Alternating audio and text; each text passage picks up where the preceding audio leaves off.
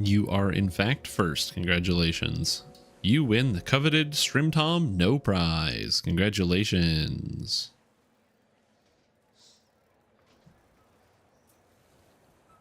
I'm doing pretty good. I'm doing well today. I got some coffee.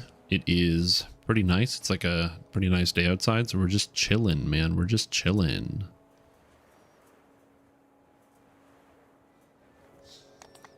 Horse not coming in first. Yeah, tell me something I haven't heard before. That's an unexpected problem. Okay, so check this out. So yesterday I did something pretty wacky, which is I went to the gym and I got physical exercise. And so my current problem is I literally can't lift this coffee cup to my mouth with my left hand. I can't. Come on. Come on, body. Come on. Nope, I can't do it. I have to use this hand, and this hand's okay. But this hand, I literally can't. I can't do it. Come on. Go. It doesn't work. The reason is because, yeah, gains. One of the things that I always find really funny about like going to the gym is that like in your day-to-day, there are just muscle groups that you don't use that often because it's really easy to just have bad form and use the wrong muscles all the time. So the easiest example I can think of in the human body are your tricep muscles. And those are the muscles that, not these ones, the biceps that look real nice. And you use them for like grabbing and lifting stuff. But it's these ones, the tricep muscles. It's on the backside. And these ones are good for like, they work really well with your shoulders for like tension and a whole bunch of other stuff. The problem is it's really easy to just like not use those muscles, not intentionally. You're not like trying to avoid using them, but like when you grab stuff, it's just really easy to be like, oh, my biceps are stronger. Therefore I'm going to lift in a way that uses mostly my bicep. And so going to the gym and using the tricep muscle and working it, but now I can't lift this coffee cup to my face. The bending, it stops. It's too tight. I can't get there. It's so funny to me. Coffee in the air, do a backflip, and drink like, the coffee please. while spinning. That's a good idea. I can't do it. I have to use this hand. That's really funny.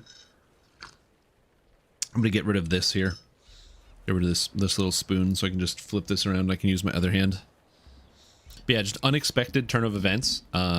Being incapable of lifting coffee. I'll be fine tomorrow, but yeah, it's like right here. It's just all super tight, and I can't actually lift it. It's so funny. Anyways, I hope you guys are doing good. Hope everyone's having a good day. Yeah, I just thought I would share that little anecdote. Yesterday, I crashed out a bit and turned the stream off. The main reason for that was I think it was less so the quest. And more so just, I don't know what it was. I just, my brain was not having it yesterday because I continued to have like similar issues where like very minor things were affecting my brain in a big way. And so I kind of took a step away from everything. I ate some food. I like got physical exercise. I did other stuff. And so now we're back and now I feel great. I feel great today. I'm having a good day, having a cup of coffee. I did encounter one problem, which was like kind of annoying. Which was that I'm trying to like, I want to like finish some games. And so I reinstalled Pathfinder, Wrath of the Righteous, and I have all my saves. But my current problem is that none of my saves will load. And I was looking into this, and apparently it's because you need to make sure like the Pathfinder is really susceptible to like mod versioning, where if you don't have the exact same version of the mods you were using before, then sometimes it can like brick your whole save so it won't load. So I spent like 2 hours downloading mods, older versions of mods, trying to get the list that I had before, installing, re-downloading, enabling, disabling, trying to get the saves to load. And I couldn't get any of the saves to load. Not just that, but also like verifying files, like doing all like the standard stuff. So anyway, that's cool. So I might just like play that game again, but like in a slightly more accelerated capacity because I don't have to read literally everything. Because a lot of the time that I spent playing Wrath of the Righteous was just like really slow taking in a lot of the information. But I really like Galarian in the world. So I think a lot of the baseline information about like the gods and the demon lords and all that other stuff, I don't really need to learn as much, and I can do a little bit of skimming, so it should be okay. But yeah, so we'll see. Hopefully it'll be fun. Outside of that, I'm not going to do it on stream because I find it takes too long on stream. Plus, I'm already doing the other one, Neverwinter Nights, so I'll get to that. But other than that, yeah, we're just chilling. We're going to be playing some DDO, running around, killing some monsters, going on some quests, going on some adventures, and hopefully it'll be an absolute fun time. And yeah, I don't know, I'm just excited to like play the game again, hang out, chat a little bit, see what's going on, what's up, need more chai, how are you doing? You know, just kind of chill. Today's a chill day. It's a Friday. We're heading into the weekend, and so I'm just out here wanting to have a nice chill day. Thank you. I'm proud of me too. So I'm glad we have that in common. It works out well for both of us. These items are old items. I was like, these items are garbage, but no, they're like old items. Sick. I love the old garbage. There's something about like weird old garbage items I find very enticing. Signet of the Earth is corrosion, impulse, combustion. I mean, it's a lot more combustion, so I'll take it. It's kind of cool. And we have a blue raptor feather. That's kind of sick. I'll take it. And we have the birch lores, which gives me way more. Oh no, I need this. I was like, birch lores gives me like more wisdom, so that would give me 2 more points of wisdom as well as a bunch of healing spell power. But then I would lose +1 spell DC, so it kind of comes out in the wash. So I actually think I'm not going to take that. We're just going to leave that for now, even though it'd be kind of cool. Friday, yeah. Oh, dude, you missed it, deployable lover. I'm going to show you something cool. I did go to the gym yesterday, even though I was kind of like I said, I kind of crashed out a little bit at the end of the stream, which is why I knew it was time to turn off the stream. But check this out. Want to see a magic trick? This is as close as I can get this coffee cup to my face with this arm. This is the best I can do. I can't get any closer. Oh, my triceps. My triceps are stiff. For some reason, my right arm is fine. Even though I only did like balanced workouts, so I worked out every individual muscle group and made sure I was doing like the same amount of reps and the same amount of weight for like both sides of the body. But apparently my left arm was, I guess, weaker than my right, so I needed some more work on that, which is bizarre because I'm left-handed, so my left should be better than my right. I don't know. But yeah, overall, I just find it really, really funny. It's like extremely entertaining to me. Anyway, I'm excited. Go back over the weekend. Go do the activities, do the things, do the games. Shrimp I'm lefty confirmed. Yes, I am left-handed. I don't know if that's a good thing or a bad thing, but it's certainly a thing. And I've been left-handed for as far as I know. What's this? Wake me up inside. There's some Feywild. But yeah, the only downside to being left-handed is I find scissors very challenging. The answer is I could just use scissors with my other hand, but I just don't. And for me, it's like, it's not even like fixing the imbalance is just making sure that you work out evenly. And I have no problem doing that. What I don't understand is how my left tricep was weaker. Don't they make lefty scissors? Oh, 100%. So like at home, it's not a problem because I have lefty scissors at home. But if I go to like any other place that is not directly at my house, so if a friend invites me to like work on a craft project, or I'm like at a place of work and I need to use scissors, which has happened in the past, you just get stuck. You just got to use what you got.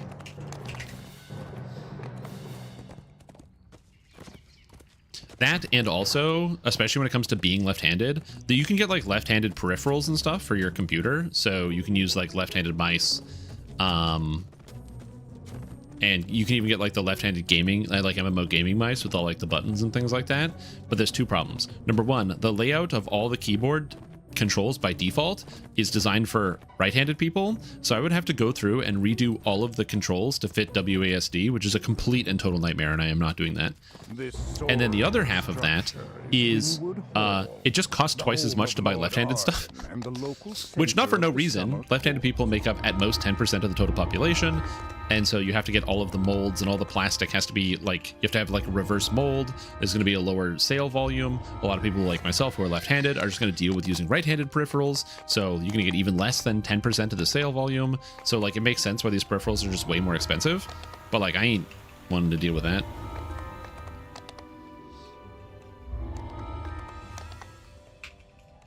Okay, all the quests are acquired. Now we share them all with my teammates. Shares, and then I have to run around and pick them all up. There we go. Let's go questing. Also, Chug, you got it. I'm gonna drink this water. Come on. I can't do it. I have to use my other arm. Anyway, options. You go to key mapping all the way at the bottom. You have NPC dialogues, and I just use Shift F1, so I just slam my way through it.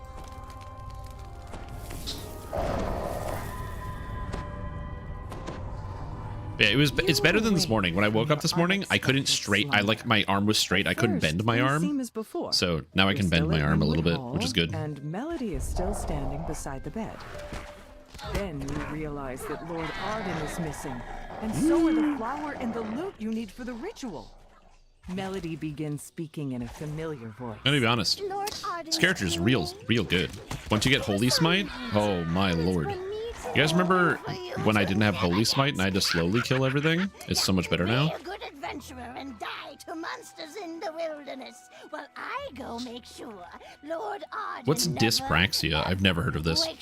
I've heard of stuff like dyslexia and other things, but I've never heard of dyspraxia. What is that? Teleports away. I could Google it, but I assume you're an expert, so I'm going to trust your expertise and rely on you for all my information. And then assume that everything you told me is also 100% true, and I will never fact check it. I'll just be like, oh yeah, this is exactly what this condition is, 100%. This is what I learned. It appears to be Lord Arden reading a note with a worried expression on his face. The figure doesn't notice your presence. It's cool. You spot movement underneath the bridge. Moving closer, you see a nasty-looking troll guarding hit him with the welcome. loot. Also, yo, what's up, Julian? How are you doing? How's your day going? As the battle progresses. Boom, boom, boom, boom, boom, boom, boom. The share quests. Question for you guys, because I haven't played a lot of DDO in the evening out of pure fear that it's not going to work. Because I have just been doing other stuff. That and also just like playing other video games, or just like yesterday I couldn't even play like any video games. I just kind of sat around and like had kind of a bad time. How have you guys been finding DDO in the evening time? Inside the magically sealed gazebo ahead floats the frosted cerise. It's a coin flip, you say? 3 bears rest outside. So like sometimes you load in and the game is like beautiful and it works, no problem, and other times it just doesn't. That's what I've heard from other people as well that I know that have been playing, that it's kind of a similar experience for them where they like log in and some quests literally work perfectly fine with no issues, and some quests don't even function at all. Streaming from a distant portal. Perhaps that contains the secret. Oh, fine motor skills. I gotcha. Okay. That makes sense. Except market bank? Yeah. Time to go into the market bank. So I don't count. Cormir. You approach the portal. The forbidden server. But a pixie flutters into your path. She said to make sure you didn't make it to her. I won't let you get near them. Oh god, I love smoking reapers in one hit. The pixie smirks. You won't Go. my friends and me. So long as they are Better for quests. Like Death House was bad, Von 5 and 6 was bad. Yo, this cleric just has even more mana than I do and smoked this guy. What the hell? I'm so jealous. Runs good 90% of the time. Yeah. there was a time in the past where I like really wanted, like I was trying to convince my guild to go to like Cormier. We did end up going to Thrain, which is fine. There's a lot of good players on Thrain. There's a lot of good stuff to do on Thrain. There's almost always raids to play on Thrain. Like, so Thrain is really nice, where if you're just like, hey, I want to do a raid, guess what? There isn't one right now, but there probably will be one in the next like 20 minutes. So there's like always stuff to do. There's always people doing things. So it's kind of good for that. I assume Cormier probably has some stuff, but it's not gonna have the same volume. I also will say, so DDO's population has been going down just slightly during this time period. So there's been like a loss of about like 15% of the player base, which I actually shouldn't say slightly. That's a pretty big loss over the past month or so, because people are just fed up with the lag. But you would think since the game has like basically not been working at all, that would be way higher than 15%, because you'd think like everybody would be quitting. But no, a whole bunch of maniacs are just like, yeah, you know what? I can't play. Well, I'm gonna try anyway. The ingredients for the ritual and repeat the steps to reverse the curse. Make believe. Then Quests are normally a lot better. Like, it's so funny that I get invited by a friend like, hey, we're gonna do a raid, you want to help out? I'm like, okay. And then I log in and there's a bunch of people, and then you know what happens? It's everybody in the raid. We're all playing the game together, and the raid starts lagging, and then everybody's just bitching in the chat, and not a single person is like, oh, let's turn the game off. We're like, damn it, this sucks. Damn lag, god dang it. Anyway, let's beat this raid. Do you guys want to do this raid? Yeah, okay. It's so funny to me. Arden thanks you for awakening him from this curse. He urges you to it's like there's a secret tell. Wait, like if you're traveling abroad, a way to tell if somebody is Canadian is if they are like nonstop talking about the weather. It's a very Canadian thing. We love complaining about the weather. It's like, how do you know if somebody's a DDO player? They will complain constantly about like the bad conditions while not doing anything else. Here by itself. A single brilliantly red apple hangs from one of its branches. Oh, yo, what's up, Endrek? Yes, so you haven't seen the patch notes. They adjusted the XP in the Chill of Ravenloft. So I decided to do the math to help some people out, so you don't have to do it yourself. So the answer to your question is all quests that are medium in length got a 10% bump. All quests that were mediums that got reclassified as longs got a 20% XP bump. All previously existing long quests got a 10% bump.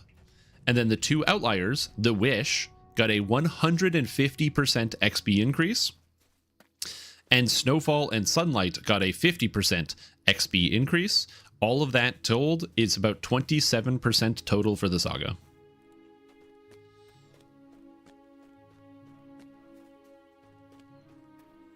And so, and it is enough that it feels good now. Again, I have to preface this. The Wish, the level 8 quest, that is the longest quest in the Chill of Ravenloft, gave the same XP. Am I lagging? Oh yeah, we're giga lagging.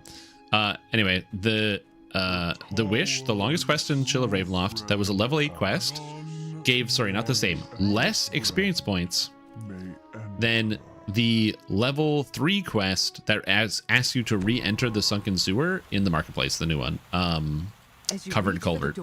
A swirling torrent of snowflakes envelops you.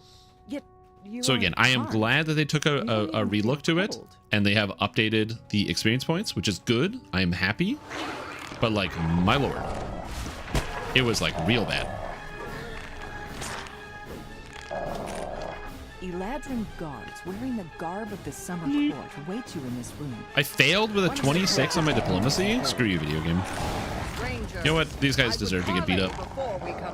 Can they make the Wish give you XP to get you to level 20? It's a good idea, actually. They should make it to give 999. Actually, it's not enough XP, thinking about it. Oh, scratching my nose hurts. My wrist, or my tricep. I can't even think straight. Never expected EU so many people. 40 LFMs up at prime time. That's it. Like, a lot of people didn't realize how many EU players existed. I think it was the same thing with Lord of the Rings Online when they added like the EU servers. There were like a lot of people that like really digged it and just ended up going to the EU servers because they, you know, wanted to have like the lower ping finally for their first time in decades. But then also just the fact that the lower ping is not only just good, but the number of European players is actually way higher than you think. Oh, that's just you, Wolf? Okay, it's just, you're just multi-boxing? I see. I gotcha. More red caps.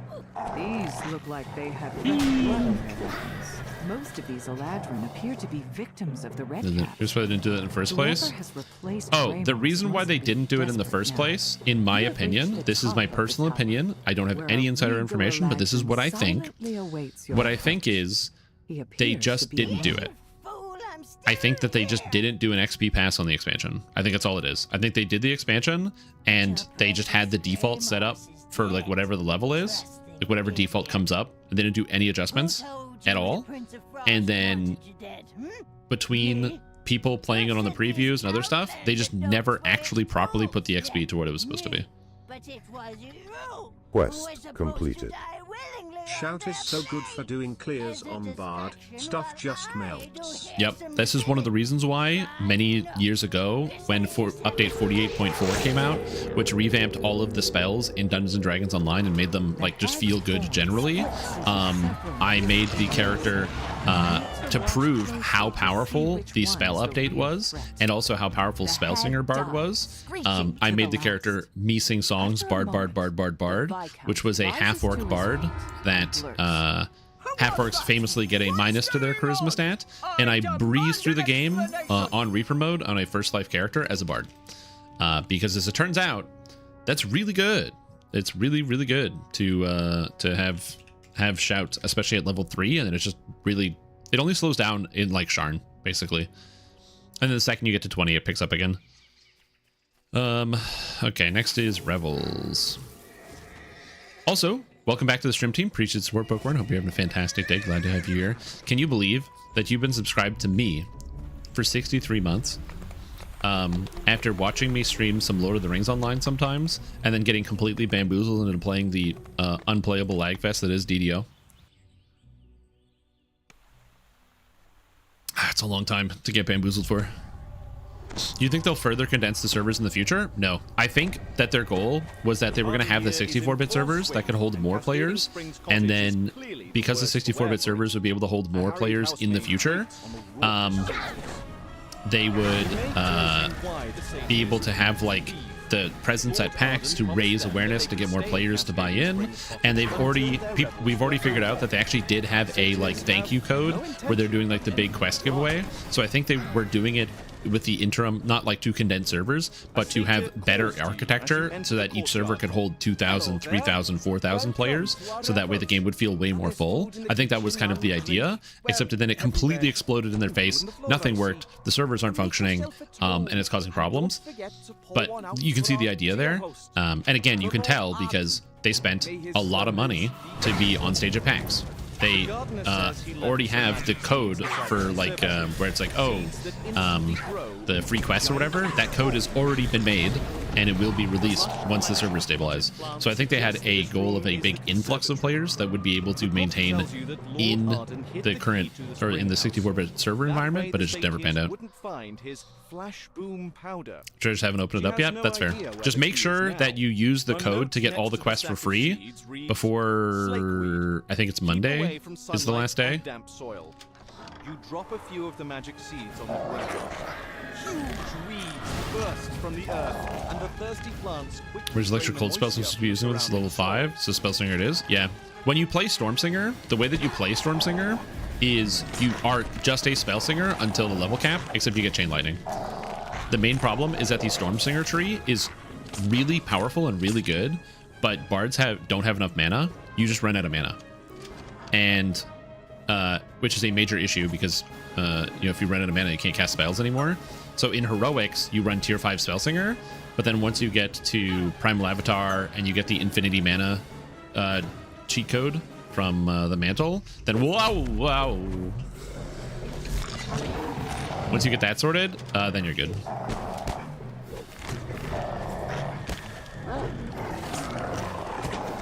The devs seem to be listening to you. Ask them to make flagging persistent through lives.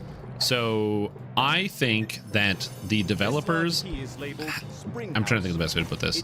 I don't think the developers will always listen to me, but I do think that if I highlight something, it sometimes motivates them to work on things at a different level of priority. For example, as somebody who, gets the most views on YouTube, making a video about Ravenloft saying the XP is so bad in the expansion that it's really hard for me to recommend buying it, kind of motivated them to change the XP. Maybe they wanted to do that anyway because people were complaining about it literally everywhere. It was all over the forums. There's no way to avoid that sort of noise of people being like, hey, this sucks and isn't fun and is bad. So like they also could have just come to the conclusion on their own, but I'm sure that helped. Other than that, I don't know. This large barrel is marked flash wound. Trying to get a friend to play? Good. When the code, so there's going to be a code coming soon. So it's going to be like, I think it was like thank you 2025. It doesn't work right now. And it will give you every quest pack in the game for free. So you don't have to worry about buying quest packs. You don't have to worry about any of that stuff. You're going to get all of it for free. They've already said they're going to do it. People found it early, so some people already put the code in on their account. The reason why they haven't done it officially is they want to use it as a way to motivate people to come and play DDO that haven't already been playing. So they want to like use it as a way for people to get in easily after the servers work and everything else. Again, the problem is the servers buckled under the pressure. So I'm sure what they wanted to do was probably have that code launch at PAX, but they probably realized that it would go nowhere because you would get people playing, they would quit because of lag, and then, you know, nobody really wants to keep going with the experience. So that will be coming in the future. It's just not there right now. We can't rip you to shreds on our way out.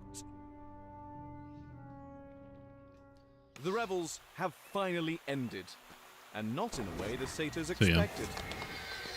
Being cold and immune to light, yeah. Just coming as well. Game of Thrones. Game of Thrones. And I still never watched. Are you new in that code? Did all the codes previously cover all of it? I believe the new stuff, like Tavern Tales, like the really, really new stuff, was still there. I'm actually really excited about that. I know it sounds like really dumb because obviously, you know, some people will be like, yeah, corporate shill, this guy's a shill. He got his own code in DDO, what a shill. But like, here's the thing. I've been playing this game forever, and to then get like acknowledged in the game with my own coupon code is so sick. HDR is crazy annoying. Yeah, I think the main issue with that is that most of the things you can, so like the most annoying things to flag for are stuff like Litany of the Dead, which at least you can keep your Litany sigil. Like they have all the things that have sigils that you can just like repeatedly do through TRs is fine.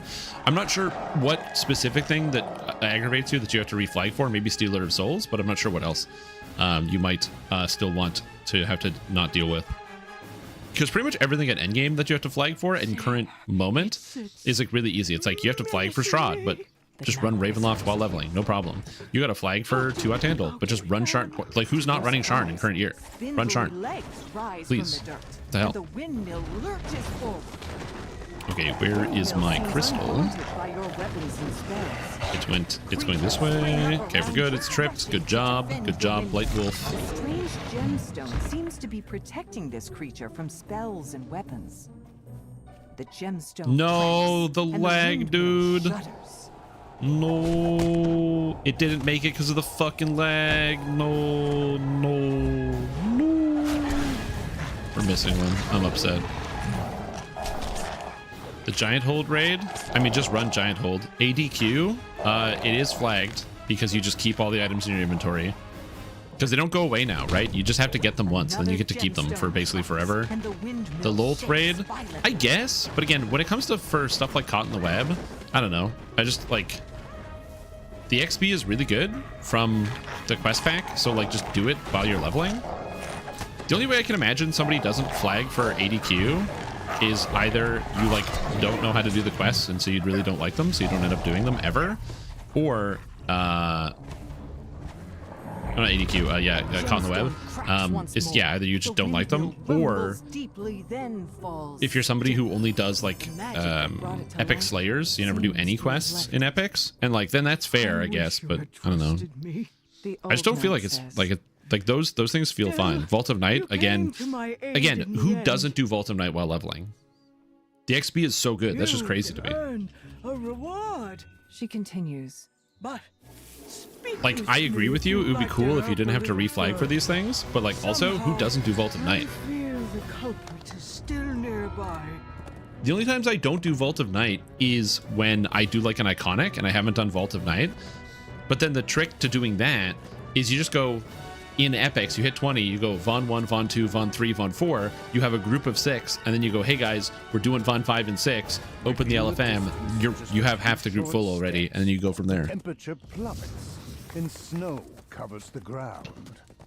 Whatever caused this sudden change. Not always I do Ravenloft. Okay, so what do you do instead of I don't even know what to do instead of Ravenloft. I guess you could do the desert instead of Ravenloft, but I ain't doing that.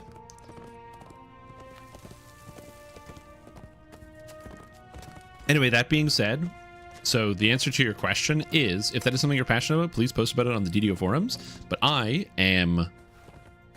just can't, I don't care about flagging and that sort of priority. It just doesn't matter to me.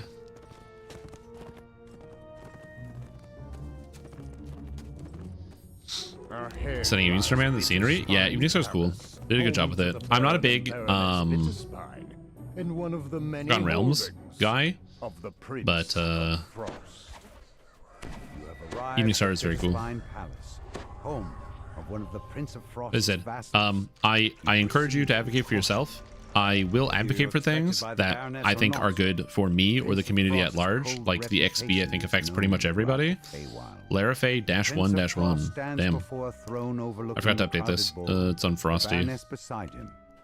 However, the third I'm gonna update the quests. Do this. The air chills.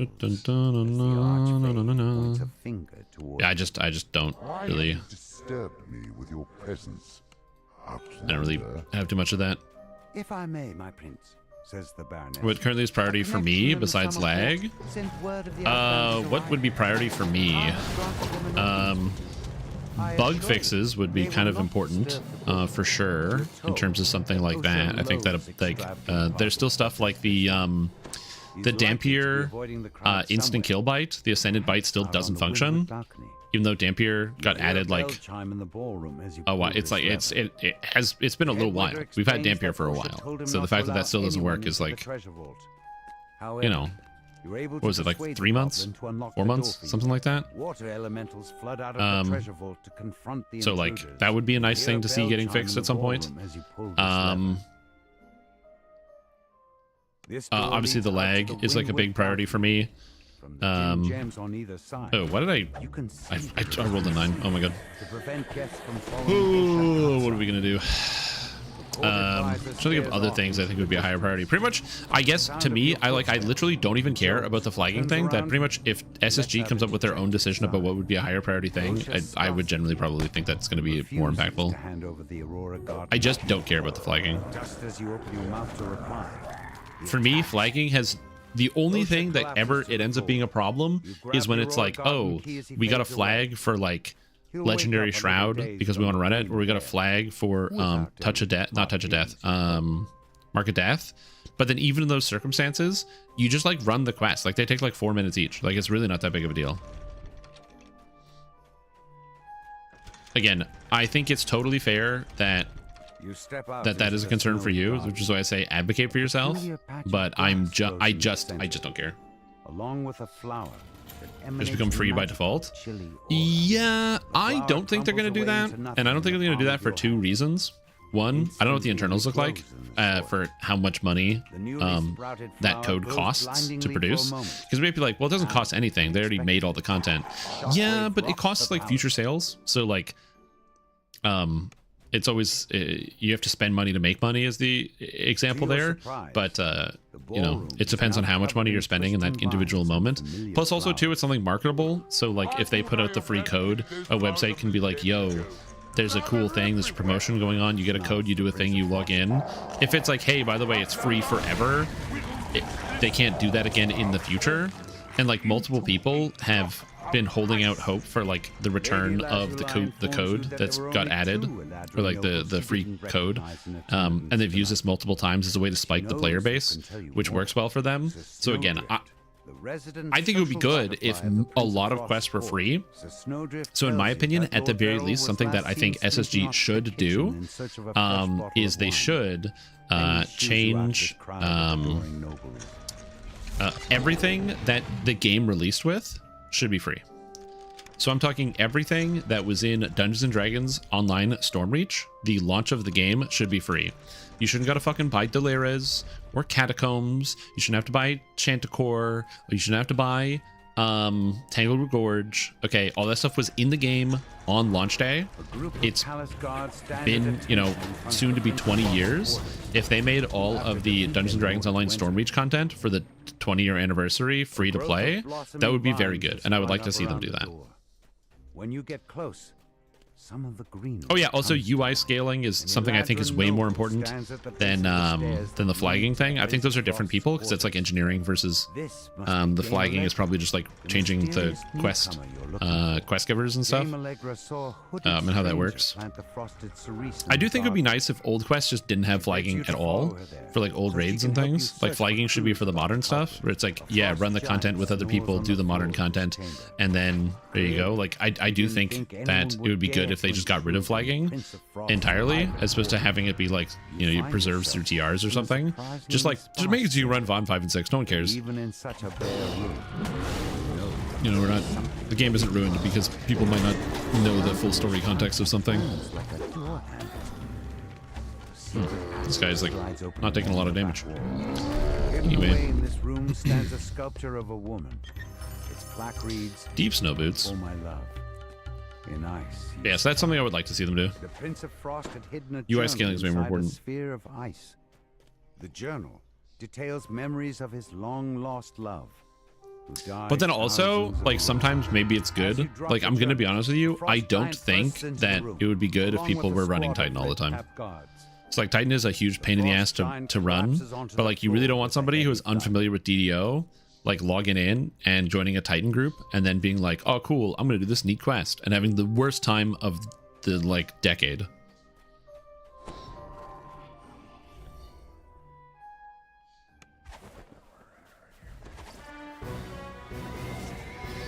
Can't join other players on most quests.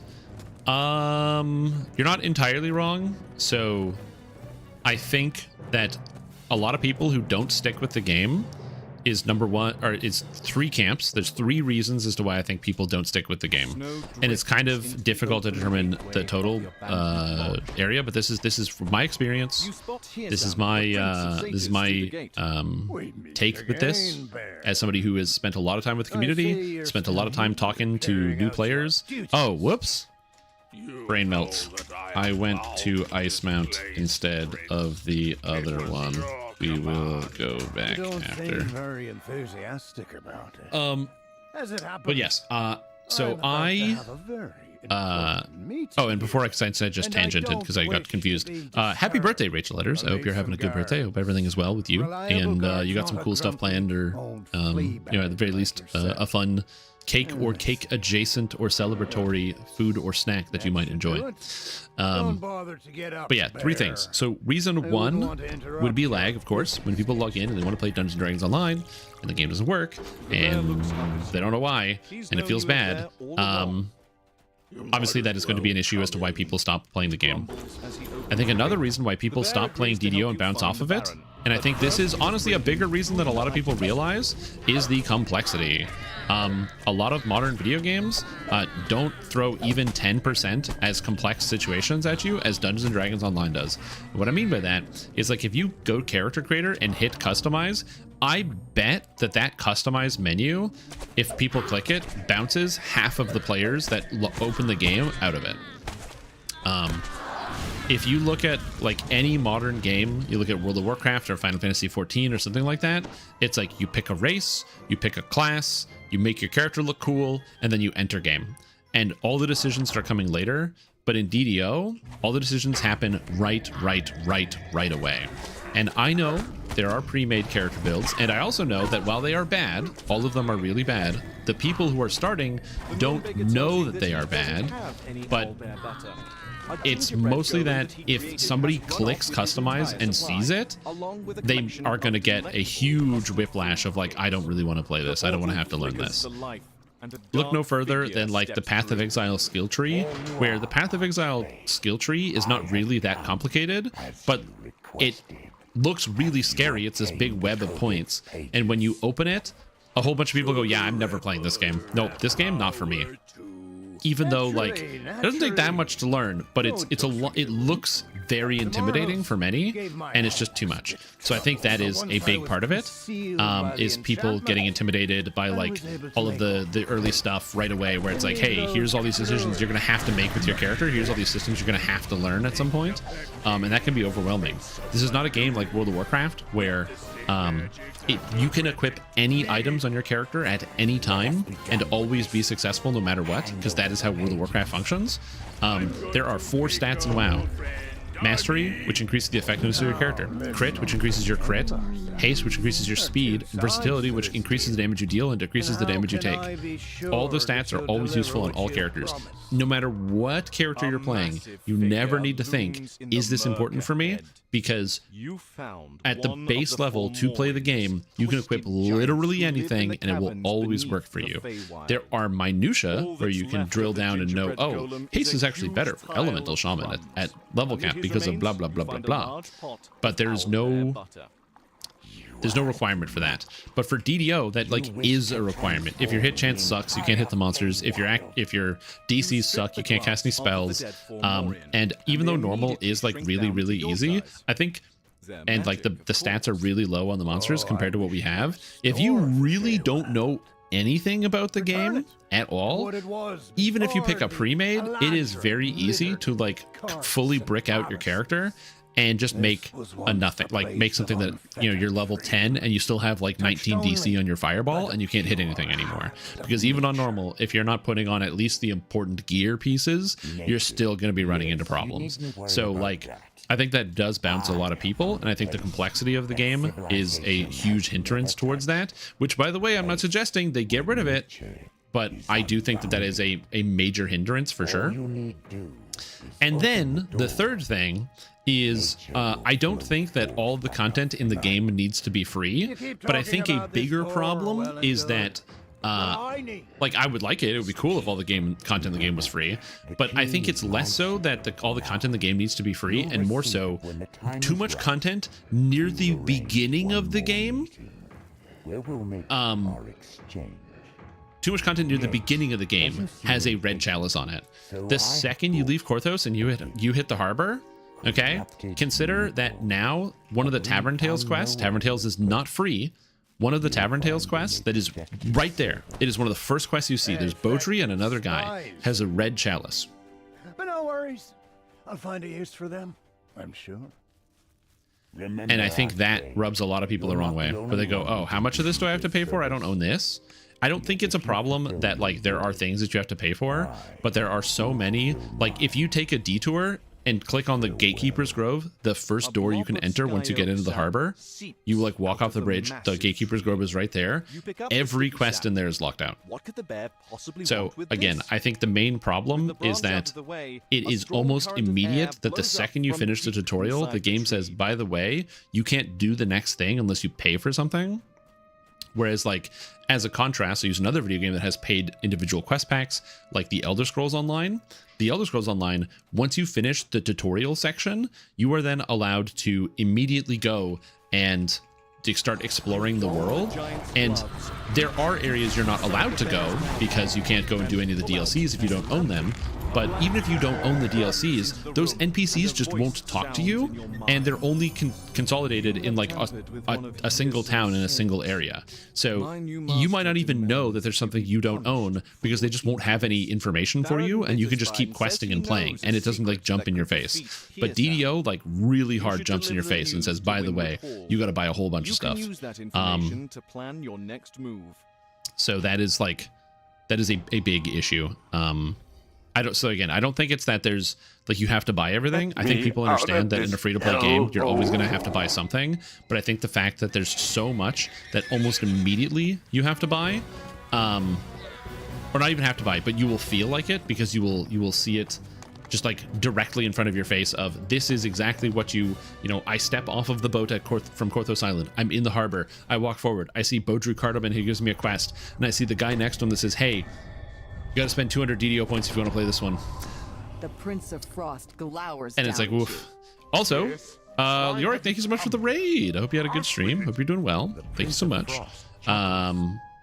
Glad to have you all you here, but thank you so much for the raid. Hope you're doing well. We're just talking about trying to get new players into the game and what I think some of the main barriers are. By your very presence, not many would dare to overstep so. I think complexity is not the issue. If DDO looks too complex, DDO is not really your game. Right, so you are admitting that I am 100% correct. If DDO looks too complex, DDO is not really your game. Exactly. It is a huge problem that probably half of all players who download DDO look at it and go, they see all the numbers and they look at this and they look at this and they go, yep, I'm out. It's really funny. A lot of people think of it as like, well, those aren't like real players because they're not really giving the game a shot. But those are real players, as in those are people who downloaded the game and then undownloaded the game.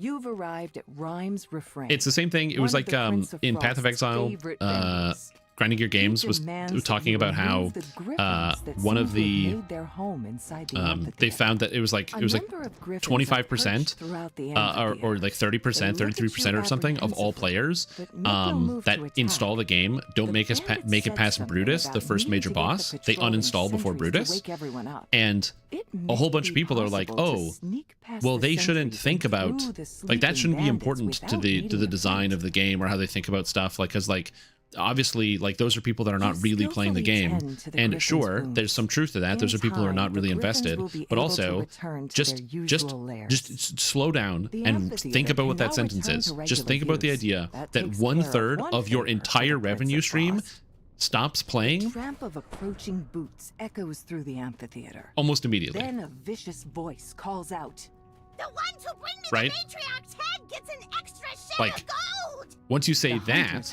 it's like, oh, now I understand why it's a priority to solve some of these problems. This is the reason why people already did stuff. They're so good. This is one of the reasons why all these game companies, World of Warcraft, among others, have simplified their game over time, because removing complexity at the start of the game is really good for player retention, because as long as you can get people invested, they like their character, they like the way their character looks, they're interested in the story, they have other reasons to get hooked, they want to stay. So having that upfront immediate complexity is a major issue, and I would never blow that off as being like, oh well, it's not a big deal. Like it's like kind of, in my opinion, I think it is the biggest deal, and I think it is the reason why Dungeons and Dragons Online will never be a like forefront mainline video game, even if you had like the best graphics. They spent like, the game was bought by Jeff Bezos personally, and he was like, here's a $20 billion check, do whatever you want, make the game perfect. And they like updated the graphics and they fixed all the lag and they did everything else. This entire system will just prevent the game from hitting the mainstream, because games like this don't do that. Not especially not in the MMO space. It's just not how it works. I can't lift my coffee cup with my left arm, and I keep trying. Again, this is not me saying DDO, this is bad. I'm not saying this is bad. I'm saying that's like a problem that they need to try to mitigate in the future to get people into the game. What I've said before is that, in my personal opinion, and how I think the what's this quest? Combating corruption. I didn't tell my team where we're going.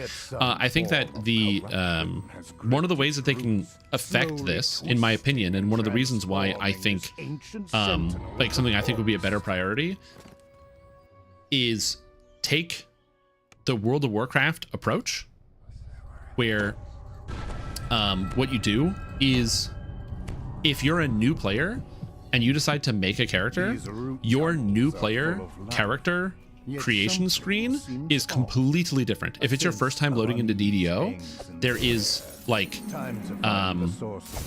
you literally just get like a bar on the left that has all the character classes, and it has a pre-made build for you. So for example, if you click fighter, it shows you a dwarf with an axe and a shield. And then you say, I want to play fighter, you click yes, you customize the way your character looks, and you log into the game. You skip all of it, no menus, no nothing, and you give a tutorial once the player gets in to slowly introduce them and work them to different ideas.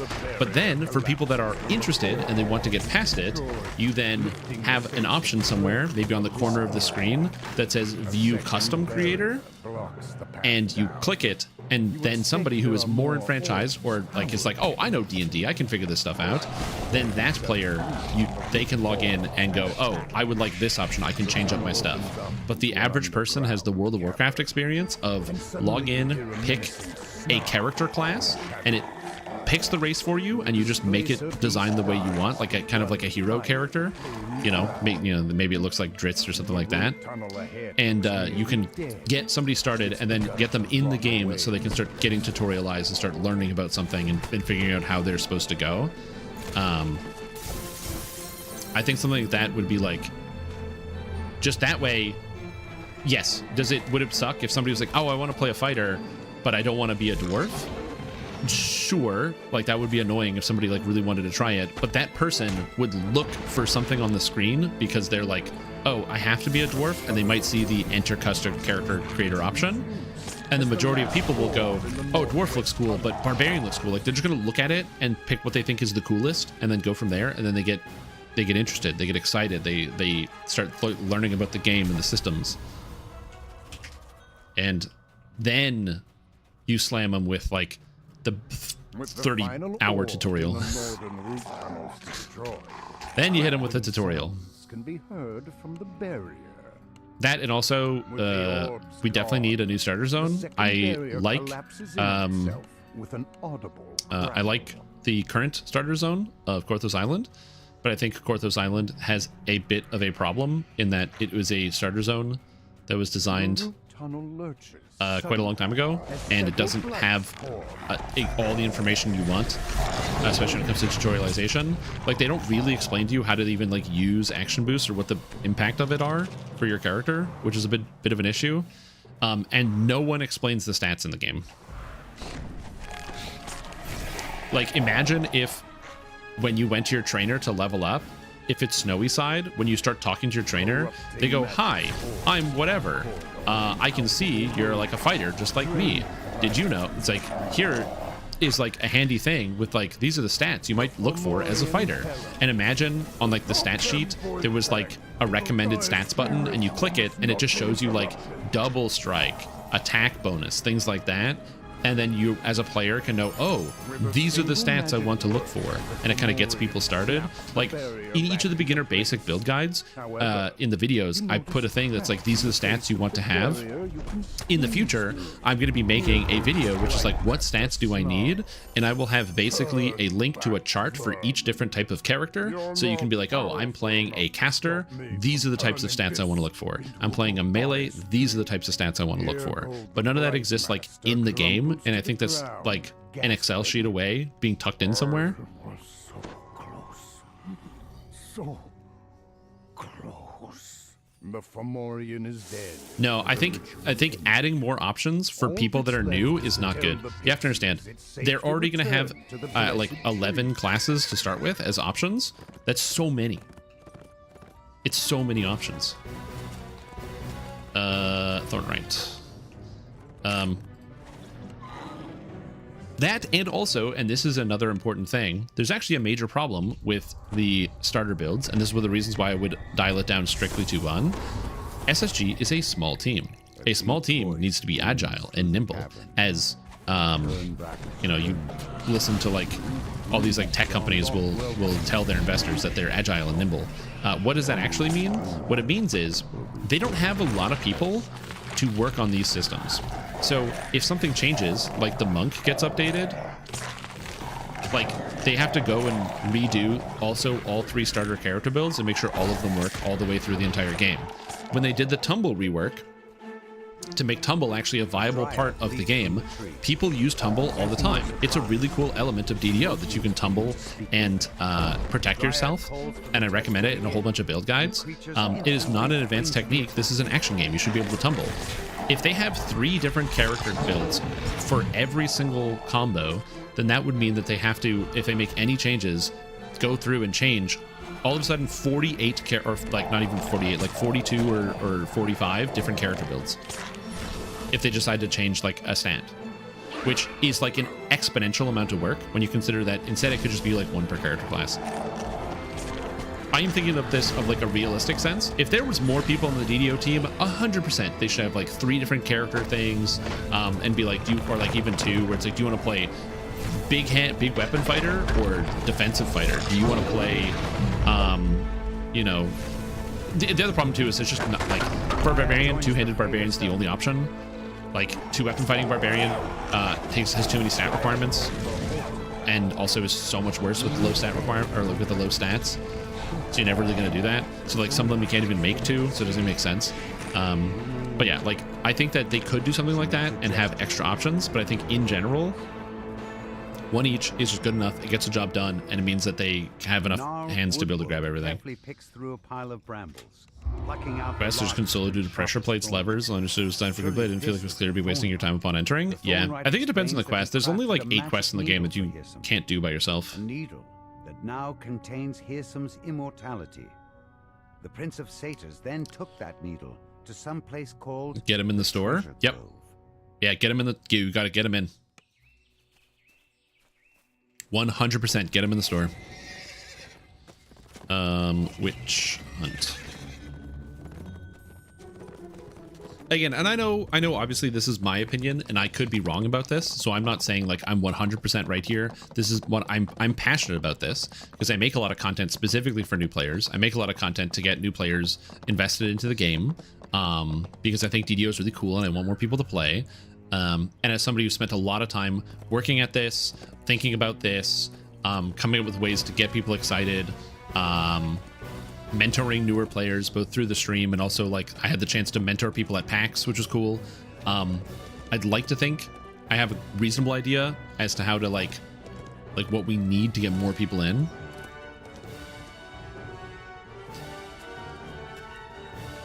Only main sets like strength and dex. Oh, 100%. Yeah, it's like fighters need dexterity for their armor class. Like, no, they don't. Because they wear armor. What are you talking about? Have you come for the hag? Asks the master. Yeah, in like 1997, it was really good for fighters to have dex for their armor class. Don't let a prey use one of the portals. Use these banners to summon my huntsman.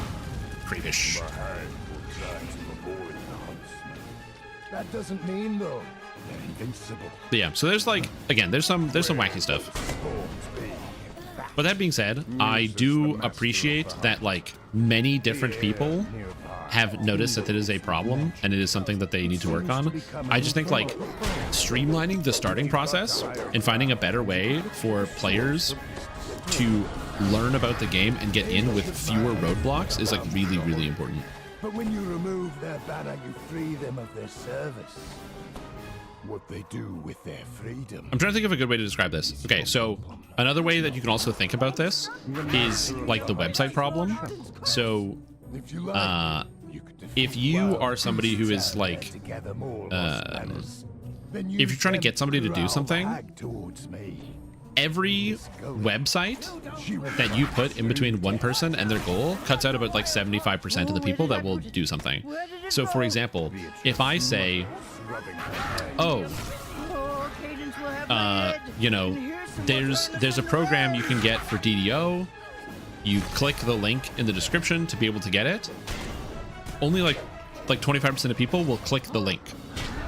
And then on that website, if you have to go to another page or click something else to get to that program, you're going to lose another 75% of people immediately, because a lot of people don't want to have to click like an extra link or click an extra thing or click whatever. It's one of the reasons why on YouTube, one of the things they don't currently do this anymore, but they used to reward, one of the most impactful things was click-through rate, which is what are the odds that people watch your video and then click another YouTube video. The higher that number, the more they would pay you. And the reason is because it's really hard. It's really hard to get people to click on another video after watching one of yours. As an example, I think like my average click-through rate, which is pretty good, is like 18%. Which again is, you're like, oh, you know, you just expect lots of people to watch it, like lots of people to do things, but no. If you tell people to click stuff, it's like if you take one of those sponsorships, like for example, like there's the Rogue Energy, right? I'm sponsored by Rogue Energy, big fan, energy drinks, good times. If you watch a YouTube video and they're like, oh, we're sponsored by like Dollar Shave Club, click the link to get a thing, they expect like 1 to 2% of people watching the video will click the link, and that's where the money is based off of, because of how hard it is to get people to actually like, go and click and do an extra thing. So every tiniest, even though it might seem tiny, every tiny pebble you put in somebody's path convinces them to stop doing a thing. And that's the reason why I'm like, just simplify, and then let them learn it as they go. Let them learn it as they go. One step at a time. McDonald's quest pack. I'm going to be honest. Yeah. Just click more links to get you to a higher percentage. Get you to 50%. No, it's okay. Don't worry about it. They don't really pay on click-through rate anymore. They used to. It's needle. They don't really do click-through rate as much anymore. It matters for like some viewer statistics, but now almost exclusively YouTube pays on watch time.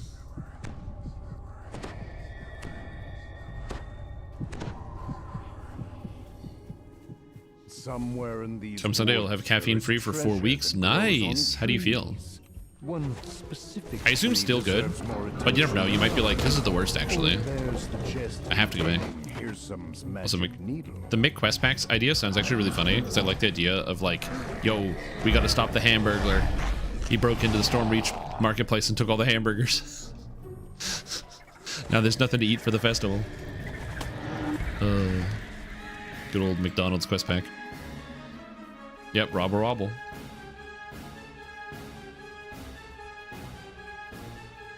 For like 3 years, worst 3 years of your life. Yeah, I am not caffeine free at all. I am currently drinking a cup of coffee slowly. So yeah, what class? I am Fire Domain Cleric. So we are Fire Domain Cleric here. So I cast mostly evocation spells, pretty much entirely, and I don't have a lot of fire spells right now. As I get Flame Strike at level 9, as well as Wall of Fire spell-like ability, that will be good. Right now, my only fire spells are Improved Domain of Fire, which is Scorching Ray, as well as Red Dragon Breath. But I will get more fire spells later. That's why we're all fire here. Anxiety has vanished like 80%. Sick. Yeah, I don't have, fortunately, that I do like a lot of people, I get anxious about things, but not in the same way. I don't have like an anxiety thing. I don't have like an anxiety like disorder or condition or whatever. I have depression. It's like anxiety, but it's more fueled by like apathy, which is, you know, not ideal, but what are you gonna do? Oh yeah, unicorn? Guess what? You can't outrange me. See ya, sucker. Oh, actually, you can't outrange me. Oh, it can outrange me. It can't outrange me. Come back, deer. Why does this thing have 1200 life? Something stirs inside. The blink dog falls. But boom. Made a save. Dude, DC 34. They're like, yeah, they all make their save. Whatever, man. I had forgotten I was at home and not on mobile stream on. Yo, Kaiju Care, welcome back to the stream team. Appreciate it. It's a fantastic day. Glad to have you. Thank you so much for tuning in. Hope you're doing well. Cleric Past Life is +1 to Conjuration DCs, which is very good if you like playing Alchemists, or you love the web spell. And I believe it also affects your turning, but I'm going to double check on that.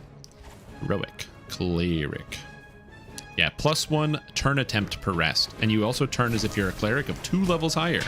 We talked about the other day how the mechanics work for turn undead, and I think I gave some people anxiety when I started talking about it. So we're not going to talk about it anymore. Don't worry. I'll put the chalk down, and I will back away from the chalkboard. But still. Work stress way better. It's actually been more productive. That's good. I'm glad to hear that. Yeah, I'm still drinking caffeine. I still like it. Caffeine's good.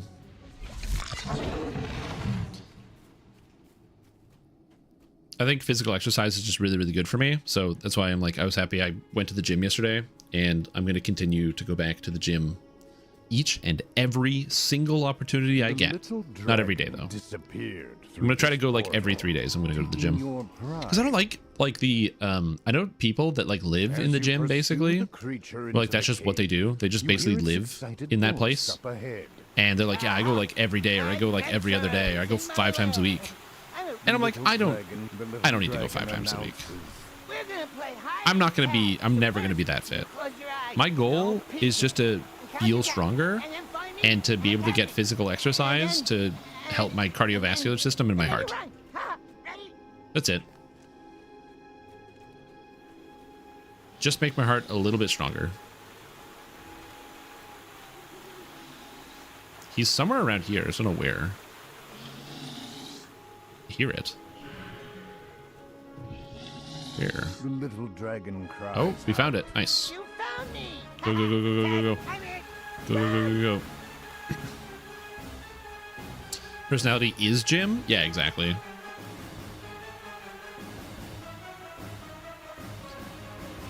Like I said, and that's okay. People make their personality all sorts of stuff. It's one of the reasons why like people get really upset when you like talk smack about a video game they enjoy or something. A lot of people like kind of deflect their personality onto things. And that's fair. That's totally fine. For me, it's more so just I just want to do it as a way to like, I don't know, be healthy. Plus also, one of the things I like about the gym and why I would never work with like a home gym is because the problem with the home gym is I'm at home, so I can just choose not to do something. But if I go to the gym, I can't like get distracted and like go on my phone because I'm just surrounded by people that are actually doing things and actually working out. And I'm like, ugh. So now I'm like, oh, I guess I might as well go exercise. Yo, what's up, Hunger Max? How you doing? I'm doing pretty good. I hope your day is going well. Hope all is well with you. Yeah. Definitely not swole. But I think a big part of it too was like the fact that over the weekend, so last weekend on Saturday, I helped a friend move house, which was good. I'm glad I helped because it sucks to have to move alone. And so I was more than happy to like assist and make sure that, you know, could lift a bunch of stuff. But holy shit, dude. I'm in my 30s. Those stairs were really hard. Going down, it was up and down 3 flights of stairs to get everything out of the apartment and then into the new place, which was 2 flights of stairs. And then it was just like all the boxes and all the furniture and everything else. And like obviously moving is hard, but I was like, oh, it like killed my whole day. I'm like, I could be mildly stronger than this. I could do this. So that is why I'm like a little bit more motivated right now because I'm like, I should be able to do this.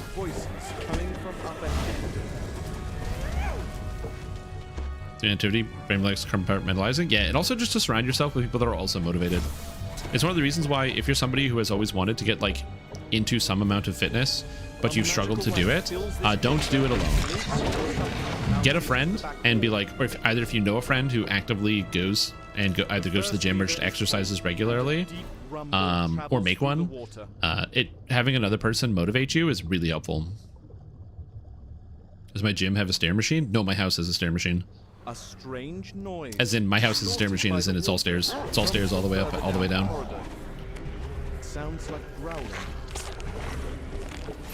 A magical barrier blocks the main Yeah, the stairs weren't the hard part. It was my back from lifting everything up and down the stairs. So I gotta strengthen the back muscles. Gotta make all the back muscles strong. I want to be able to rip a phone book in half with just my back muscles. That's what I'm trying to do here. And the barrier in the main hall dissipates. A group of Kelpies rushes in to block the path. Exactly. I am a machine. What does that mean? It's like I'm a machine that turns food into being able to go up and down the stairs. Yo, what's up, Blue? How you doing? Jim has eye candy, which is not a bad thing. I mean, sure. I have like never, I'm gonna be honest, I am so like head down when I like go to like when I go to the gym. So I'm sure that is true, that there are like fit people at the gym and they're like fit, you know?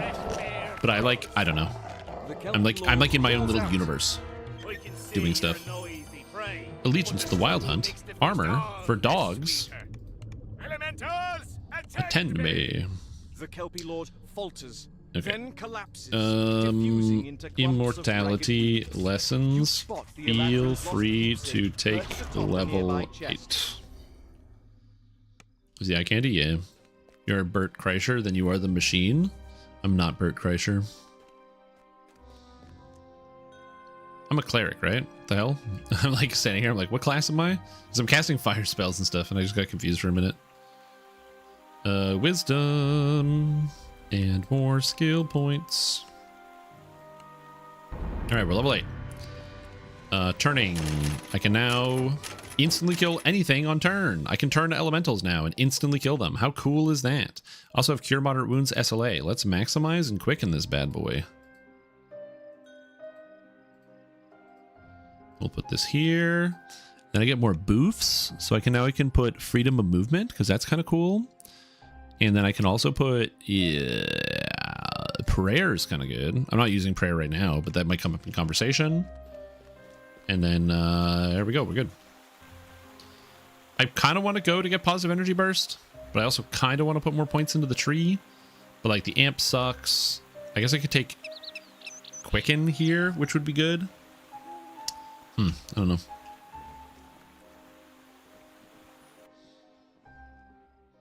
Strim is the eye candy? Yeah, maybe.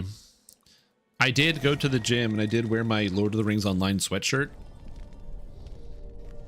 So I'm sure that was impressive to everybody around. My life for War Priest updates? Yeah. It'd be cool if they updated War Priest. You know how they can make War Priest good?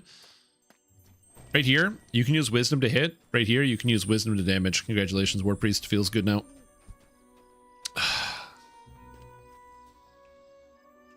I know, I'm a genius. I know. Settle down, everybody. But yep, that's it. You arrive at Hearsome Stronghold after a long climb up the ice staircase. The Prince of Satyrs is near. Because even like War Priest, I'm gonna be honest with you, the War Priest tree like isn't terrible. Nearby. Hearsome looks up.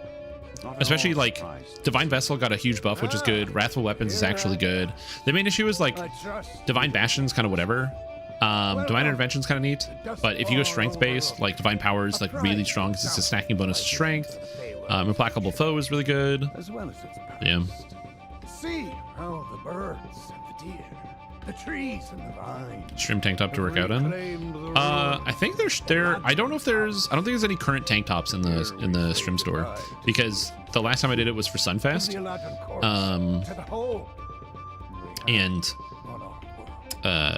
I'm not doing a Sunfest that's sun based. So the next Sunfest is going to be the Midnight Sunfest, which will be featuring some other things. That's what that's the current plan that I'm going to be doing. And so as a result, because like here's how I think about it, and this could be wrong or like maybe I don't care. Originally when I said it, Sunfest 2022 and Sunfest 2024, or sorry, Sunfest 2020 and 2022. When did I do it? Dude, I don't remember. Where's my poster? 2020 and 2022.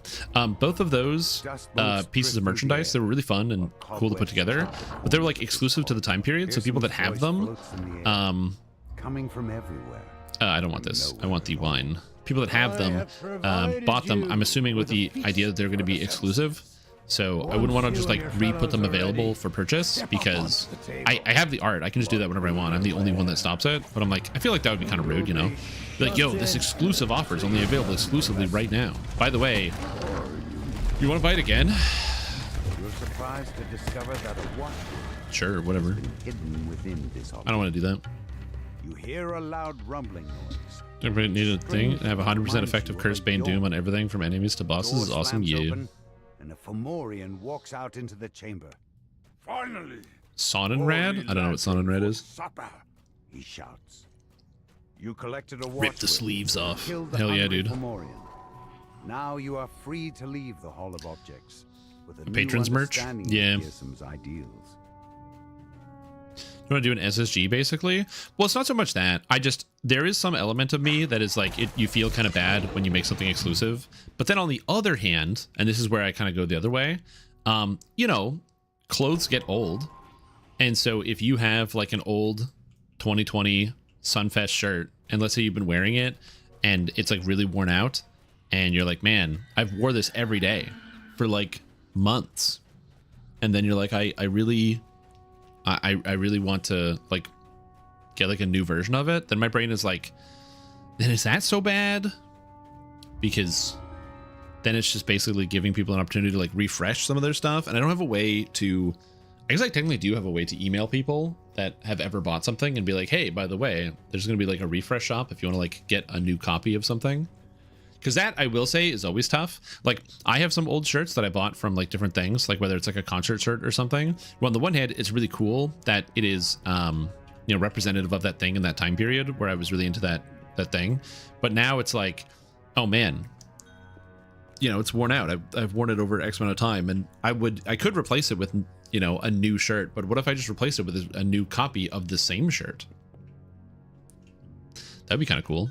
That also, I'm like bigger and fatter. So some of the shirts that I have from some of the things that I wore when I was much younger, unfortunately don't fit the same. I'd love to lie to you because it's with my big broad shoulders and my stature, but like, no. Rogue Healer build video. I've always wanted them to add a universal tree that has healing in it. I still hope that they will do that. I want a universal tree that has healing. I think it'd be sick. So then something where you're like rogue healer, like okay, yeah.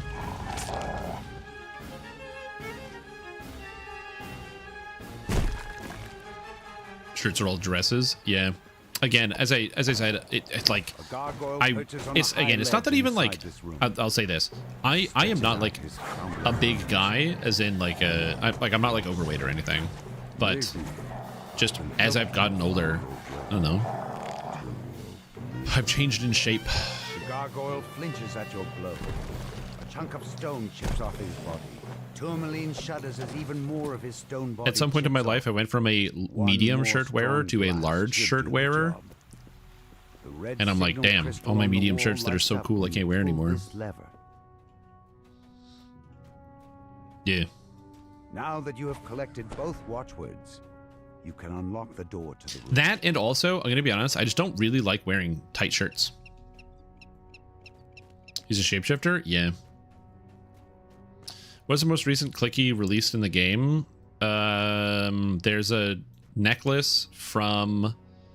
I don't know if there's any clickies in Ravenloft, but there is a necklace from the Night Brigade that gives you 3 charges of Night Shield for 14 minutes each.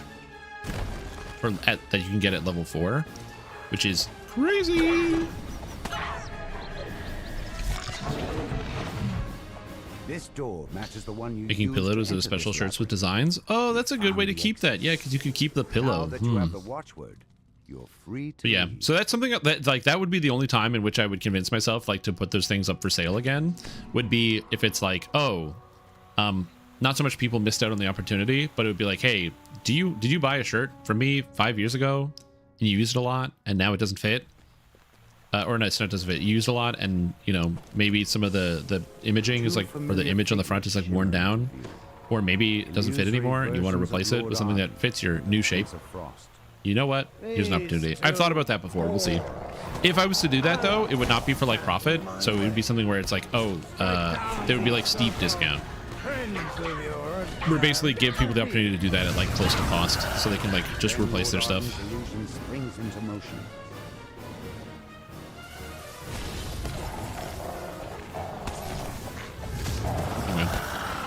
Oh, I was targeting on the prince. That's not good. Oh, I can turn these undead. I should, or elementals. I probably should.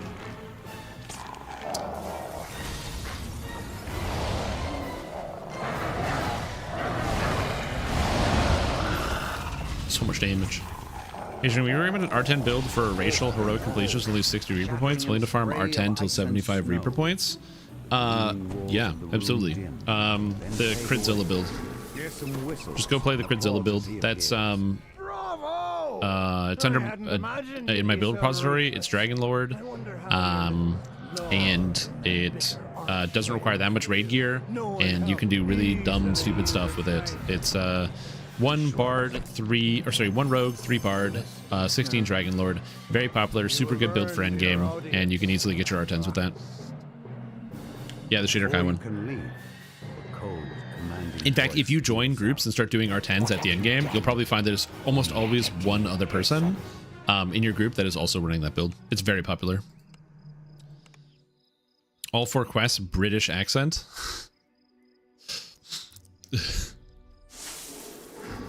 R1 cards. It's funny. 97. Wow.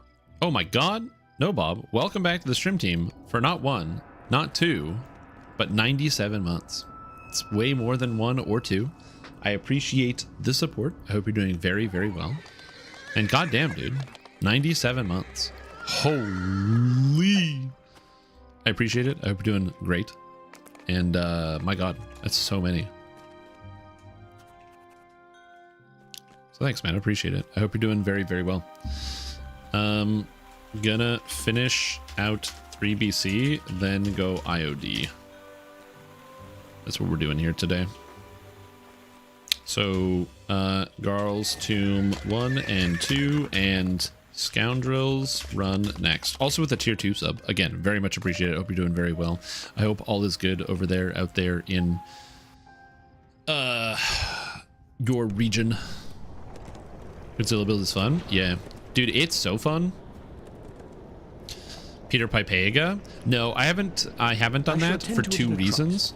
Reason number 1 is that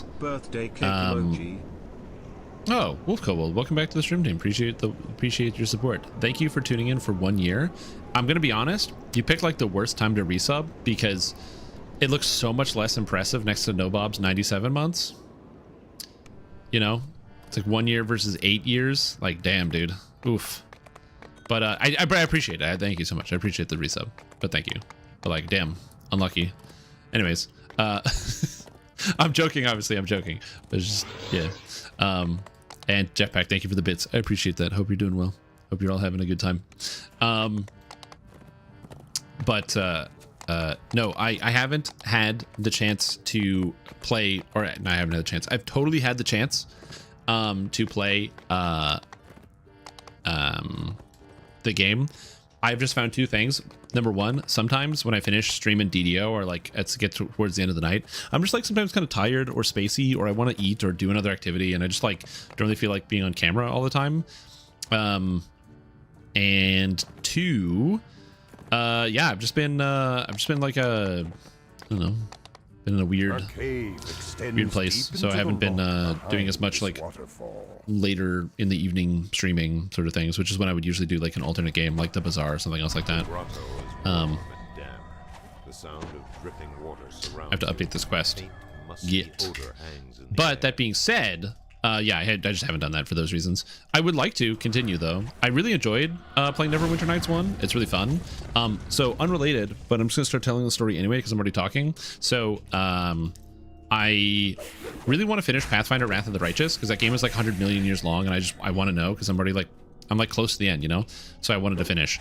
Anyway, I have no idea how to get to my saves to load because I'm running into a problem where I was using mods on a previous install and I don't have those mods anymore, and so the save is not loading, which is unfortunate because you need to make sure you have like the exact same mods for it to be able to properly load. But like, I'm pretty sure I have the same mods and it doesn't load. I verified my files. I basically went through and spent hours combing through like all of the help guides that people have put together, trying to figure out what it is that I'm missing, what it is that I don't have, and I like can't get any of my saves to load, and I'm like, oh god, oh no, oh god. I hold my whiskey. Yeah, exactly. So that's where I'm at when it comes to CRPGs. So then I'm like, you know what? Maybe I should just finish out Neverwinter Nights instead. Bad eels to go with you. Bad eels. No eels. Get wrecked. I dumped many hours into it. Yeah, but you know what I'm gonna do? I'm just gonna play it again. again, I'm gonna keep working on the save thing. I'm gonna do a little bit more digging, but if I can't figure it out, I'm just gonna play it again. My games had that happen in Fallout, and my game becomes unplayable. Yeah.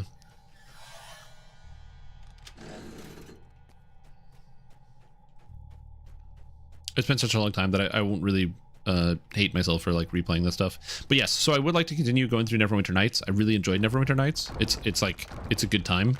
So I want to keep running through that. But yeah, I just haven't done a lot of like just after like streaming. I've been like, oh, I'm done streaming DDO, so I'm just gonna like quit doing stuff for the day. Today I'm not gonna be doing that. I'll be streaming some extra stuff. I'm probably gonna stop playing DDO around like 8ish Eastern time, which is like 4.5 hours from now. Just because after 8 o'clock DDO becomes a complete shit show slideshow and doesn't function at all. So I'm gonna definitely take a break when that happens and let other people like fight it out. You feel some kind of way. Oh.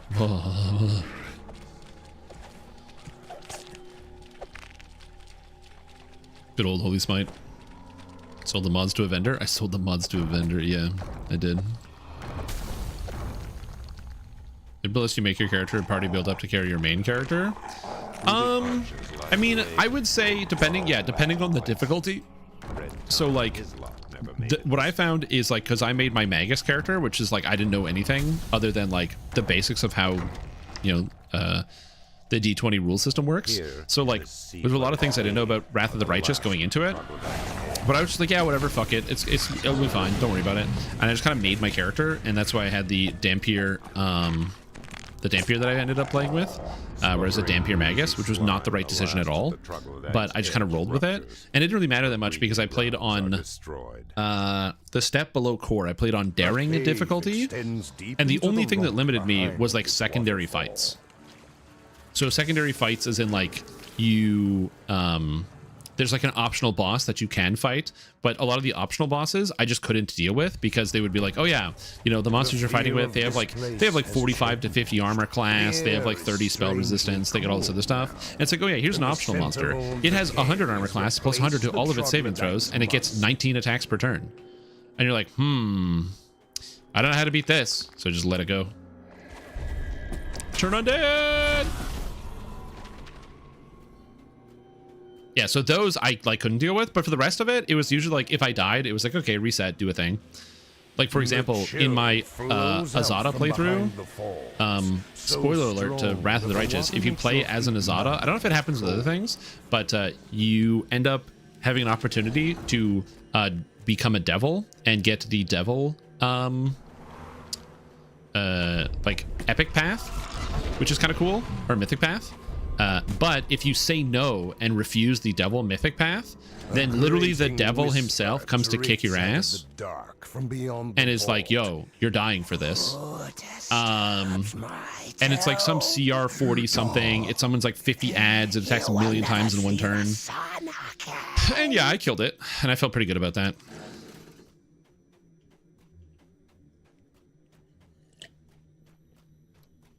Yes, I also killed Playful Darkness. I managed to kill Playful Darkness, which was very satisfying. I did kill that one.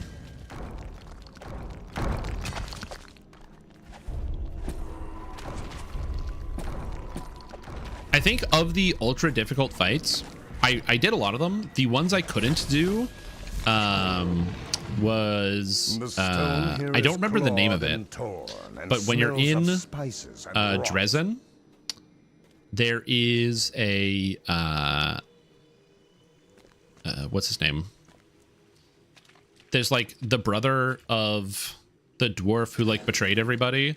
He's like in the basement, like smithing, and you can't convert. You basically have to fight him because he's like, yeah, if you catch my brother, you're gonna kill him. So you pretty much have this fight with him. And I found he's like a single guy, but he had like armor class 40 or something, and I couldn't hit him or do anything, which is really annoying. So it was a really long drawn out fight of like hoping to roll 20s. But anyways, after that, you can either go like north and you go basically into the castle, and you can kind of work your way up to the top and find not Arilu Vorlesh, the minion. I can't remember her name. Dude, I'm blanking on so many of the character names. But anyway, the Minago and the guy. Anyway, so I'm going through this, but instead, when you're at the forge, you can also go downstairs, and there's a staircase. And if you go down the staircase, there's a room, and inside the room, there's like a person doing a ritual, and they summon a Glabrazu that is like really powerful. And that Glabrazu, I could not beat.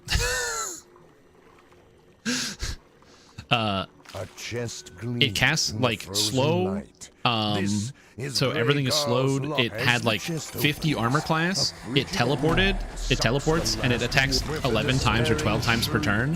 Dude, I couldn't do anything. There was like nothing I could do.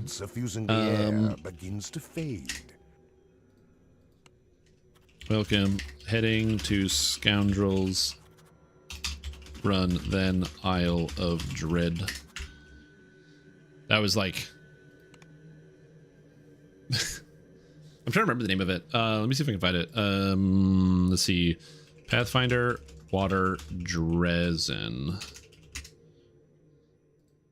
Let me see if the monster's in here. Extends deep into the rock behind this waterfall. Oh, it's probably like inside. Is it? It's in the barracks, I think.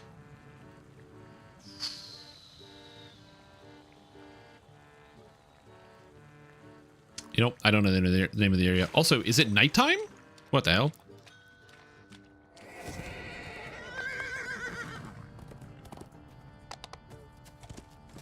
Where is this? It's not the Midnight Fane. I'm trying to remember. So where I got to is the fight. Sorry, the where I got to was the fight that was not the fight. I was heading on my way to the final city, the Lost City of Ease or whatever it's called. Not Lost City, but there's like the City of Ease, which is I know where like the end of the game basically takes place. Where you have to like confront Arilu Vorlesh and enter her fortress and all that. Because I'm pretty sure that's the end of the game. Not been worked since the pirates first claimed the cove. It now serves basically at the very center of the world wound. And I remember saving outside the city and being like, I'm gonna do this later. Nope, I didn't do it later.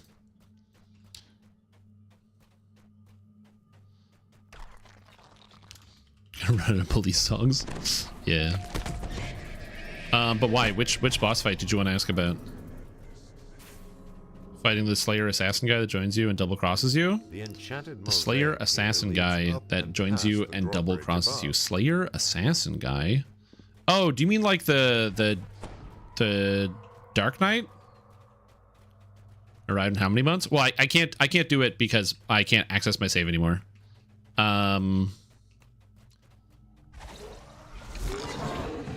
Oh, the Dragon Slayer? The guy who like enlists you to get to fight a dragon?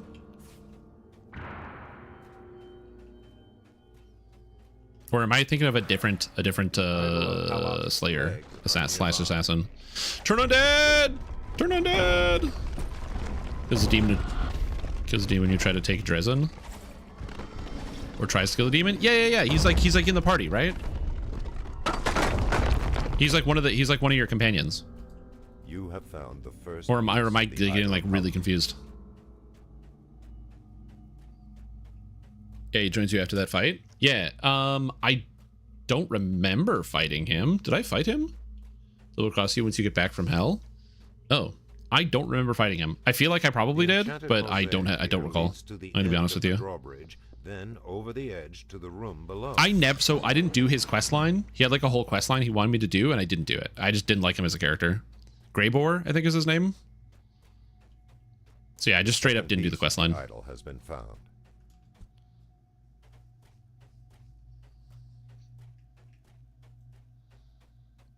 Yeah, I didn't do it. So if there's probably like I had to do a quest line to be able to like access that element of him, and I did not. Wait a minute. We're missing 2 pieces? Oh, I see which one we didn't get. Okay. Image your party. Once you leave Dresden, you return from hell. Oh, interesting. Okay. Honestly, I don't remember that. I don't remember there being a fight there, but if there was a fight there, I think it's so insignificant because like almost immediately after that is where you like return to Dresden and then you have like the big real fight where like you go out in front and a Relu Vorlash is there and then you get the opportunity to do the dragon mythic path when you're there. And assuming you did the dragon stuff, which I did. They were like, do you want to be a dragon mythic path? And I'm like, no. I already have Elysium. I'm busy.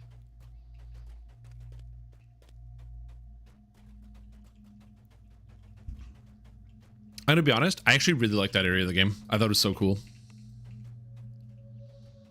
I liked all the different ways you could like resolve problems in hell, which was kind of cool. There's like a lot of different things you could do. Well done.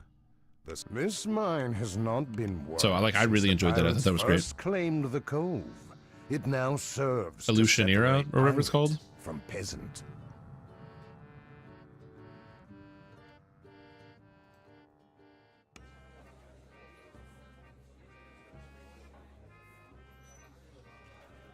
Okay, time for Isle of Dread, taking level 9. To navigate are not mutually exclusive. True, yeah. I didn't find it terrible to navigate for the most part. But yes, I actually do understand what you're talking about, where like the buildings kind of slide up and down depending on the camera angle. Yeah. Comes a god after the game. Yeah, so that's, I remember you leave Illusionera, is that how you pronounce it? Anyway, you leave there, and then you head out onto the mainland, or like you get back from hell, and you're just chilling.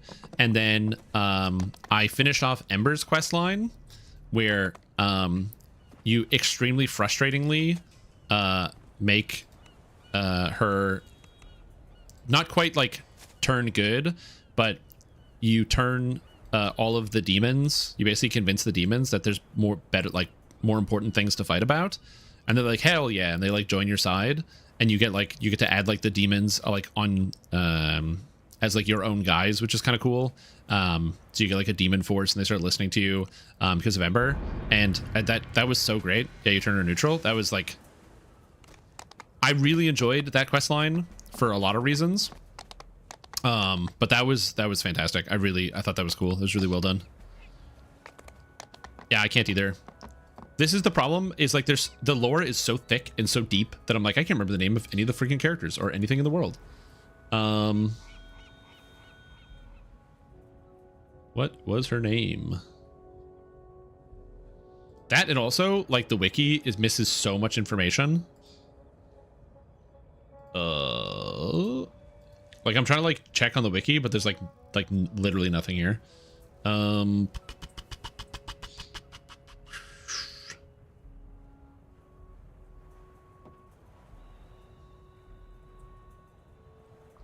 Yeah, the Midnight Isle. That's what it is. Illusionera, which is owned by... Literally, her name's not on the wiki. Couldn't tell you. But she's like the Lady of Shadow or whatever it's called. Okay, I don't want Divine Punishment. I think I'm just going to take Ray... No, I have Raised Dead Scrolls. I'm going to take Greater Command in case it comes up, but honestly, it's probably not going to. I'm just going to kill everybody. I don't know, aid. No, like the lady who owns like the Demon Lord. Nocticula, that's it. It's Nocticula. Thank you. Like, I knew it was something. It was on the tip of my... I was trying for hours. I was never going to figure it out. But I knew it was something. There it is, Celestial Beacon. I can now turn every undead in the entire game forever. Let's go. Yeah. All right. We can now turn every undead forever. Although I do now have to get a positive spell per item because I don't have any. Mommy of Shadows. Yes. A lot of people do say Mommy of Shadows. That is correct. But yes, I really did enjoy both getting to taunt Nocticula, but then also doing Ember's Quest, at which point at the end of Ember's Quest, you like make her so frustratingly upset. It's great.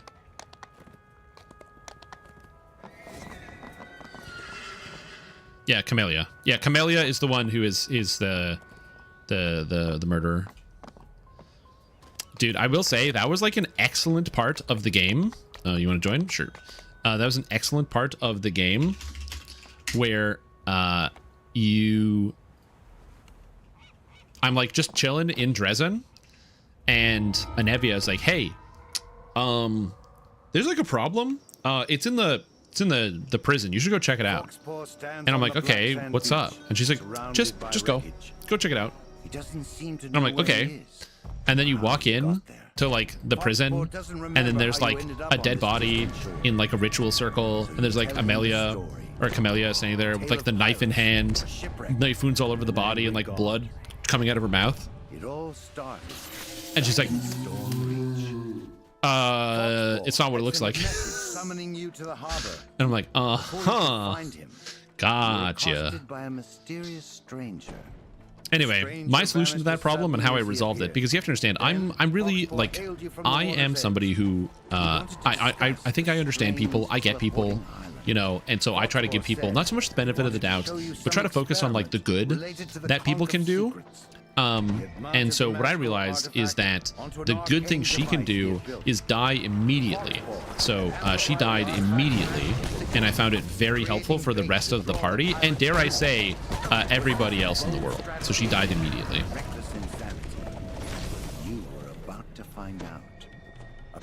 Yep. No, she died immediately.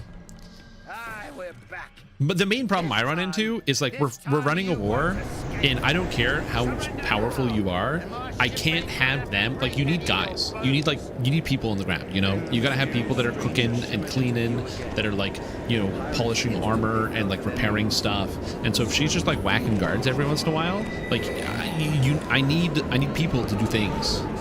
So I couldn't have any of that in my force.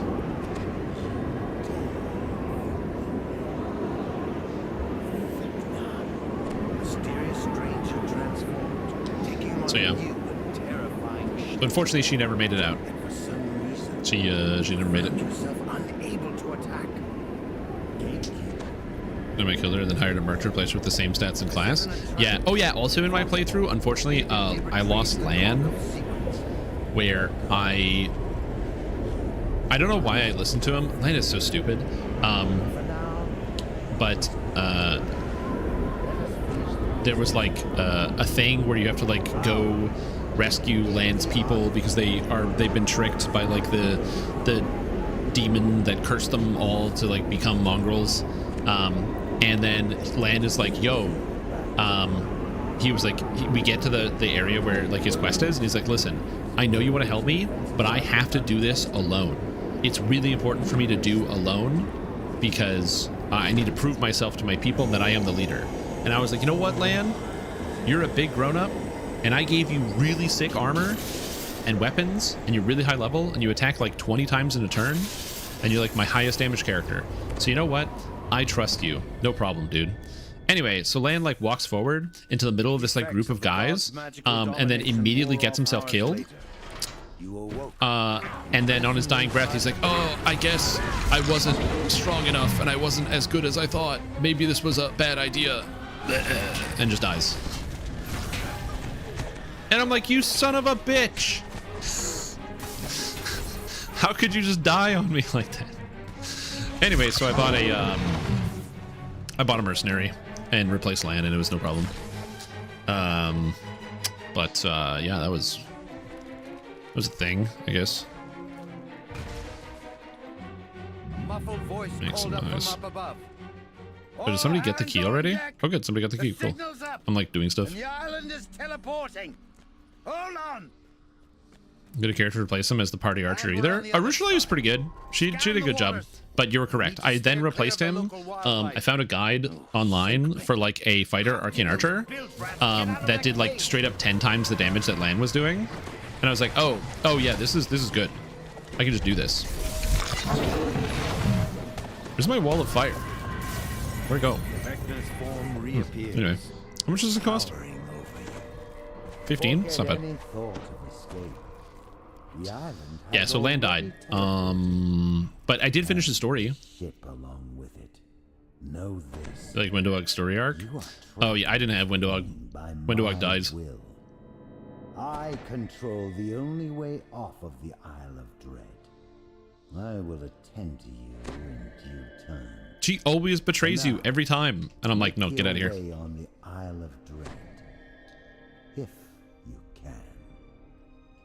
The crewless ship was now. I don't like it when people go out of the way to betray me. Not a big fan. Flamestrike gets double benefit from Fire Domain. If you think about it, it does not get double benefit from Fire Domain. And I don't know where you're getting that idea. But you know what? I'll give you the opportunity. Can you please tell me how it gets double benefit from Fire Domain? You were forced to swim for your life. Fortunately, the ship had sunk near that. Does fire and light? No, it does not. Flamestrike does fire and untyped. It says half is from pure divine power. And it says divine damage. You know what divine damage is? Force damage. Yeah, sorry. I don't know what you were thinking. And so we found ourselves held captive by the god Vecna. But yeah, it is in fact force damage. On the mysterious Isle of Dread. Because I'm with you. I'm like, oh yeah, cool. Divine power, divine damage. Like, that makes sense. No. So the thing is, in pen and paper, there is no light type damage. That's not a damage type in 3.5. So when they added Radiance, they made Searing Light be Radiance, be radiant damage, but they didn't make Flamestrike.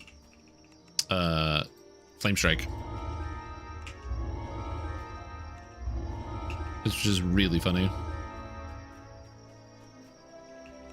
Radiant's a 5 thing. It's not in 3.5.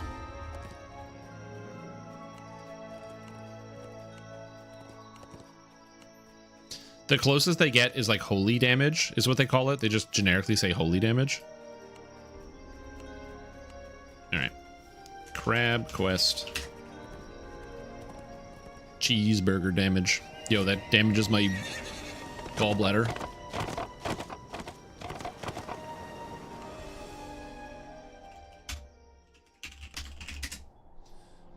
Like if I just go to like the Searing Light spell, that's Pathfinder. What does this spell? What does this cost? Yeah, Searing Light. In the distance, you can see the Kopu's encampment. Wait, is this not a spell? Am I imagining the Searing Light? To a natural rocky enclosure. Just ahead, you spot the man you were sent to meet, Owen Reeve, a former slave. Wait, this is a Pathfinder. Where's my 3.5 spell? Wait, hold on. That's a 3.5 spell. I'm not losing my mind. Yet the Kopu also fear the dark energies protecting. It's a level 3 spell. It does half damage per level. Huh? You approach a group of guards who stand at attention. It's in Pathfinder for sure, but where is it in? They charge forward. I'm not getting it. Hold on. No. Inside, you notice 4 ballistas along the perimeter. This is why we always keep the books, because Google will lie to you. You see the cursed monolith. Okay. Statue. You overhear I'm like, Searing Light is a spell. I'm not making that up. So Holy Smite, this spell, deals 1d8 point of damage. That's it. It just says damage. It doesn't have a damage type. It just says damage. And Searing Light, which I'm like 99% sure is a spell. It's literally a spell here. I don't know why it wasn't coming up. Again, also does damage. So those spells simply just deal damage. So when they converted Searing Light, they made it be a Radiance spell for DDO, but they just didn't do that for Flamestrike. Flamestrike should do light damage. It would arguably make the spell worse, but yes, Flamestrike, if I read it, it just says the other half results directly from divine power and is therefore not subject to being reduced by resistance to fire-based attacks such as granted by protection from energy fire, fire shield, chill shield, and similar magic. So I think that because it's not affected by magic things, that's why they didn't do that. Garbled cry before slumping into the sand. A group of reinforcements enters the arena. Gonna crack out the book. Crab emerges from the sand. It rears up, exposing its belly. Now is your chance to immobilize the beast. The bolt careens into the crab's under. Yeah, it's just damage. It's not like radiant damage or light damage or anything like that. It's just not a damage type. And the monolith fade away. You touch the monolith, and feel a jolt of All right. energy as the attunement is bestowed Next upon you. is tar pits. I cast high cholesterol. Hell yeah.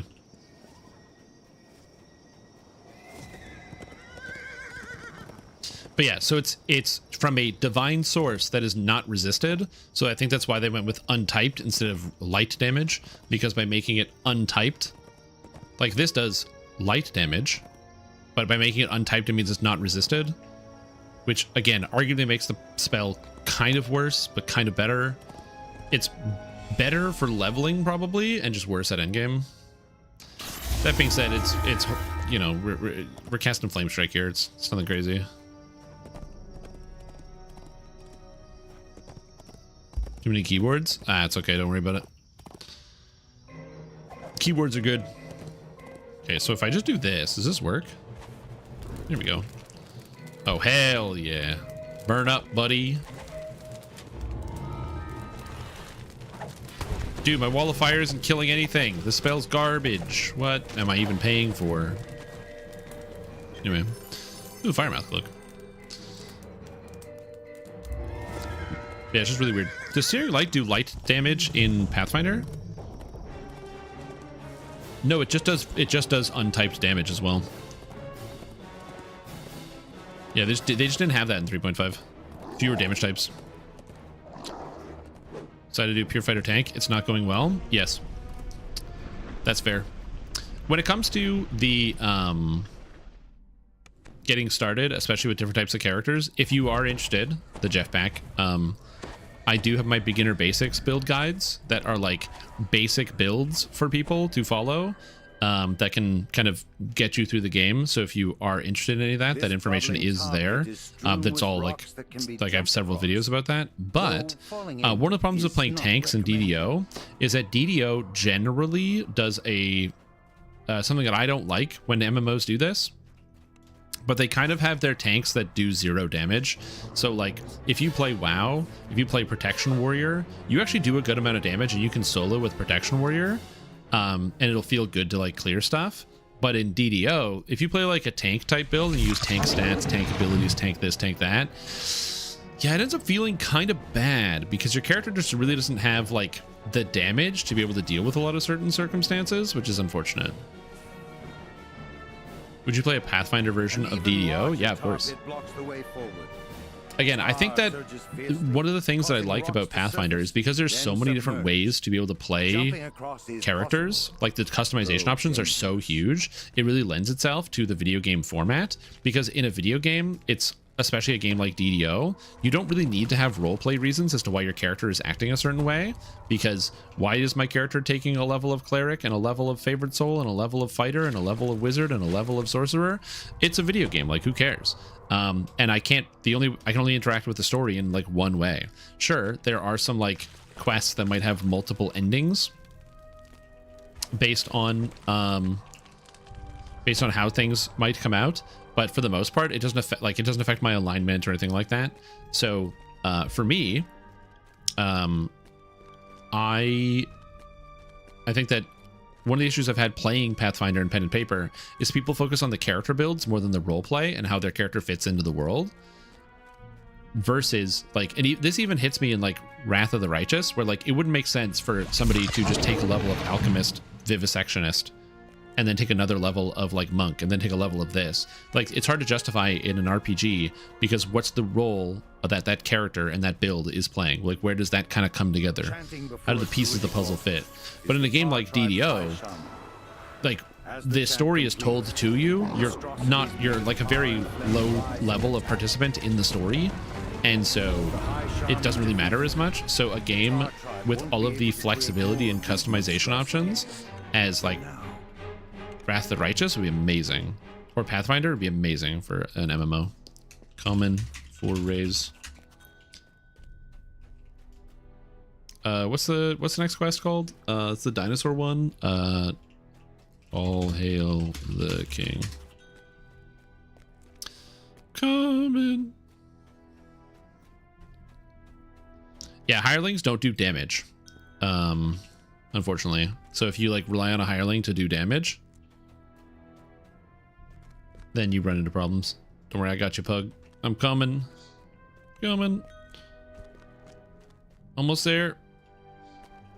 Okay. Yeah. Run to me.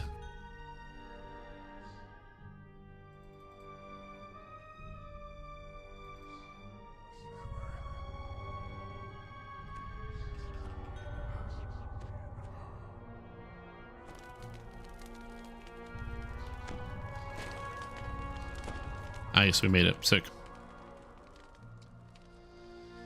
I promised my guild a tank, but it feels like it's going to be a long road before I'm useful. Yes.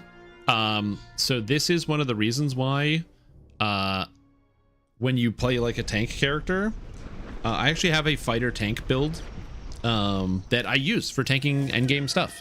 But the trick with it is you level as a two-handed fighter, and then you use every character when you make one gets a Heart of Wood, which lets you re-roll your entire character.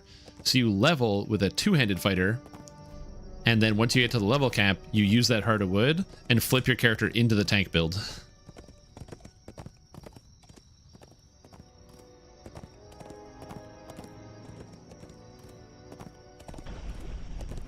Or Legend with a max level of 40, yeah.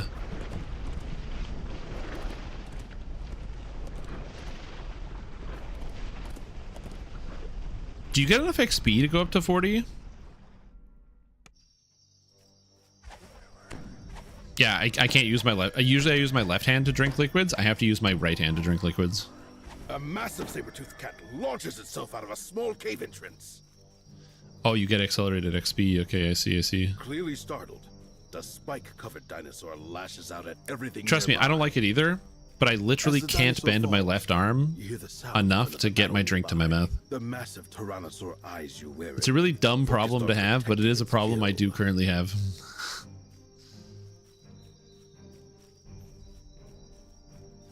Clearly shaken by your strength, Scythe Maw smashes through the bamboo, exposing another trail. It is what it is. Realizing he's cornered, Scythe Maw lets out a defiant roar. Then he launches himself back into the fight.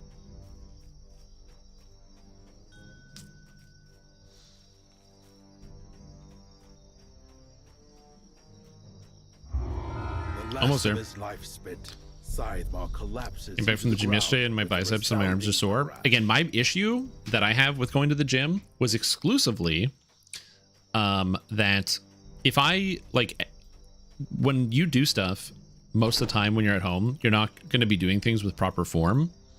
Triceratops. You're not going to be doing things with, like, proper form, right? You're going to be doing things, like, modified based on whatever your strongest muscle groups are that you have.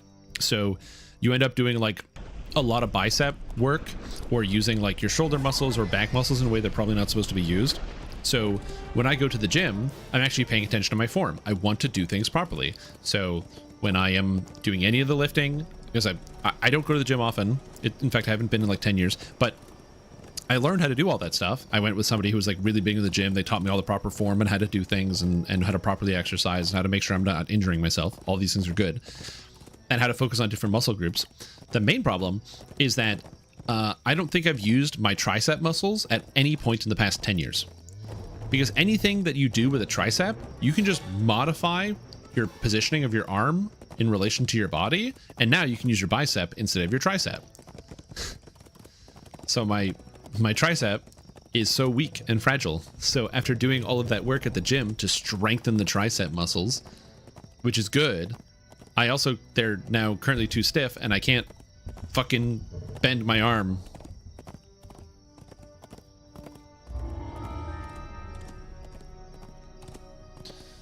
As long as I get tank up and running compared to getting a DPS or healer up, it's gonna take me weeks to finish making my tank run DPS, and we like it running in a week. It's not too bad to get a tank going. I don't think so. I think it's comparable. Healer is the least amount, because all you have to do is, if you don't take damage, just stay out of combat, you just heal people at range. But yeah.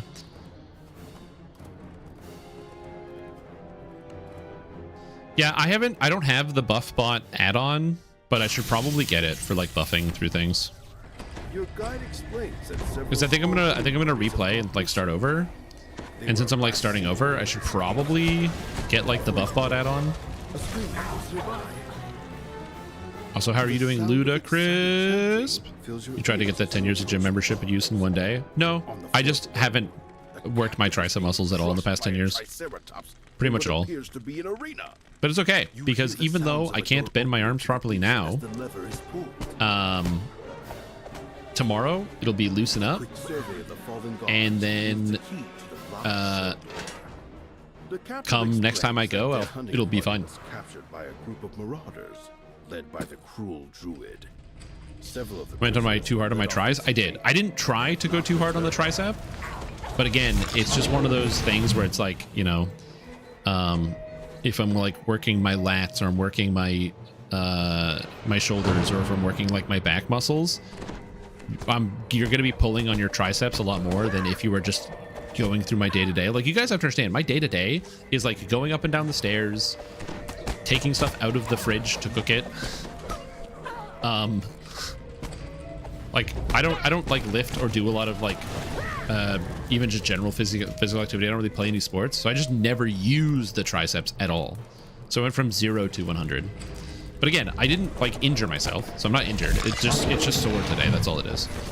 I'll be fine tomorrow. The fallen guards has an ornate key. The captive points to the western corridor, explaining that several of their number were taken down and never came back. Then the former captives make their It's just like anything else, you know. When you get back into something, you gotta take it slow. As the lever is pulled, And I'm very much trying not to injure myself. More motivation to make the tank is how much grind is going to take to get my tank services paid. This explains why there's so little tanks in the game, but you can find healers and DPS aplenty. Kind of. I mean, I guess that's the answer to the question is like, if you're gearing out your offense, you don't really need to have defense because there's a tank, and if you're gearing out a healer, you don't need to have defense because again, there's a tank. But I think it really depends on what it is you're doing. Just to get the crown blade heavy armor, I still haven't pulled it, so I still haven't updated my Sharn 3-piece set. Yeah, I can see that. The druid watches his last guard fall. That didn't go as I expected. Oh well, I have one more surprise. That's the other thing too. You're only gonna have one raid or one tank in the raid. So like, if you suck at DPS, it doesn't matter because like there's other DPS to kind of pull up the slack. But if you suck at tanking, everybody notices and they hate you. So, which is a little bit of a different story. Below, the Triceratops stamps its feet. Yeah. 400-pound squats. To the floor, barely breathing. Hell yeah, man. Cursing your impudence, the Marauder Druid enters the arena. The Druid pitches to the floor, Anyone? dead. The Triceratops spiders and flies next. Now, to escape this super powerful, but I didn't trade over runes for gear, so I made all that typical experience. Yeah. This guy wants a heal. To be much more docile. The creature stands, eyes the wooden gate. Because of you and you alone as a tank. Yep. So I think that's also kind of the other thing. You can't have other people like pick up your slack. Like, if you can join a legendary hard raid on any character, and as long as it's not the tank, you guys will beat the raid because people will fill in the gaps.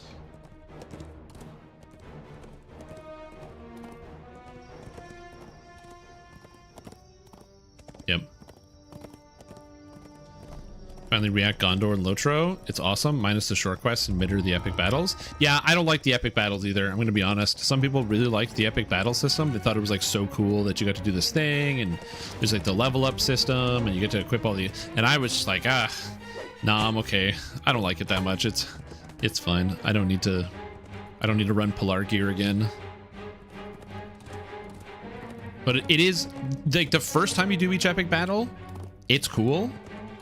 But after the first time, I can't be bothered. This huge exotic tree. Zerging too hard and drawing aggro. So pretty much as a tank in DDO. So in mind, this is my opinion, obviously, so take this with a grain of salt. Your job in quests is to set the pace of the quest, so where people are going to follow where you go, so you just decide what the pace is that you want to go at, and then people will follow you at that pace. But then also in DDO, it's to stay alive and hold aggro on the monsters. outside of that, you don't really have a lot of other responsibilities. Obviously, if you want, if you play like a healer type tank, like a cleric or a favorite soul tank, you can have healing, or an artificer tank, you can also get some healing. If you want to play like a fighter tank, maybe you just want to go more in on the defense. Usually not related to damage. It's very rare that tanks are relied upon for damage, but you might have tanks that are doing more not so much damage, but they're like doing like secondary effects like debuffs. So for example, you might be playing as a tank and you are also doing like you have a weapon that has a debuff like salt on it. You're using like a legendary green seal effect to slow enemy monsters, or you're doing debuffs like you're lowering enemy saving throws when you hit them, as an example.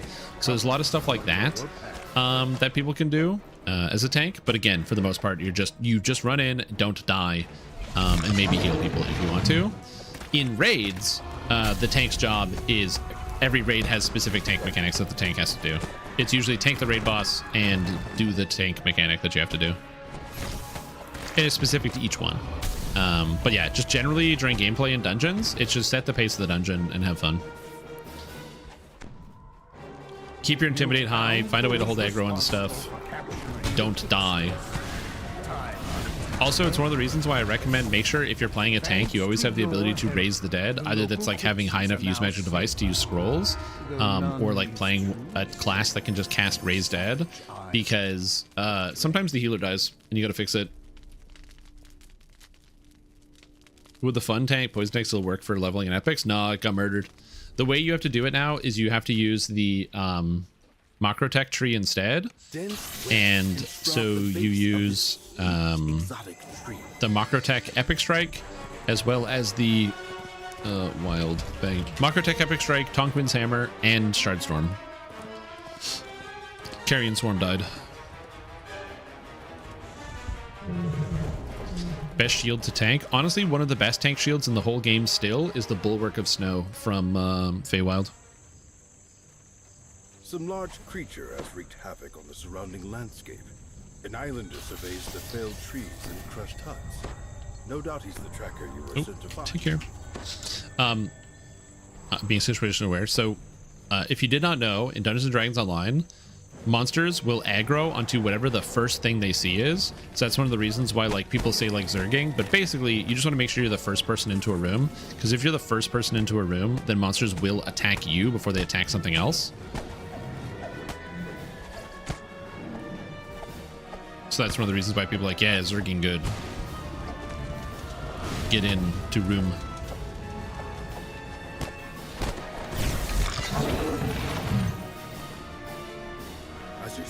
To peel, but tanking a DDO is very simple. Yeah, tanking a DDO is really simple. Why do I keep casting Obscuring Mist?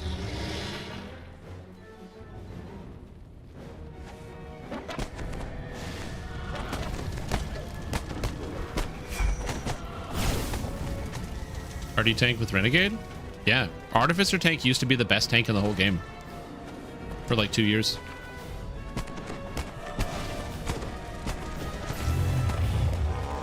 That's because Artificers used to get, I don't know if they still do, but they used to get in Renegade Mastermaker a racial bonus to hit points in the tier 5. And because it's a racial percentage bonus, it stacked with everything.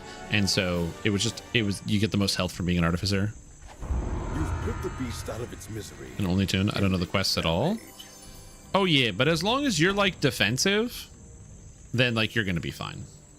You know, as long as you have like tank stats, you're gonna be fine. They change it to quality. Yeah, that makes sense. I'm like, I know that they did something, and that's why people aren't playing it. Stretch. Oh yeah, stretches. Oh, muscles. They feel so good.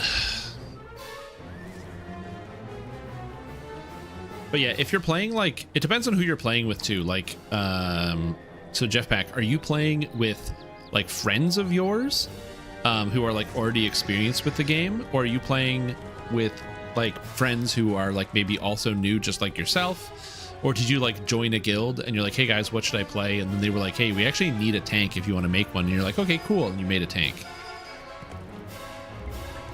It's competence bonus. Whoa, competence bonus.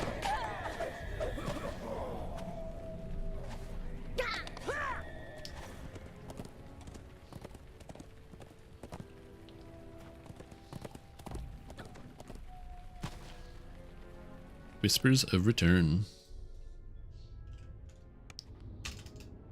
While footprints in the dust show recent activity, this decrepit structure has been neglected for many years. Moss grows on the walls, and an old smell seeps in from deeper inside. Dual shield? No. I don't want dual wield shields. I know many people wish for that. I do not. Never. Oh, I forgot I can like turn undead and kill everything in here.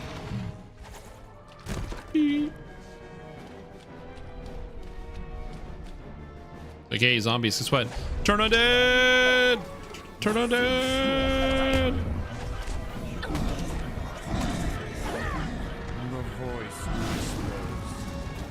I don't need to turn undead, but it's just cool to press turn undead and be like, turn undead! Just want to play solo. I joined Tough RPG's guild and I want to play a tank, which they were welcoming of. Just don't want to F it up. Oh, yeah, don't worry. So DDO is the type of game where, like, if it's your first time playing through, if you don't have a lot of experience with like pen and paper and how the rules work, there's a good chance you probably will kind of brick your first character. But that's like a DDO rite of passage. Like, this game is just complicated, and even if you do all the research in the world, I have been playing this game for 20 years and I still make mistakes when I make my characters.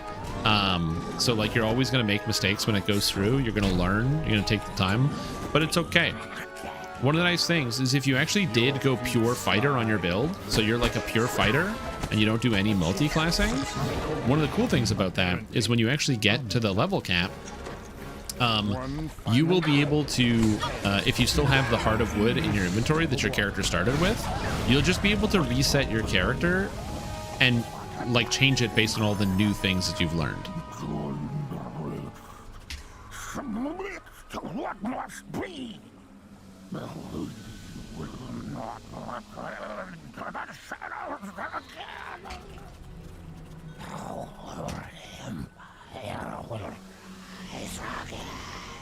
A 100%, dude. The number of times where I've like tested out a build and like been like, this is gonna work great, and then you play it and you're like, this is garbage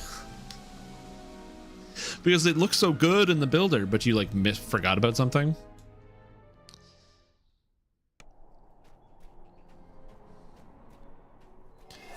Oh yeah, that's the other thing. Also, if you want to win tank points and do a really, really good job, turn the monsters around. I'm going to show you an example. Pretend I am a tank, okay? I see these dinosaurs, I aggro them, and then I go like this, and I stand here, so that my party, who is over here now, can attack them from the back. If you do that, I promise you, you will win so many tank points with so many people. People will love that. Because the number of people who start playing tanks, and they don't realize, they just like run at the monsters and then stop. Like, these griffins, they got frontal cleaves. The dinosaurs, they got frontal cleaves. So if you just run at the monsters and stand there, all the melee have to go around, which they're going to take hits on the way in. But if you just go to the other side of the monster, then everybody gets to hit them from the back. Celestial Spirit doesn't work with Embrace Death. Does it not?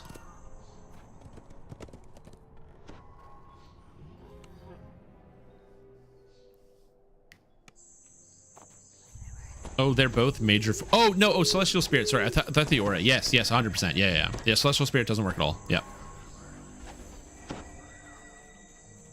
Also, something that I hope you're able to pick up from the DDO community over time is that people in DDO are like really nice.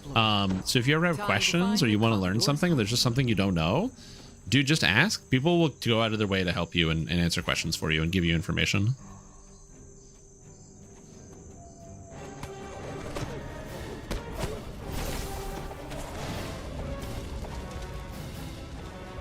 Hey, it's a big rock.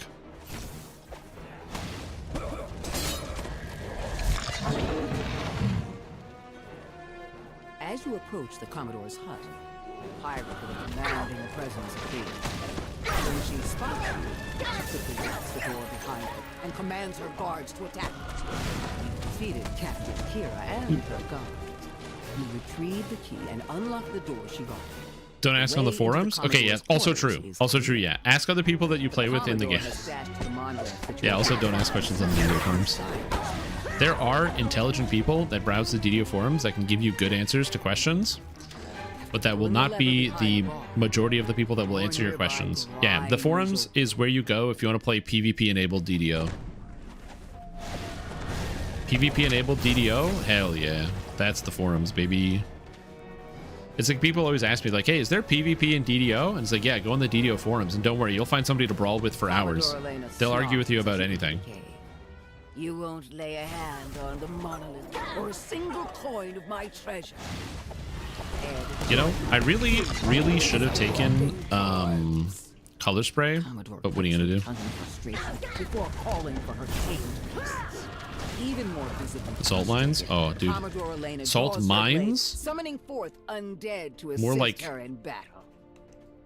I don't know, ocean, with comparing how much salt is in there. I haven't read the forums in like days, because the game, as far as I can tell, is kind of working. Let's see, I'm going to hit general discussion. I'm gonna read the top 5 post names. Post number 1, Lamortia shouldn't have been level 8. Opinion piece? Sure.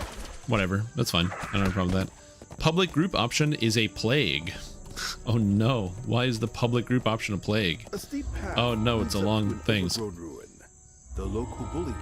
You just say no. You just turn it off. It's not a big deal. Then you talk to that person. That's so funny. All it takes is one overly eager party member to enter a quest for everyone else while having it set to public option for it to spread to others. Okay. You just when you notice it happens, if you're a party leader, it says, hey, do you want this? You say no, and then you say, hey guys, can you turn this off? You just communicate with other people. I can summarize this whole person's post by just talking to the people you're playing the game with. Easy. Post number 3, face the door, Frogo, face it. And I think that's probably somebody who is struggling to get Frogo to listen to them, because Frogo wants to always look at you. A post about Lagapalooza 2025, which is very funny. And then something that says things I like/dislike about wild magic. Honestly, that's not too bad.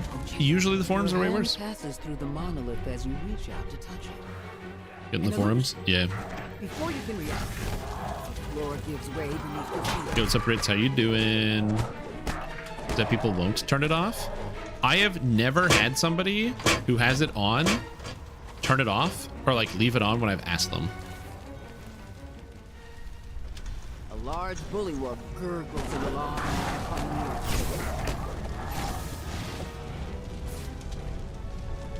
I have asked people to turn it off and people turned it off. I love 41 points in Fade Arc on my Cleric. Hell yeah, dude. What am I playing? Cleric. This person needs healing. This person needs healing. Oh, no, wait. I don't even know where they are. A series of platforms rise above the floor. Two large You get 20 million raid LFMs that are full. Again, all it takes is just clicking no and talking to human beings. I really feel like if the solution to the problem is just talking to other players, it's not that bad. I know a lot of people don't like talking to other human beings. I know it's really crazy. I just think maybe in an MMORPG, just message people. Just go, hey, details, words, and sentences. Orange is blue. It literally says orange. I don't care that this wheel says red. It's orange color. It says orange up there. As the last sigil rotates into place. Anyway. Sound of doors opening echoes off the stone. I think Cordo finally got sick of most of the crap posts because there's been a lot of posts that looks like they should have been deleted. Well, the thing is, admittedly, people are upset, and so it is important for people to have the ability to voice some of their upset feelings about the game like lagging out, because again, it's really rough when your favorite game isn't working and you feel like there's nothing you can do about it because, you know, the game company is like not listening or they're suppressing people talking about things. And so I get that. I understand why they're pretty hesitant to like stop people from posting or to block stuff. That being said, there are like so many serious asshat shit posters that post literally all day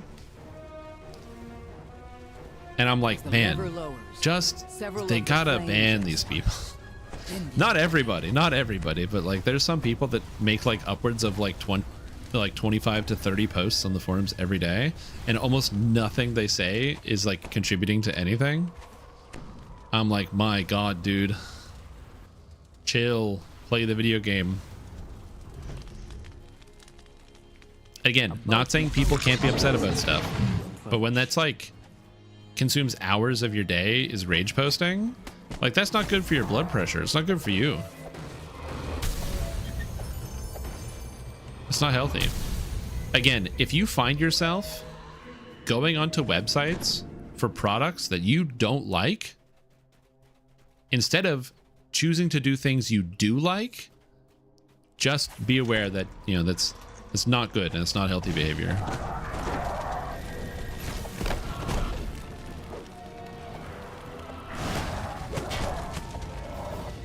And last minute's in Freedom Land. Well, hey man, you guys aren't gonna have free speech anymore either, so don't worry about that. A hum of energy comes from the doors at the far end of the chamber. The real solid monolith stands before you, resonating with magical energy. As you attune to the monolith, powerful magic radiates. Yeah, I don't know. I just find it like, I just think it's unhealthy for the way like a lot of people just like treat some, no, I wouldn't say like video games in general, but a lot of people get like really worked up over games and then they just like can't find a way to move on from it. And you see this in like a lot of places. Like DDO is like not the only example, but if you go to like actually a great example is basically just Reddit, right? So like if you go on Reddit, for a lot of video games, there is like 2 subreddits. There's the game subreddit, which is almost exclusively loud complaining about the video game. And then there is another subreddit where you're not allowed to complain, because if you are allowed to complain, that's all it would be. So they have like low sodium versions of different subreddits for games and stuff. And again, this is not me saying that people can't complain or that the people shouldn't complain, but like the complaining circle jerk that happens is like, it's like so fast too. And I still remember the best example I can give you of this is it was for Path of Exile. You don't worry, you don't need to know anything about Path of Exile, it doesn't matter. So if you're like, oh, I don't know anything about this game, don't worry, you don't need to know. There was a post one day that somebody made, and they were like, oh, you know what would be a cool idea? If Grinding Gear Games in the next patch buffed some of like the older, lesser used uniques to kind of bring them in line. I think that would be kind of cool. That was the post. Then like 4 hours later, you had the post of, how come GGG isn't buffing some of these old uniques? Do you think there's a reason for that? Then 4 hours later, GGG keeps ignoring all these old uniques. They really need to buff them so they don't just get thrown in the garbage every time you pick one up. And then 4 hours later, GGG is ignoring old content only because they want to push out new content, and they are refusing to buff old uniques. So over the span of like not even an entire day, you had someone saying, hey, it would be cool if they buffed this old thing, that got spun into they hate us. And they refuse to do it, with like the people that are on this website not seeing like the, you know, what is happening to them, and these posts still making it to the top. Also, I've never cleared this room with only turn undead before, but this is very cool. Anyway, again, my point is not don't complain about stuff, but it's mostly that, like, I don't know, some people get just like really worked up about video games. And oh yeah, and then also the shitpost subreddit. Yeah, I forgot about that. But people get really worked up about stuff, and then instead of moving on to another thing, they kind of like stay attached to it, which I just personally think is just not very healthy. Like, voice your concern and complain about something and say, hey, I don't like this thing. Have that fun, and then just go do another activity. It makes people way happier when you just do another activity. Like yourself. Like, that's one of the reasons why, like, sometimes if as some of you might be aware, I also get agitated by the performance issues that are plaguing Dungeons & Dragons Online.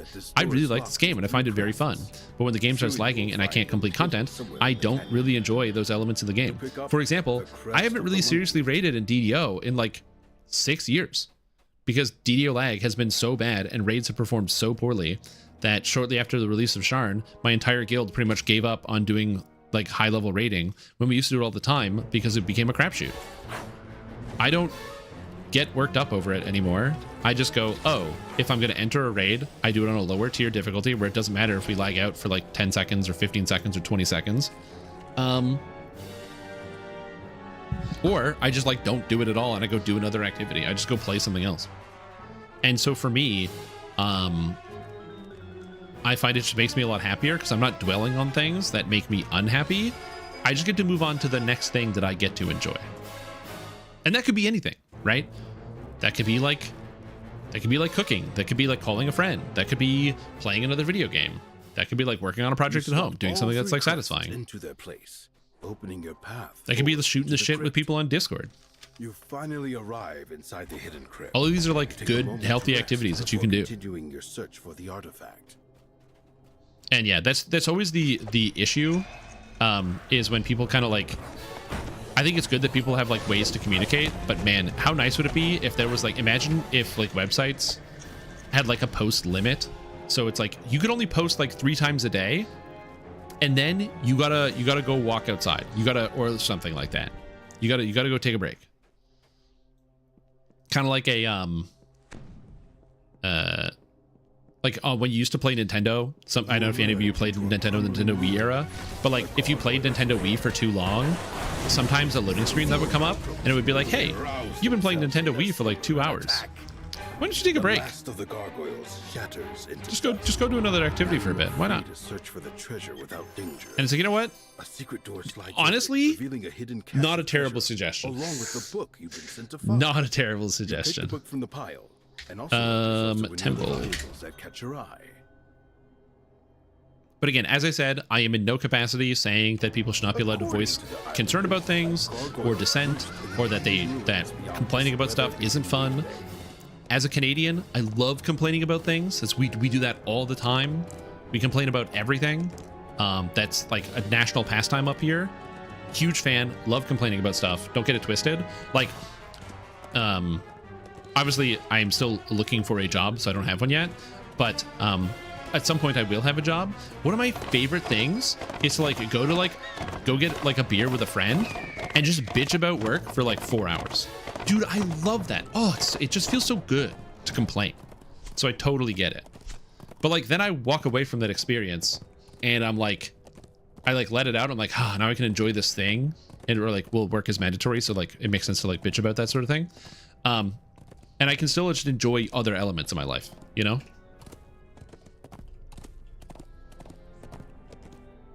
Just go take a walk? Exactly, yeah.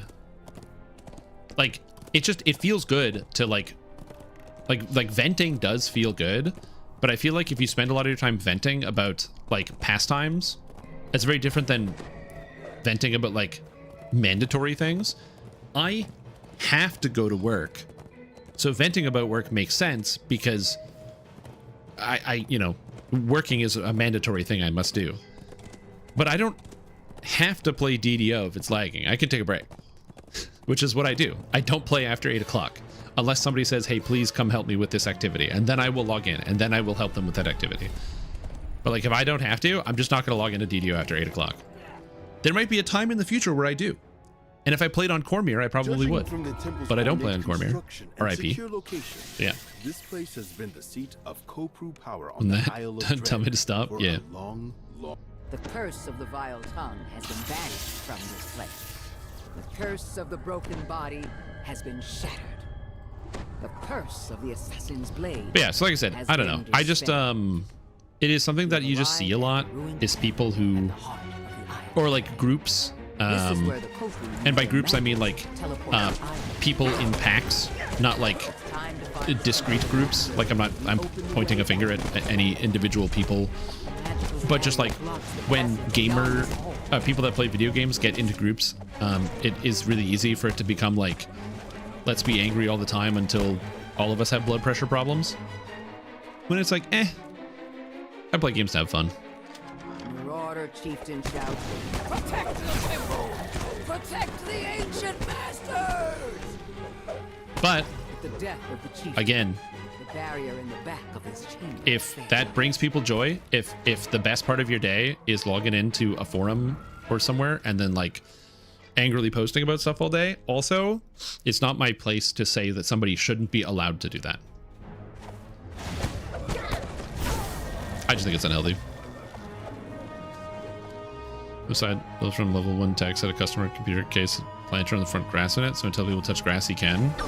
Guys, you don't need to get a computer case with a planter so you can touch grass, okay? What you need is a chia pet. Go to the store and buy a chia pet. You know what I'm saying? Chia.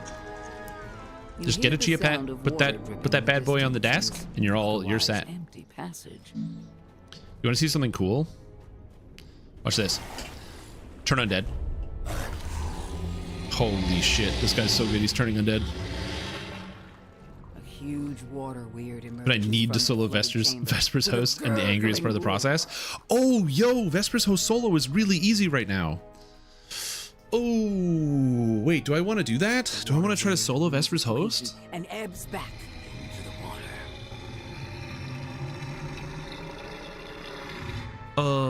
Is there a dungeon exotic I can get by soloing it? Hold on. Okay, I have to look at my desire to solo a dungeon. Do you have to complete all bosses for the dungeon account as solo or just the final boss? As a fire domain cleric, all of the elemental domains let you turn elementals.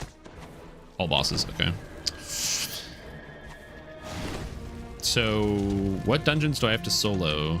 You notice a small target. I don't have Heart Shadow.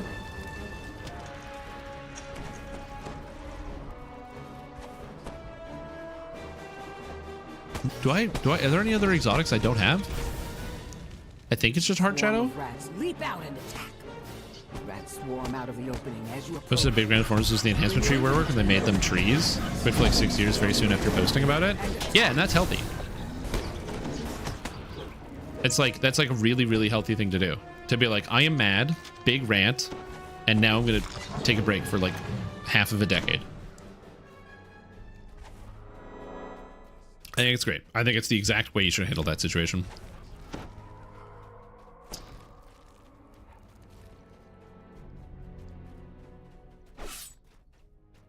Kaido's an easy one phase. Well, Kaido's an easy one phase if you can instantly destroy everything with a sword.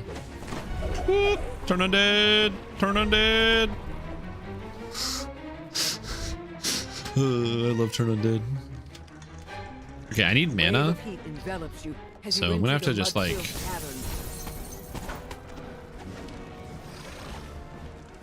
Well, you know, this guy's not moving. He's burning to death.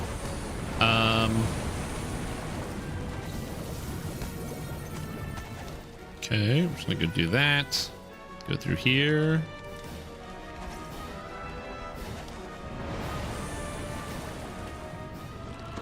Wrong button. Whatever. When the last orb shatters, the barrier. I don't think these guys move, so I think you can just drop a wall of fire on him. But I'm just gonna kill this guy because I can. Die, please. Don't knock me over. I need a shrine, buddy. Okay, we're good. Also, this person's dying. Full health. I walked over here just so I can get to the shrine because I need mana. I gotta get the mana. If only I could log out from life for 5 years and come back to see if they fix stuff. True. Yeah, that's one of the reasons why a lot of people like ignore their problems, because if you ignore your problems long enough, most of the time they just get worse. Like most of the time they just become worse. But sometimes if you ignore problems, they go away. Not all the time. In fact, it's again less likely. As you walk down the tunnel, but sometimes you don't have to deal with them anymore. And that's a risk many people are willing to take. Like, yep. Oh, is that elementals that can be turned? Like undead? What's this? Turn undead is good. Holy moly, turn undead meta skill. Meta-defining turn undead build released by Strimtom. Running. Running. Ignored it. Forgot about it. Cost me $4,000. Yeah. Yeah. You know, yeah. When you hear the water and you're like, huh, that's kind of weird. It's like a trickle. I hear like a trickle through my walls. Oh, inventory slot's full. Oh, no. Oh, somebody else got it. Nice. Sick.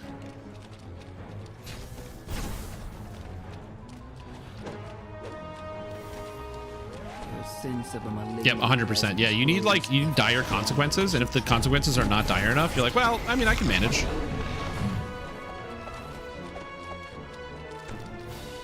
Can you turn me in if you're an elemental druid, can you turn me in a tavern? That's a great question. We can test this if you want. I don't know if you can turn in town. We'll test this. We'll test this. Meet me in the open palm. Oh no, I have lots of cleric turning levels. I can turn like level 30 creatures.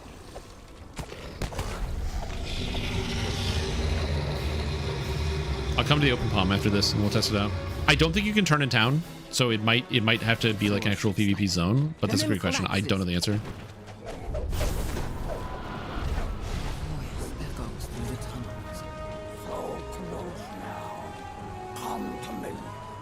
It'd be cool if you could turn players. So again, I don't know.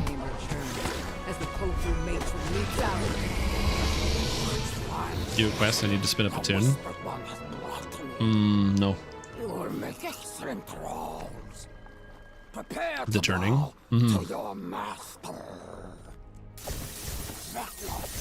Why did you not come? Why did you not protect the co-brew? Remain a bargain. Exalted Angel does let you turn anything, which I'm kind of excited to test out with this. I want to test out Exalted Angel and see how it feels here. I want to see. We're going to do some science. And yes, this was a test. For my purposes, I need someone with not just strength, but also wiles, versatility, determination. In other words, I gotta sell. My backpack is totally full. Like the ineffectual, depleted guardians of this temple. You passed my test by exterminating the troublesome culprit. Leaf party. Gotta sell garbage and I gotta take level 10.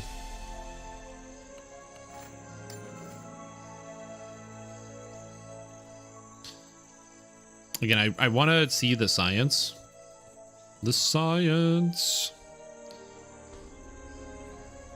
Oh, I have garbage. I don't need this. Firemouth, no. Deep Snows, no. Garbage. I should probably go get like extra backpacks, but I've forgotten to do that repeatedly. A Vine Lash Bracer. A Mythic 3 necklace. I kind of like that. So many scrolls. Dude, if DDO had a loot filter option and I could loot filter out all the scrolls, I would. I totally would.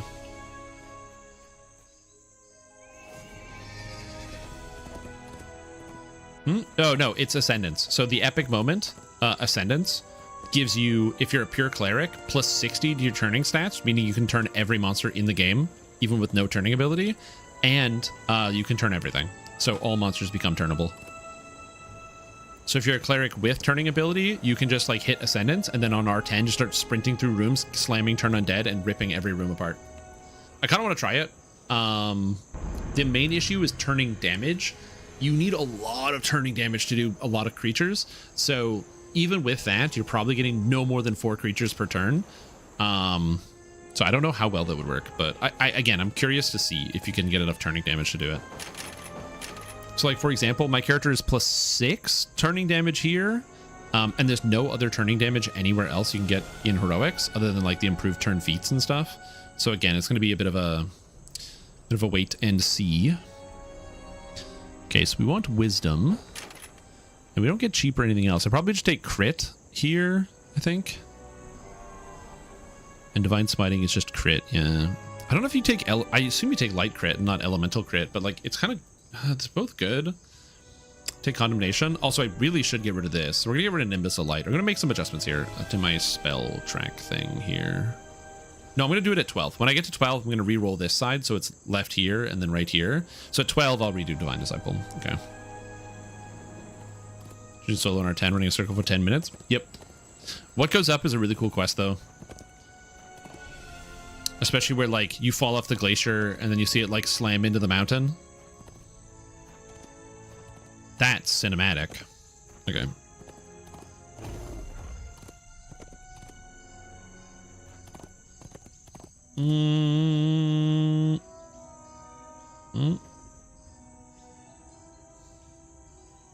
Okay. Gonna do this. So that's what I was saying. Like, I know that there might be like you might look at also the XP value of what goes up when you like hit that button and you look at how much it is and you're like, whoa, that's crazy.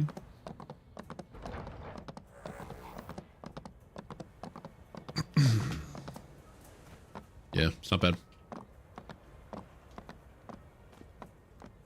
The best part is when there's like an XP boost for the weekend and then you have a 50% XP potion running and you got all this other stuff and you see it give you like 580 to like 600,000 XP and you're like, oh, 600,000 XP. Feels so good. It doesn't happen all the time, but it does happen some of the time.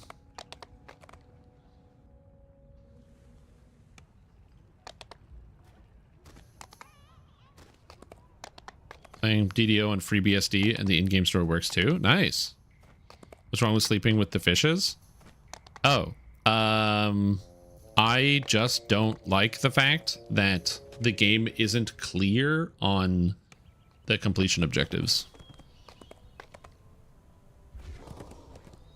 One of the first things you hear in the adventure is, oh, hey, you can solve this problem however you want. And then the game doesn't tell you that there's a wand vendor you can get to pacify people, but also the game doesn't tell you that the wands have a limited number of charges and you're only supposed to use them on certain creatures and you actually should just kill everything else.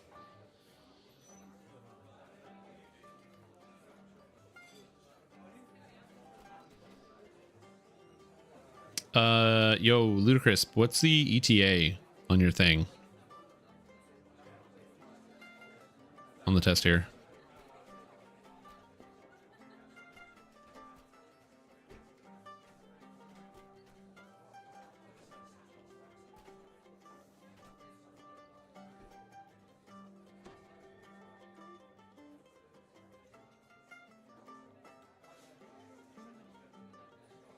Link to 14. Okay.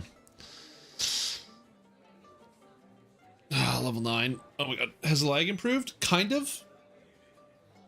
It was like gummy before Wednesday. So before Wednesday, I think the lag improved maybe a little bit, but it was kind of gummy where like you would press buttons and things wouldn't activate. There's a lot of like weird like latency type lag. Whereas now the lag is like a lot smoother, I would say generally. But peak hours, I think it's still a crapshoot. So, but at non-peak hours, the game is feeling a lot smoother. Like I have had, I think, 2 lag spikes. Although that being said, I've had like 2 pretty bad lag spikes that lasted more than 15 seconds in the past 3 hours. So hard to say. Okay. Anyways, PvP in the tavern, good times. Yeah, this is just for science purposes. Although speaking of science purposes, I'll be back. You're going to do that. I'm going to quickly grab myself some food. Oh, you're running over? Okay, fine. I'll wait. And then I'm going to go grab some food. And then I will be right back. But we're going to wait. We're going to test this out. I got to know the answer, man. I got to know. I can probably re-roll this now because I'm just chilling here waiting. So it's light, dark, light crit. Do you want light crit? You probably want light crit. No, but fire spells are your main damage. But you want light crit. You want fire crit. You want light crit. You want fire crit. You want light crit. You want fire crit. You want light crit. Let's go with fire. Fuck it. Let's go with fire crit. That sounds good. Manner. Get some of this. Get some of that. We gotta maximize. Great spell-like ability. This. We're gonna leave this blank for now. Go with the crit.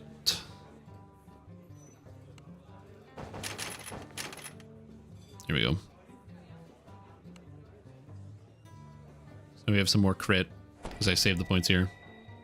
What tavern? The open palm? So the House J one?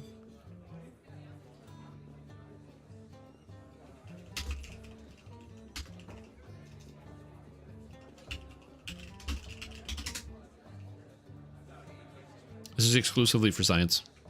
Wisdom 38. Disgusting. What a number. Speaking of disgusting numbers, Alright,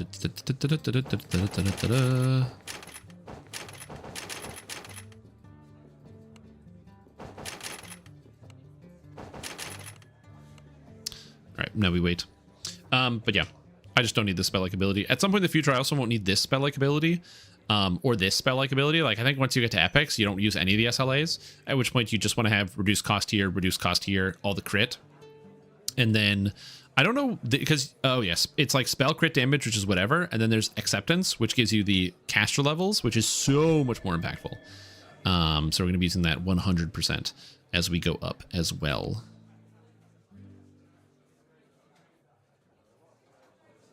Is able to be taken. Oh yeah. Oh, is it? But this one? Turn me. All right, go elemental. All right, let's go in here. Step into my office.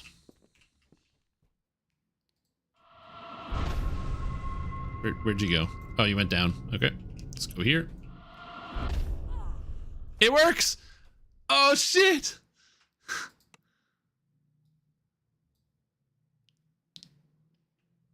Five, 43 total hit dice can be turned. You destroyed turn me with turn undead. Oh my god. You can use turn undead on druid elementals in PvP.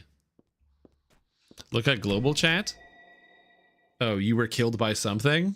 Amazing, dude. Amazing. So this doesn't matter, but I do appreciate that elementals are actually turnable in PvP. This does make me wonder if the Exalted Angel thing will let you turn players. It's blocked by death block, so having death block means it doesn't work at all, but cool. There you go. Did you guys learn something today?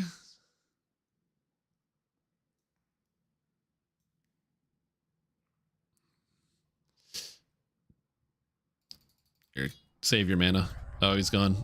He's gone! Okay. Alright, now it's grabbing food time. So I'm gonna go here. It's not a sous vide. Grabbing food. BRB. Here we go. Alright. We are grabbing. Oh, you know what I can do with this? Hold on. Let's make this look good. Let's add just a background to this. That way it's like stands out. Can I not get an outline? Am I not allowed to have a drop shadow outline? Oh yeah, outline. Yeah. Outline. Oh, why would I want to choose white as the outline color? What a good idea. Yeah. Okay. Outline.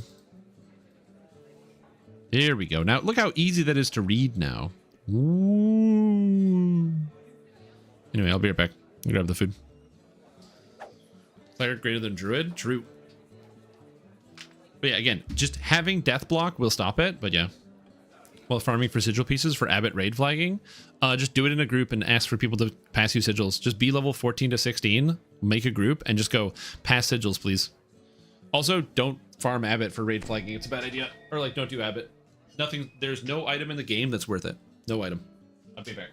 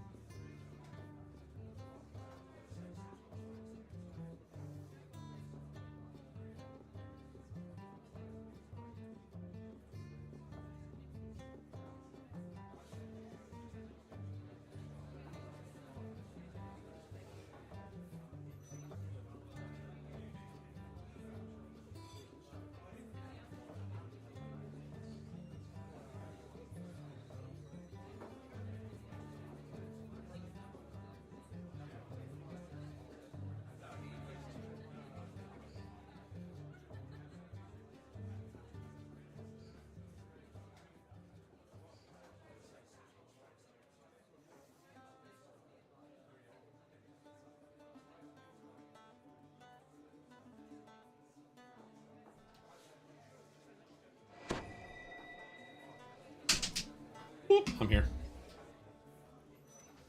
I got some stir fry. And by got, I mean I made it. Chat, I have cramp. Oh, I hate cramps, dude. Cramps are the worst.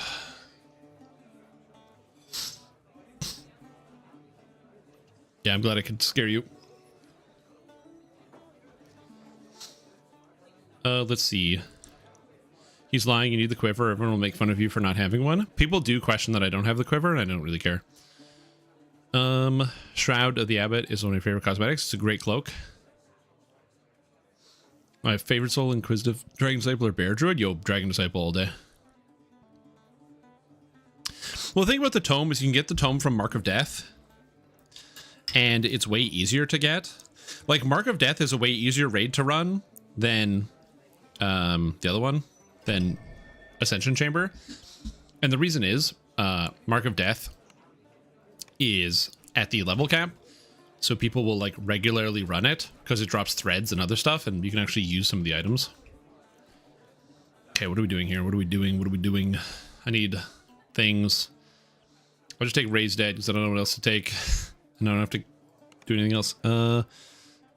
Shield of Faith, Mass. Let's get Armor class. Is that it? Spells? Yep. Yep. Okay. Okay. Okay. Okay. What do you mean of unprepared spell slots? Oh, I took out a level 3 spell? Oh shit, what spell was here? Oh no, it moved it around. Why is there a spot? We'll remove curse.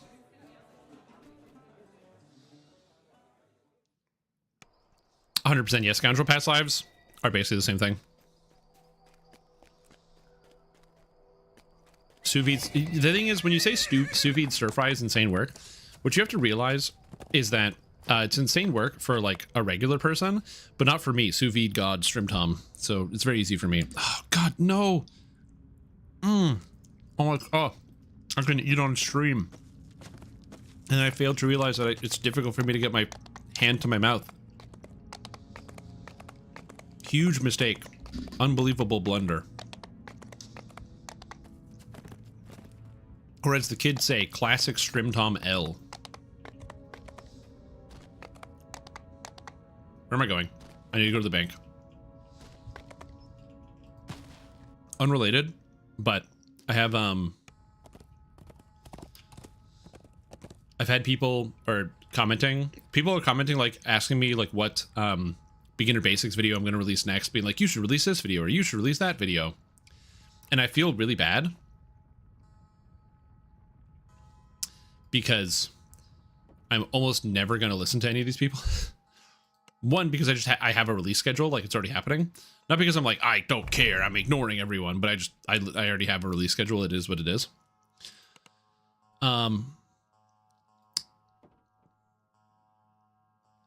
Zoom.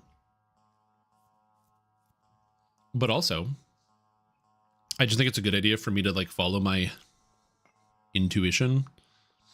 And there's so much garbage in here. +5 battle plate. Whoa. What an item. But yeah, so I feel bad because people are like, oh, when are you going to upload this video? And I'm like, well, probably never. Not never, but not for a while. Like somebody was like, oh, when are you going to can you do Monk next? No, I can't. Apologies.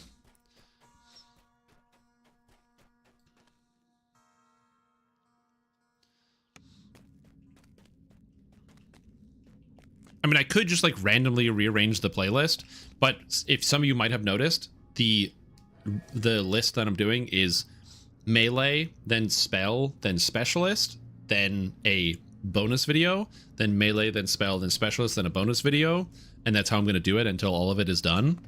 And then afterwards, I'll have to come up with some other type of idea of something I want to do, but I don't know what that is yet. Oh yeah, right. Get ship buffs, then open LFM for Chill of Ravenloft. Get ship buffs, check. Then open up LFM for Chill of Ravenloft. Okay, so this is Lemortier. Oh. Not the W's. And this one is called the Body Snatchers. Like spears, javelins, and such cool stuff. I mean, you say need, I say I don't care. I think spears and pikes are boring. The only game I ever like javelins in is Javazon in Diablo 2. So I understand why people think it's cool. Again, traditionally, spears are one of the most powerful weapons wielded by mankind. Having, like, humans with spears are so powerful and so versatile, so I get it. I get why people are on the spear train. I get it why people like spears. I understand. I'm not confused. But I just think spears are boring looking.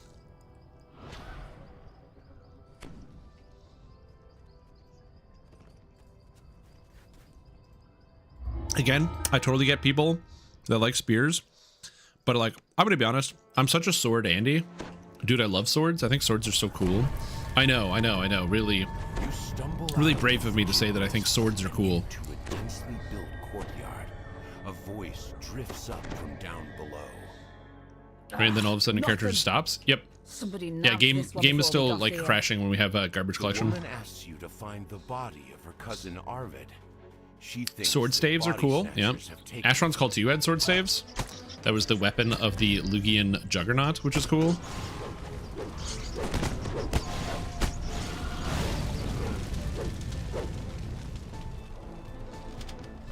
Too late.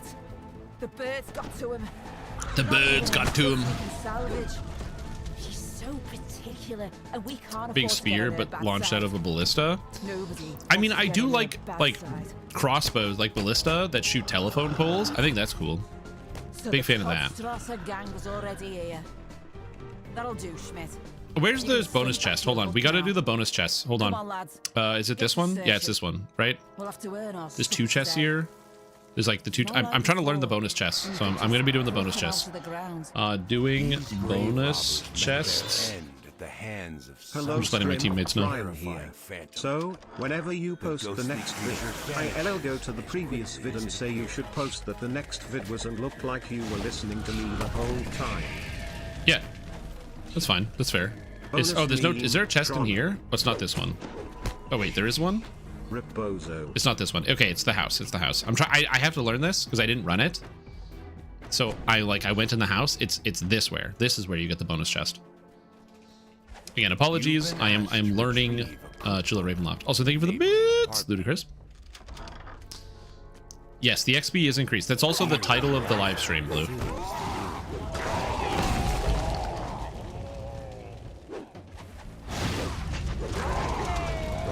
One of many reasons why I stopped worrying about the titles of my live streams. Okay, bleak alternators. I'm looking for like materials, augments, all that stuff. I'm just trying to make sure I'm picking it all up. So yeah, I'm trying to make sure and remembering where it is.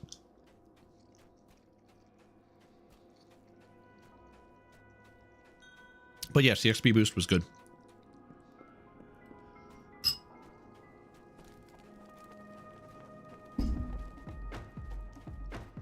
No, you're good.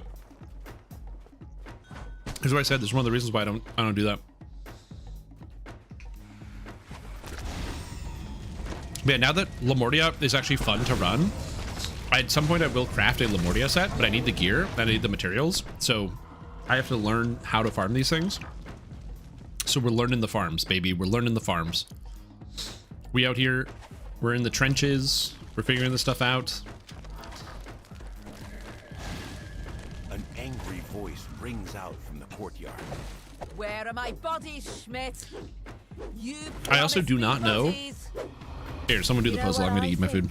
I don't know the path through the quest, or like the quest area, so I gotta learn it. The corpses, you claim some other mob took them, but you know me, Schmidt. I never go away empty-handed. Warning, this is gonna be really out of story order, the order that we do these quests. And I think all that time, when possible, you were keeping the bodies for yourself. Probably I do my quests in a big circle.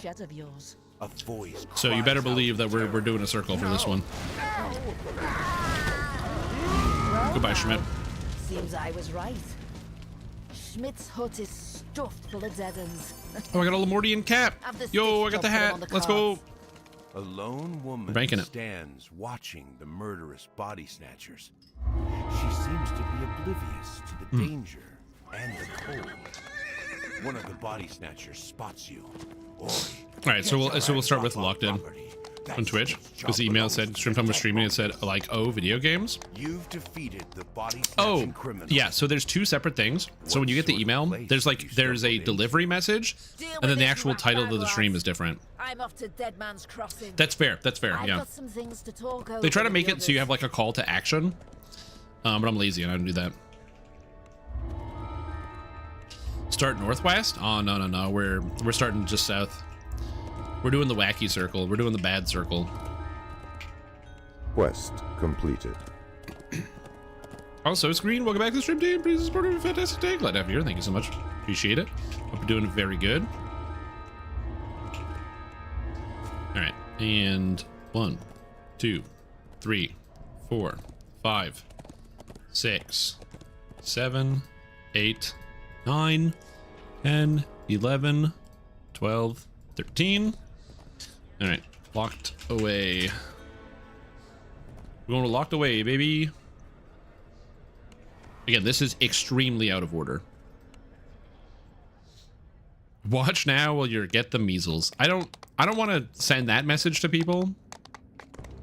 That's a bit aggressive, but yeah. Well, yeah, that's because the heroic acid dot is legendary Meltfang.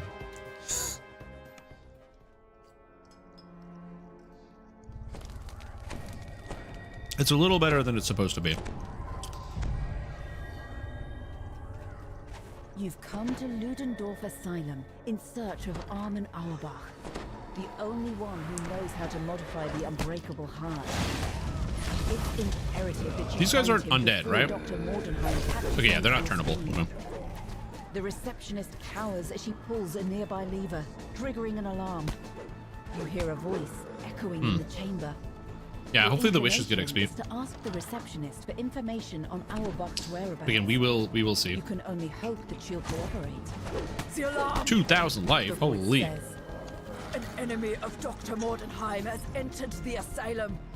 Orderlies, hunt them down.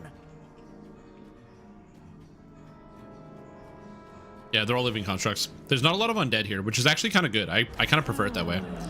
Again, this, in my opinion, Ravenloft is so much better than original Ravenloft because the constructs are way less annoying and the undead are so much less frequent. Like regular Ravenloft constructs are like, hey, do you want to fight big ass fuck off golems that you can't do anything about? Yeah, great, scrutinizes you for enjoy. a moment. Then a snarl stretches across his face. Very well. Then I'll make you wish you left when I gave you the chance. I haven't seen you before. You must be the intruder. He gives you a curt nod. I'm the head orderly here. Before I pummel you into the ground, let's have a chat. Perhaps we can settle this without our fists. He beckons you over to him. This wall looks weak. Perhaps a direct charge from the head orderly. If you're going to say might bring it PRR, down. MRR ratings at the crafting station? What?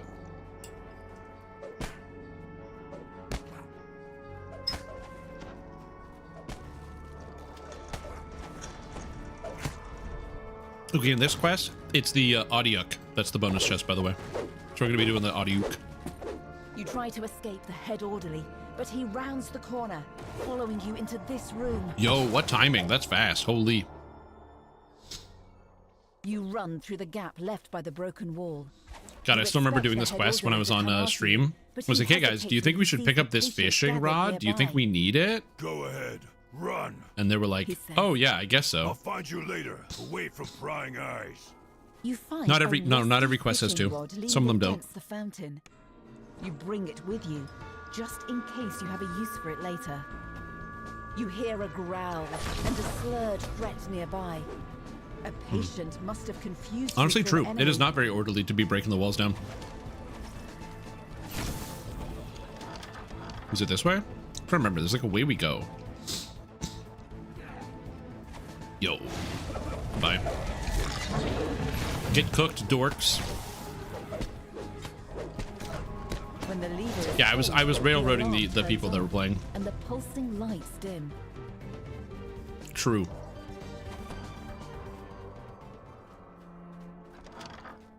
Yeah, because you need to be able to knock. You basically have to be able to like knock down the golems, which is not doable depending on your build that you're playing.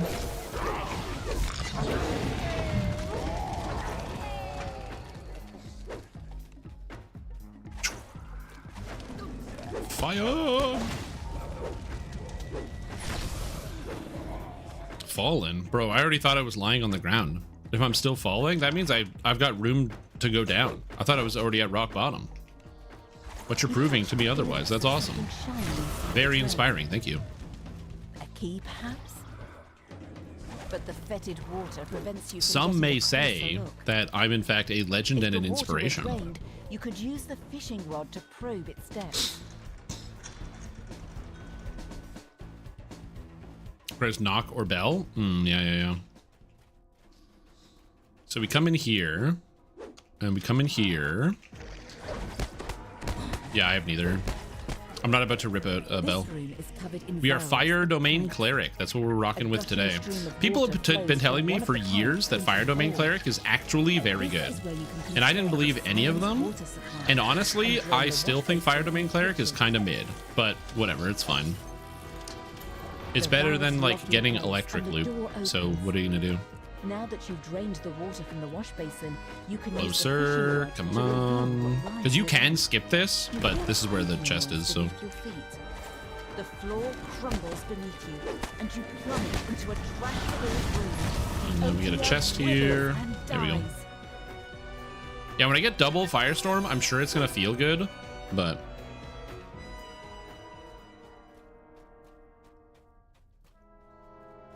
Nope. Come on.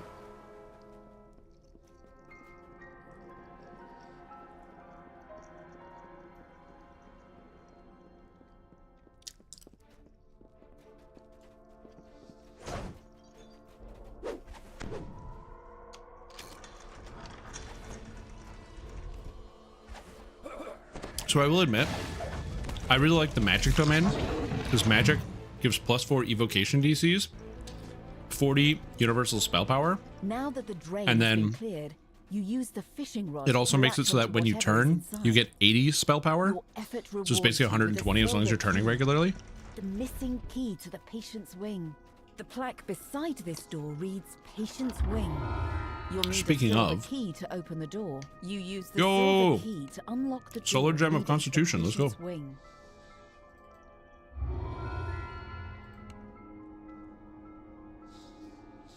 How much XP was that? You return to the 20,000? asylum, ready to not bad. find and free Armin Auerbach. You need his help to modify the Unbreakable Heart, so that you can use it in your confrontation with Dr. Mordenheim. The You Morning step Lord out of domain that the lets you skip the first 15 asylum's levels of reception Cleric? and into the True. dark and quiet Patient's Wing. Now you can continue your search for In Armin 4K? Auerbach. Yeah, and now we have to search for these rooms for like the guy. I think it's like always in the same room. A note here.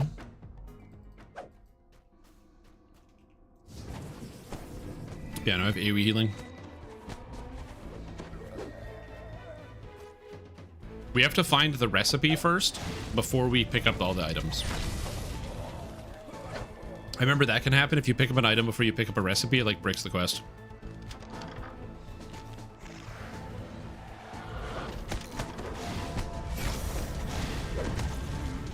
Okay, thank you. Let me go.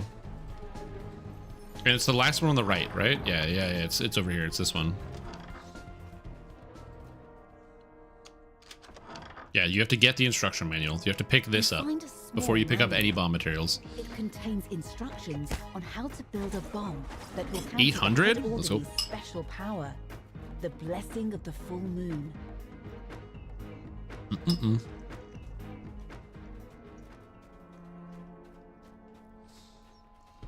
Smashing builds before the orderly starts. Does that cause problems? Soul of Ice.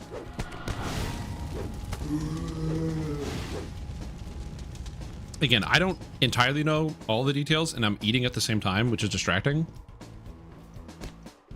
But I'm hungry. And if I don't eat, there'll be hell to pay. The plaque beside this locked door. All right, this is the leads basement. To the basement. The Need the door key. requires an iron key.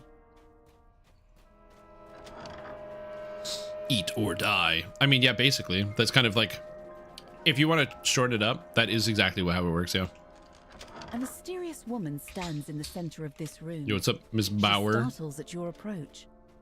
Dr. Bauer describes how the director of the asylum has been abusing his power.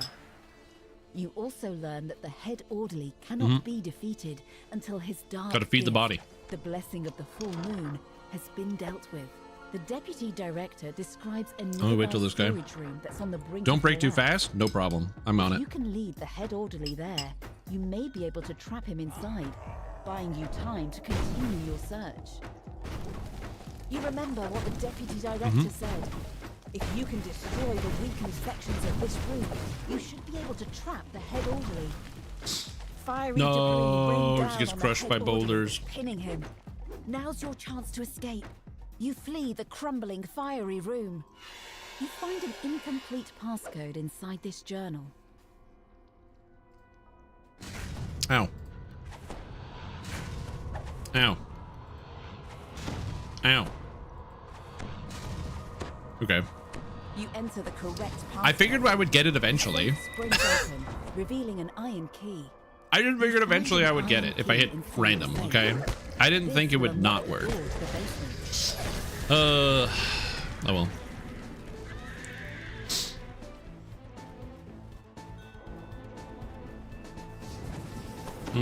Traps? I don't have a way to deal with this.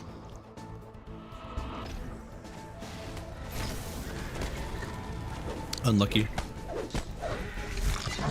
Okay, I gotta like relog at some point. I hate this bug that causes like my the floating names to disappear.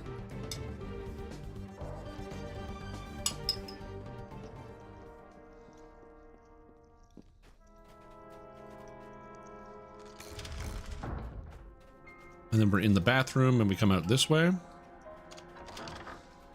And now we have the key so we can go downstairs.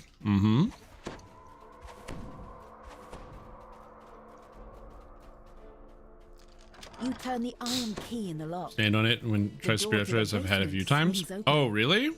Oh, interesting. I didn't know you could bug it out that way. Okay, cool. Good to know.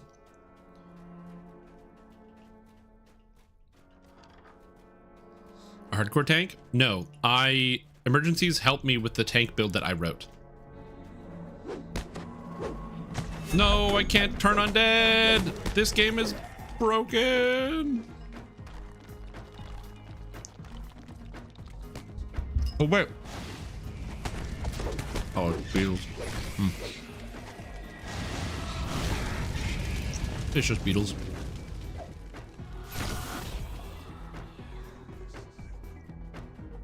No, emergencies reviewed it for me.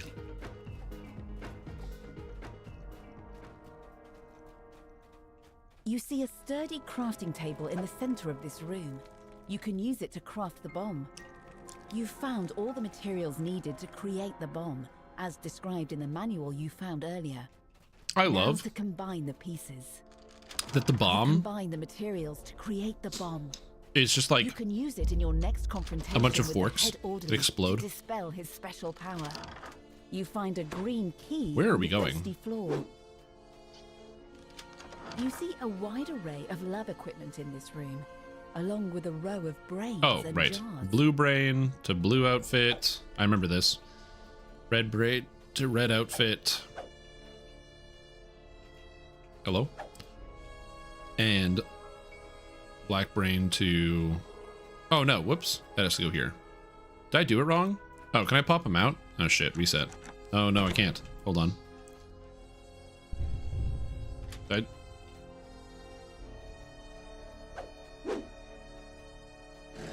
When the lever is Okay. pulled, the brains I'm like, I forgot, I made a mistake. I like to look at the clothes wrong. I'm like, that's kind of blue. But look, I'm colorblind. It's fine. Don't worry. I'm colorblind. There.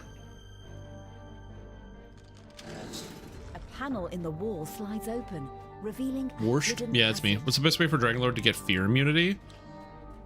Don't they just get fear immunity? Also, you can get like a fear immunity topaz.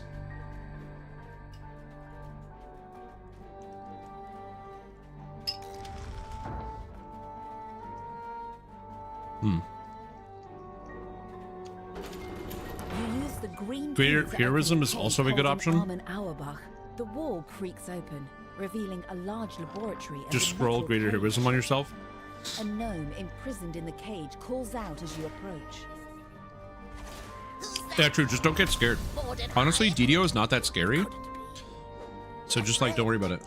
Impossible! Who are you? Armin Auerbach says he'd help you. I remember I watched a horror movie once and it was way scarier than DDO. Never allow him to leave. To prove the point, both the director and the head orderly immediately walk in, seeking a final confrontation. The head orderly charges, the director springing to action beside him. The asylum's director crumples to the ground. He won't be able to mistreat the asylum's patients any longer. Did we just wait? How does this fight work?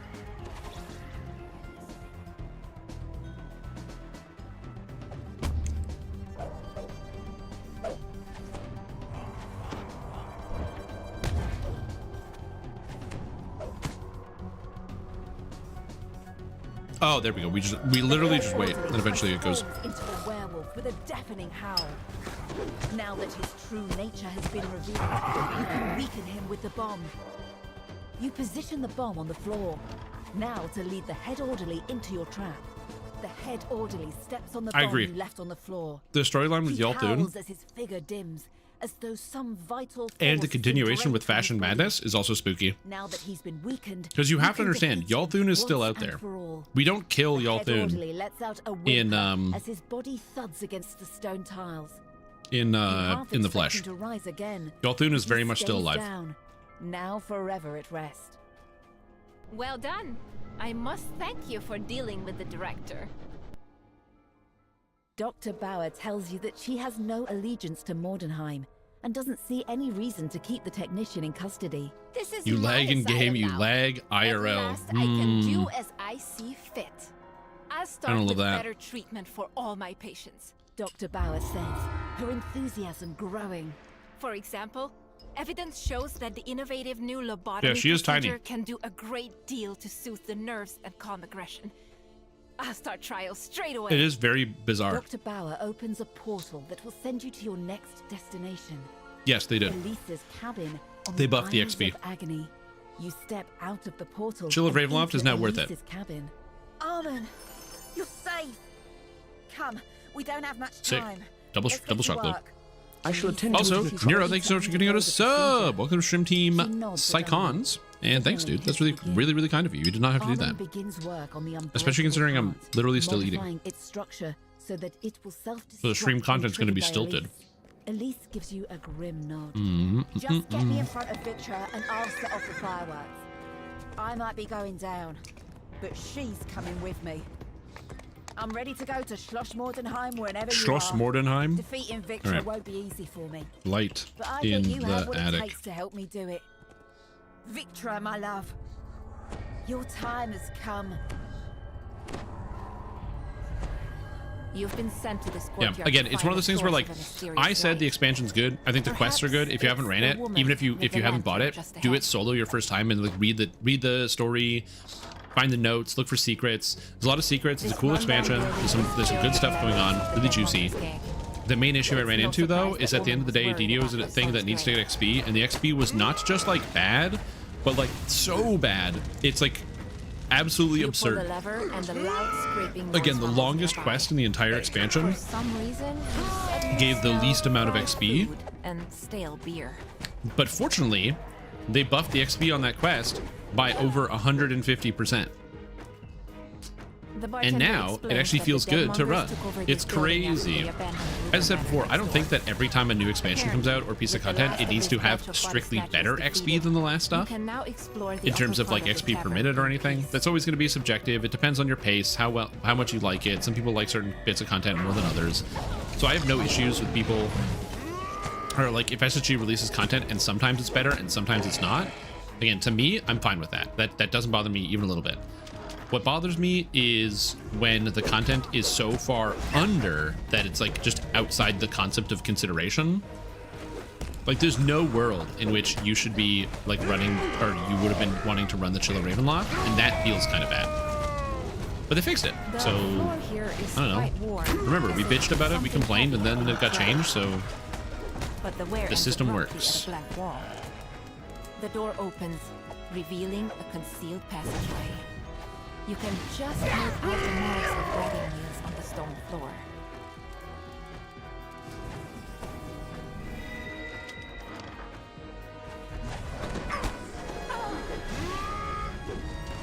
Nerf 3BC and Giant Hold? No, I don't have a problem with that.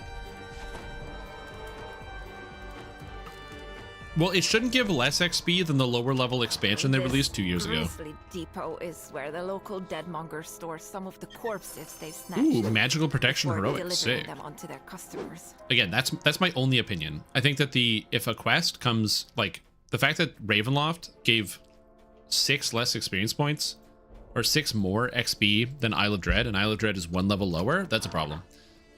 I don't need less XP to level up, I need more. Sealed doorway shatters into Elementals? pieces, revealing Cooked. a large Get cooked. Oh, can I eat the snowballs? Oh, I'm turning everything. Holy moly, this character's settles overpowered. into the air as you enter the building. I'm overpowered, I'm a cleric. Sorry guys, I'm a cleric, get out of the way. I'm a cleric, get out of the way. I'm a cleric, I'm clericing. I'm clericing, get out of the way, get out of the way, I'm a cleric. In the air. A single lit What's in here? crystal is mounted near a sealed doorway to the east. Hold on, I got a cleric. Where are the bad guys? Where are the bad guys? I'm a cleric. Hold on. A feeling of intense dread over. Oh, get cooked. Oh, what's that, a red name? Well, you're dead. Sucker, I'm a cleric. Oh, 1400 damage, I'm a cleric. Oh, I can't open it, sorry. I'll get away. The area. Oh. Okay, sorry. I just had to have some fun. Can I turn the poltergeists? Oh, the poltergeists are undead? I mean, it makes sense. I thought they would be like constructs, but no, they're undead. I can turn them. I can turn the plates. From the sealed doorway. You come across something shining a bright light. Cold wrath. The creature, whatever it is, immediately runs off. Hold on, guys. I'm a cleric. I'm a cleric. I'm a cleric. Get turned. I'm a cleric. I'm a cleric.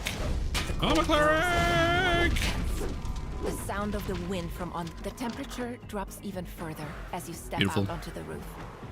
You saw the powerful light flickers out. God, You've clerics, man. quieted the lost souls of Gruber Manor. Bringing Oh, and another peace one. to the Solar land. Gem of Linguistics. Now Bluff, to Diplomacy, report and your Intimidate. findings to the All right. police. Mines. Mine quest. There's some Minecraft. A minor sacrifice. Dude, I like the Gallows speakers. They're cool because not only are they interesting looking, but their spell that they cast that makes it so that nearby allies take damage, so you have to like get out of the party, is like really cool. It's good design.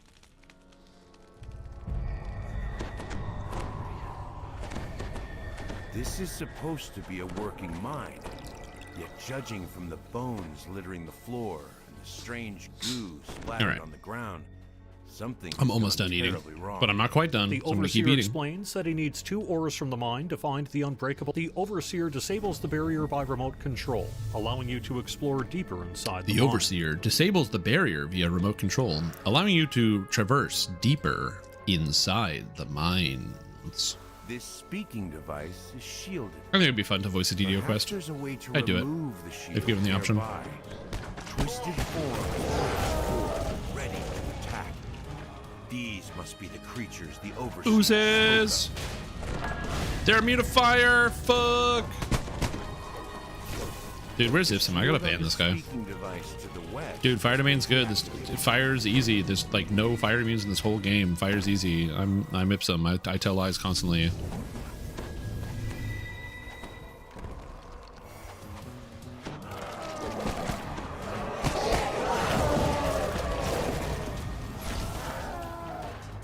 This speaking device house is shielded. As you examine it, Just use a non-fire spell? No, no, no. I'm fire domain. I gotta cast my fire spells. it's an ordinary woman, and not one of the strange creatures. Why didn't I do tiefling? Because when I asked if I needed fire immunity bypass, chat was like, nah, you'll be fine. And to be fair, the fire spells do way less damage than everything else. So like, it's better for me not to cast the fire spells. But it's fun to complain about stuff. Remember when I said it was fun to complain about stuff? That's what I meant. It's fun to just be like, no, this thing is happening. I'm complaining.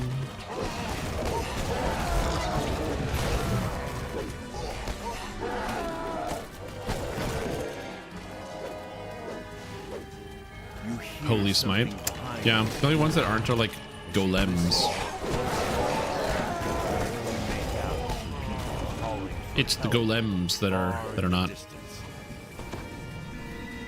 249. Holy mackerel.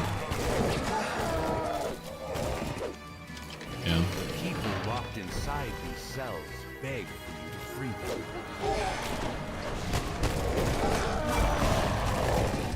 Sweet. Kill this guy. Alright, here's the chest. Good luck. Zilch. But I did get ingredients, which is good.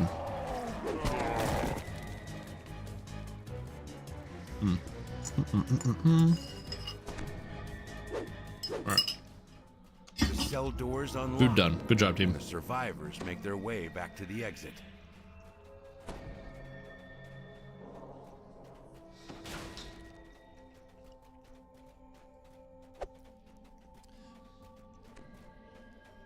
No, because you get fire spell power as light spell power. That being said, my light spell power is 241, so it's actually so my fire is 241. This large chamber, not bad. Which seems to have partially collapsed. You spy an unusual mineral formation down below. All right, we got the minerals. Good job, team. You can skip fights, but still deal with spell wards. Yep. Yeah, they let you choose how you want to get through the quest. That being said, if you're unfamiliar with the end of the road, that quest will actually take you quite a while to get through because there's a lot of paths and a lot of places you can go. And if you know how to do it quickly, that quest is done in 3.5 minutes. Creatures crowd around the barrier. Acolyte of the Flame, bro. What do you think? I'm the guy in Necro 4? Lumbers forward. You think I'm inside the Inferno of the Damned? Oh no, that's not me.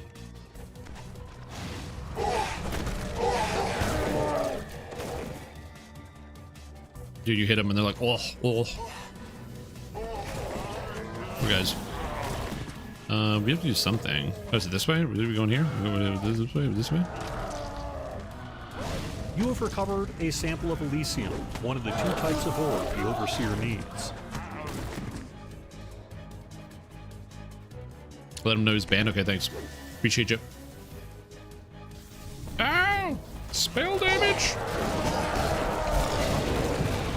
But don't worry, we will be casting a lot of fire spells. This character will have some very powerful fire spells. When you see what I can do with Firestorm, it's going to be a little silly. But we got to get there. You know, we got to get there. Also, if you're wondering why I'm running out of mana, it's because I'm just not using shrines. Like, I think there was a shrine right there and I just skipped it.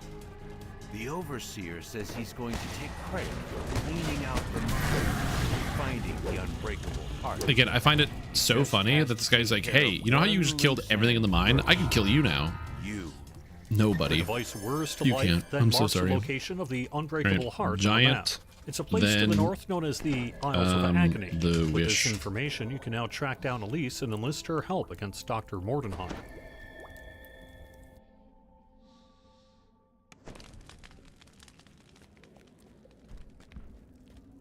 The exit is literally right there. Yeah, but I needed time to think.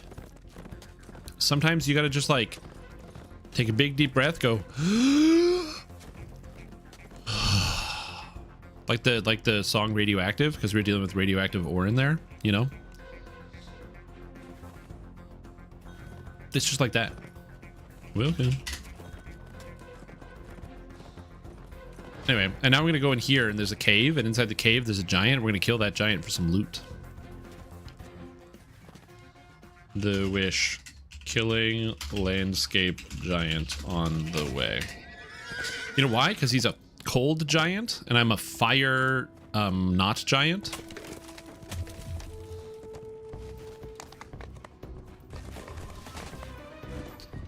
I agree, chemicals do be tasting good. Hey, he's here. He's got 20k life. Yo, this guy's a giant, man. What the heck? Anyway, I'm just gonna hit him with fire damage. Whoa, that did more damage than I thought. It wasn't so much that I couldn't deal with it, but it's definitely more than I thought. Oh, hold on. Hold the phone. Oh, emergency. This guy's critting me for like my entire life bar. Excuse me, Mr. Giant. Go to hell. What is happening? Please. I don't ask you for a lot. I do ask you to die. Thank you. Again, I don't have Firestorm yet.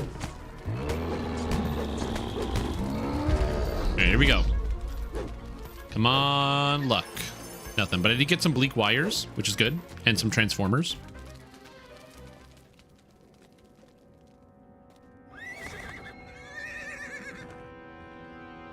Intern will lose to win in bright letters in the casino.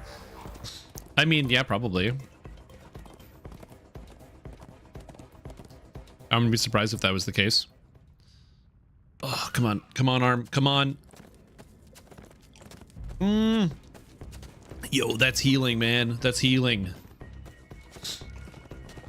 Oh. Why did I even cast the spell? This guy's dead. Ice Flenser 2. Got some more bleak wires. Give me the wires. The bleakest wires.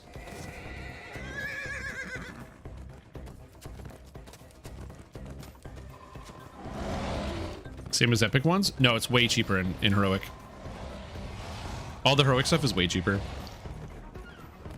Is there a rare like path that people have figured out yet? Has somebody figured out like a rare farming path? Where you like draw a little line and try to minimize the path. Also, Float, welcome to the stream team. Nero, thank you so much for giving out a sub, dude. That's very kind of you. I hope your day is going super duper. Dr. Mordenheim came here in the past, and you're determined to find out why. Bears. Polar bears? Oh my god, these things are dangerous. What the heck? Oh, I'm out of mana. What the heck?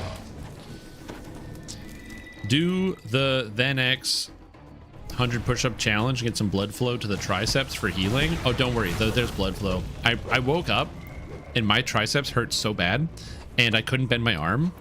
And I felt like where it hurt the most and it was so warm. And I'm like, ooh, inflammation. That's good. Anyway, the inflammation is gone for the most part and I can almost entirely bend. Hell yeah, bending my muscles.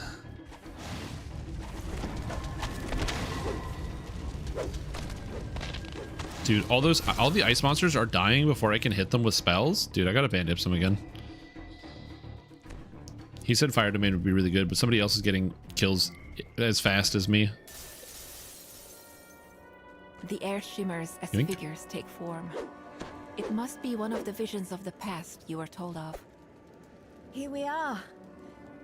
The sleeping beast. Do you guys remember Tony Horton and the P90X?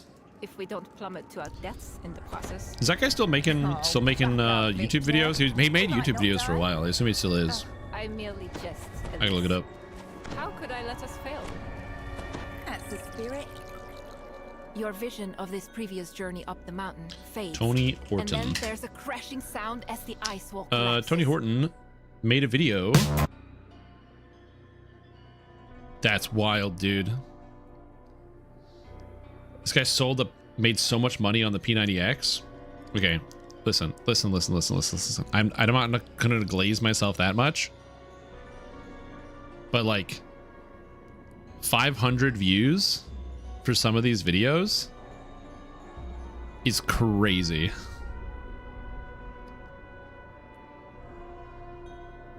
Given that official channel of P90X, P90X2, P90X3, and all this other stuff, 500 views. That is a crazy number.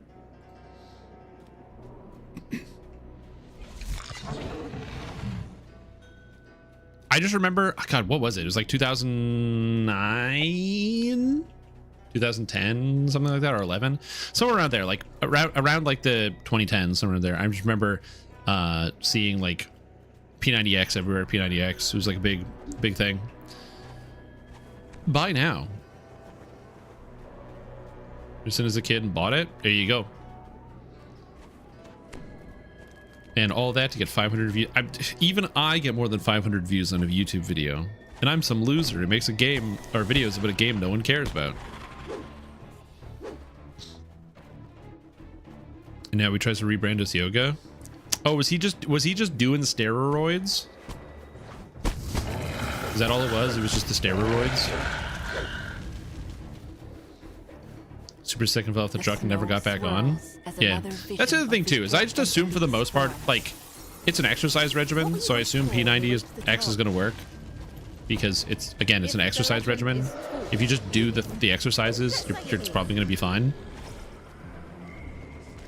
The secrets of life and death. The secrets of the difference. Get cooked. Okay, the snowflake oozes are not actually oozes, or sorry, like elementals.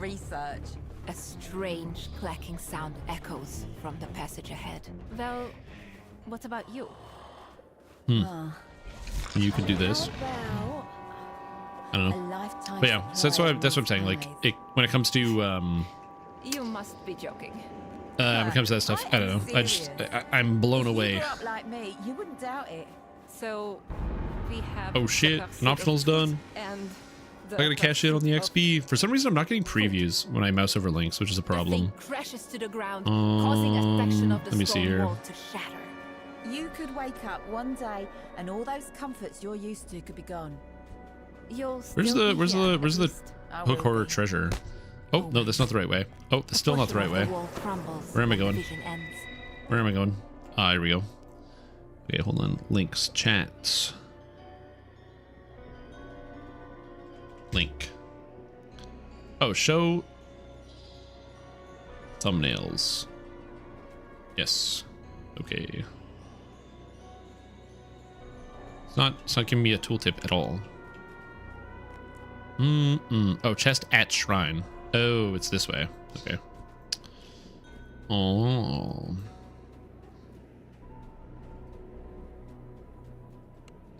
That stuff from a 4x6 cell in England. Oh, interesting. Okay. Okay. I'm gonna figure this out. Give me a second.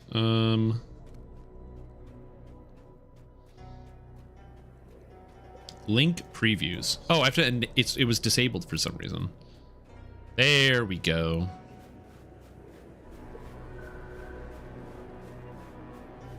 See, this is why I wanted the previews. I didn't click on your link, Canicus, but I can now read it. That it says, David Carradine lures you into his web of seduction. I don't know who that is, but interesting link. For some reason, it was disabled, so it wouldn't show me that stuff.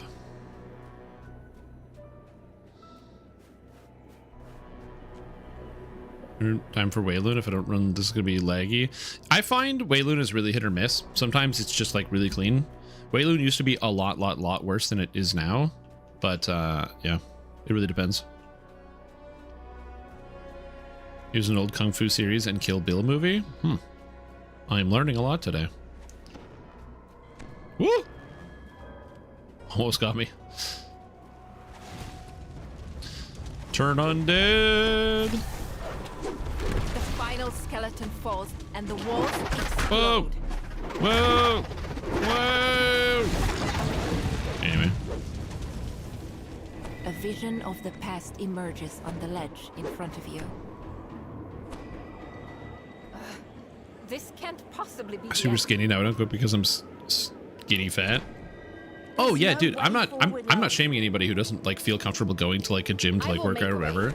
I can talk about the positive experiences I've had because for me, I don't know, I just like in the past and also currently when I go, it's just I put on music and I just kind of do my own thing. And so I just like move forward and I don't stress about it. But that being said, people that want to do like workouts at home or are capable of doing it, for me, it's just a discipline thing. Like if I'm at home, I find it really difficult to do the at-home workout. Like I've been doing like a little bit of yoga, but like my little bit of yoga hasn't been enough to like really work on a lot of the muscle groups and stuff that I want. And also I'm inconsistent with it. So the physically going to a gym means I'm in a new location, and in that new location, my brain is like, this is what we do now. And I start doing that thing, but that's for me. And this time I'm prepared. Oh, and then he died from autoerotic asphyxiation. Oh, cool. Sick fact, dude. I will bring you back to life. Well, you know what? As they say, Mordenheim triggering a switch in the wall, causing the concealed door to slide. At least he's known for something.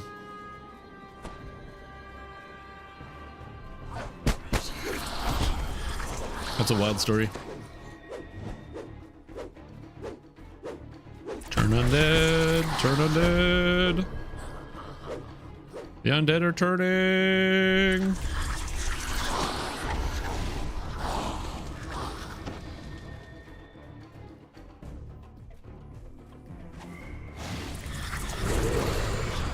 I am a cleric. Okay, there's nothing here. I was gonna bring that part up. Well, you gotta complete the set, man. You gotta tell the whole story. The first crystal by the barrier flares. Oh, got him.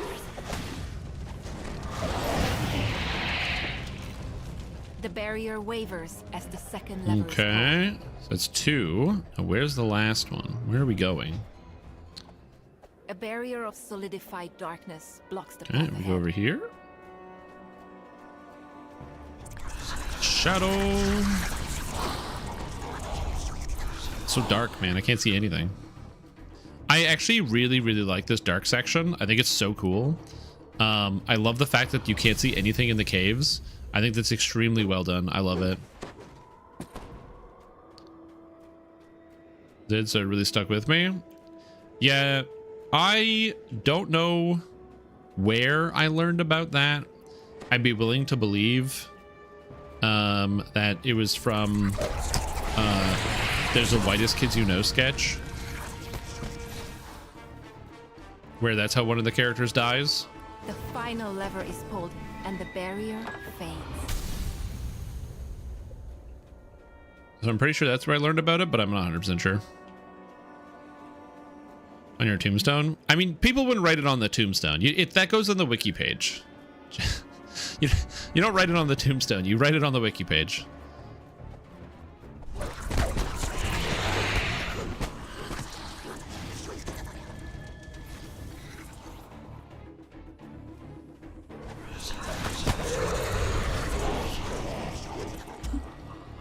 Okay, are we in? You hear stone. Oh shit, this is an optional. 2 of the stone lions begin to move. So now we kill these guys. The last lion falls, the next 2 stone lions start to move.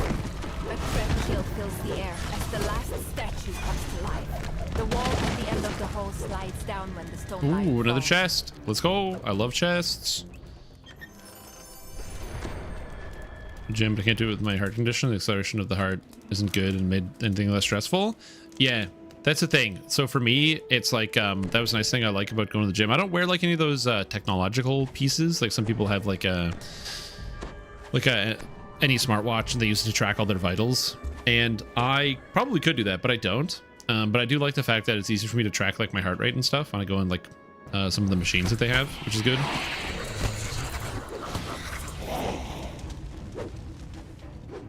Read an archaeological artifact? Yeah, but you're still not going to write it on the tombstone. Not today, anyway. As you approach, the 2 amber golems. You'd have to have made a lot of enemies to have that be on the tombstone. The final golem collapses, opening the way forward. In this vision, Victor Mordenheim is speaking to some kind of unseen entity. Although I will say, speaking of tombstones, I really appreciate it when video games take the time to have graveyards And then instead of just having tombstones that you can't interact with, they give you tombstones that you can interact with that are very funny. Like, I still remember the first experience I ever had with this was playing Fable on the original Xbox Classic, the first Xbox. And playing Fable and having all the tombstones have like little funny messages. Like there's one of them was like the gambler's grave or something, and it was like, you beat me at cards, I beat you to death. You've seen how Victra's bargain with the dark powers gave And her just the like ability either to like dark craft or just like sometimes funny unbreakable things. heart. And how the endless So this winter quest was started 12 minutes, afterward. but it also gave 30,000 It's time to XP. return to the city and think about how to stop Dr. Mordenheim. So again, it's way better than now. Or way better. 30,000 is totally fine.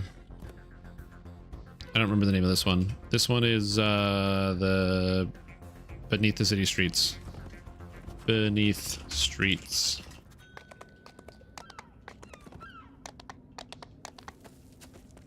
Yeah, it's not too bad. As I said, they buffed the XP. The quests now all feel pretty good to run. Huge change. Also, it just occurred to me, I have a Werther's candy in my pocket. Hell yeah.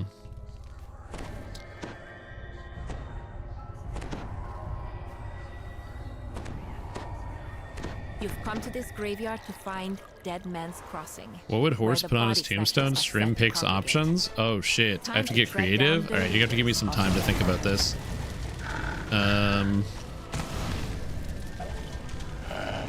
The door of this mausoleum is missing. Hmm. Looking inside, you can see Alright, stream is officially old? Oh yeah, dude, we have a crystal bowl Dead Man's Crossing can be found in like under the ground. on the living room table that is full of Werther's candy. Absolutely. I'm old as No hell. doubt they are intended to make moving goods around the city easier, but it seems the body snatchers have found other uses for the passages. Okay, Grimishka's. Remember, all this isn't necessary. This passage opens up to a large cellar. Yeah. where some Okay, there's nothing locals this have set up way. camp. It's over here. Locals tell you they saw one of the body snatchers headed north. No doubt headed to the Deadmonger's base. Like, the cream his pee will smell because of all the vitamins. You found No, another large no, cellar. no. I To your don't need any surprise, this vitamins. one Okay, appears to get be set out of up here. As a tavern. After some discussion, I ain't doing no you've daily learned vitamin. The base you seek is to the east.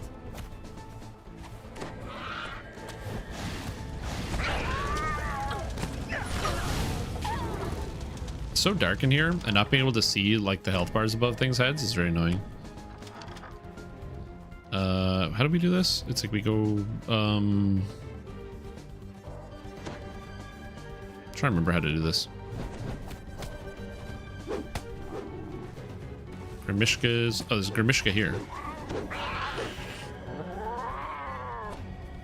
There's like something we're supposed to do in these rooms. I just don't remember what it is. No, that's it. Is that it? Is there nothing here? Oh god, there's so many rooms. You should your vitamin D. Oh yeah, taking the daily D is a separate thing. There's a lot of people take like the multivitamin as an example. A lot of people do like multivitamin supplements and stuff, which isn't like entirely necessary, especially if you eat just like a reasonably balanced diet. Like if you live in North America and have access to a grocery store, which again, I'm paraphrasing by access to a grocery store. A lot of people do live in like food deserts where they can't get access to like proper food, which is just unfortunate. But if you have a access to like food and You've arrived at what appears to be you're able the main to base of the body snatchers. like purchase things that are kind of good for you, you shouldn't really need to worry about multivitamins. And then the vitamin D is only if you're either not drinking like any type of milk product, as they're usually fortified with vitamin D, or you're not going outside and getting the sun, which is also how we get vitamin D. I can't get this Werther's candy open, dude. I'm too stupid. There we go. It's good. Good stuff. You learn that someone called Elise used to be an important member of the Deadmongers. But Good people for a say Grisha that was featured in the Happy Gilmore movie. Oh, interesting.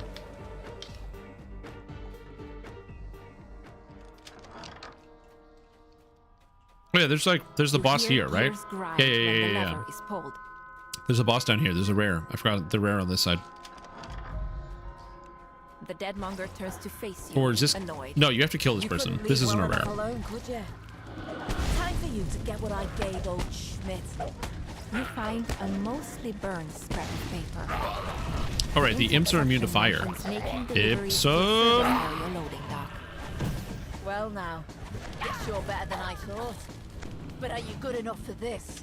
The dying body snatcher. Light makes all the vitamins. Why don't we just make all vitamins from it? No, it's like, you need the light because there's like, you get vitamin D. The metal grate slides into the wall. Isn't there a way to go down? Oh yeah, it's this. You get like vitamin D from eating. The floor shifts and Oh, I can't go down. as a creature rises from Can you the not go down refuse through here? floor. There we go. The ground shudders as the massive It's like it activates from the sun or something. I'm trying to remember what it is. It's that there's vitamin D in your food, but it activates from sunlight.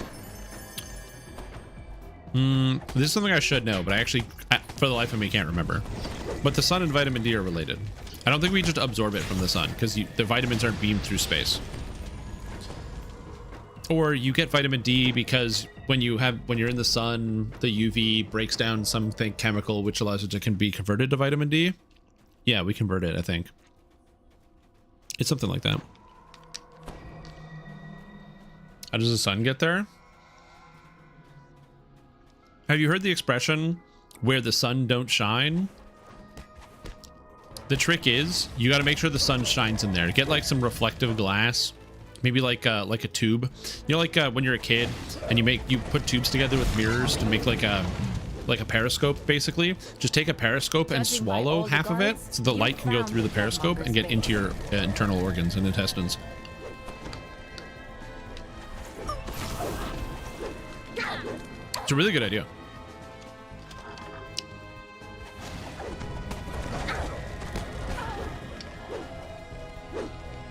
According to this, there was And did you get from the sun than in oral forms? Yeah, exactly. Like converting it is more effective because your intestines are not great at absorbing all the vitamins.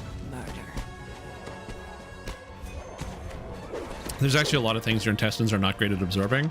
So the body, unfortunately, even though you will eat something that contains a resource that you actually need, whether it's a vitamin or something else, your body might not be able to absorb it, at which point it won't work for you.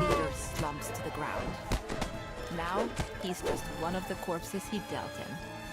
You've defeated the Deadmonger gang. Oh, gastric gas cloud. But you've learned I was like, what the heck? about this place to realize that defeating one gang won't Next stop the flow of is fresh bodies. If you can't end the supply, perhaps the you school? can cut off the demand instead.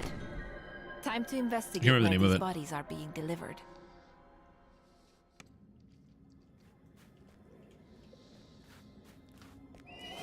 You almost need it for that one thing, yeah. Again, we are designed to go outside, like most things that exist. It's like a special delivery. Which doesn't mean that people can't have great success not going outside. But you have to find a way around it. But yeah, the human body is designed to like get some time in the sun.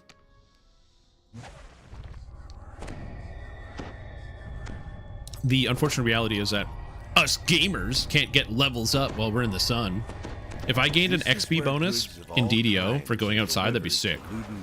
It was like if I leave my house enough times, it's not like rested XP, like literally going out in the sun charged up an XP meter. Absolutely, I would do it. Says the bodies are being delivered to the Institute of Revivification Studies. He suggests you 1,000 health. What? Director and ask him about it. The scientists warn you away in no uncertain terms.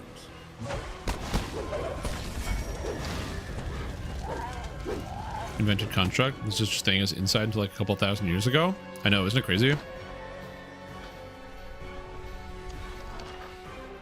Yeah, it's wild to think that like inside is like a thing.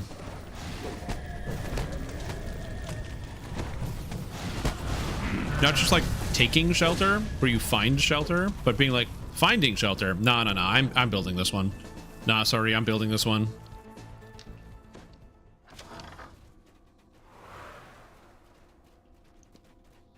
No, I want my house to be over here. I want where I live to be out in this place. We're figuring this out. I do think it's kind of sick. Success! crows the scientists next to the operator. Now then, let's Oh, lag. Lag. Game lagging. Help.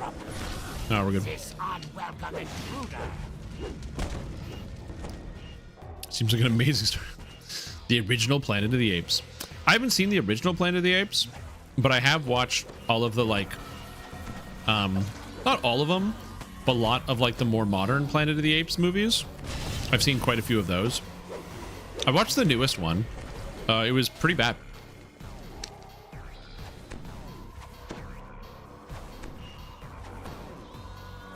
Yeah, the old Planet of the Apes movies are interesting.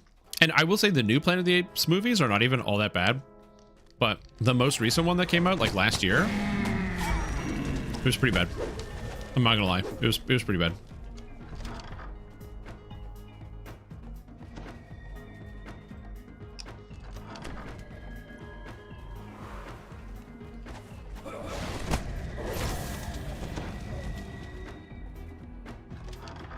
Jars line the shelves of this laboratory. You found the director's office. Die, Jars. Screw you, Jars. Ho ho ho ho ho ho. That feels good. His desk contains a clue to his whereabouts. It was goated. Charlie and the Chocolate Factory. Yeah. Is creating a huge number of flesh constructs to work. There are definitely circumstances where people got the lightning in a bottle. Under the supervision of Dr. Victor. Wow, these crappy real life models. Yeah. Destroy the equipment of the construct creation It does. laboratory, then notify the authorities. I will say, speaking of like roaring and sound, I think that the noises that the servitors make in Lamortia are awesome. The fact that they're like, it's like so evocative of, like old school, like Frankenstein sort of media and like old school zombies. Makes me like think I'm watching some like Hanna-Barbera cartoon or something from like the 70s. It's great. I love the sound effects. Whoa, I got a lunar gem. Of what?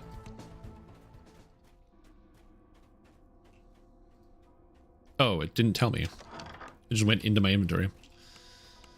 Lunar gem of repair and UMD. Hell yeah.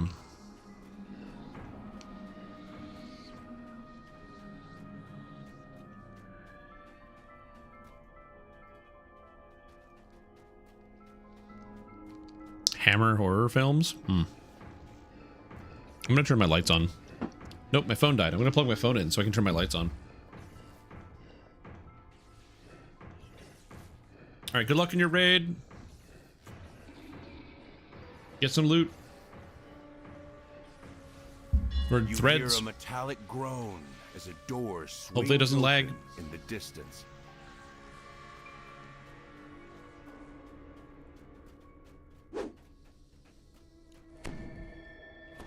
Oh, it's this one. Huh?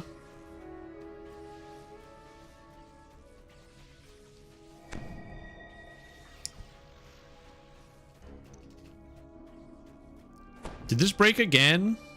Oh my god. Oh no, it's already done. Is it done? Oh, it's done. Okay.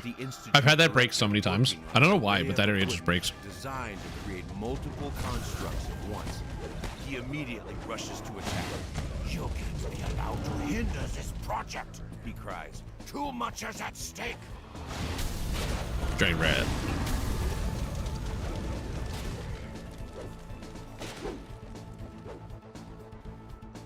Did we break everything? We did. Nice. Laboratory. Yet to stop this morbid Quest scheme done. completely, Lamortian Helm. Strength, insightful, or insightful strength, insightful physical sheltering. Cool. contact the authorities and tell them what's going on. Zoo quest.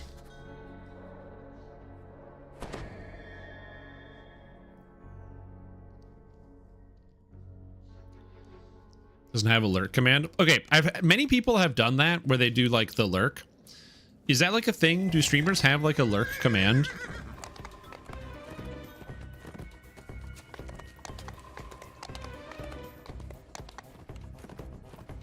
Like, what does it do? I have never typed anything like this.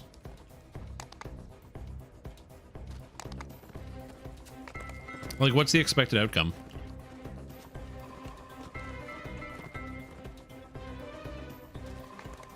Because I don't have a lurk command because I can't see the value. I don't know what it's for.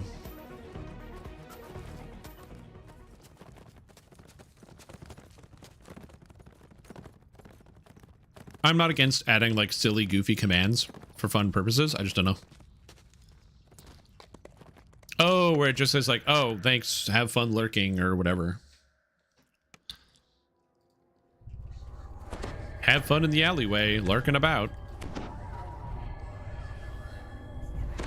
Oh yeah, and that's totally fine. By the way, I'm not being judgmental. Literally, I'm just like, you know, I'm in my 30s, so I'm booming it up over here. I don't know what all like the young people and the kids do nowadays. So when you kids come into my chat with your young language and your youth, and you're like, oh, you know, this is what we do here because we're very young. I just like, for me, that's a step away from what I'm used to. So I got to pick up on this stuff. I'm a bit behind. Okay, I'm a bit behind. You found a shovel. This will come in handy. Okay, so it's late for 2 years. No, this is good though. This is good. You're helping me learn more. You use the shovel to clear the massive snow that blocks your way. Gotcha. Okay. I see.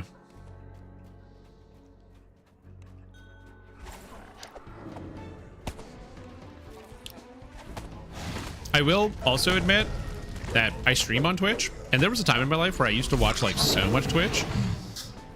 I don't watch as Twitch as I probably should, given that I am a Twitch content creator. I definitely do I do watch some amount of Twitch, but not as much as I used to. Desperate roars come from the nearby building. I spent a lot of time watching Twitch. When you enter the building. Now it's mostly like YouTube or just listening to music. I spend a lot of time just listening to music. Because I find if I'm listening to music, it's much easier for me to like be able to focus on a task. Pee-wee League starts and Shrimp Tom. Yeah. Like I will say also, the amount that I watched Twitch was directly related to the amount that I played League of Legends. When I played a lot of League of Legends, I also watched a lot of League of Legends. But now that I don't play League of Legends, I also don't watch League of Legends, which affects what I'm actually paying attention to on Twitch.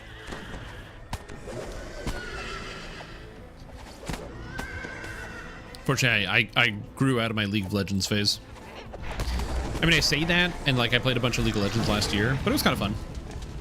I played for one battle pass. From the broken glass and open and I got lots of I pretty much did the whole thing. From this room. Types of gear to craft and sell. Yeah, you got to be paying attention to what all the nerds are playing. Repair the automated feeding machine. 100%.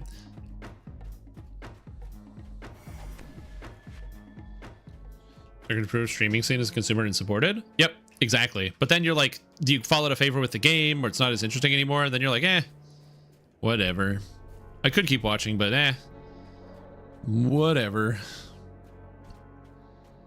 This device is designed to send food always throughout happens. the zoo using a series of pneumatic tubes. But the automatic I'm ready. feeding system is broken. Key components Die scraps.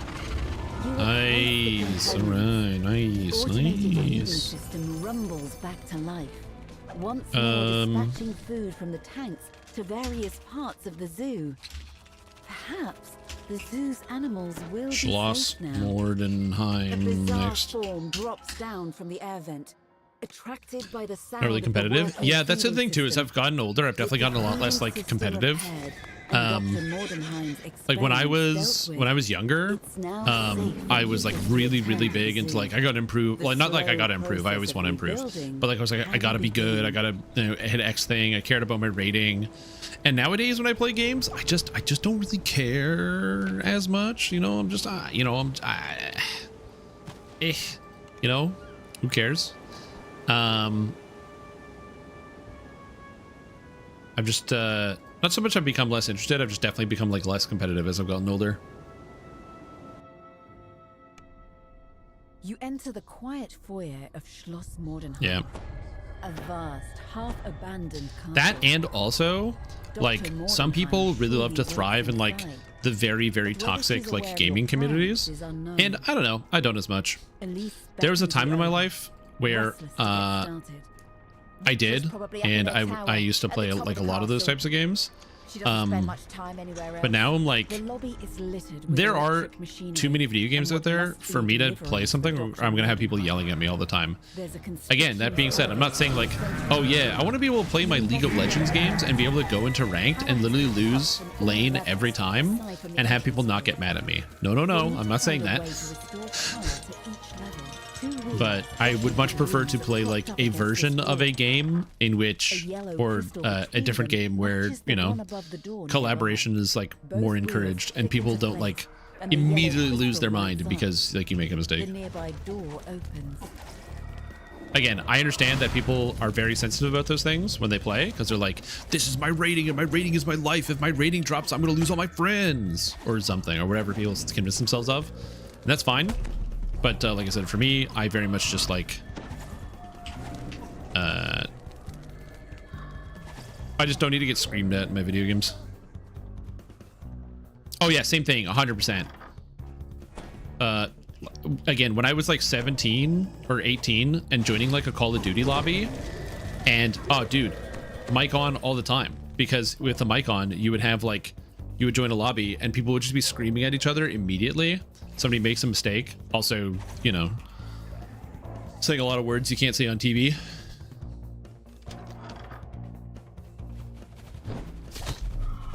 Yep. Oh, dude. Especially things like that where like this, I've never understood people that like are clearly in like bronze or silver that are like losing their mind over other people's plays.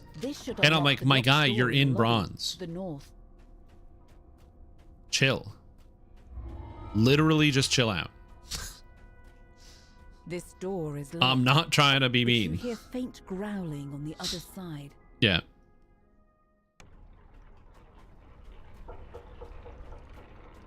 Yeah.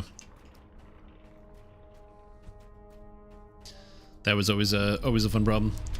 You'll never be the 10,000 hours of Garen Bronze player. True. I will never be 10,000 hours Garen Bronze.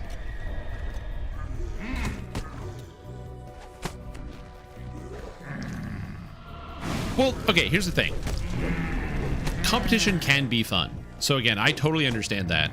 It's more of just like, I remember before I like quit playing League of Legends, I used to play with some people, and I'm not going to bring those people up, but sometimes they would get very upset about like losing in game. Oh, do we have to kill these things? I'm trying to remember. Oh yeah, we have to like kill these guys, right? Yeah, we have to kill these guys, and to get these guys out, you have to do this. So you aggro this, and then these guys pop out. Yeah, they would get really upset. And again, this is just League of Legends example. Basically, I would be playing with somebody, and they would die in lane a couple times, and then they would be like, "Oh my gosh, this guy's, you know, doing whatever, and look at all these mistakes he's making, and he's playing so bad, but he's still winning, and you know, so it's not fair." And like, then they would be basically talking about how bad like the other player is when like somebody would make a mistake, and sometimes their opponents would make mistakes. Again, we were talking about people who are in bronze, so it's fair. And but then I would like look at the scoreboard, and it would be like the person on my team has like 10 creep kills, and they're like 2 levels behind, and they're still trying to fight, versus their opponent who is like up 80 CS on them, and again is higher level, and like it can just kill them. And I would be like, listen, I get it, I understand your motivation to be like, I am better than this person, but man, you're really not. You're really not. I don't know what to tell you. You're really not. You gotta chill. That was a tough one, because I was never the best at League of Legends. My highlight was hitting Diamond tier, not Challenger tier, Diamond 5, and Diamond 5 is pretty good. Then, to your surprise, it begins to speak. Raise What do we do? your glass. The Oh yeah, we go back up here. croaks in a barely recognizable voice. Reaching her final form, yeah, true. To Nons, if you don't play better, and that's just it. Like, yeah, that's the thing I've always found, like, kind of wild. Experiment level. That's the one. This elevator has been powered. You can now Is locking ranked queue. Yeah. You step out of the elevator and onto Again, the reason why I got to a higher rank in League of Legends is not because I'm like mechanically that good. I'm not. If almost every time I would get asked, like sometimes I would have to tell people, I'd be like, listen, I'll do anything except AD carry. Please don't make me AD carry. We will lose the game. It's a huge mistake on your part. Huge blunder. I don't have the technical skill to do that at this ranking. I will just get bodied. And most of the time people would capitulate. Every once in a while they would like they would not listen and they would be like, oh yeah, no, you got to do this. No one else wants to be AD. And I'd be like, okay, you signed your death warrant. Like, various types of lab equipment are scattered. I'm telling you, man. I'm like, I'm not good at this. The way that I won games was thinking and strategy. I would tell people where to go all the time. I played jungle for the most part, and it was all about knowing what to do and when to do. And I would almost always play an engaged jungler, and I would always be like, I would just tell people when we're starting the fights. I would catch the AD carries. I would catch the mid laners. It helped a lot that like the time that I was playing a lot of League of Legends, it was like extremely heavy assassin meta, and so you just had to wait till the enemy mid laner, who was always really fed, got overconfident and they were squishy as a bug, and you just pop them like a balloon and you win. You just win the fight and then move on. You solved the puzzle, allowing a door on the far side of this room to open. Hey, back when Diamond 5 was the thing versus now is Nightmare. Oh, dude. I can believe it. Maybe Plains of Dread. The Morty that's like Dr. Frankenstein or Adam. I believe it's Adam. That being said, we don't. So the raid is coming in for Lamortia for this expansion. We do not know who or what is going to be featured in the raid. So that is still coming. That information is still coming. It'll be exciting when we actually do find out the answer and we get to do the see what the raid is and how the story ends. But right now we don't know. You use the iron key. But as of right now, you have access to Lamortia. It's cool. They recently updated it. The XP in Lamortia was pretty bad, but they recently did a buff and they buffed the XP, and now it feels good to the level. There's like a lot of XP now, which feels good. 1, 2, covered wall to wall 3. in electrical equipment. Just do the corners. Corner, corner, corner. Done. To a second level. A mass of lit buttons is configured in a pattern on the floor. Beside it, you see a lever. But yeah, this blue, I totally feel you when it comes to like competitive online games. And the only reason I did it is because it was just fun. It was something to do, and it felt good to like win games. That, and also, again, when I used to play League of Legends, please don't tell on me. I used to boost people because when I was in university, I needed more money. So what people would do is they would pay me, and they would give me their account, and then I would boost them to like gold usually, because they would be like the challenge or the special skins, the triumphant skins that you only get for being a certain rank. And so I would boost them up to gold so they would get their skins. Where are we going? This way? This way. No, it's not this way. Where are we going? I'm lost. We go somewhere in here. This way? This looks good. There we go. Reason to play League? Yeah, so I used to do that. And the trick is, all I would do is either me and a buddy of mine would do it together, so we would just duo queue our way up, so we would win every single game. Where I would usually play jungle, and he would play either mid laner or AD carry, whatever he felt like it. And actually, it wasn't even that. I would lock in an engaged jungler, and he would just insta-lock Lee Sin, and it didn't matter where he went, whether it was support Lee Sin or mid Lee Sin or top lane Lee Sin. He would just lock in Lee Sin, and we would just stomp our way from bronze to gold. And people would be upset initially. They would be like, oh, like, he's like, oh, you guys are just insta-locking, blah, blah, blah. And then they would like, by like 8 minutes, we would have like 9 kills. And they'd be like, oh, okay, cool. Now you can travel. Sometimes we would just literally just type in chat like, by the way, we're smurfing. You're gonna win this game. because it was just easier to get people to just go along and let us have whatever we wanted. You've arrived at the top floor of the But castle. if I when I used would also I would do it myself as well, just alone. I would just boost accounts. And what the trick to that is, especially when in bronze, it was really easy. This is your legal pro look at how to psychologically damage your opponents in League of Legends. So what you do is you load into a bronze game. Doesn't matter what your rank is, but as long as you're in the bronze rank, load into a bronze game.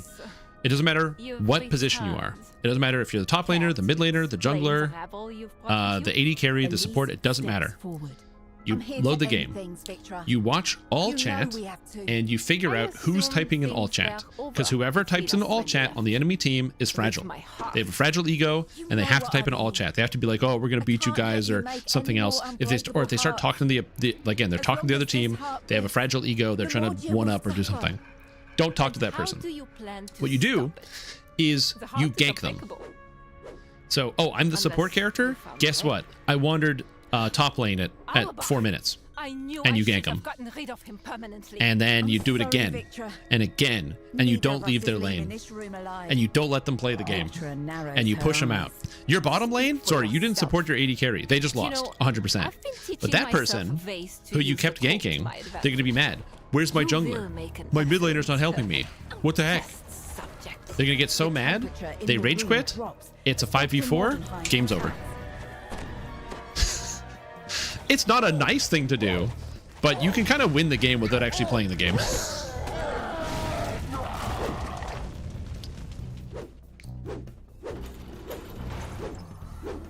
Bronze is gonna work either way. Yeah. You literally just let somebody let their ego get the best of them, and then just gank them until they rage quit because they can't handle it. They don't know what to do, and then you move on. Now, some of you might be like, Shrimp Tom, this seems cruel and unusual, but the answer is it's not. It's a losing strategy, and if the enemy team at all plays as a team and they coordinate even a little bit, your strategy completely falls apart. It is time for you to die. But people don't know how to coordinate at low ranks, or they didn't at the time. Runs over to a door on the side of the room. After her! Shouts Elise. Victra stands on the edge of at the low ranks, everybody is like out for themselves because they all want to win. So people don't work together very often. I don't know why it's like that, but that's always how it was.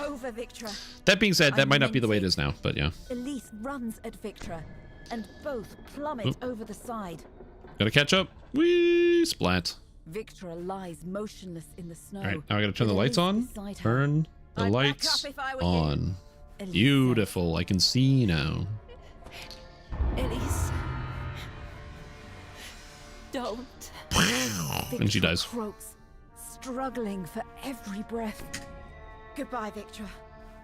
Despite everything, you'll always have. Oh, there's Adam. There he is. Without another word, Elise puts her hand. She's not coming at him. You're free now. There is an explosion of heat and light. And they are yeah, so like I said, I don't know. I assume that the immortal thing that breaks out of Victra's lab is probably what's going to be the raid boss, but I don't know. Only time will tell whether the country will recover. All right, boats. But you can only hope. I do not remember which quest is which. I believe this next one is the winter one. So this is Cold Snap. Cold Snap. I believe this is Cold Snap.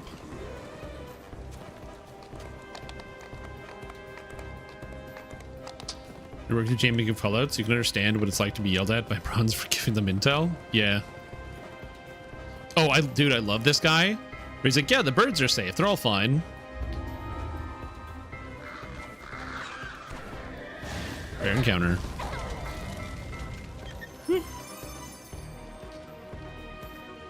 That rare encounter is one of the funniest things in DDO as of right now. Huge, huge fan.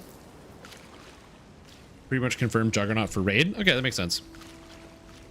With the wax museum. Spooky. Oh, Adam's an Easter egg. Oh, I see. Hey, let me in. Oh, elementals! I can turn undead!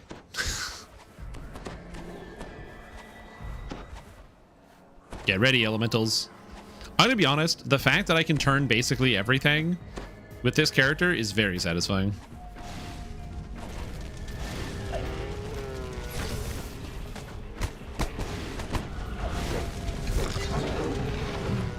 Quest Elise is the middle size. I do appreciate that you're on Elise size watch, so you can always count on you to know what size Elise is in any given quest. I can't turn these bears.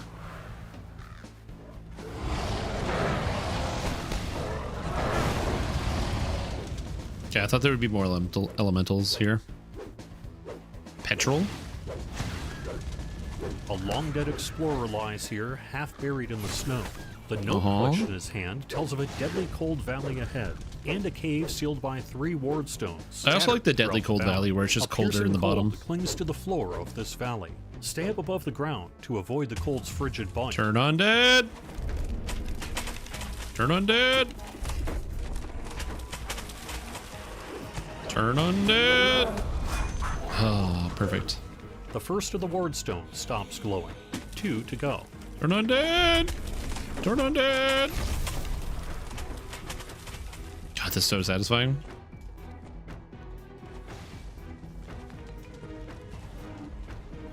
Yeah, but I don't want to play Animal Domain. I'd have to like be Animal Domain. When you deactivate the second ward stone.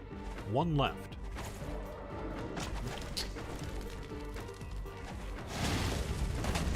There we go. Turn on dead. A frost bursts through the ice and attacks. This valley is clearly the beast's hunting ground. It's so dumb. Definitely one of the best parts about playing Fire Domain is being able to just turn elementals instead of having to actually fight them. I do quite enjoy that. The third ward stone. I think it's more for theming than a real dangerous effect, but it would be cool if they actually did make it dangerous. Along the way. Oh, worms.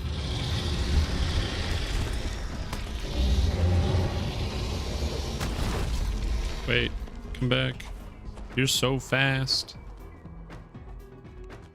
But again, it's the sprint boost. Some people are big on the sprint boost. And I've mentioned this before, but like you might have an experience when you play DDO where you find that everybody else is sprinting ahead of you. They're sprinting, they're dashing, they're just moving so fast through a quest. And you feel yourself, you're like, man, I feel like I don't even do anything in this adventure. Some people feel really bad about that. They go like, oh, geez, I'm not able to do anything. But for me, that's the perfect opportunity to like throw something on the second monitor, to like read my emails, to do other garbage while I'm just like playing the game. If somebody else wants to go so fast, I don't even play. Cool. Now I don't have to. They're going to do it for me. That's awesome. The frigid winds can't reach you here deep underground, but the caverns rumble with the distant sounds of more frost. Like I said, for me, it's just like, okay, sick.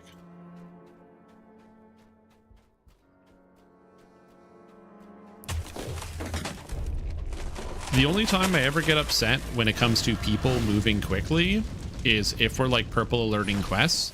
I just don't like doing that. I am aware that it is SSG's responsibility to make it so that the game is smooth and functional, and it's on them to make it so that it is playable for all of us, not for us to have to like self-police and be like, yeah, we're not going to be running at the speed of sound to do these quests.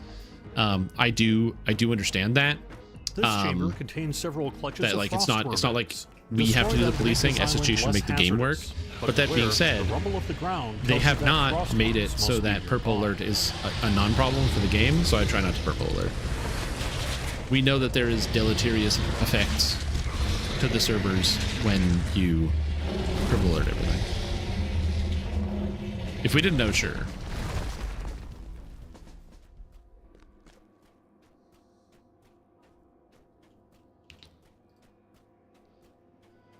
I can keep alert low while jump sprint. Well, that's just it, right? I got access to Wall of Fire. I got Fireball. Come on. The final frost worm has been defeated, allowing you to heal the final ward stone. The final ward stone's magic fades. Now you can advance further into the Remember, cave. you can turn elementals. I can do what? I can turn what? I thought it was just turn undead. It says undead on here, not elemental. Are you sure?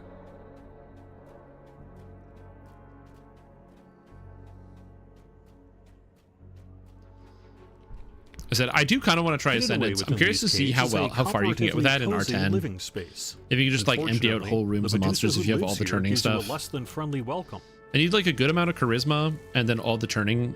I've got all the turning bonuses here. We get like a turning item. I'm just curious. Oh, also for anyone who is curious, you probably aren't, but we did the science, and if you use turn undead and you can destroy elementals because you have an elemental domain and you're doing PvP against a druid who's an elemental form, you do instantly kill the druid. We did test it. So in case it comes up in the PvP meta with druids dominating the PvP meta, just be aware you can turn undead them. Oh, ops to the east? Oh. A lone cabin sits here perched on the icy shore. And then some of you might be like, PvP meta? Is there a PvP in DDO? No. Is barely warmer than that of the tundra outside. Yet you can feel an aura of warmth radiating from a corner of the room. Did someone clip it? No, I was hoping you would clip it. Ooh, Solar Gem of Strength Heroic? But first, she needs Deathblock entirely stops it. Yeah, that's correct. Although in theory, you should get stunned for like a minute. Oh, we didn't test that. Do you still have that druid?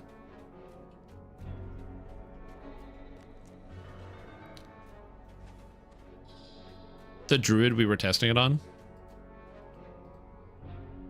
I just wasn't sure if it actually made you an elemental.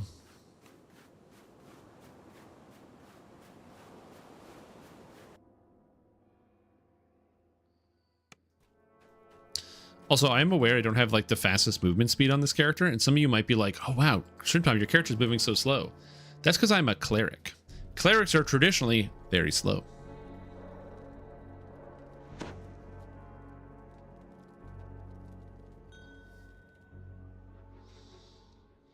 I'm plodding along, man. I got full armor, plate armor, I gotta do other stuff. Downcast Mythic 3. Yo, nice. Next one is, I don't know this next one. Oh, the Return. What is this one called? Is it Ends and Means? Slosh Awbreaker. There we go. Ends and Means. Ends and Means. There we go. Yeah, when it comes to quests, I always tell people in the group what the quests are, so that way, in case there's somebody who doesn't know where to go, they can go to the quest journal and just click Ends and Means, and it'll show them where to go on the map. So I always try to, like, give the information about the next quest, even though it might seem obvious to everybody. You get a sinking feeling as you once again is Ravenloft on the list of to-dos? I still have, like, Vaughn 1 to 4 to do, and a bunch of other nonsense.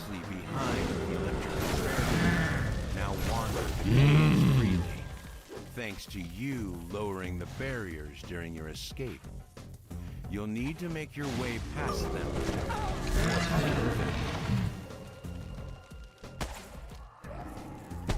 No, Juggernaut Servitor, go away. It looks like this door opened when you cut God, the servitors, the sound they make is so funny to me.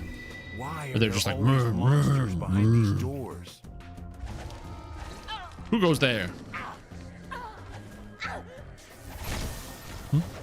Huh? Yeah. You kind of bob and bounce. Honestly, that's how I walk. I bob and bounce when I like walk around. That's a very common Shrimptom behavior, is like bumping down when I'm walking around. Ah, what the heck? This thing really hurts. Wow! This thing cooked my ass. Double damage on hit with lightning? Ouch. I got ripped to shreds. No, thank you. I haven't died in such a long time.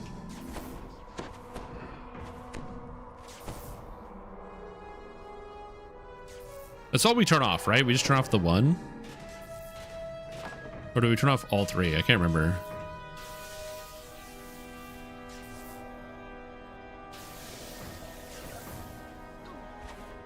I'm pretty sure we turn off all three.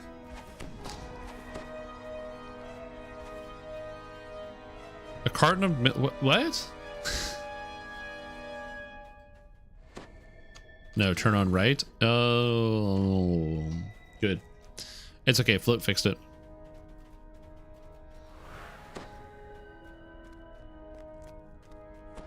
A loaf of bread and a stick of butter walk? I don't know what that means. Oh yeah, the note definitely tells you. I just wasn't looking. Body of the giant flesh I was just hoping I would have like remembered that detail. Nowhere to be seen. I was hoping that it would have been up here. It was not, unfortunately, but what are you gonna do? Life is pain sometimes. And sometimes people disappoint you, you know.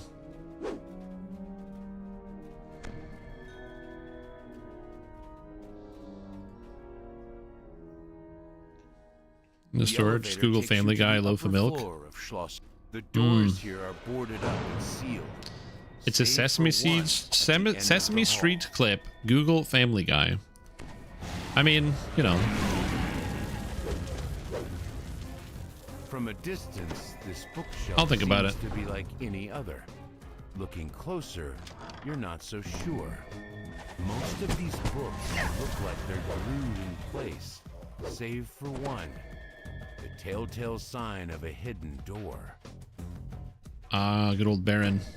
I really appreciate that Baron is also the Baron is also voiced by the same person that voices Amscar. So that's all I can think about it now. Is like the. Ah, heroes! I should Do you have like known my that you'd flying glacier? This time, we meet in person. I must admit, I'm loath to entertain guests in a state such. Have I ever lied to you like you lied to us? No, nobody lies to as much as I do, so no, I don't think so. This form, aside from Dr. Mordenheim and her associates, of course. Speaking of Dr. Mordenheim, I'm afraid she has asked me to deliver a rather grave prescription if I saw you again. But you mustn't worry. I won't make you suffer any more than necessary. My new form has its challenges, I admit. Highest person ever? Yeah, sometimes. You have to understand. It all depends on like the circumstances and how these kind of things come up. Sometimes it's all about just like telling people the truth that will hurt them.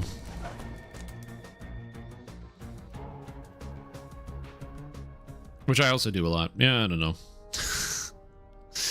All right, come on, chest. Come on. Quest. Load. Come on, DDO. Let's go. Well, I got to do a little cheer for DDO to get it to load up. I'm going to have to go get so many of those bleak wires. I feel like that's got to be a huge bottleneck is bleak wires.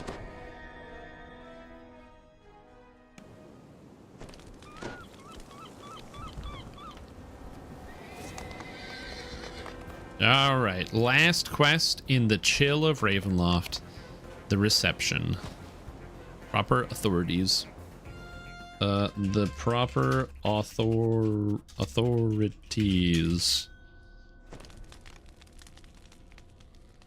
I will say, I'm kind of surprised that only one person like joined. Like at the beginning, it was Lara Faye and Firing at the start, but I was kind of surprised that no one else joined in later. With the sights, sounds, and smells of this opulent reception. It's wild. Yet the Baron himself Is it for the power gear? Yeah. You'll need to find someone. Oh, are the wires easy to farm in Legendary? Oh, I guess is there a guaranteed purple name? Dressed to the nines.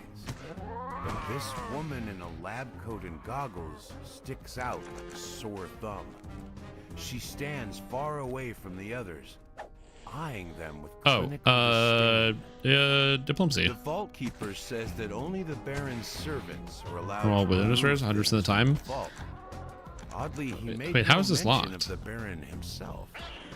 In any case, you'll Oh, have there to you go. convince him to give you the documents. Here you go. Or perhaps you can find a more clandestine way.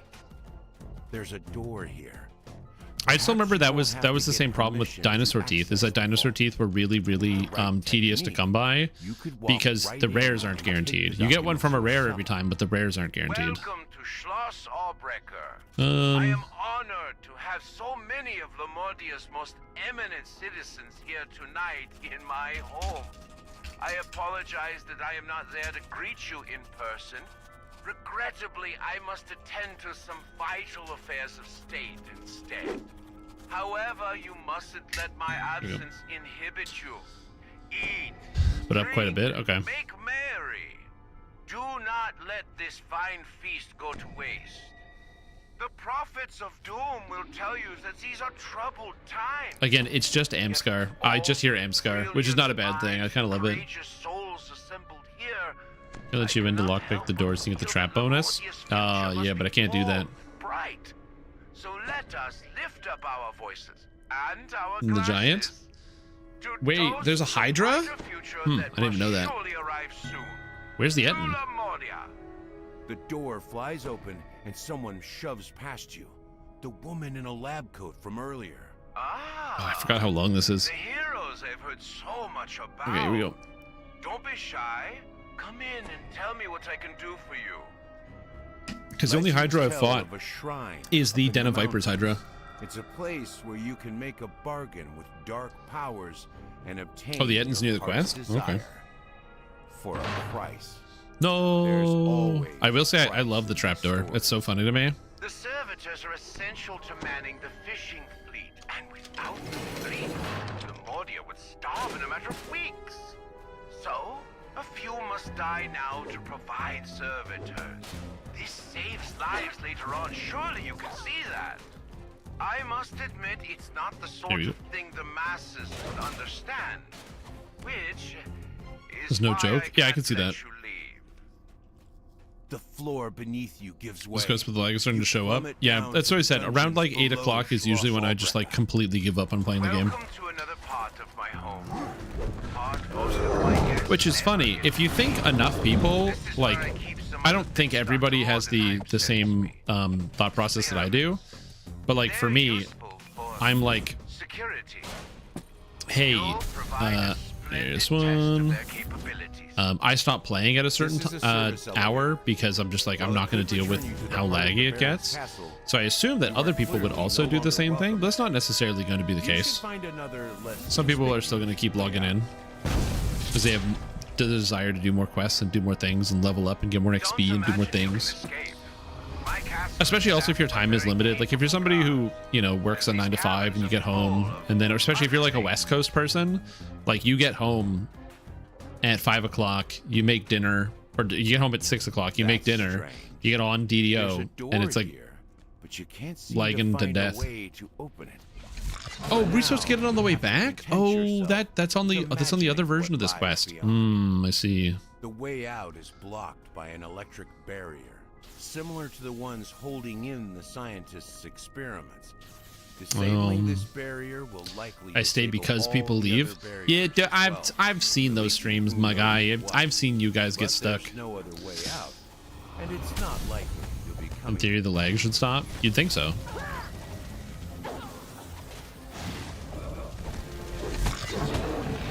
Whee!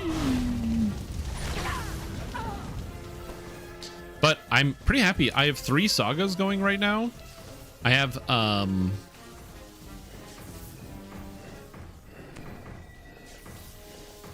3 sagas. I have Giant Hold and lasers. Not Giant Hold. Isle of Dread and Lamortia, which is cool. Oh, we have to have all of them? There we go. Yeah, Isle of Dread saga, Lamortia saga, and Feywild saga all to collect. So I'm looking forward to that. I'm enjoying Fire Domain Cleric. I will say, I think the issue I run into with Fire Domain Cleric, and just I think Cleric in general, is that the divine spells, for me personally, I don't feel are as like another lunar strength heroic gem. That's crazy. I just don't feel like they're as interesting for the most part in the leveling, like the types of spells I'm casting, so it's not as fun. Hold on, where is this Etten? There's a wax museum? We just finished.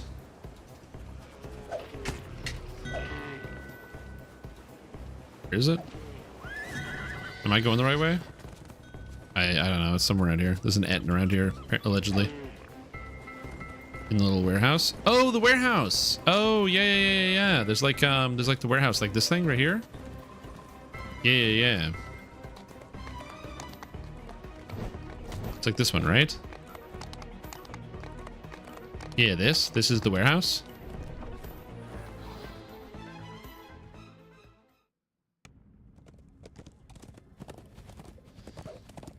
Okay, this makes sense. Yeah, because I've come in here a few times and I never saw anything, and so I wasn't sure what was in here. But there's a rare in here. That makes way more sense.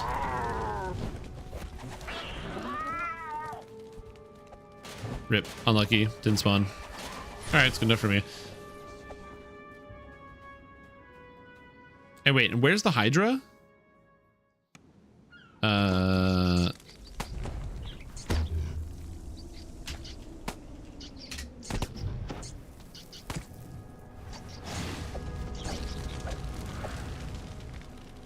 Oh, the Fangs of Winter. The cave near the zoo. Okay. Checking Hydra for funsies. Oh, there's a map. Okay, it's 666. The Land of Lemuria map is updated on the wiki.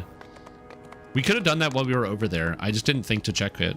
Okay.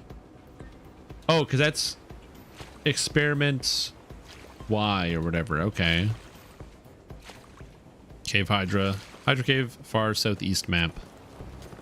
It's the northeast of the map. God damn it.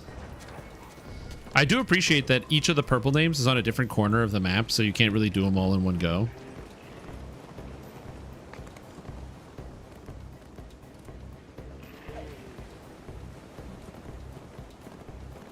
It's okay. I will admit, I do sometimes, like, I will say, like, oh, it's on the east or the west or the north or whatever. And the number of times I say something like that, and I have friends of mine who, like, their eyes glaze over. They're like, just say the direction. And I'm like, I am. It's east. And they're like, no one knows what east means. And I'm like, but it's the east. What do you mean no one knows what that means? You know, north? You ever heard of it? All right. Sea cave. Hydras. Yeah, because I came in here and there were just bears.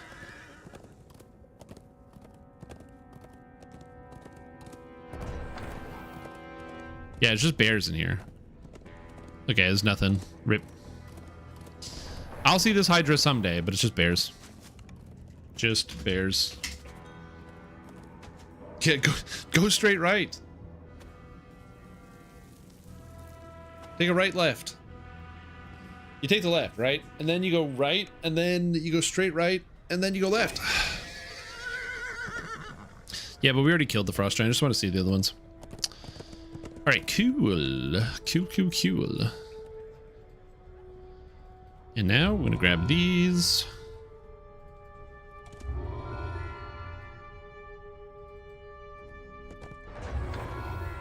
Yep, 3 rights make a left. 2 wrongs don't make a right, but 3 rights do make a left. All right. I don't know why I'm handing all these quests in. I absolutely do not have to do this, but my brain wants me to do this, so I am.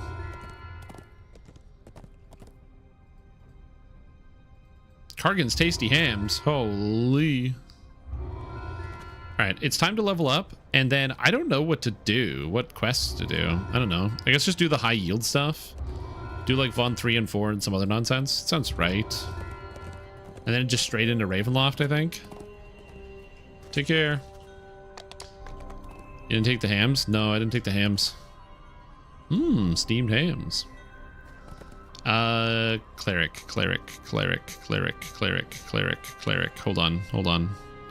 Hold on. Bard, sorcerer, warlock, cleric. Randolph Dern. Darn it, Randolph.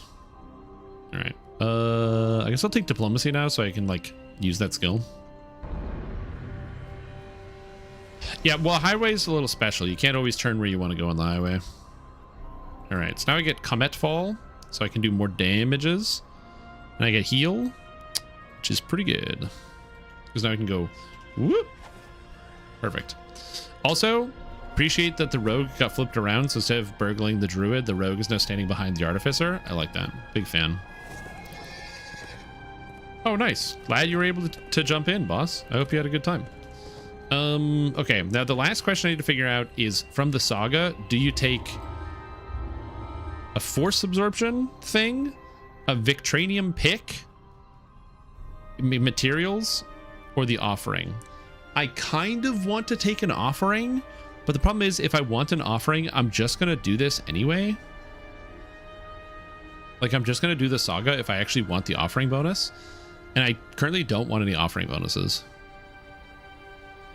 Offering for the spellcraft. Echoing Soul for the spellcraft.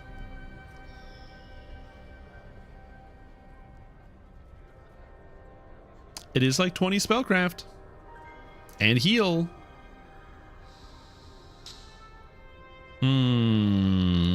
You guys are making sense. All right. Hold on. I got to do this. That sounds stupid. All right.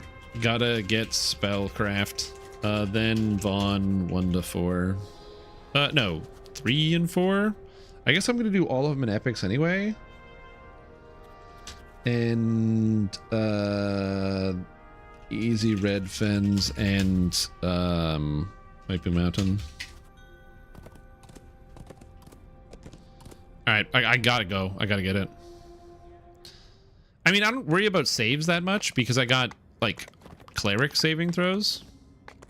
Plus, also I have reflex saves here, so like I feel like my saves are really good. I don't have a Constitution item on. That's really funny. It's like, why is my con my lowest stat? Because I don't have an item on. Why do you worry about heroic? No, because somebody said 20 spellcraft and I got convinced. Listen, I'm not above recognizing that I'm very susceptible to suggestion. Look, some of you think of yourselves as having like, you know, impenetrable mind palaces as though your skull is, you know, crafted with lead. I don't have that luxury. All right? I just don't. Somebody just goes like potato chips and I'm like, oh yeah, I could eat 2 bags. Yeah.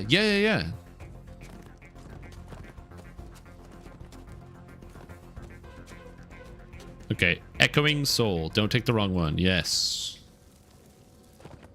There we go. So now I get a bonus to all my skills based on my Echoing Soul. Ah, shit. 3 skills plus 1 per 2 character levels. So that is plus 8 to all skills. Now it's just free UMD. Bro, the Echoing Soul is so fucking good for UMD on First Life characters. Like, if you're brand new to DDO, Echoing Soul is so unbelievably good. Because with Echoing Soul, that gives you the UMD to be able to use, like, heal scrolls while leveling. That's so sick.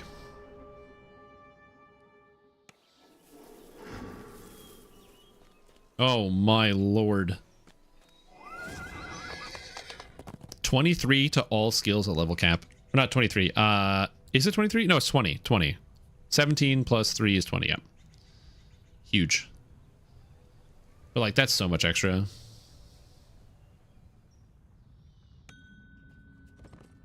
And again, it also helps that the Chill at Ravenloft is just cool as shit. Look at my bonus to skills, dude. I can search. I got 28 search somehow. My saves. The only downside to Echoing Soul is sometimes when you take damage, you go blind. But that doesn't always happen. It doesn't always happen. Okay? It only sometimes happens. So it's fine. Don't worry about it. You're saying it is chill AF? Yeah, I am. No, it ignores blindness immunity. It's like a curse. It's like, yeah, sorry, it gets taken away. Granted, it's like 3 seconds. It's not a big deal. It's basically like your screen flashes, where like it just takes away the vision and it comes back. To specifically read it, when you are hit, you have a chance to either become afraid, blinded, or immobilized. The immobilize is probably the worst one, because then you can't move and you can get killed. But like, just don't die. I don't know. How about don't die? The Blackheart trolls just live. Made their home in the shadow of these ruined walls. I can't believe the only one that is like, you know, able to come up with these genius ideas. allies of Vale?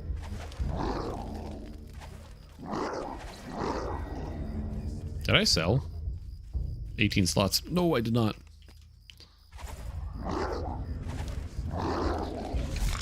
Yeah, Ravager Barb for Visage, or just Intimidators in general. Check it out. Wall of Fire! Dude, I'm so old school with the Wall of Fire against trolls. Oh.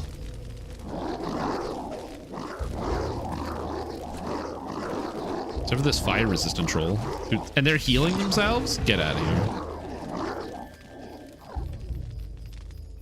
Waiting for one.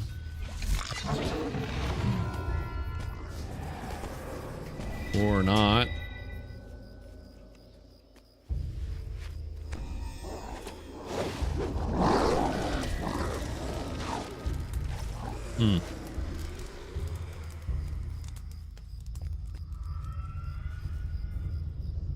Anyway, back in. Fear and the... Yeah, sometimes the fear can get you. But listen, you have to make sacrifices. Okay? We all have to make sacrifices. And so, sometimes you have to give up one thing for greatness. This inevitable is a Marut. One whose sole purpose is to destroy those. And in this case, that thing you give up is sometimes your character's health bar. But in exchange, you can cast Greater Heroism Scrolls in Heroics. That's kind of cool. Especially as a Cleric, too. You can do some stupid stuff. Like, with Prayer, I'm up to Prayer and Reaper stats. I'm up to 39 UMD. It's a little silly. Must be determined to fight you and the inevitable at once. I love Comet Fall, man. There's something so cool about like the sound effect of Comet Fall, where the comet just falls down and just goes slam. Oh, it's just so. Trolls and Drow are working together. You know what I'm saying? All right, let's go. Unfortunately, I cannot turn Vermin. The old Vermine. These guys get to live another day. But you know what I can turn? That's right. You can turn undead. See these guys? Turn undead. They're dead. Turn undead. It dies. Turn undead. Doors open.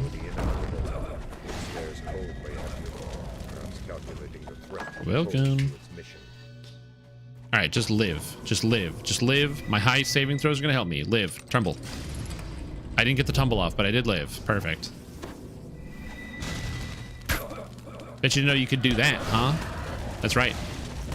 Speedrunning world champion, able to save microseconds. And somebody else hit me with Luck of Oladra for the D6 bonus to all ability scores. Which reminds me, I should actually have that on my action bar.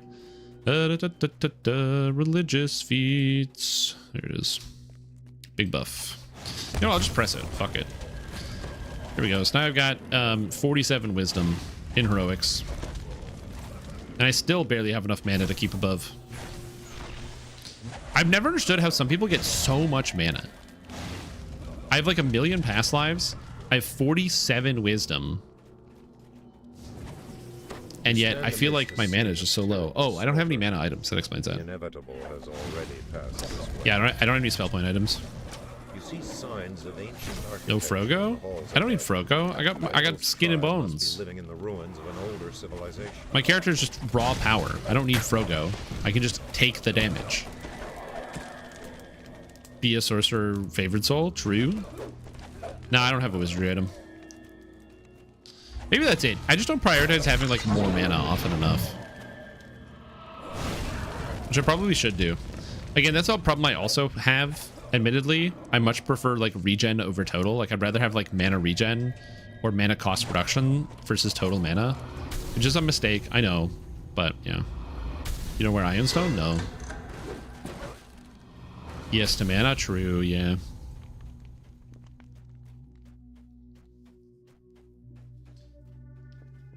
Yeah, I don't have any mana items. I should craft like a trinket that just has like spell points, insightful, or wizardry, insightful wizardry. That'd work. Although I will use this opportunity since I'm so far behind and out of mana to delete some scrolls. Because I'm like, I can't carry anything extra, so I might as well just delete some stuff. Let these guys deal with all of the beholders. I delete some scrolls. There we go. Look at all that room I just made. Bam, back up to 32 slots. The locked gate ahead marks the outer boundaries of the Drow encampment. You have entered a new section of the caves. In the distance, The silly diamond SP things. A pearl of power. serving a Drow or anyone True. else. You shudder to imagine. You want an the iron stone? bargain that they No, must I'm not have going to use struck. it. I'd have to unlock the iron stone, and I ain't going to do this.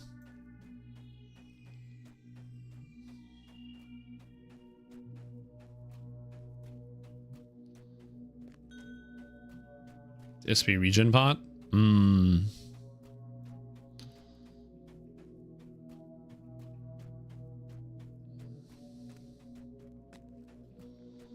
It's a good idea.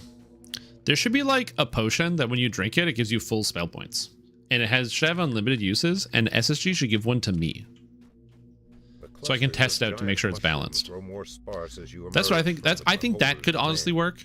So we'll see if that will happen. But yeah, I think that would be the best for everybody involved. Ahead, torrents of water plunge into a pool far below. Yeah. If you leap into the waterfall, there will be no turning back.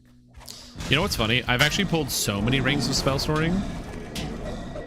Well, it's probably not funny to many of you guys, because there's probably people in chat who are like, dude, I would love a ring of spell storing, but I've pulled many. Called, they want their gear back. They can't have it. I'm busy using it. True. Program perk. Did they announce if like there's other people in the DDO content creator program thingy? Doohickey?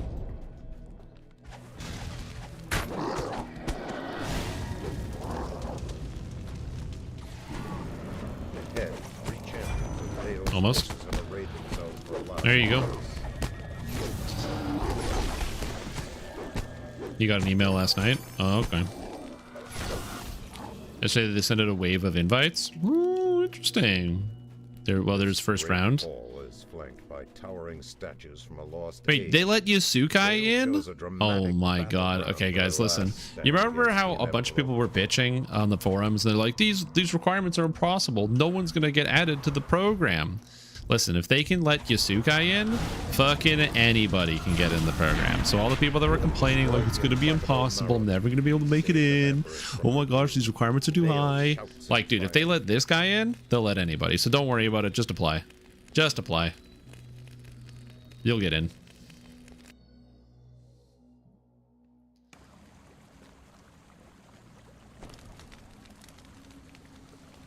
Yeah.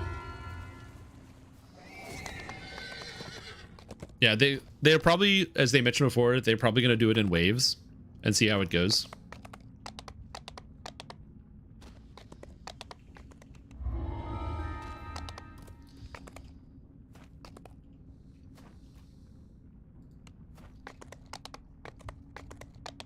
Oh, God. The second I start to, like, move my arm. Oh, come on. Come on, water. Come on.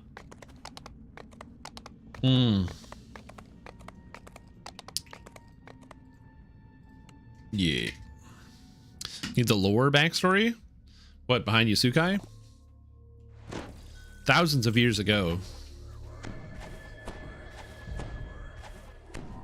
No, I'm happy for you, boss. Proud of you. Good job, everybody.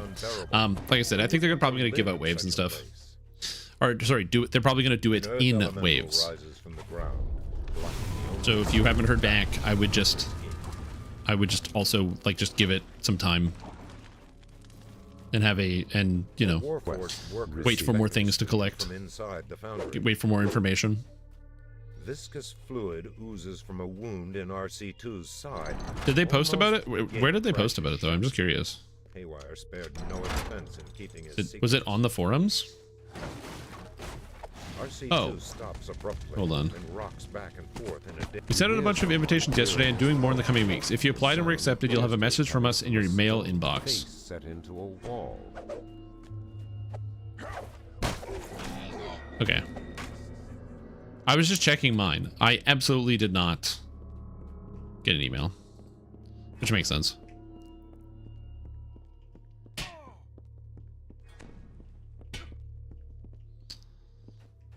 I was like, I didn't get one.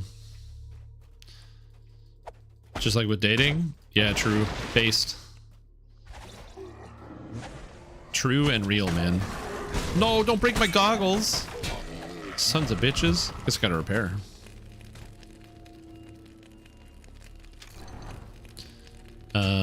For those wondering that are just unaware or not in the loop, I was the first person that was in the program. I was added to the program before they even publicly announced it, so I feel very fortunate to help be a pilot guide for the content creator program. That being said, as of current moment, they haven't started, as far as I know, they haven't started delivering like the goods. So like the good parts about being in the program, like the free VIP and stuff. So yeah, you're the chosen one. I mean, chosen one? I don't know. I just make a lot of videos.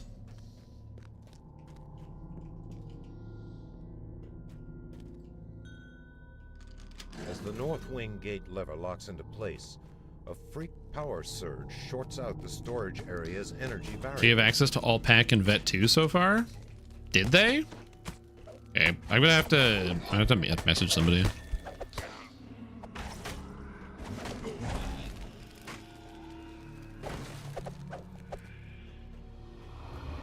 Go double check here.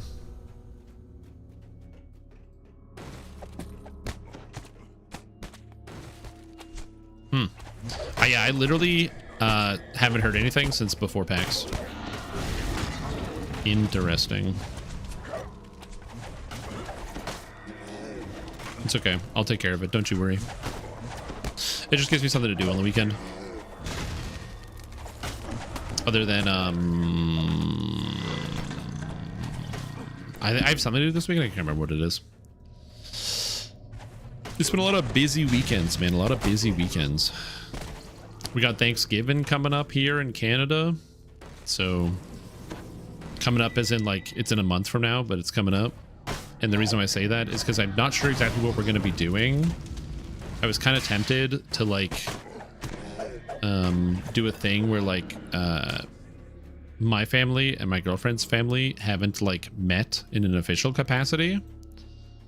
So I'm like, do I have to, like, host a thing where, like, I host it and then everybody comes over and then they all get the chance to meet each other? Is that how that works? But I didn't, I didn't investigate that, so yeah. But you're raiding this weekend, so says Lou. I mean, I'm down to also do a raid. I don't know what raid we're gonna do. Like we can do Atrax for sure, because he's really easy. Or not Atrax.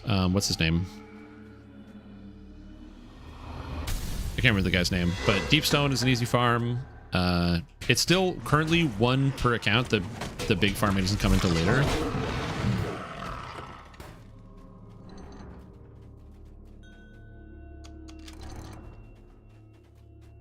Oop. Okay. But I don't know what else we're gonna do. But like I said, it's pretty easy. We can just get some checkpoints and then kind of go from there, which I don't think will be that big of a deal.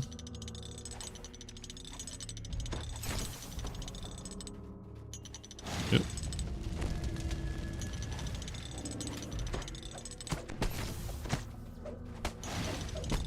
One here.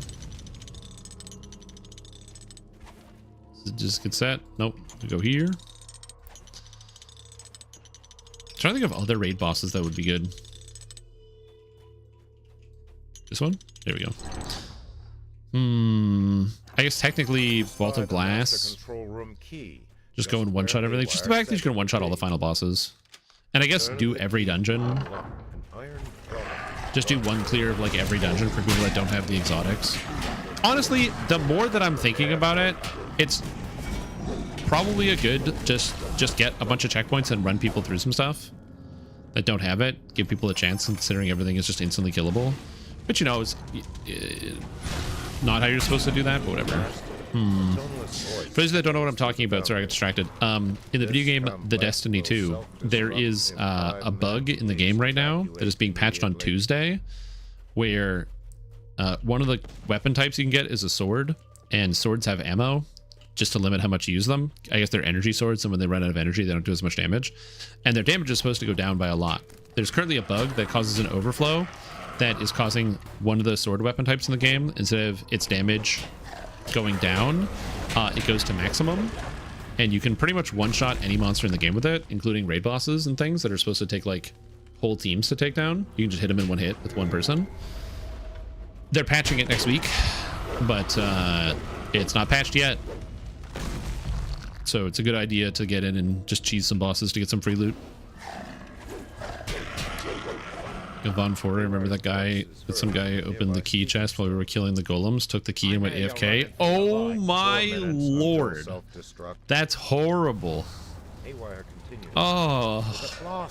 That's like when somebody picks up the voice in Von 5 and then goes AFK. Oh. Also the worst. God damn it. Oh, that makes me so... Just hearing about that makes me sad. I know it happened like probably like several years ago for you now, but that makes me angry just thinking about it. That just makes me angry thinking about it. Holy. Oh, last year? Wow, shit.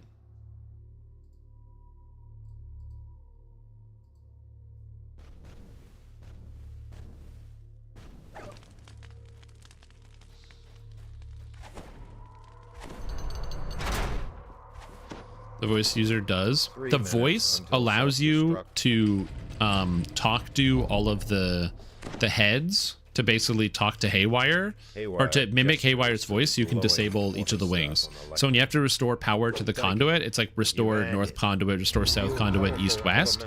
To restore each conduit, you need the voice. A spellcaster might be able to channel this power. The signet ring lets you activate the wheels in the north. The voice lets you activate all the things on the west, north, and east. Next is Raid the Volcurum. No.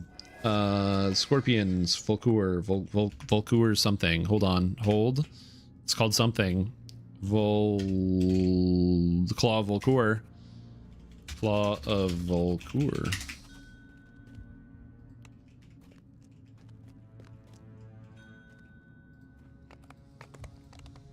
Claw of Volcur plus what's the other one?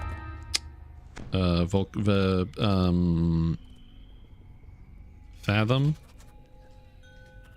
and White Blue Mountain.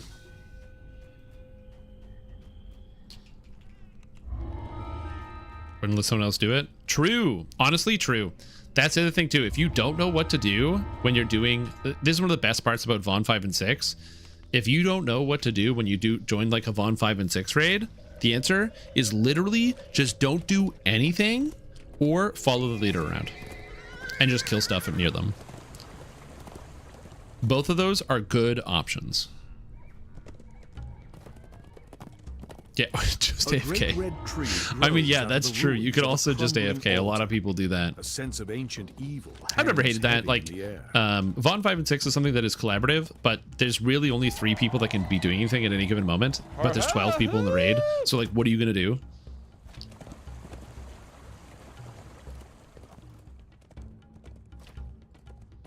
Also, Brix Felion, welcome to the Shrimp Team. Appreciate the support. It's been a fantastic day. Thank you so much for the sub, dude. Kill stuff and look up the tile puzzle. Yeah, true. Actually, that's true. Somebody can do the tile puzzle.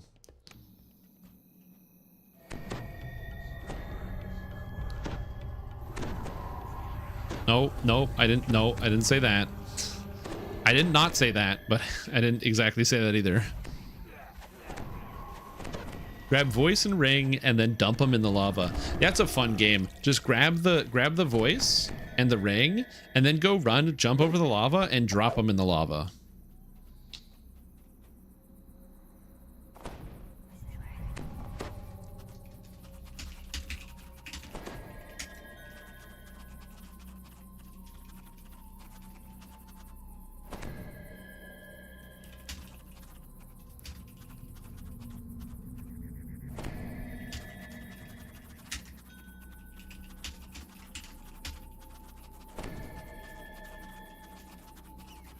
So Brian bellows. Silence, slaves! Curse you and your insolence! Curse you and your insolence! Vermin you are! Squirm before your master! Grab the scorpions. You remember back Piker's Fate runs? Iona whispers from your backpack. I bet I can there we go. I bet I can dispel that barrier. Oh god, jeez. Iona, chill. You did Last Stand since they made it faster? They haven't made it that much faster. The answer to that question is yes, I have, but they haven't made it that much faster.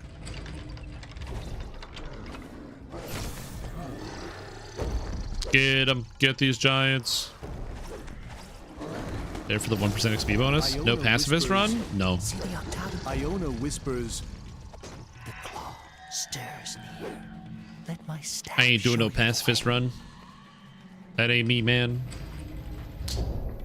Is there any XP bonuses going on this weekend? Iona whispers. Iona whispers. I guess it was the VIP bonus was last weekend, right? Ugh. Should have been playing last Iona weekend. Whispers. Iona whispers. Oh, 10% Reaper?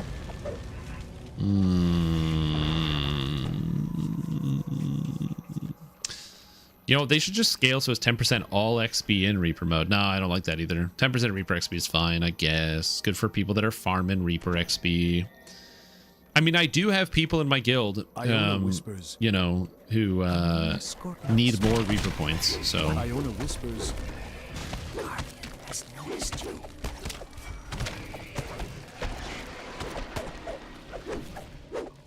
Because once you've capped out on Reaper XP, then you gotta get more Reaper XP, so you got more things to do with your Reaper XP.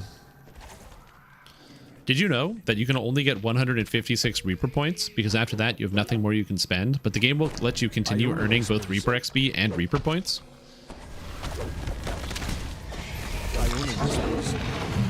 Guardian has noticed you. Also, if you have never done the Claw of Volkor, this quest can be really annoying if you're doing it solo and you have no way to deal with these nesting scorpions, because the nesting scorpions just heal everything around them, and they can do it while they're burrowed. They don't have to have, it's not an action, it's just a passive aura around them. So if you're not prepared to deal with these guys, it can be impossible. Give it to other people. That'd be cool if they did something like that. I don't think they will ever do anything like that, but that'd be cool. Get Reaper update? No. There's been times in the past where they've like teased at the thought of doing like a Reaper update, but as far as I know, those plans have been like indefinitely tabled. I think the main reason they haven't done a Reaper update is because all of the people who are working on the Reaper update have probably been like all hands on deck working on lag for quite a long time. What percent of the DDO population has 156 Reaper points? I would assume probably like 50 to 60 people.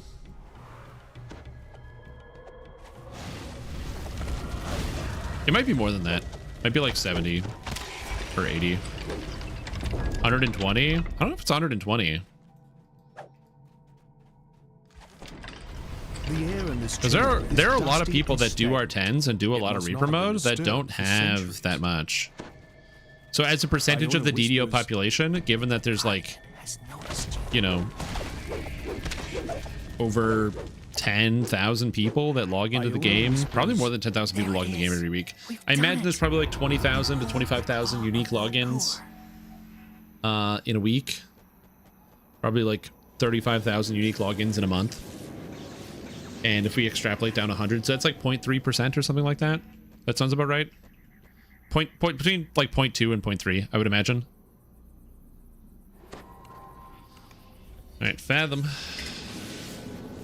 Fire Cleric is going well. Fire Cleric is going pretty good, dude.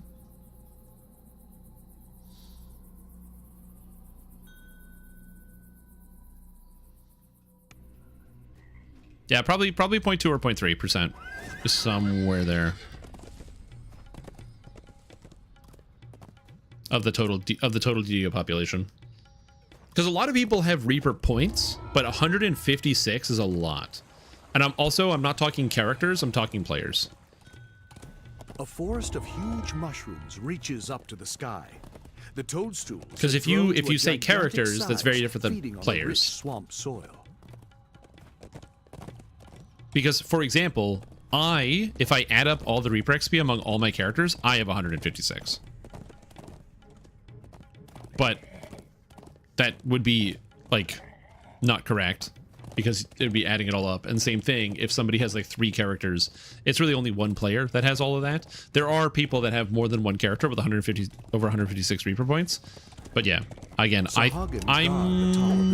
willing to bet it's like 0.2 to 0.3% of the population have capped.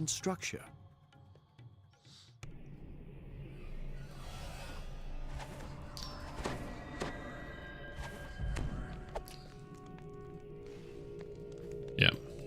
Oh, we already did that. Oh, nice, nice, nice, nice.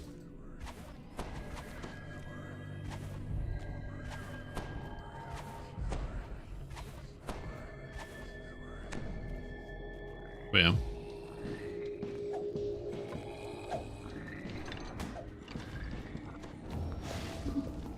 How many active logins are there? Is that information on DDO Audit yet?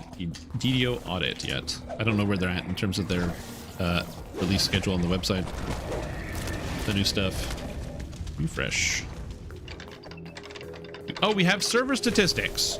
Oh, baby. The bodies of dead Raven Eye slaves litter the floor. The Sahagin are cruel taskmasters indeed. Okay, okay. We're gonna be later on. We're gonna be doing some examination. Oh, dude, there's data on the website. This is cool. We have data. We have data. We're gonna look at some data after this.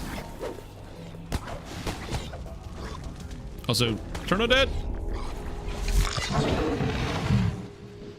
Can you get 156 Reaper points on the TR train doing only R1 to R3? R1 to R3? Nah, not really, no.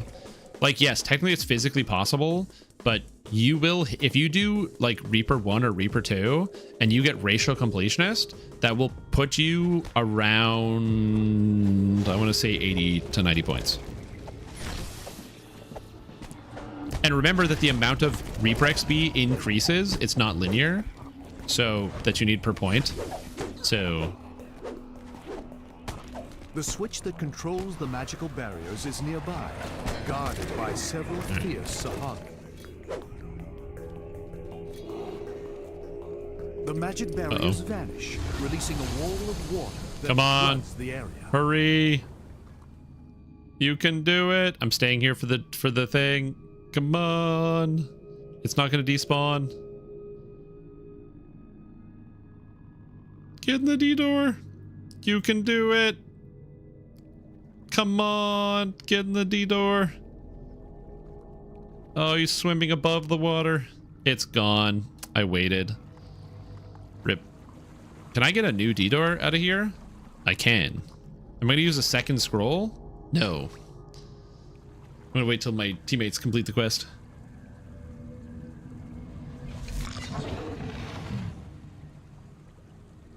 You have defeated the Sahagin and ended. Yeah, if you get every past life in the game, I think you end up with about 85 to 90 points, somewhere in there. And the Sahagin have taken the magical device back to their underwater White base. Plume Mountain. Sahagin guard the top of the ziggurat. It's clear the fish people are trying to find something inside. Yeah, we talked about this before, but doing a quest on Reaper 10 is like 50 times the Reaper XP than doing a level 2 one. Yeah. Like, you understand, like, I'm not saying, like, adding it all up. If I add up the Reaper XP number on all my characters, I get to 24 million. If I add up the points, I'm way higher than that, but I'm talking about just the XP number, which is, yeah, you need 24 million. 11 is fine. Wait to Plume Mountain.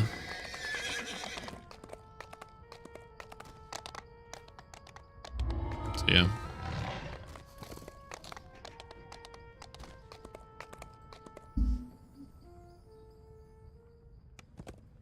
Again, the thing is, if you ever like spend any time at endgame, that skews the numbers, right? If you spend any amount of time at endgame and just join a quest group that's doing R4, you know, Ravenloft or something, that boosts you by such a huge amount. Like a Reaper 4 Ravenloft group, just that one run of Ravenloft is more Reaper XP than the amount of Reaper XP you get from going 1 to level 30. And doing every quest on Reaper 1. And that's just one quest chain on like Reaper 4. The Gatekeeper's portal takes you to the bottom of a collapsed staircase somewhere deep underground. At the foot of the stairs. So if you're like looking to farm out Reaper XP, it's always better to like go all the way to the camp. Something is clutched in its hand. To the east lies a room filled all right, with puzzle, treasure. riddle time, riddle time, riddle time, The codex page riddle sitting on a time, pedestal. 7. But access to the treasure chamber is blocked behind 3 magical seals. Each seal bears the symbol of a weapon. A sword, a hammer, and a trident. A regal creature waits for you in the Your boosters are fun, and the points are a bonus. 100%. That's the reason why, like, that's why I want Elite and Reaper mode to give the same amount of XP, so that people that just do it for XP, but they don't actually care about doing Reaper mode, and they don't like the difficulty, and they don't like the, they don't even care about Reaper XP, they don't feel like they have to, and it means that Reaper mode is more for just like people that are really interested in it. Because that's the thing that I always worry about making a Reaper LFM, is like if you make a Reaper LFM, you have to be aware that people that are really either not ready for Reaper or not interested in Reaper are going to be joining, because there are no other LFMs. Those are your only options. So even though I would love to do like Reaper 3, you know, if somebody doesn't want to do Reaper mode, they're kind of forced into now doing something that's way above what they want to do. Whereas if people are doing Elite LFMs at the same time, it doesn't feel as bad, in my opinion. Correct, nods the Sphinx. The barrier blocking your way fades in a shimmer of light, and your adventure continues. This passage is Okay, how was I not facing him so many times? What the hell? Whatever, turn undead. Turn undead. No. Might affect you. No, I got rooted. I healed myself and I got rooted. A narrow, winding path leads over a drop into beds of spikes and whirling blades. The path seems to be slick, almost frictionless. A dangerous walk indeed.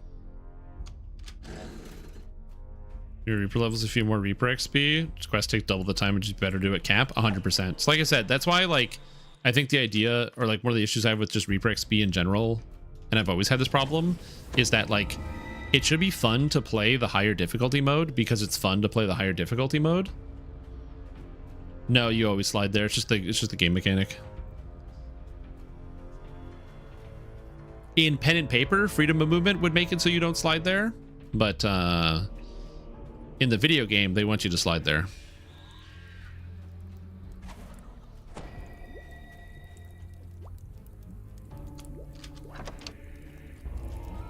Oh god. Oh, the rate of frames. What the hell is going on in this room? Whoa, we're free.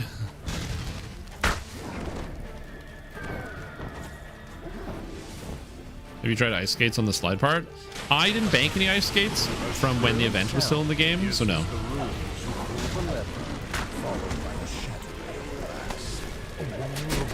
Yeah, my rate of frames, dude. There were worse rooms. If you want a room that's really bad, go do the quest Party Crashers. The final room is real bad. The door clicks as it unlocks, and the Reaper points to do as much, yeah. Like I said, if they deleted Reaper points and Reaper XP from the game, I would still play Reaper mode because I think Reaper mode's fun. The stone wall announces your presence in a booming voice. Hark! Guests approach! The halfling's grin grows larger. Die, bastard. And then larger still. His body twists and grows, revealing the towering form of an ogre magi. We sneeze. But with much Not while leveling. I would still run Reaper mode while leveling. I think it's fun. I don't know. I think it's fun to like fight difficult monsters and kind of like force your way through some of this stuff. I enjoy doing it. Again, I don't do it all of the time. One of the main reasons, obviously, you could be like, well, Shrimp Tom, you're not doing it now. I mean, one of the reasons why I'm not doing it right now is because I have random people joining my party, and people, some percentage of people just want to join for the XP and are not interested in actually doing the Reaper mode or aren't prepared for it. But if you go like, hey, by the way, we're doing like Reaper mode, if there's no incentive other than the game is hard, let's do it. It's very different. Fighting Reaper's level 4. Yeah, true. I would also choose when to do it. Yeah, I wouldn't do it right away. I'd wait till my character's like ready for it. I used to do that all the time. I actually used to not do Reaper mode until I was like level 5 and I could put on like a bunch of gear, and then I would do it.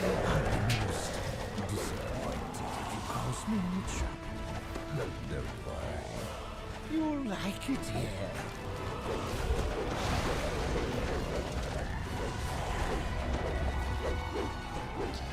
Well, so especially when it comes to 1, 4, and 7, that's not just bank tunes, that's also like alts, people like making characters to try stuff out or try new things. Because especially if somebody gets access to and I know I did this when I was a kid. The second I got access to veteran status 1, bro, I made like so many level 4 characters. I had so many level 4 characters I would play on. I'd play one for an hour, and then I'd play another one for an hour, and I'd play another one for an hour. Dude, I used to have the craziest altitis.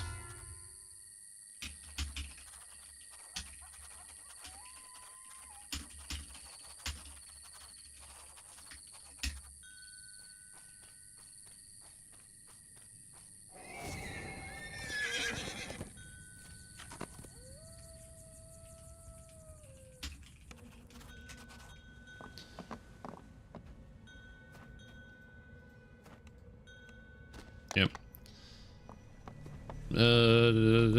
Cleric trainer, take me to level 12 so I can become the most pious in the world. All right. We are pious, holy cleric. We take greater evocation focus. Dude, this character is going to go crazy with Burst of Glacial Wrath. Let me tell you what. Okay, so we take Sunbeam because it's good. It's a level 6 spell. That's a level 6 spell? Ooh. I like Sunbeam. Okay, so now we go Divine Smiting. We take the crit, right? And then we go Acceptance. I only have 1 point remaining. +1 DCs. Crit. Word of Balance.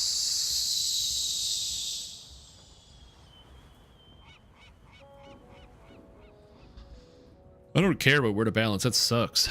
And then these don't work, right? The Power of Balance, where Holy Smite outdeals increased damage to all enemies. That doesn't do anything, right? I remember these enhancements like not working at all. Or did they fix that? Takes 2 points. That's okay. You don't take it. This enhancement's garbage, and this one's probably useless. So it's just this one and this one. That's all you want. To be fair, these are just bad abilities. Though this one's a bad ability, this one I'm pretty sure is broken.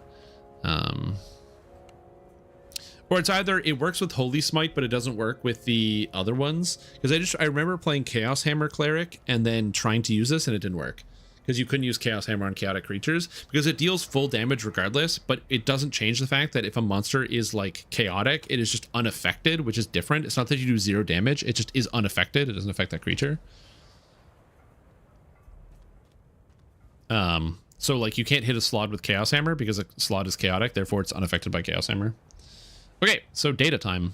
All right, so this is DDOaudit.com. If you've never seen this website, it is a website that holds a whole bunch of data. So there's some cool stuff that's in here. So we can see information like on Cormyr, there's 106,000 characters. On Moonsea, there's 97,000 characters. On Shadowdale, there's 179,000 characters. And on Thrain, there's 148,000 unique characters, which is kind of interesting. Again, we're talking about characters. Now, if we look at type of character data, so you can see the population distribution. So Shadowdale is the most popular server, and it kind of goes down from there. If you look at LFMs, which is a more accurate piece of information in terms of like play rates, what people are actually doing. Somehow Thrain is like on top, and that's for the quarter. If you look at just the week, Shadow comes up. They're actually pretty even in terms of the amount of LFMs, which is kind of crazy, weird to think about. Then we can look at the hour population distribution. So I've mentioned this before, but if you play on an individual server, this is a great chart for determining where you want to play on, because you can be like, oh, where are the peaks? Well, the unfortunate reality is that looking at the averages over the past 3 months, Shadowdale and Thrain have the same peaks, and the only difference is Moonsea. So if you're somebody who is in like, OCE or anything like that, it's much more difficult for you to find people to play with. Unless you want to be up in the middle of the night, then it's very easy. And then we have the daily population distributions, so you can see how many people play on which days of the week. So Wednesday is the least populated day on average, with Saturday, Sunday obviously being the most popular day. I'm surprised Sunday is the most popular day. That's kind of interesting. If you look at like just the past month, just the past month, Sunday is like way more popular, which is interesting. So that's very funny. And then even in the last week, it's kind of interesting. Sunday is the most popular day of DDO. Interesting. And you can see peak times for each game, so where the peak hours are. This is neat. Look at this data. That's kind of cool. It's peak hours off peak. Anytime it says off peak is the best time to play, by the way. So keep that in mind. Then we have the level distribution, so you can see what levels people are playing at and what their ranges are. So again, I've mentioned this before, and I will say it again. Every time somebody tries to disagree with me about this or whatever, the most people in this game are not concentrated at the end game as much as many end game players would like to believe that and would like that to be true. The majority of the people are in this range, which is one of the reasons why in general SSG should be catering and looking at improving the experience of the new player, the beginner player, or people in the early levels. Not to say they shouldn't bounce stuff, not to say they shouldn't focus on the end game at all, but just like this chart just shows it time and time again. There are more people over here than over here. It's always been that way. Also, you got a lot. You're gonna have a lot of bank alts, iconics, things like that. Level 20s where people just stop playing. Now, I've mentioned this before. I've said it in the past, and I will say it again. The most popular race is human. Now, some people will say, "Oh, but Strimtom, that's because people are making bank alts. It's just human bank alts. Okay, it's all bank alts." And the thing is, it's not bank alts. It's never been bank alts. People just like playing humans, okay? That's the way it's always been. People just love playing humans. When people play MMORPGs or any game, they want to play humans. A buddy of mine, whenever we have the opportunity to play whatever, he can play whatever he wants. He can play any race he wants. We're going to play D&D. You can play whatever you want. His first character, human. His second character, halfling, a short human. I'm like... Ugh.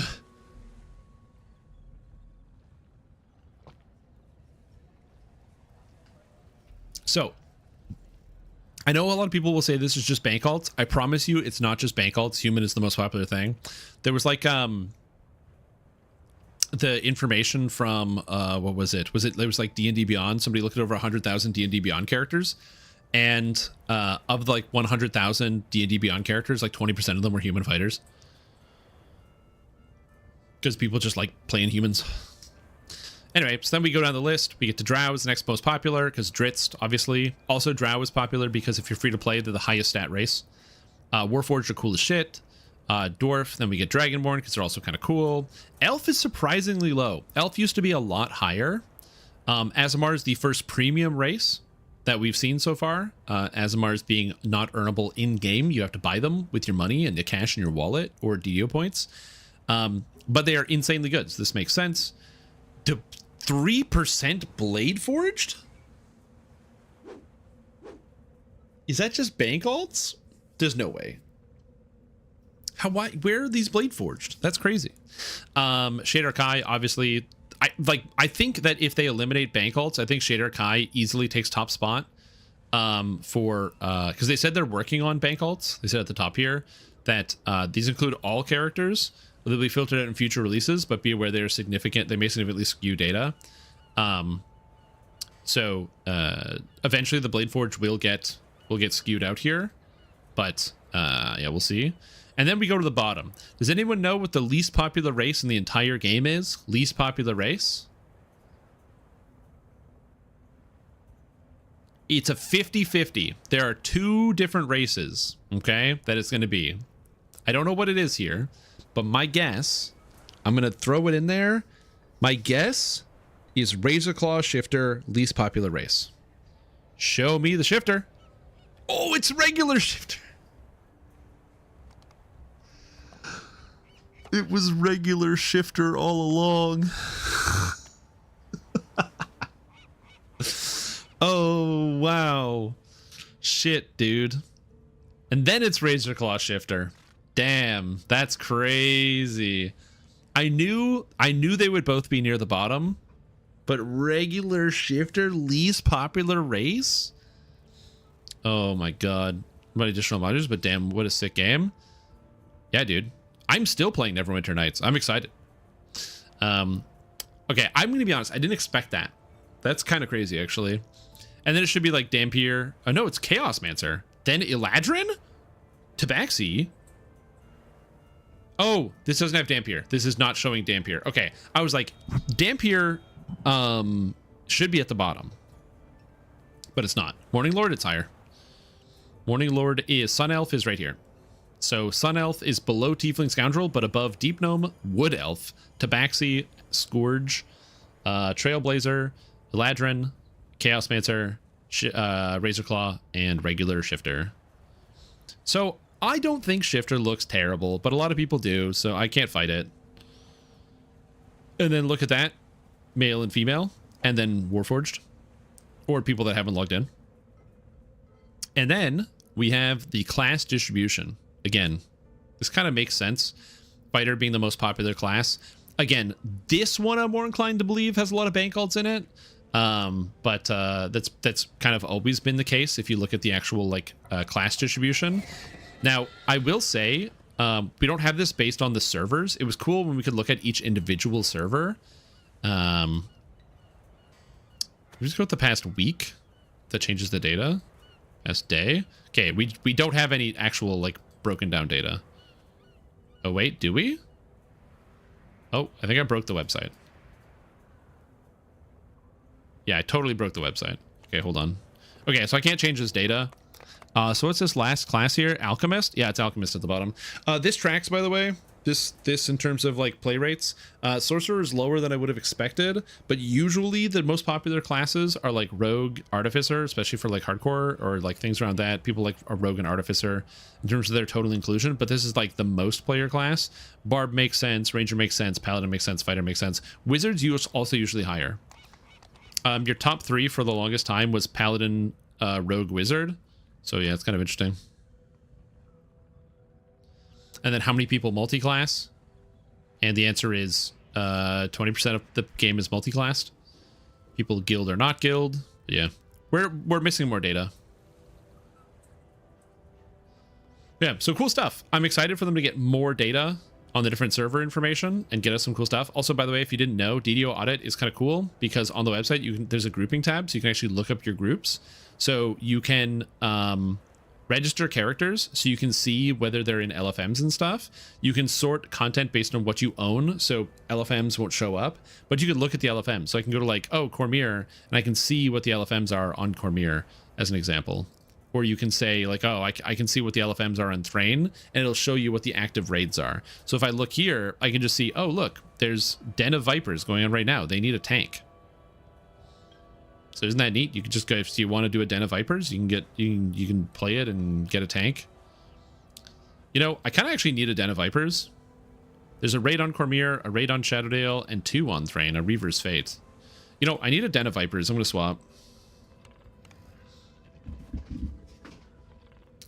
Chill of Ravenloft had an XP update. That is correct. They increased the experience points by like 27 to 30% across the board.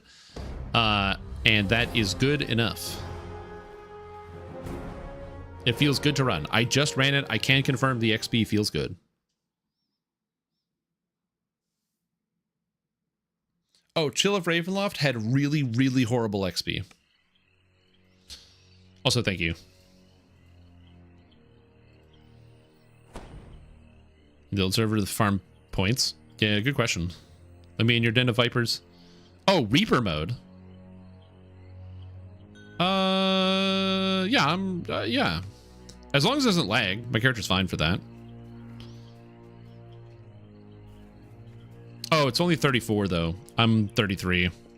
No. All right, it's fine.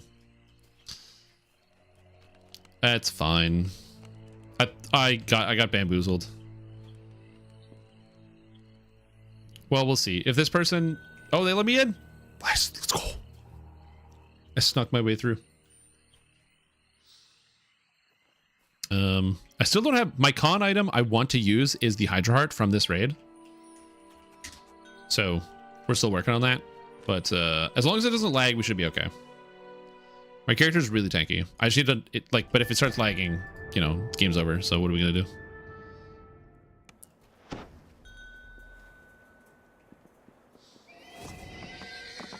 I suspect I am one of them. Oh no, I suspect they think I am not one of them.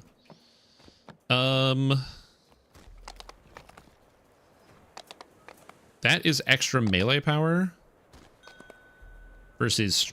I don't need double strike. I'm going to take Voice of Fury for the Primal Scream stats, and then I'll get this point later.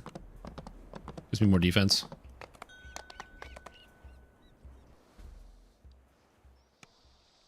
Alright, see if Den of Vipers functions at all.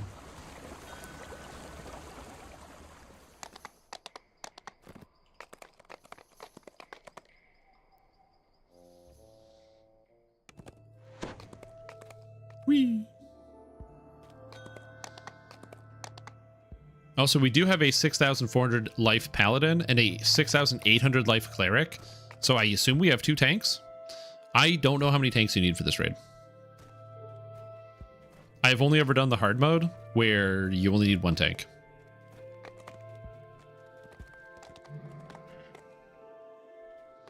7 set of Feywild gear without ever stepping foot in there. True.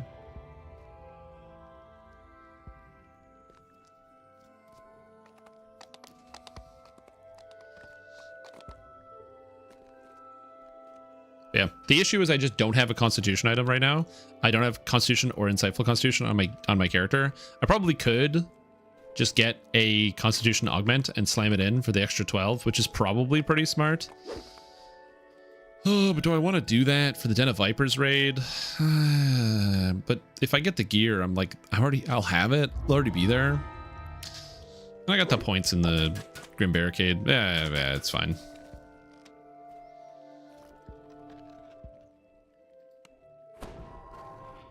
All right.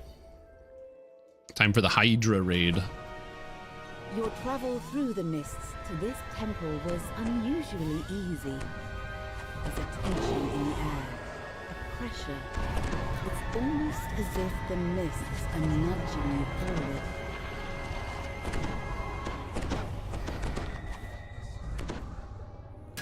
But yeah, I'm also kind of worried about running out of mana. I also gotta be careful about my mana usage. A paladin, but they want a charisma bonus, so it's fine. Yeah. Yeah, I also have to run threats old and new, so I can craft onto this. I'm missing Constitution on my Dracolich's Eye, so I need that as well. But I need a Hydra Heart out of this place. Did somebody throw a skull grenade? That's funny. All right, let's see how this goes. The Guardian's camp has been burnt to ash. You don't see any bodies, so perhaps they escaped. 119,000 XP. The author of all this destruction awaits you by the temple entrance. A terrifying Baylor. Oh yeah, another thing is I gotta get a an augment. I need a Ruby of Devotion to put in my shield. I actually don't have one, but I need to get devotion spell power because my renews kind of suck because I don't have a spell power item. I should have a spell power item. I don't have one. So my positive is only 100 or 248. Do not make me wait. Okay, so the way that this raid works, everybody grabs a lantern. You make sure you pick one up, and then you take your lantern and you equip it, and then you throw it.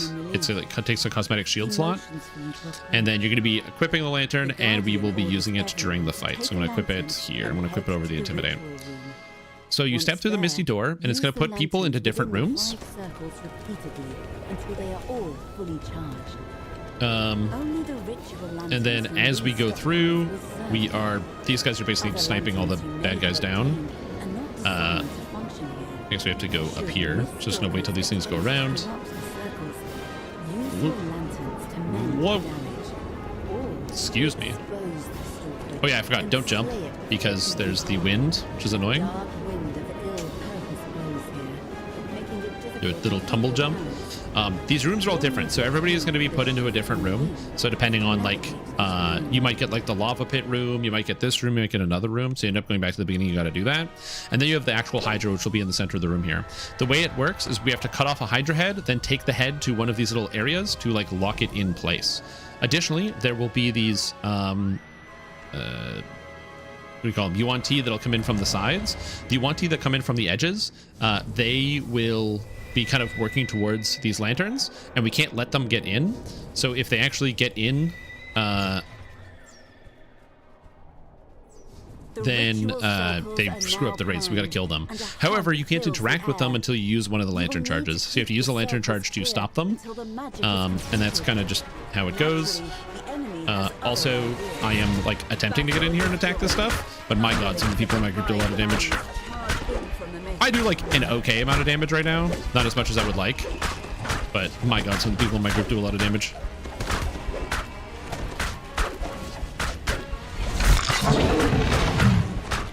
Anyway, monster dead. And so we're pretty much just gonna be running around fighting stuff. Again, my character is mostly focused on like the defensive element of this. So like I'm able to do able to do a reasonable amount of damage, but I'm mostly like a debuffer sort of type character. So I'm debuffing enemies, increasing damage that they take, as well as reducing their ability to deal damage on the other side. So yeah. You missed the Viper? Yeah, sorry. They have 1.3 million on these bad boys? Okay, that's not too bad. Also, you might be wondering how people do so much damage. If you have not seen the current damage that ranged characters are doing right now, this is why, like, there was like the other day, somebody was like talking about how they're like, yeah, ranged characters, they're like so good, and crossbow characters, they do like insane amounts of damage.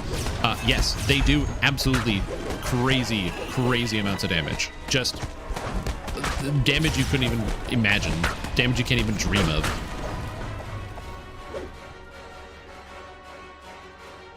But again, as long as the raid isn't lagging, I should be okay on this build.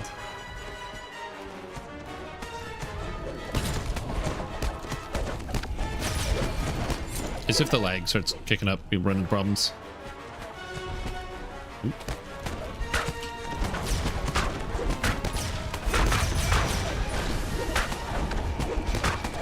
But we have a good amount of damage. That's kind of the most important thing. Oh wait, this guy got in here as well? Whoa. And had no AoE. Yeah, now they have AoE and good single target, which is huge. The ritual circles hum, the mists boil, and a massive shake begins to form. All right, we got Hydra in the group, so we got to be careful about that. Also, a lot of the range are not doing their maximum potential of damage. A lot of them are currently saving damage right now because you need to be able to do a pretty good amount of burst damage on some of these guys. Okay. I thought I was doing okay and I was doing an alright amount of damage, and then watching this thing just get chunked for 100k is like, alright, sick. Anyway. Alright, Hydra's at 61 million, so now we kind of just like start laying into the Hydra. Usually you're gonna leave the range to deal with the Hydra, so I'm gonna do that. I'm gonna go and get the these guys. Because that guy hurts real bad. So I'm gonna let the range take care of the Hydras. You know, I think it's best if I take care of the abominations. And I'll just run into Sunder and debuff the Hydra whenever I get the chance. Because that tail slap is crazy. Right, tail slap, tail slap, tail slap, tail slap. All right, I just want to Sunder this thing. Let me Sunder it. Thank you.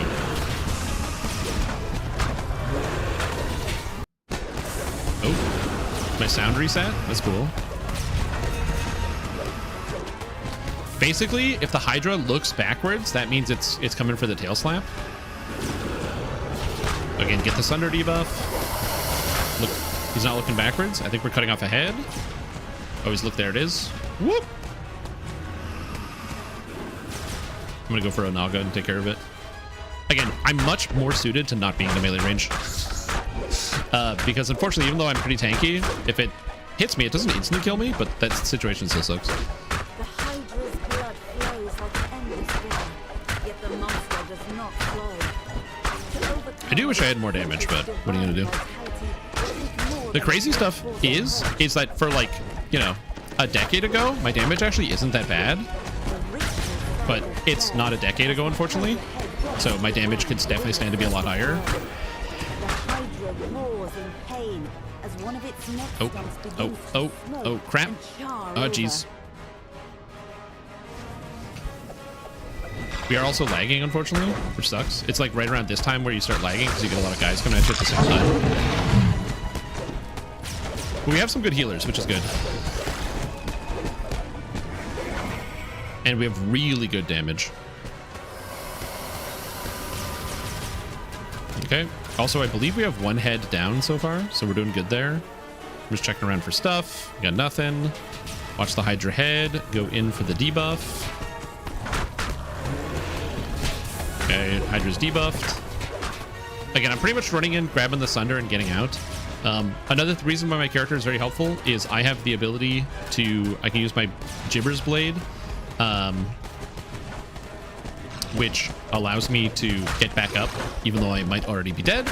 And you might be like, well, why would you plan around being dead? And I don't really want to plan around being dead, but what I can do is instead of planning around being dead, if we do end up all dying, I have the Beckon Divinity, which allows me to resurrect the entire raid, so I can pick up us all up at the same time.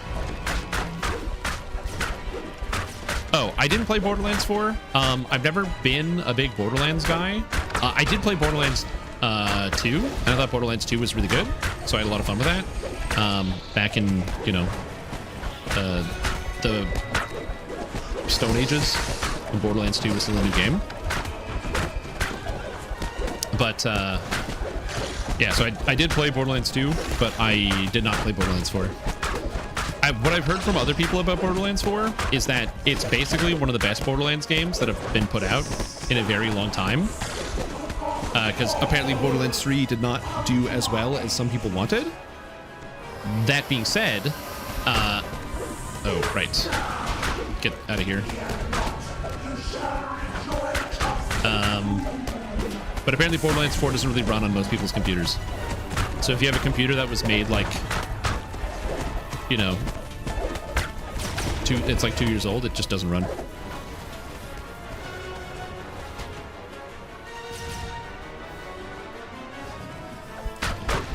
Wait, which game did you end up playing all day today? Whoa! I'm getting my ass cooked! No, the lag. Oh, the WoW simulator? Wait a minute, you played World of Warcraft all day? I would have lived if I actually had the health. Yo, we're alive?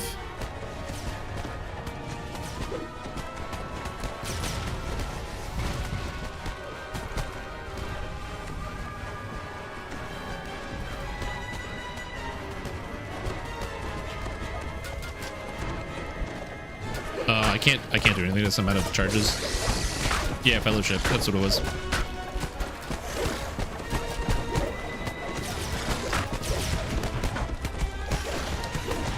You're like a certified World of Warcraft hater. It is really shocking to me hear you say that you had a lot of fun playing it.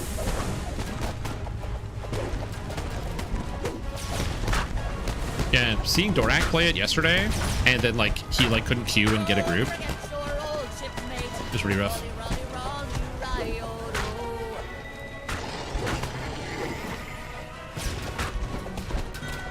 Okay.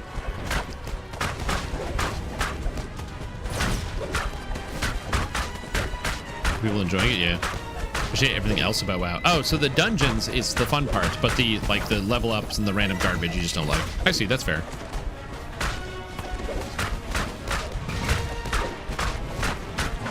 Okay, got somebody bringing the head in. Go to the head, knock it out. 0.7 mil. Okay, nice. We have one more head to do. So we just have to make sure we don't lose. We got another guy here. I don't have a lantern. I hope somebody has a lantern. I can body block it. Nice. Somebody's got a lantern. Okay, good.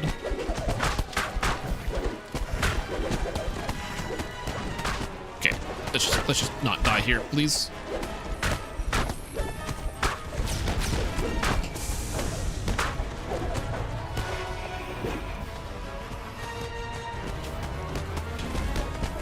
Okay, debuffing the guy.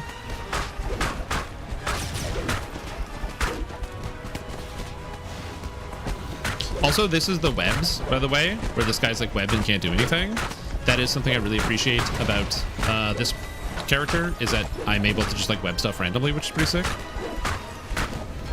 Okay, kill this. Okay, he's got that. We're gonna go here. I'm gonna hit this. We're gonna prayer the boss, so he takes a debuff. And I'm just gonna start working on this bad boy. And I'm just watching the head right now in case he tries to bite me. This stuff is boring as shit. It's cringe. Okay, good to know. Good to know. Yeah, I could probably have my arm twisted to be able to play it. I'm not sure. The main issue I have with it is that it's one of the things I didn't like about World of Warcraft in terms of the characters is that you don't really have any decision making when it goes into it, and I really like being able to build my own character and come up with my own game plan. But not only that, I also like hybridization. I like being able to play like a tank with a little bit of healing, or a DPS with a little bit of healing, or a healer with some crowd control or something like that. And that's just not a way you can play World of Warcraft or that video game, unfortunately.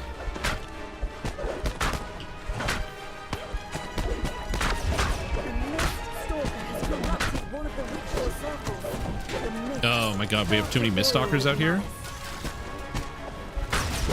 Oh god.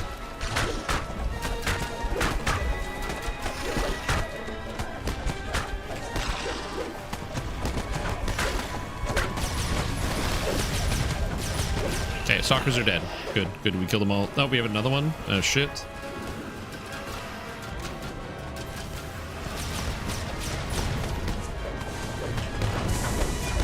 Okay, we're good.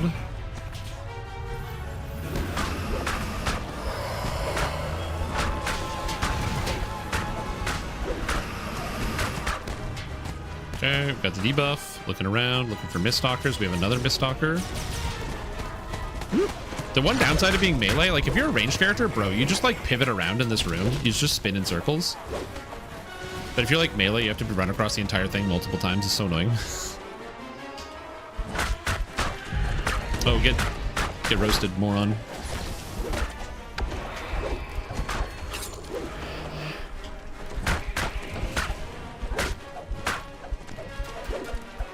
Oh, lag. Hello. You created man the pole? Yeah, I got distracted. Oh, I was doing other stuff. Grail Fall of Avalon. The story about the Knights Round Table went in the direction I didn't expect. Tainted Grail Fall of Avalon. I've like heard about this game. Nero, did you play this game? That name sounds familiar to me.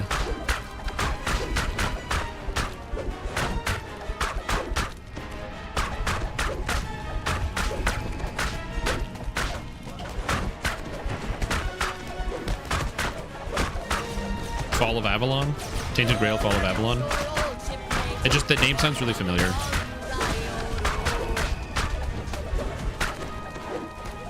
Yeah, I did. Okay. That's what it was. Okay, we've got the head moving.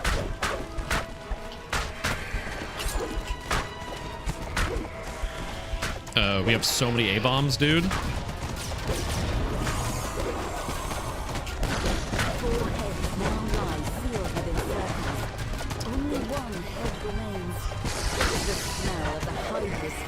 Oh god. We have so many A-bombs up right now. I will say this, if you haven't done this raid yet, you really need a lot of damage for this on Reaper mode. This is one hell of a DPS check, I'm going to be honest with you. There's so many Miststalkers we have to deal with right now.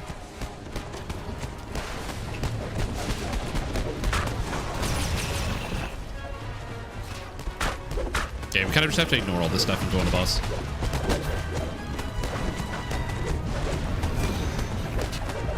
Prayer.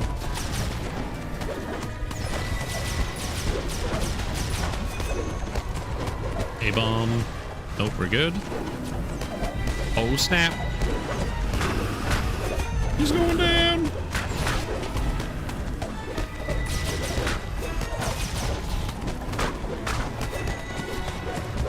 Oh, please die before another A-bomb spawns. Hey, Plague Reaper, what's up? Holy. All right, so I'm going to be honest with you. It's crazy to me how different this game feels when it's not terribly laggy. When we tried to do, the last time I did this, it was a hard mode. I streamed it, and like we couldn't move most of the time.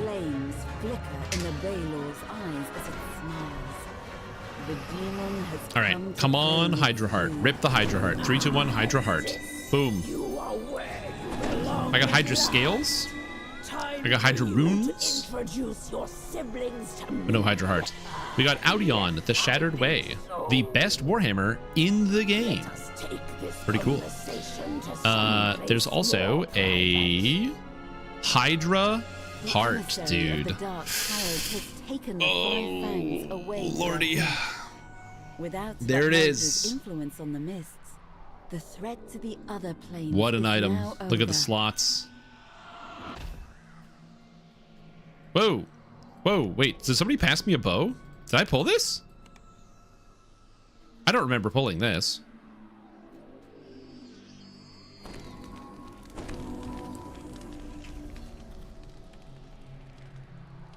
Somebody passed it to me, which I think is very nice, but I can't use it. Yeah, I'm just gonna have to do this until I eventually get enough runes.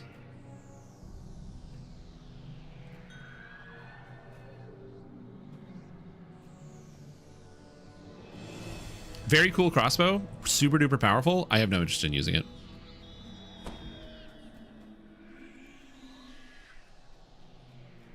Cool.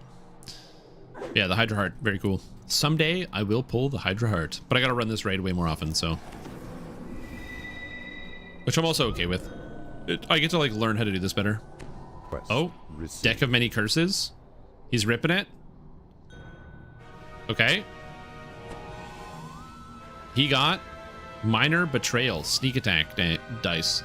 That's not bad. A free sneak attack dice? That's not bad.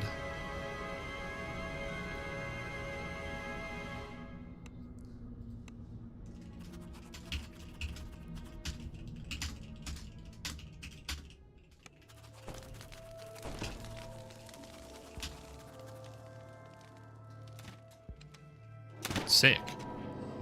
That was cool. Oh, they're doing threats as well? They're doing threats old and new? Oh, I also need barrier fragments from threats old and new. Sick. So I guess I'll go do that raid next. I was gonna do something else, but I need barrier fragments. So cool. More raids. Educated, good spelling man. Damn. Okay, creative man. You said you wanted a thing. Let me do that. You asked me for... Oh, let me see here. What should horse put on his tombstone? Yeah. What should horse put on his tombstone?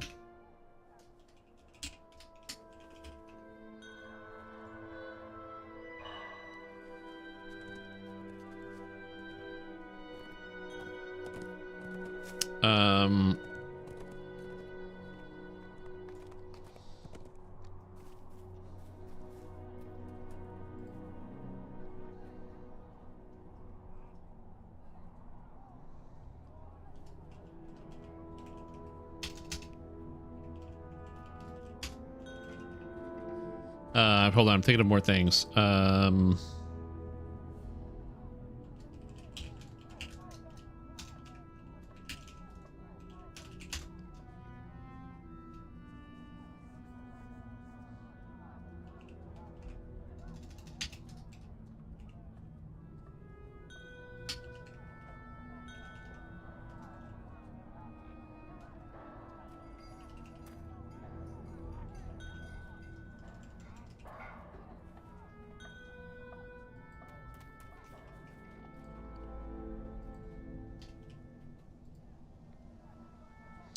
Hold on, I'm being creative. Give me a sec. I need to be creative.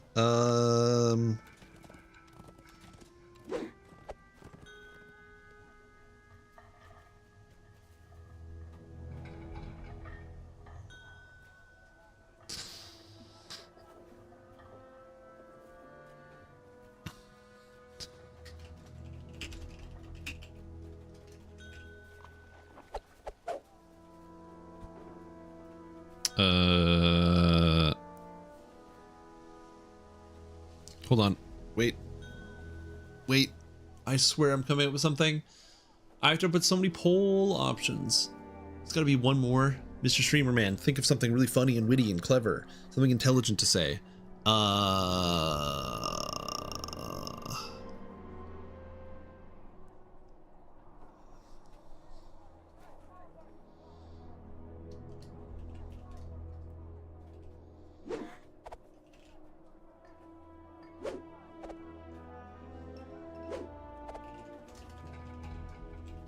All right, here we go.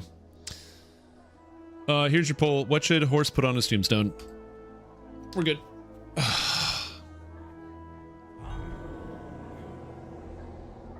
Please vote on what you think is the correct answer. I don't know if we're going to do this on Reaper mode, because if we are going to do this on Reaper mode, I don't know what the hell I'm going to do as a melee. Fortunately for me, I do have fire resist. My elemental resist is quite good. So, yeah, elemental defense. I'm at 54%. No, 48% fire absorb. And then I have resistance as well. And hopefully that will be enough. Oh, yeah, that reminds me. I get devotion as an augment. And I got to get my barrier fragments. So I'm just going to go in here and see if I have any.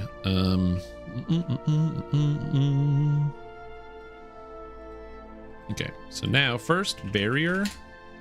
I have barrier fragments, which is good. I want to bring those with me into the raid. And second, do I have a devotion augment? No, I don't. What's the best one I can get in the store?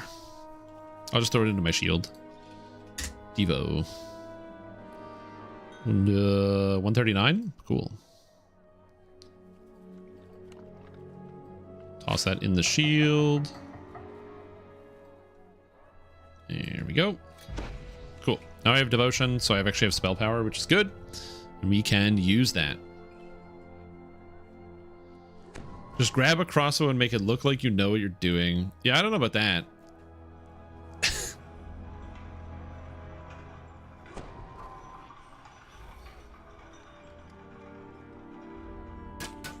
Is the isekai anime choice to put on a tombstone?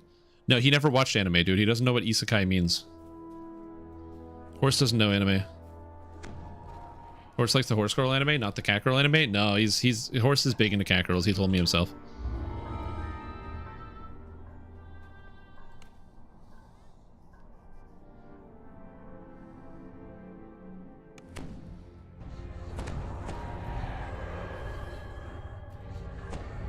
Anyone need direction? No, I think I'm good.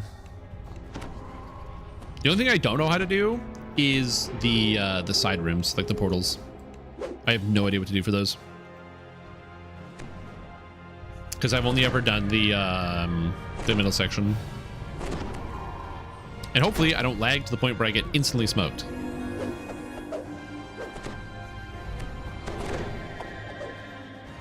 Also, I love that this cleric has 8,600 life. That's sick, dude. Stay in the middle? That's what I was going to do, is just stay in the middle, yeah.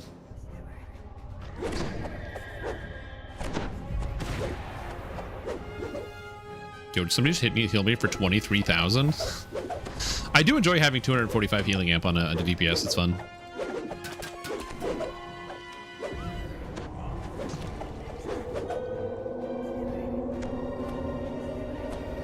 Oh, it's a DPS check? Okay. Yeah, I'm still, like, I don't have my artifacts sorted. The Red Wizards of Fae have uncovered a dormant So we'll see. red dracolich in the ruins. Now the wizards are performing a ritual designed to control the creature that they have Go, awoken. go, go. The Baelnorn says he'll seal the cave. Go, go, go. Screw you, dragon. While you're putting an end to the ritual. He's cooking me. Speak with him again when you're The dragon ready. hurts. The Baelnorn has sealed the only entry to the So you area. bring the bone guards inside the blue section so they come into the dead magic. Then we beat them up.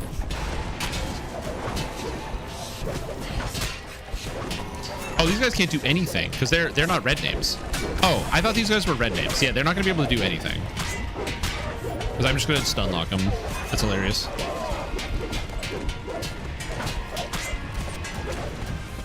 So we kill that guy, and then we kill this guy outside. Wait, is this guy not a red name either? I think he is a red name. Yeah, he's a red name. Had to double check. Okay, we got the improved sundering. I got the divine sundering. I think I'm the only person running Divine Crusader, which is fair. It's not a very common epic destiny for people to be running at endgame. Okay. Stun him once he gets inside. Oh, right, I can't cast prayer. I'm in a dead magic zone. I was like, yeah, I'm gonna prayer this guy. No. I hit people with the prayer because it lowers their saving throws by 5. Which means that they are then suddenly incapable of doing a whole lot of things. That's the thing too. My damage on my character isn't even like, I would say my character is not bad in terms of the damage. It's not amazing, but it's not bad. Lower saves and we're all set. But again, when I get my artifact sorted, I'll be getting a lot of damage because I don't have the prowess set. I don't have the, I really don't have any of my set bonuses because I'm finishing all of them in the artifact. And I'm like, I could just juice up my Hardest of Lamades and put stuff in there, but I'm like, I'm not going to do that. I'm going to wait till I get the real thing.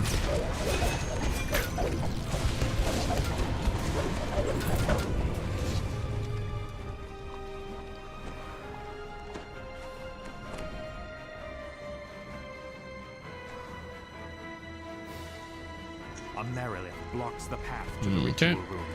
She commands her minions to attack, then jumps into the fray herself.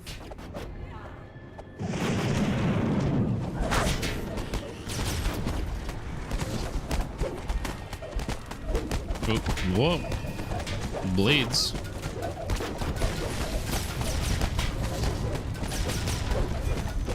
This guy has 2.8 million life? What the hell is this? 2.8 million health. What an asshole. what a stupid piece of shit. How long does this last? Oh, the gold's 2 minutes. Oh, I guess I could just like melee the Merilith. She's gonna turn around and kill me at some point, but I'm just gonna pretend that that's a non-problem.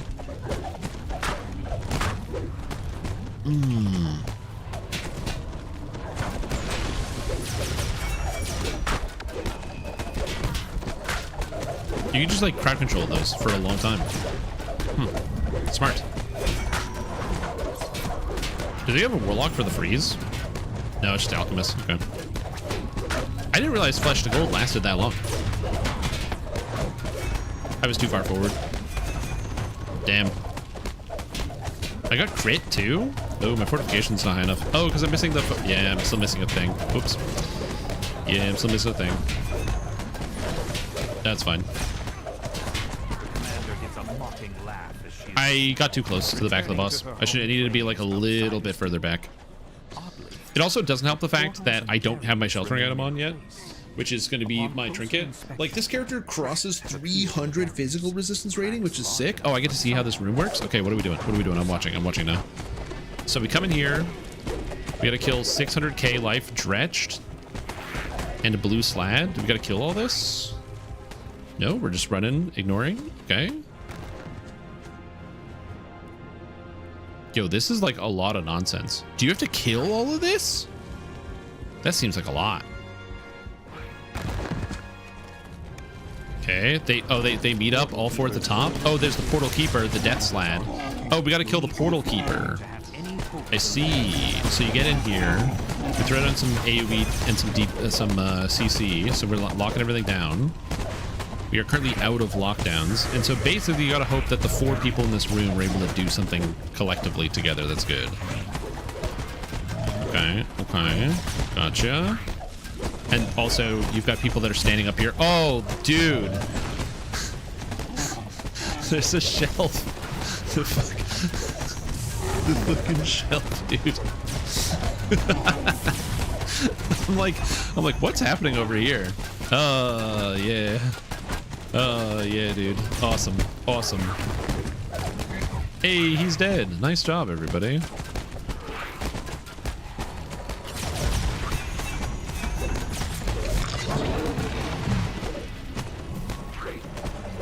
Oh, nice. I'm alive.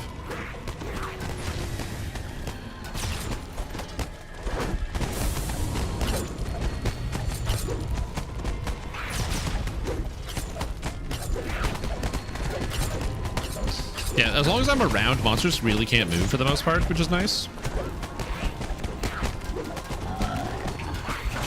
Because I have salt and a lot of stuns.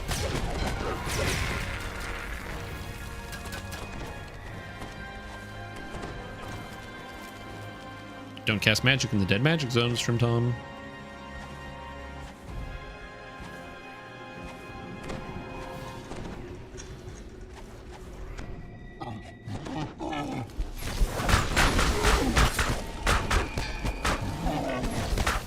Can I just kill this thing in one hit? No. I'm just gonna kill the portal keeper, I guess, because we can drag everything else around. Because he's gonna come into melee eventually, and the Jarlath is so slow. I'm just gonna move out. I'm gonna come over here for a sec. Let my health get back up.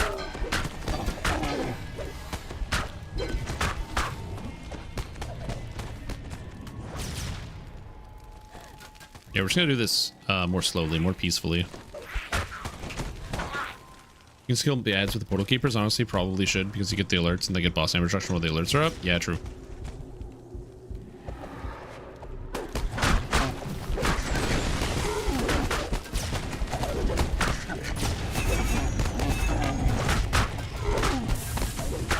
And we're just gonna chill here. You know, we're gonna just CC stuff, crowd control things, kill some guys. Gonna have a blast. I'm just gonna chill. The last of the portal keepers falls. Unfortunately, I don't have any way to instant kill these guys, which would be sick. That's not true. I can technically get them with the Holy Retribution. Those crossbow guys do so much damage. Oh my lord.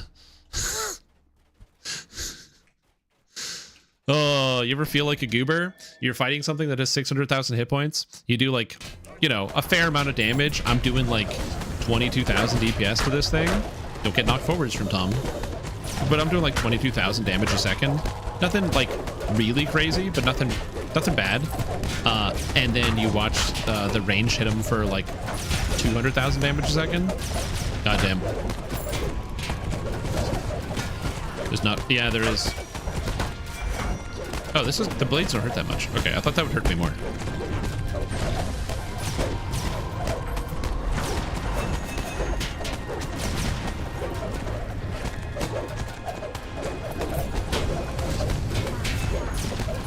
Okay.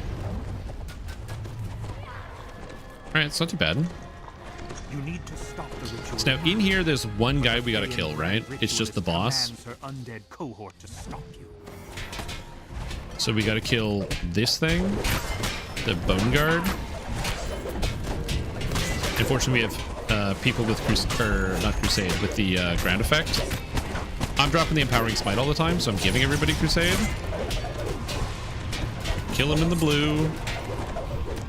And then we kill this guy out of the blue. Black Dragon Bolt sucks. I don't like that. I grab a heal on myself. Oh, wow. The Necromancer hurts real bad.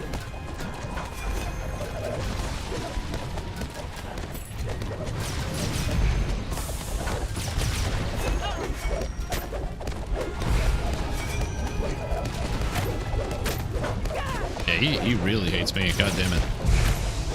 It's the untyped damage that I don't like.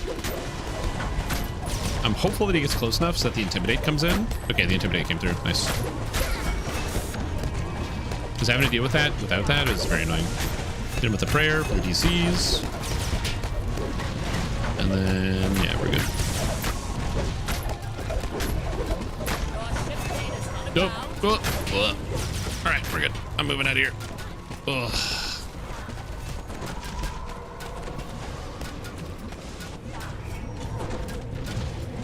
Dude, what is going on? Is that the spellcasters that are hurting that bad?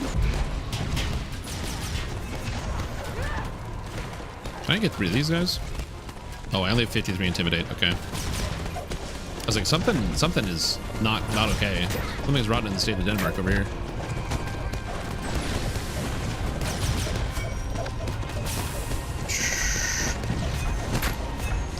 Yeah, like, it's really weird to like be afraid of spellcasters, but those spellcasters, man, they do not mess around.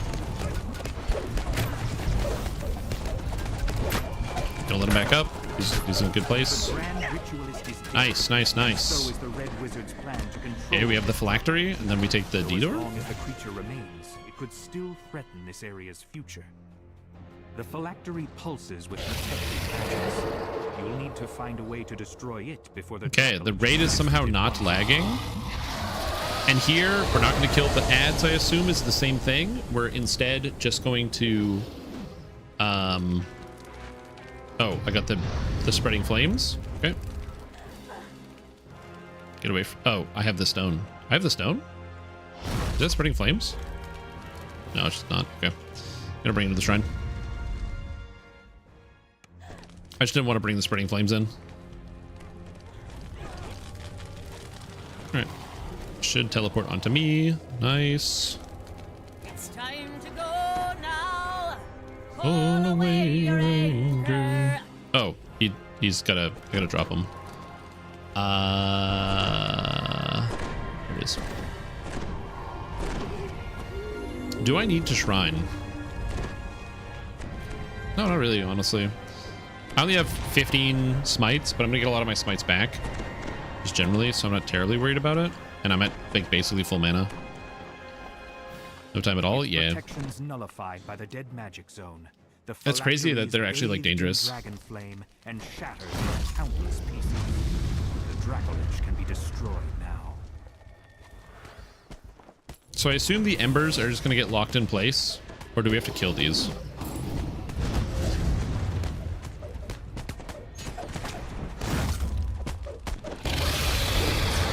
Oh, that sucks. Hate that.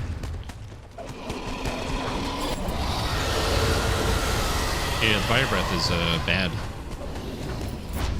This raid is always difficult as a melee because of the disease. So if you never ran it... Okay, spreading. Let's get out. Go, go, go.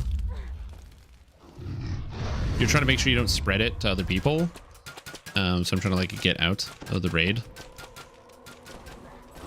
But again, we have a lot of ranged characters that are going to take care of this for the most part. So we're just gonna come in here, go to prayer, hit him with the debuffs, do a little bit of damage, spreading flames. All right, just gotta go into the dead magic.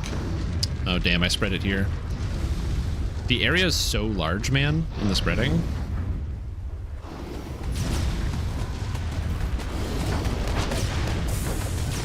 Ignore all trash except eruption. Check.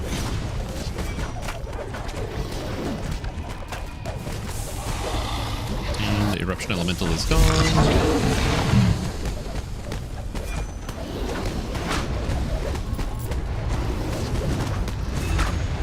I will say it does feel good to be like plus 220 to hit right now. I'm still missing some stats too, but we're there. It's not bad. I don't really want to be on the tail because sometimes the dragon rips around. But sometimes you gotta do what you gotta do. Block. Okay. Just like so. Block. You even though I have basically knockdown immunity because I'm an unyielding sentinel, you still have to deal with knockdown sometimes, which is why you still gotta block sometimes.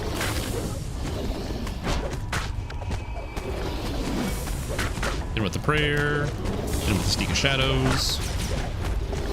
Gives a good amount of sneak attack damage too, so I always try to make sure I'm using it. Yeah, I'm gonna be honest. Ooh, spreading flames. I don't think this is far enough away. It is. Okay, that was okay, buddy. Hey, yowza. Oh, frame rate. Well, my frame rate dropped to like 0 and then I died, so yeah, I guess. Oh, yo, thank you. That's very kind. Just gonna use my defensive abilities while I have a chance here. Just get my stats back.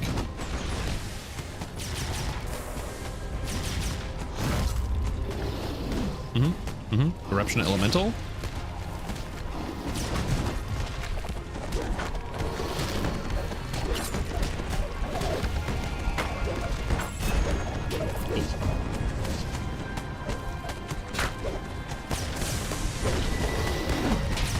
Unfortunately, I don't have any like major debuffs I can do on the dragon. Go away, dude. I don't have any major debuffs I can do on the dragon, but yeah. Surprisingly, went under the radar for so long. Was that a crit for 4,000? Yeah, I keep getting crit by bosses.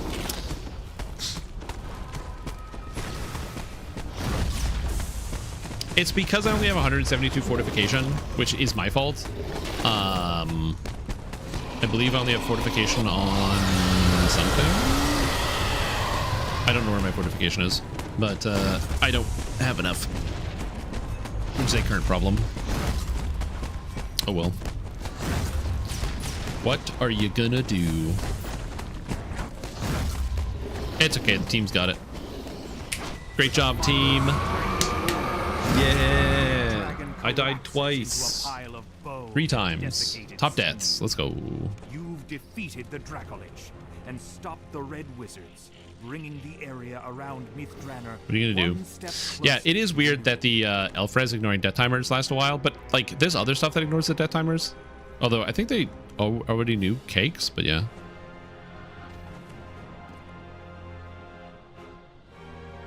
Yeah, if you're undead, yeah, that makes sense.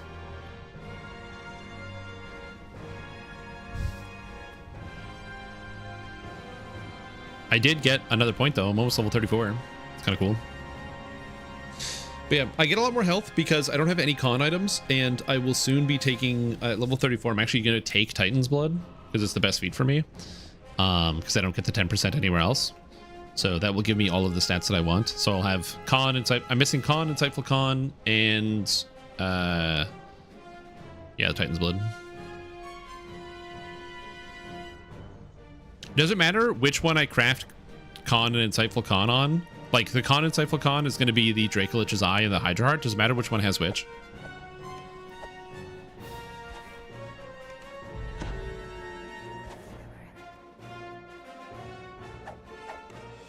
Oh, some people passed me barrier fragments because I said I needed some. Thanks, team.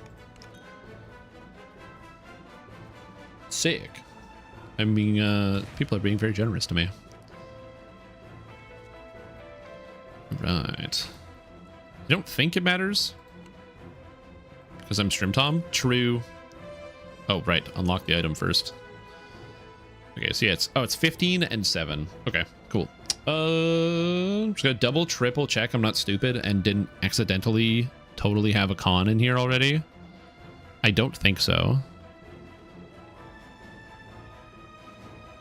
Charisma. Strength. Quality strength. I'm checking my builder file because I'm stupid and I'm gonna make a mistake. I put this together already and I should not trust regular me to do this properly. I currently don't. So I'm just loading the file and looking at what I put before. All loot to Stram. Yo, thanks. I don't know if I would use any of this. Palisade, Ward of Karlith. I mean, it does have legendary conditioning on it. It does have curse absorption. Wait, can you get an LGS effect on the Palisade? Oh, okay, never mind. I was like, that would be really crazy if you could. So it makes sense that you cannot.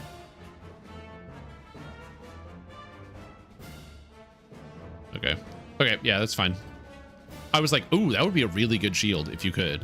Which makes sense why you can't. Because if you could, it would be good. So... Okay.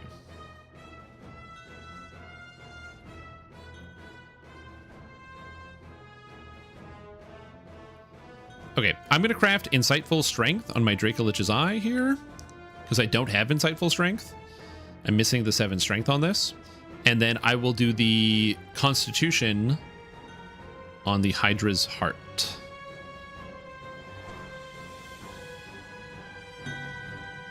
Makes the most sense. You can? Oh. Golden Age? No, the Mithril Golden Age shield is bad. I don't know what to tell you, it's just bad. Okay, I'm gonna grab the strength here.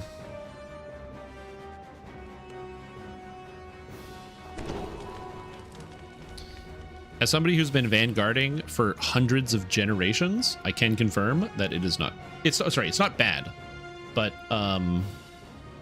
Colossus is significantly better for vanguards. Okay. What am I doing here?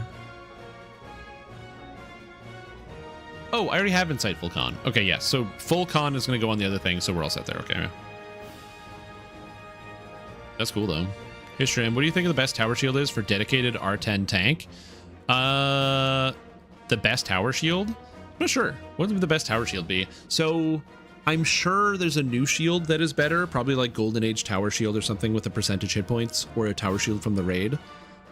If you're on a budget, you can still make do with the winter shield, the Bulwark of Snow. But oh yeah, you just craft these. The Golden Age to the Undying Age, right? That's how you get the best weapons.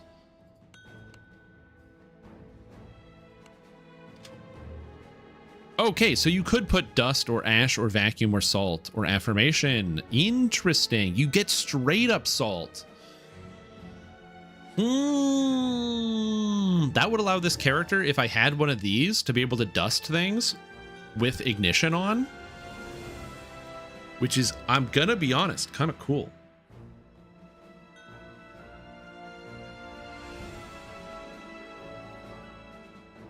Interesting. But yeah, additionally, you could also probably use this shield, Palisade. So the reason why the reason why Palisade is quite good, and you can use it on a shield here, is because if you're a tank, it gives you 15% bonus life. It's not a tower shield. The benefit of not a tower shield is that it doesn't cap your dodge. Tanks are able to get like upwards of 20% dodge from max dex bonus abilities. So you can increase your maximum dex bonus to have like 20% dodge. And tower shields really camper that. So a lot of modern tanks are actually using large shields instead of tower shields. And you can get the 15% conditioning gear, and then you can put salt on your shield. Salt puts 8 stacks on a target that basically reduces a monster's action speed by 90%. If you reduce a monster's action speed by 90%, it's basically like a stun that they don't have a save against because they can't move anymore. So very, very powerful, extremely good for the end game. So you can definitely see something like this coming through. Oh, there's a different one. This one also has affirmation on it. I personally think that as long as you have salt, you're probably looking at salt more. I could be wrong about this. I feel like salt is better than affirmation for R10s, but affirmation's probably better for raids. But in a perfect world, you want both of them, basically, on a tank. Also, thank you, Gedzooks. I hope you've been enjoying the vids. I am going to, or if you ever want to try DDO, just to give you a bit of a heads up, my recommended way that people start playing this game is like install it over a weekend and just like kill a weekend on it. Just don't spend any money. Just put the game on the computer, log in, fight monsters, click buttons. If you're having fun by Monday, The only purchase I recommend anybody make is the 1 month sub, or just keep playing for free. But the reason why I say that is because the VIP sub lets you get access to basically everything in the game. And so you can really try it out. And if you had fun on the weekend, it's basically like $15 to play for the rest of the month and see if you like it or not. But more importantly, and the reason why I say don't buy stuff, is if you're interested in trying this game out, at some point in the near future, the company Standing Stone Games, who produces Dungeons & Dragons Online, is going to be giving away a code that will give out all of the content. And they're doing it. They originally were going to do it as like a thank you to give back to the players because of the people who've been like, they've had a couple performance issues and some game problems recently. But they haven't given out the code yet because they've just been waiting for the game to get fixed before they give out the code. And we're not there yet. There's still a lot of problems. There's still a lot of playtime issues. So you won't see a lot of people doing that as often. So, or sorry, they won't be doing that for a little while because it's really bad to go like, hey guys, come check out our cool code. They get a whole bunch of traffic, people come in, and then the game doesn't work. It's not going to really work out for them.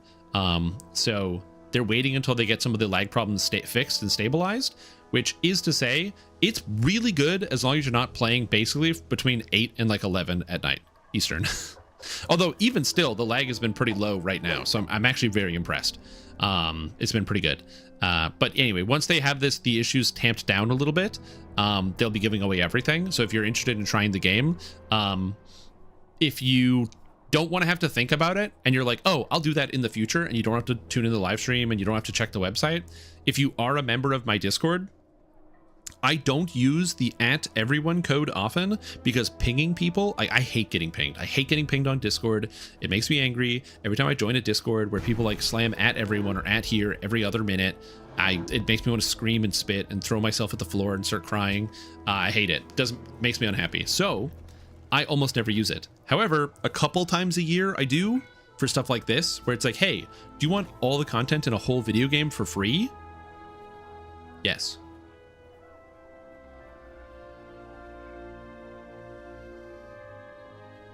Oh, yeah, 100%. But like, I don't want to suppress here and everyone all the time because I want to know if there's something important. Like if you're @everyoneing, it's like there is an emergency because we got to let everybody know. So for me, the @everyone is like, I use that in Discord this year when the Lord of the Rings gave away all their content for free. When I wanted to tell people that I was going to be doing that event at PAX because I'm a fucking nobody and it was really cool that I got to be on stage. And we're doing it again for, I'm going to do it for the free DDO code, but that's like 3 times a year. So yeah. Anyways, I gotta get some water and do some stuff, but, yes. As far as actual tower shields, if you're still set on tower shields, by the way, Aggro Pro, let me load it up here. DDO tower shields.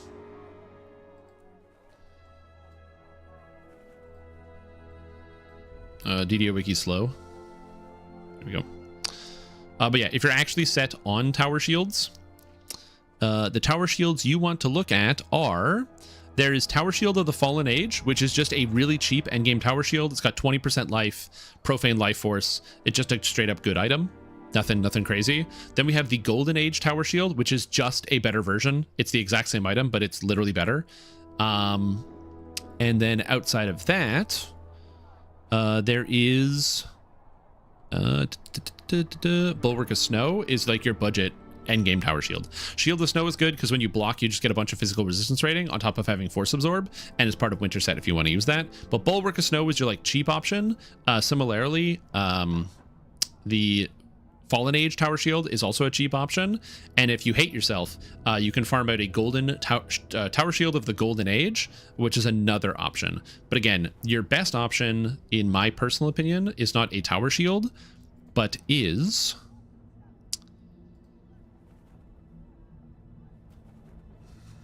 Come on, bad buddy, let's go. Your best option is going to be Palisade, because Palisade has 15% life, which is not as much, but it gives you mobility, which on a tank you don't often take unless you're a fighter. Like fighter tanks take this, but on a paladin or a cleric or a artificer tank, you're never taking this feat, but it's really good because it gives you increased max dex bonus, so you can get more dodge. It absorbs curses, which is nice. And then the Sealed in Fire lets you put a legendary green steel effect on it, which is insanely good. This item is not really hard to come by because not a lot of people play tanks. This is also good for a Vanguard as well, if you're considering it, so this one is not too bad. But we talked about, I wanted to mention this. So there is the Legendary Shield of the Golden Age and Colossus. And a lot of people think Legendary Shield of the Golden Age is a better shield for Vanguards than Colossus. And I have to explain why that's not the case, but I'm going to do my best here. So Legendary Shield of the Golden Age is good. It's got shield bashing, which you want to get up to, you want north of 80% on a Vanguard to have consistent shield bashes. Conditioning is good for the 15% life. Shield spikes is an irrelevant amount of damage, and guard breaking is really good. But then we have Colossus, and Colossus is way better for a Vanguard. And the reason why is because Vanguards care about the damage. Now, if you're splashing Vanguard, so we're talking you're only spending like maybe 11 or 21 points in Vanguard, so you're really a Kentai or a Knight of the Chalice, but you have a shield, then it probably doesn't matter too much.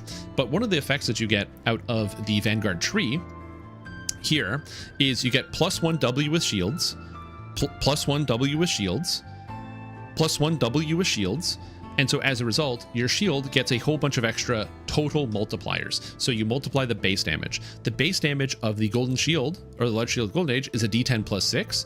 Colossus is a raid item, so it is a D10 +8. So you're actually picking up a huge amount of extra base damage. On top of that, Colossus has Impact, which doubles the critical threat range. So the Legendary Shield of the Golden Age is a 19 to 20, whereas Colossus is an 18 to 20. So you pick up that extra 5% crit.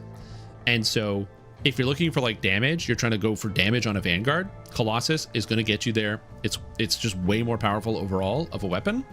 But if you're looking for just utility, you don't want to take as much damage, Shield of the Golden Age, or better yet, get a Palisade. And if anything, I think I might change to Palisade because you lose the crit, but you get the damage roll, and then you also get the craft. So you can craft a secondary legendary green steel effect, which is also pretty cool. The reason why I haven't swapped to that from Colossus is twofold. Number one, Colossus was free for me because I got Colossus from the Raiders reward box, or the Draconic reward box. So it's easy to get. It's the highest damage Vanguard shield, which is why I'm very, very happy that I have it.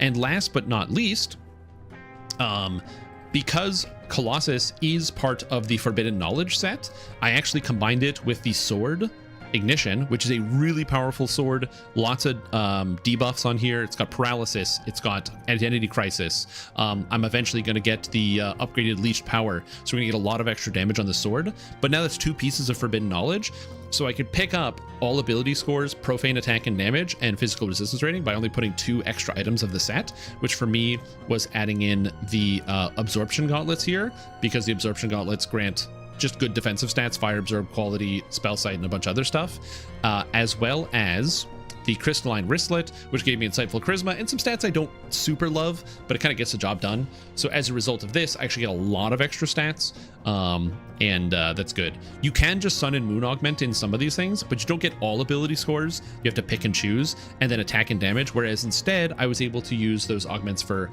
more defensive things.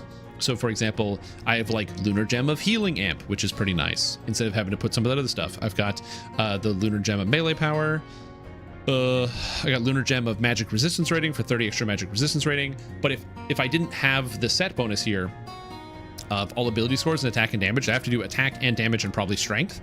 And then I wouldn't have con, I wouldn't have charisma and all the other stats. So for me, the 4 set was really nice with that combo, and that's why I did this.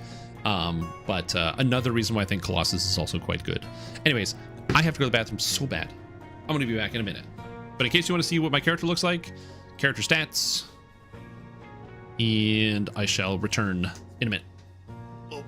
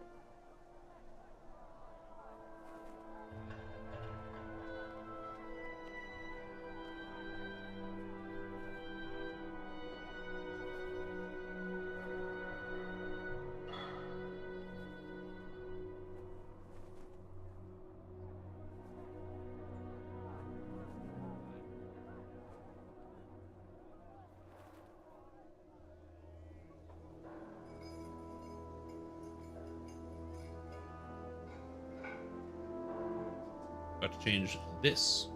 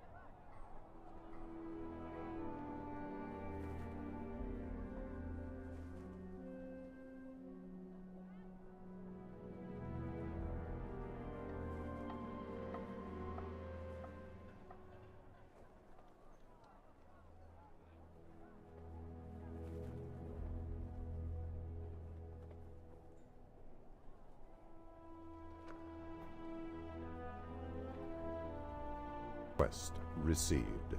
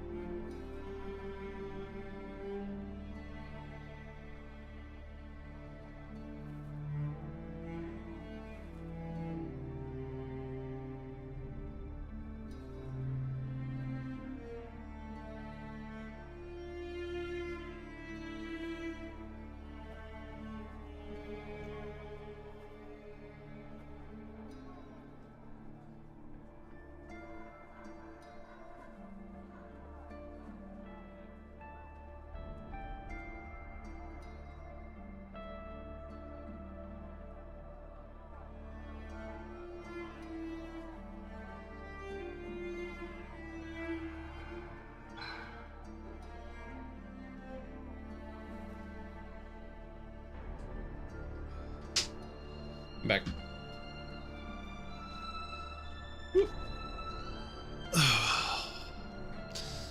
Yo, what's up, everybody? It's me, everyone's favorite content creator, balding man in his 30s. How you guys doing tonight? Let's talk about, yeah. I have more strength now, so now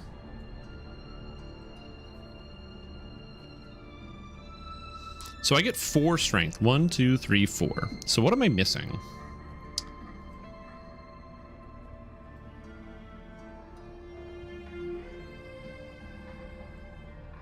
I am missing a whole bunch of filigrees. Right. Okay, I'm like, why is my strength so low? It's because I'm missing a lot of filigree. So I am missing...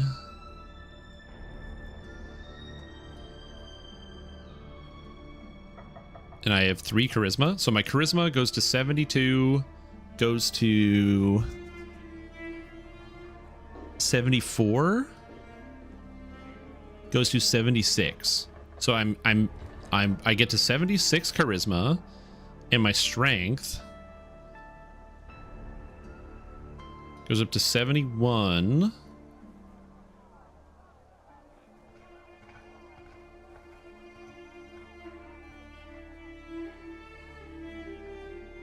Or 81 with filigrees. Reaper mode goes to 85. Oh, I need another filigree. I gotta swap this filigree set. This filigree has to change to... that's supposed to be strength filigree. Okay, there we go. So that is what I'm missing. So my strength will end at... how much is that? 80, 82, 86, 90. No thanks. So I get 90 strength once I'm done, and 78 charisma when all is said and done is what I'm still missing here. Yeah. Stormrose there. You broke my heart. That was my middle name in high school. Oh, I don't need the Reaper points. It's mostly just the just that. Anyways, I'm past my DDO cutoff time because I don't like to get angry playing DDO when it starts lagging. So I'm going to take a break because DDO gets laggy. I didn't check out the poll. Where's the poll here? How'd you guys vote on what horse's tombstone should be, what should be written there? And the answer by a country mile is looking for catgirls in afterlife. Good job, horse. Now we know what we're going to write on your tombstone. I hope you're excited, and I hope you are ready for your burial soon. Okay. I don't know what I want to do right now. What do I want to do right now? I'm trying to decide. I can't decide if I want to play the Bazaar or play more Neverwinter Nights. Neverwinter Nights is fun and is a good game, but I also really was enjoying playing Bazaar. I want to play some Neverwinter Nights. Neverwinter Nights is fun. Let's do that. Let's do some Neverwinter. It's a good game. Let me update the dealie here.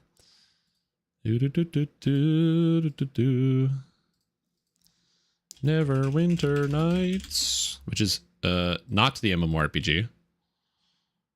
And we're going to change the stream title to Peter Pipega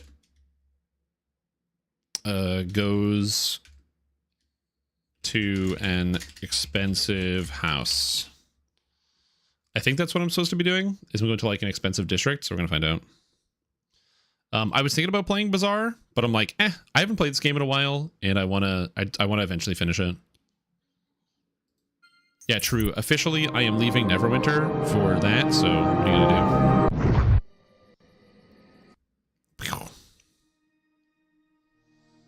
Eventually, it's gonna load. Oh shit, it loaded. All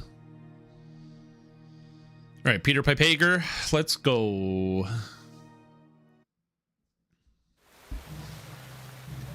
Oh yeah, it's me and Tommy. Okay, so if I check my quests that I have still to do, this is like quests, completed quests. So of the Wailing of the Water Davians, I still have the Temple of Tyr, Never's Tomb. So I have to go to the Peninsula. Wait, Peninsula Tomb can be reused to the cellars of the house on the east side of the Peninsula District.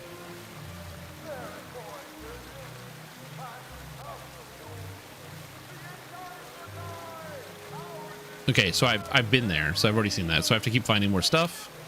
I have Tommy, who's great. I have to rob a whole bunch of people, which is in the Black Lake district, so I have to do that. Cloak Tower. To get into here, I have to get 4 items: a bit of clay, a flask of water, a puff of fog, and a bit of kindling wood. So whatever that means, I don't know if I'm ever going to do that. And then the animal rescue is also in Black Lake. In terms of the areas I can physically go right now, I already went to the Peninsula District, and I already went to Beggar's Nest. So I have the Docks District and Black Lake left to go to. And I have quests to go to Black Lake. So we're going to go to Black Lake because I feel like that's the right option to go here. But before I do go there, let's rest. Because I'm safe. I'm in town.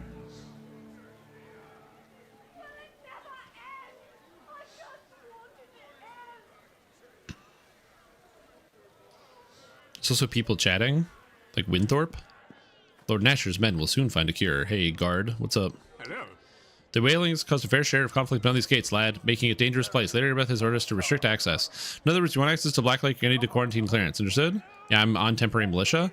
There's routes rehiring on adventurers. What can I do for you then? Yeah, what's going on at Black Lake? How bad is it? Well, Black Lake split into 2 parts, the nobles' quarters and the rest of it. The nobles are plague-free right now and sealed off tight. The rumors nobles have a cure they aren't willing to share with the rest of us. Oh, interesting. Let's gossip. I doubt it's true, but food attracts flies. Victims of the Wailing have been flocking to the Black Lake barricades. There have been clashes already, so tread carefully.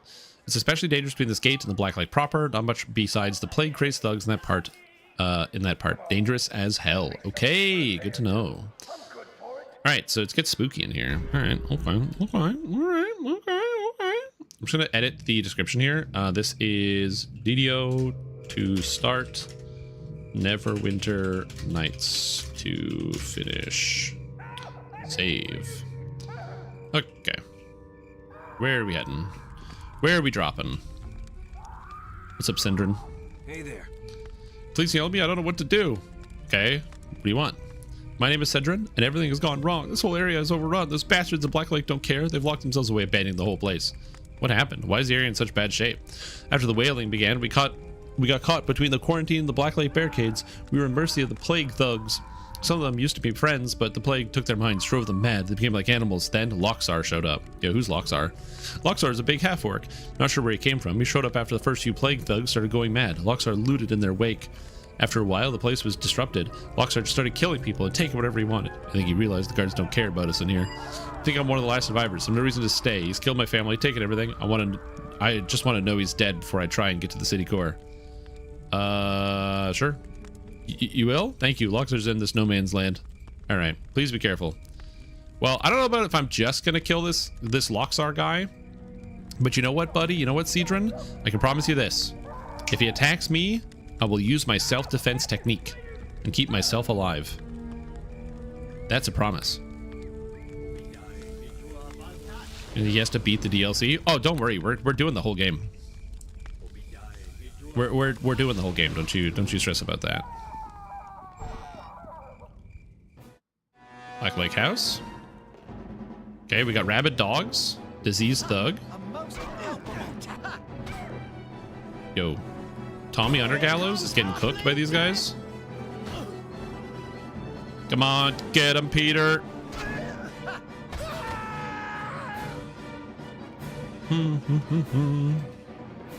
Yeah, Tommy took like 15 damage.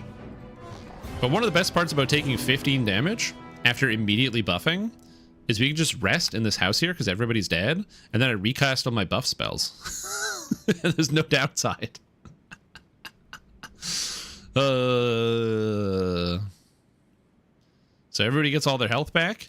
I take off my armor, cast mage armor here. Cast mage armor here.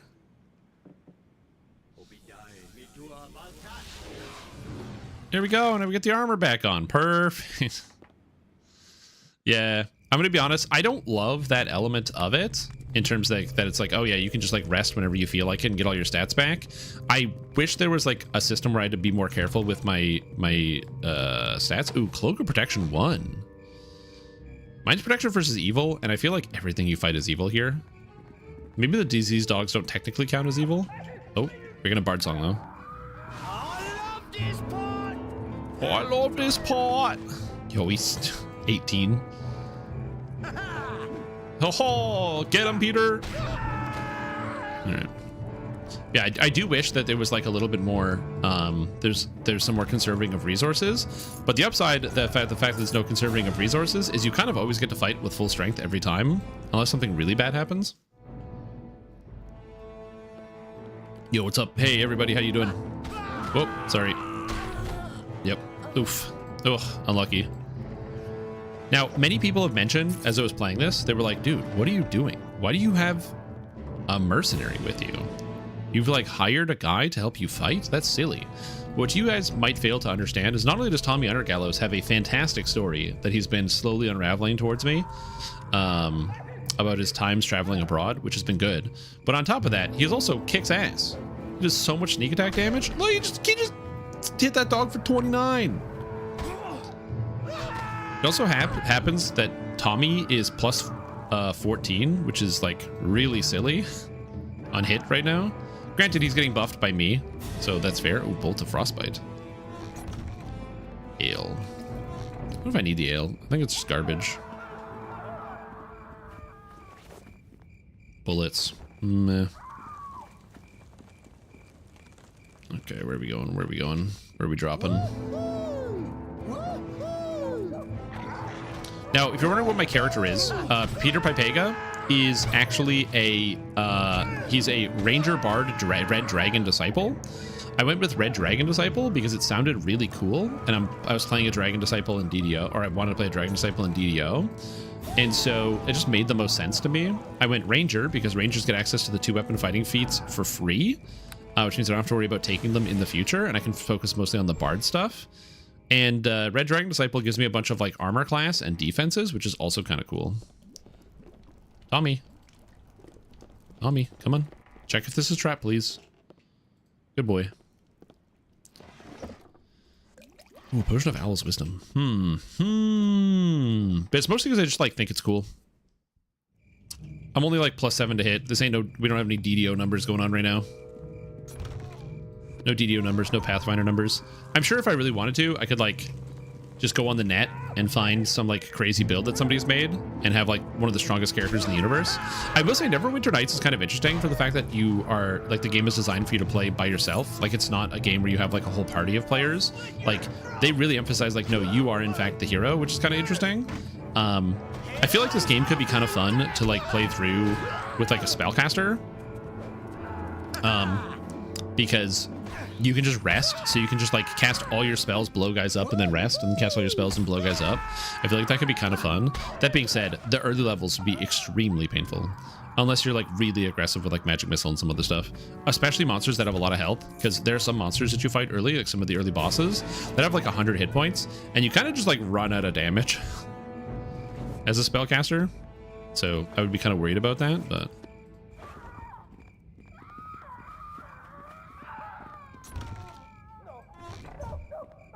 yeah, again, there's a lot of like really cool stuff you can do in this game, and I like the fact that it does kind of focus on that more solo journey.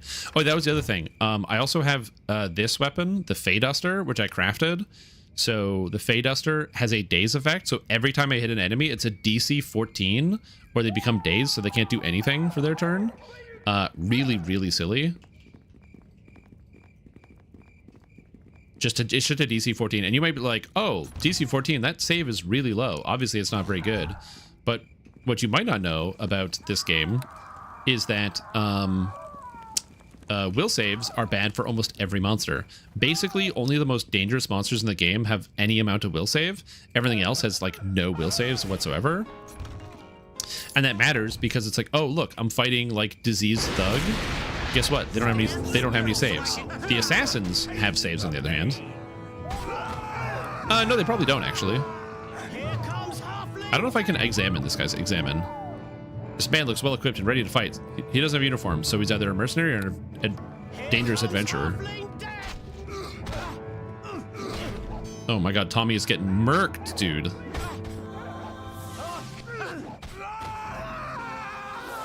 But yeah, like mind assailant save failure. They're only +2 on their saving throw, man. And he's dazed as well.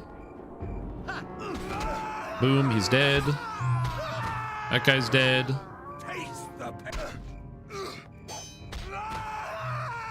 Does it actually work? Oh, dude, all the time. You understand, if a monster isn't specifically a, like, wisdom creature, like, if you have a bad wisdom save, if you're level 12 and you don't have any wisdom, you're +6. Which means it works 40% of the time. Which is really good. Alright, let's go in this building and see what's up. Oh, there's actually, like, a bunch of loot. Hold on, hold on. Lore? No. Lore? Oh! We got lore. Got lore. In place of his signature, this letter bears the mark of a stylized reptilian eye. It strikes you as somehow familiar, as if you've seen it before, perhaps in a different context. You examine it closer. Read this letter well. Commit its words to heart, for I am your master, and there are those who would seek to thwart us, the people of the Eye. Lady Erebeth has promoted some adventurers into the militia, and sent them out to seek the creatures of the cure. They've already been successful once, they must not be so again. You must stalk them from every shadow, pursue them at every turn. Those creatures are to be set loose and hidden wherever they are out of reach. Do not fail me in this. Remember, I hold the power to grant you life in this place of death. Your lives are mine to deny. Long live the people of the Eye. This note should be shown to someone in authority. All right, I'll go show it to Erebeth, and she's gonna be like, "Oh my God, it's like the evil guy of Tyr." It's usually OP per CRPG, yeah. So if a monster is dazed, it just means they can't take any actions on their turn. And Tommy gets a sneak attack on any monster that has a flank on it, and flank in this game is 2 people attacking the target. I don't know if Daze actually gives Tommy sneak attack. That's a great question. I don't know the answer to that one. But I'm gonna get all my magic back. How long does bull strength last? Oh, it's an hour per level? Oh, I should cast bull strength on myself.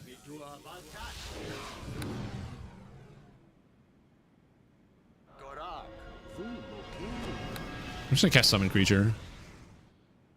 Why not? Boom. I got a badger. There we go. So now I'm +8 to hit because I got a 20 strength. I'll take it.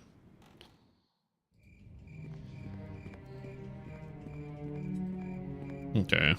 So I didn't really find a whole lot. I found like a couple buildings, but nothing crazy. Ooh, a full wagon? Oh. Oh, there's like a single gemstone. I was hoping for something cooler. Magic. Yeah, so I'm +9 to hit right now, which is not bad. Again, not quite as good as Tommy, but I will take it.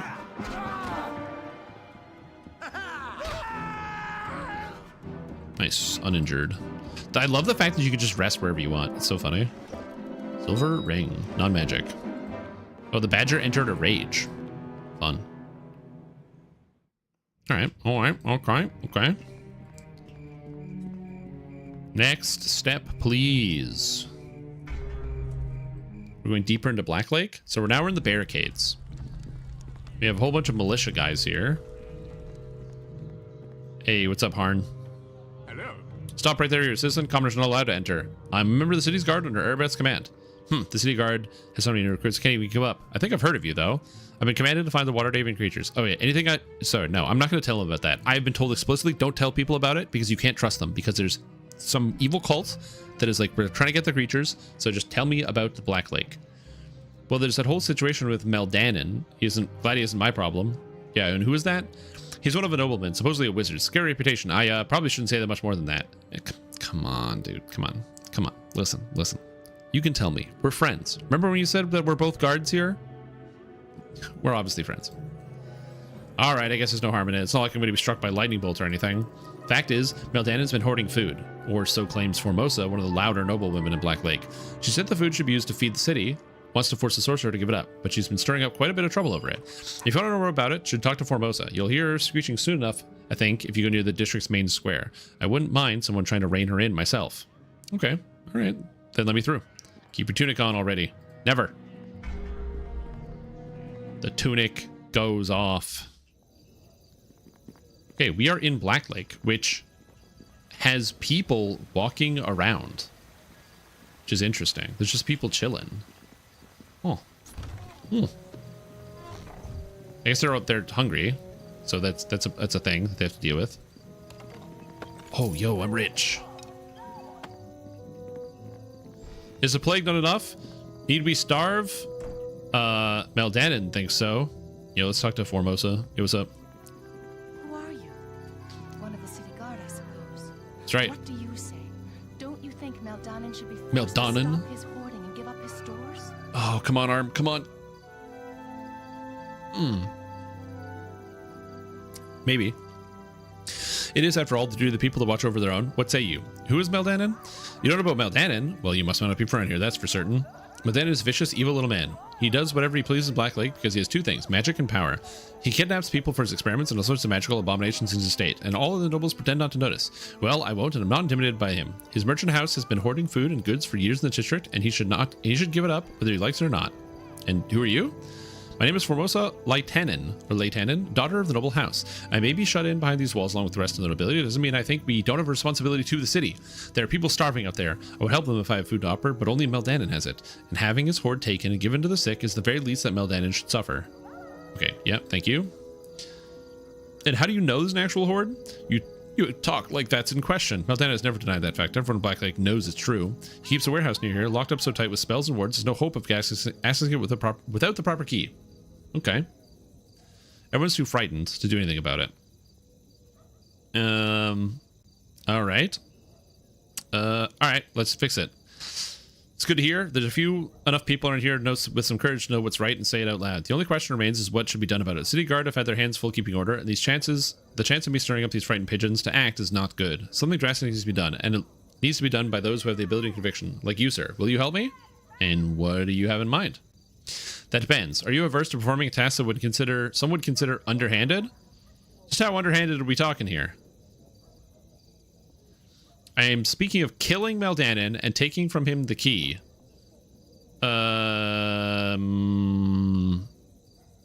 You will kill him or I will? I'm no killer, sir. If I were, I would have challenged Joseph long ago, and this would only be necessary. We'll see. I might steal the key. As you wish. I suspect, however, that you will quickly change your mind as soon as you discover the true nature of this man.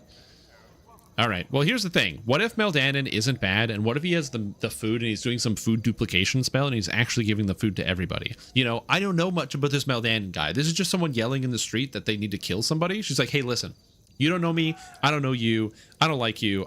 I think you're pretty ugly. Anyway, there's a wizard in a tower. I need you to kill him.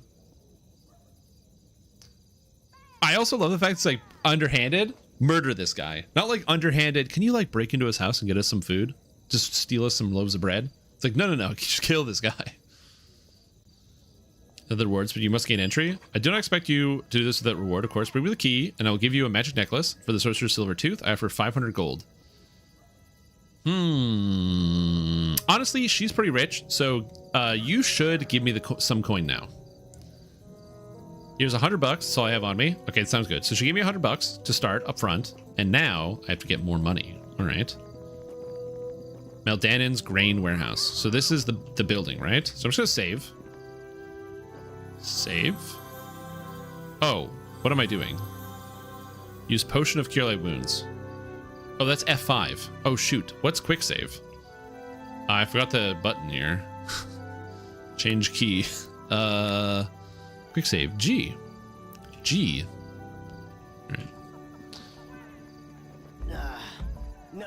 Alright, you have to find the proper key. Okay, so yeah, you do in fact need Meldanon's key.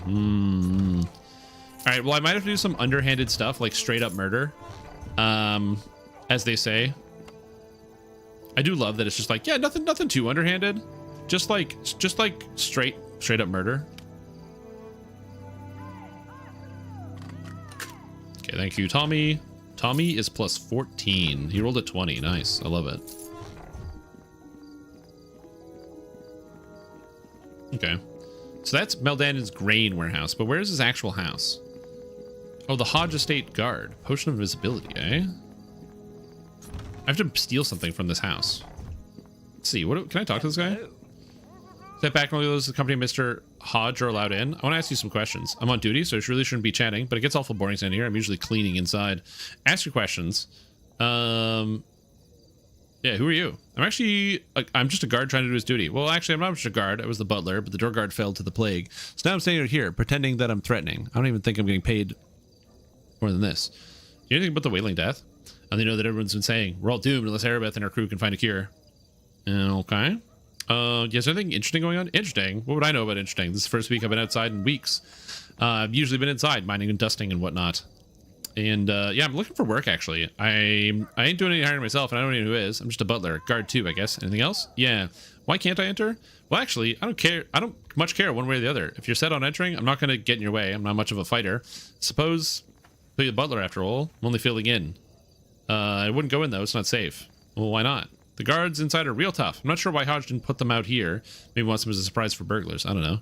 They attack on sight. Nothing more than killers, really. Working as a guard just lets them hurt people legally. I don't like them much. You really won't do anything if I go in? I told you I'm no guard. I won't make enough gold to get in your way. Say it ain't safe, but what you do is your business. Sick. Best guard fucking ever. He's just like, yeah, I'm standing out guard. Oh, okay. Yeah, don't go inside. Why? There's just mean-ass guards inside. They'll kill you. Oh, like I shouldn't go inside? No, they're just mean. But if you kill them, it's probably fine. Yo, sick. Okay, cool. Thanks. Nope, stop. Hey, bad boy. Hey, stop that. All right. I guess we are going inside the Hodge Estate. Wait, hold on. My buffs ran out, and I'm out of magic. So we're just going to rest. I'm just going to rest right here before I go inside. And then we're going to go inside. And yeah, more Neverwinter. Dude, I love that. That's so sick. This guy is just like, what, you want to go inside? Dude, whatever, man. Go crazy. I brought an invisibility like spell and potion just in case, where I'm like, hey, you know what? I might need to be able to turn invisible. That might actually come in handy. No, total waste of time. I don't need to turn invisible. All right, bull strength for myself. Look at that, strength 17. Boom. Beautiful. Why is my strength only 19 now? It was one higher before. Whatever. Here we go.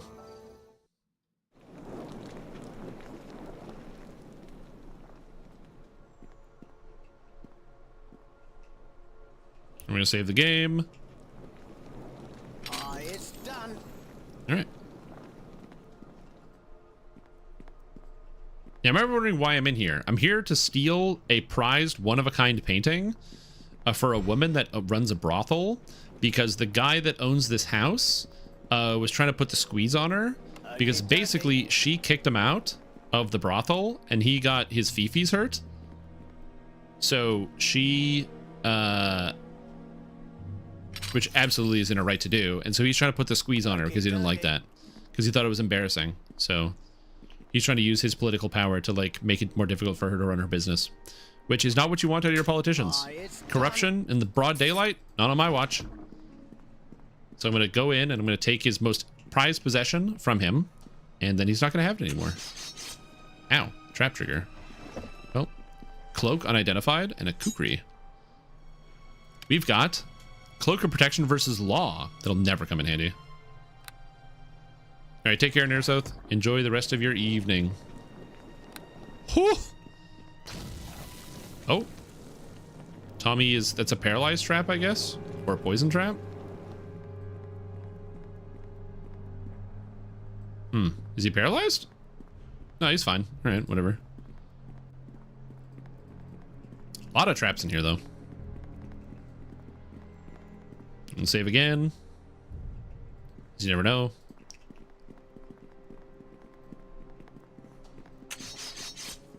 Badly wounded, eh? 22 physical damage. Damn, unlucky. Well, time to go over here and hit the rest button. I cannot rest while there are enemies nearby. It's okay, there are no enemies nearby. That's why I can go over here and rest. Perfect.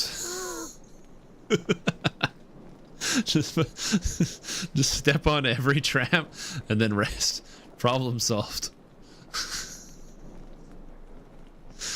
This video game is amazing. He did take care of it. I'm gonna be honest. Tommy did a great job. Listen, I won't stand for any of the slander. Tommy is doing an excellent job for me.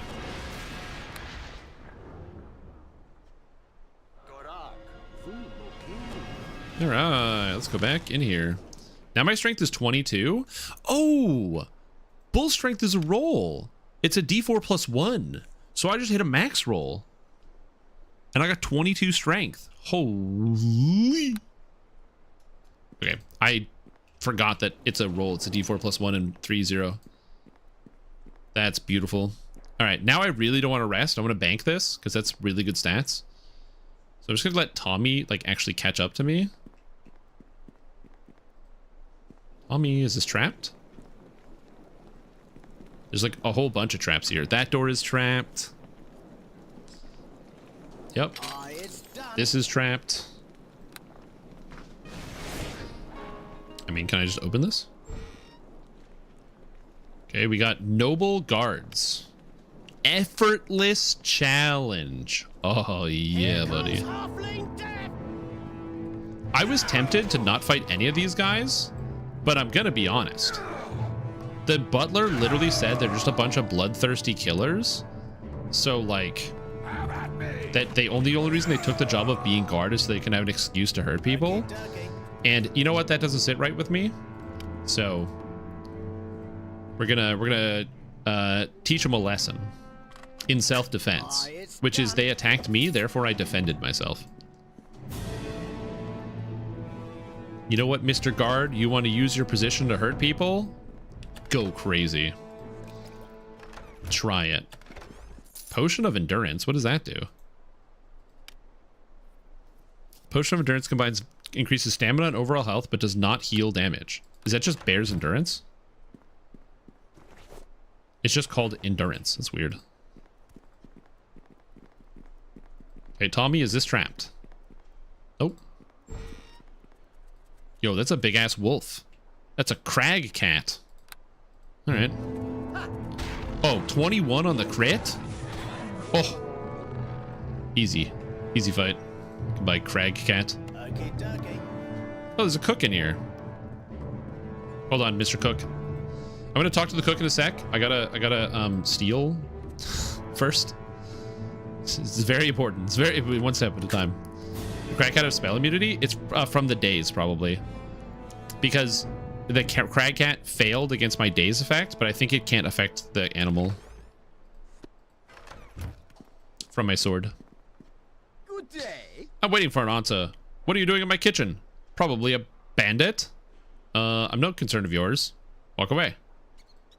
Save your words. You got nothing for me. If you're looking for Master Hodge, he's already gone. You'd think the bugger knew someone was coming. He's taken the master keys with him. I couldn't help you if I wanted, which I don't. I don't get involved with the affairs of Master Hodge. I don't need the grief. If you share a relationship with him, I don't know which of you is worth off. Now get. My muffins are burning. Oh, okay. Shit, dude. Chill.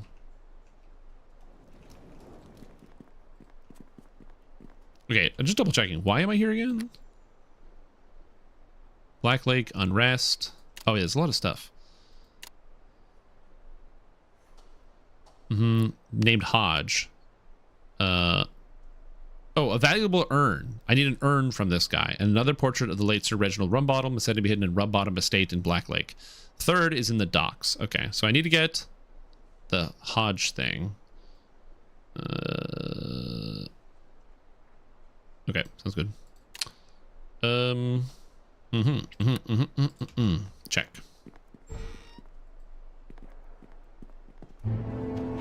Now the question is, am I going to eat traps? I don't know. We'll find out. I think somebody stepped on a trap. Did the badger eat a trap? Hold on. Peter Pepega. Oh, I stepped on the trap.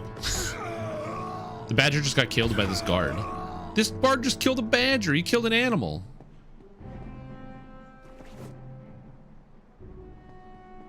Nether Scrolls. Hold on. History of the creator races. In a time when the north was always warm and the seas of the world were deeper, empires of inhuman peoples dominated the lands of Toril. In the elven tradition, these were the days when the Iquar Telkasir, or creator races, tamed the wilds, built towering cities of stone and glass on the shores of the warm seas, spanned the wilderness with winding roads, and fought wars of extermination. Such was their hatred towards each other. These were the days of thunder. First of these ancient creators was a Saurian race that built an extensive, if short-lived, civilization. Its survivors eventually became the Naga, lizard folk, troglodytes, and similar creatures. Supreme among the creator races were the dragons, powerful enough to raid large cities of other creator races with impunity. Dragons dominated the surface world, claiming vast areas of territory and battling each other for land, mates, and status.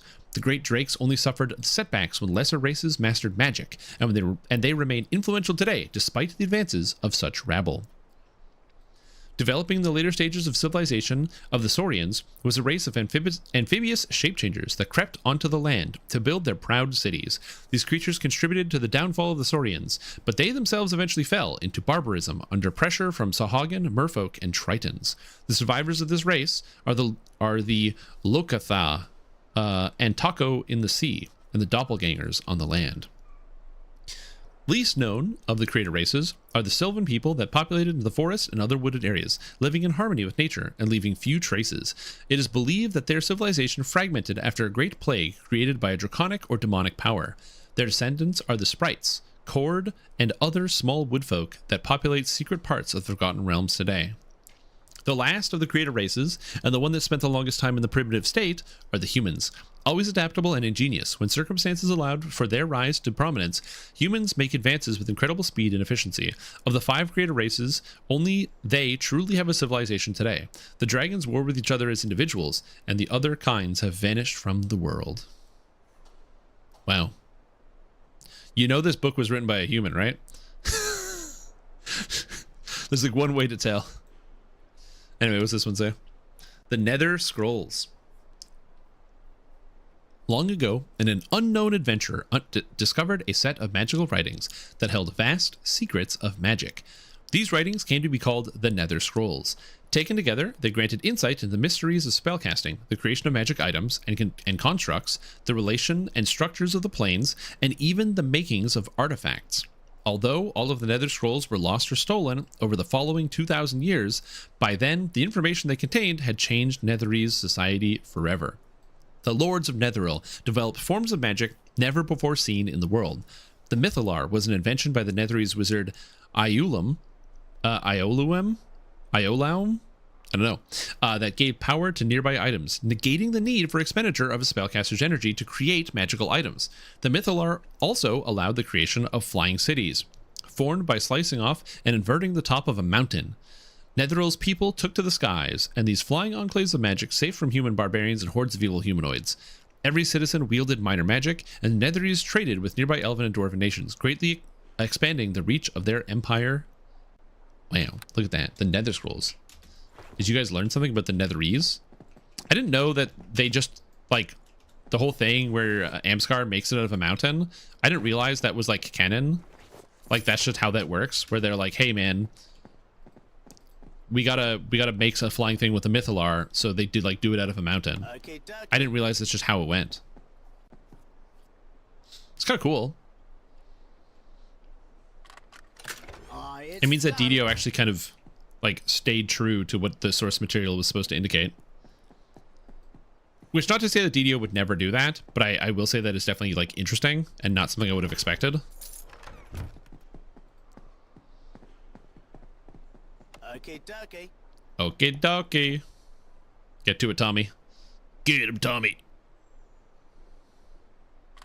Again, one of the reasons why I like playing games like Neverwinter and Baldur's Gate is I don't know anything about the Forgotten Realms.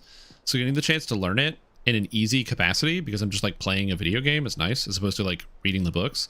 Again, I didn't really read any like the Dritz. I read a couple of the Dritz books. I watched the movie. But like that's pretty much the extent of my knowledge of the Forgotten Realms. Alright, Tommy, there's a trap here. Come on, boy. Tommy? Tommy? Good boy, Tommy. Good boy. It's done. Ow. Well, I took 16 damage from that trap. Let's see if this door is trapped too. According to Tommy, it is. Oh shit. It glowed red at like the last second. Okay.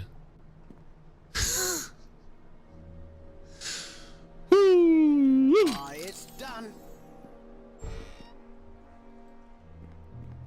Okay. Come on, Tommy, in the room. Sniff it out. Come on, sniff out the traps.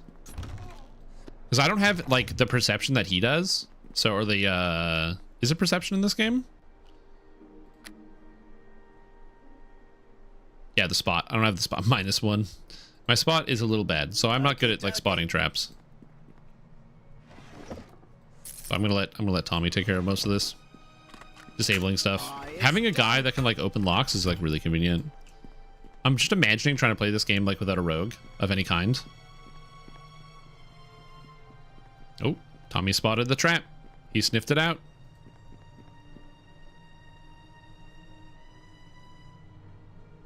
It's done. Okay. I'm, like, low on health, so I'm kind of nervous about opening this door. Not low. I'm, like, at half, though. Ooh, magic circle against alignment. Okay, that's actually a really good spell. Okay, it's not trapped. Okay, dokie. I do wish I had a faster way of like finding all the traps. I guess the answer to that would just literally being like having the stats myself, but what are you gonna do? I guess we rest and then recast all of our buffs. You do end up doing that quite a bit of like rest and rebuff and rest and rebuff and rest and rebuff. Granted, the alternative is you can't do that, so I will take this for sure. Yo, what's up, Tommy? Here you go.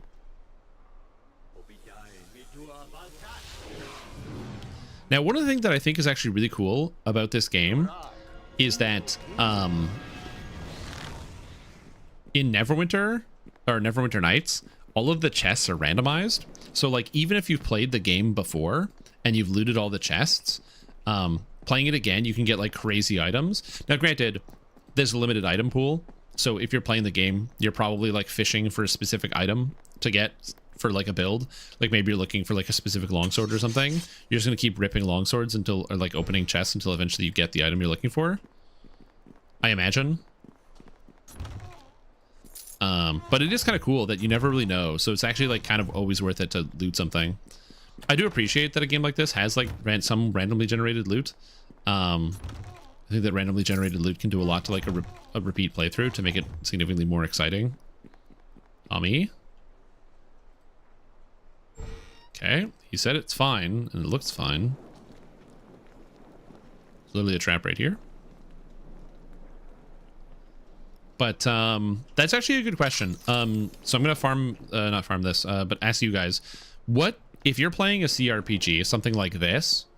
Do you prefer that the loot is in the same place every time, or do you think it is good that they, or like, would you think it's better to have random loot in all the places? It doesn't look like DDO because it's not. Tommy?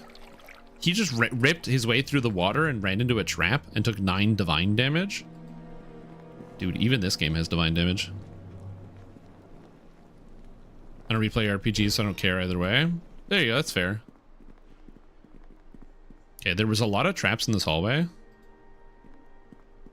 Like special places having specific named loot. Yeah, kind of like a mix, I guess. So you have like some randomly generated loot, some not randomly generated loot. So you get kind of like a little bit of variety, a little bit of both.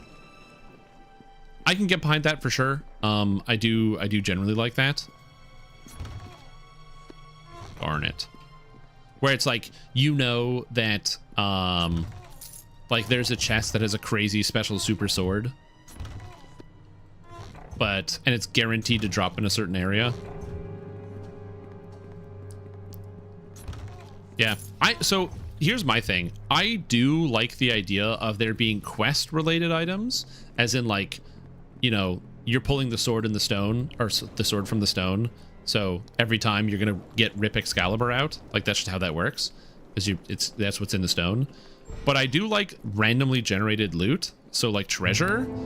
So if I loot a chest, I don't really ever want any chests to have like the same loot. I'm gonna be honest with you. I kind of love the fact that DDO actually does like fully randomized loot. Get him. Get him, boys.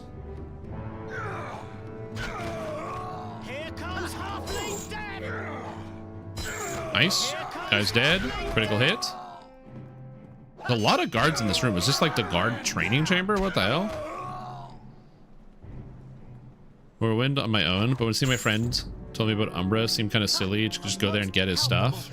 100%. And I actually agree. So like finding the Sword of White Woe, which if you didn't know, it's in one of the guard towers in Valmora. It's just like on top of like a bookshelf, so you have to like jump to see it, and then you can actually take it and anybody can use it. It's a sword, it's got lifesteal, it's got a bunch of really good stats, really powerful item. It's cool when you find it the first time, but then knowing you can just always go get it whenever you want is like the next time you play, you're like, well, why would I even go and use a different weapon for any length of time if I can go get the Sword of White Woe instantly? If I know the Sword of White Woe is always going to be there, why wouldn't I just go get it?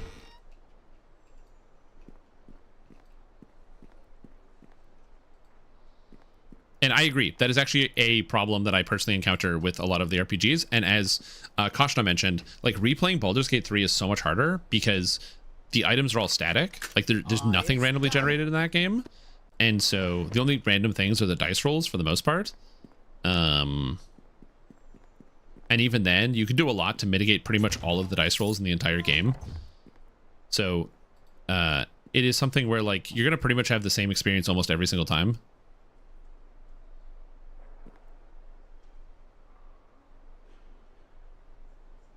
Well, it's not even just like about replayability. It's like the experience that you have might be different than the experience that maybe a friend has, right? Because like your experience with, you know, a dungeon or a piece of content or whatever it is going to be one way. Oh, I found this really cool item. I did this really cool thing. Like, you know, I found this sword and then I decided to do this and I went here. Whereas your friend might be like, oh, I looted that chest. I didn't get anything. But then I did this dungeon. I got a bow. And you're like talking about it. It kind of makes like a thing where each person has their own like playthrough of the game. Like, how? There's so many traps in this building. Like, as an example, I'm playing through this, right? And if I pulled, like, let's say I didn't pull a longsword, but I pulled, like, a crazy, like, battle axe, that might change my character. So in the future, I might take battle axe proficiency or, like, battle axe weapon focus. And then I'm, like, going down that road with this axe because that's the thing that I found. And then maybe that leads me into maybe finding another axe. Or maybe now I'm considering a weapon I hadn't normally considered. Well, I think the traps are active because the guy that owns the house is not here. I'm kind of breaking into his house and killing all of his guards while he's gone. Which, like, if he didn't want me to do that, why do you hire so many guards? It's also important to note, I'm good. So what it means is I'm killing these guys for justice because I'm a good person. And that's what good people do. Just gonna like throw that out there, you know? Oh. The Northern Four Adventuring Troop. The Northern Four is the name of a band of adventurers that have each gone on to become key citizens of the Sword Coast.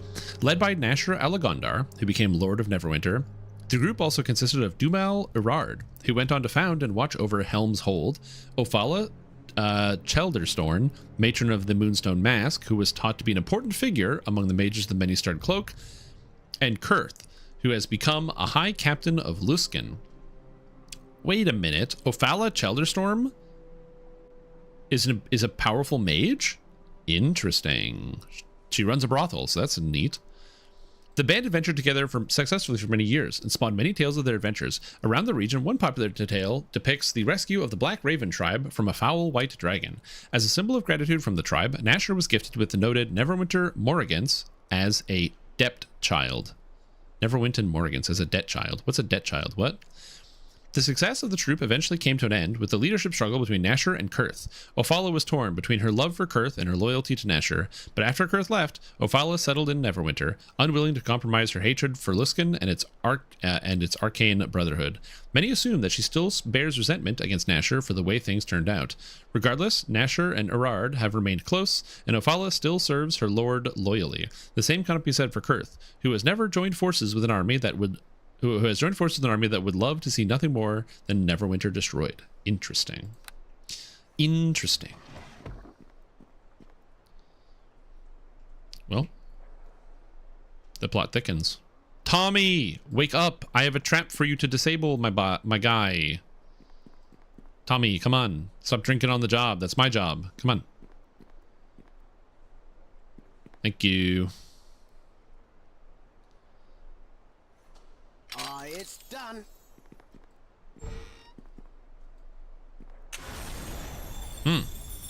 There's a second trap on the door.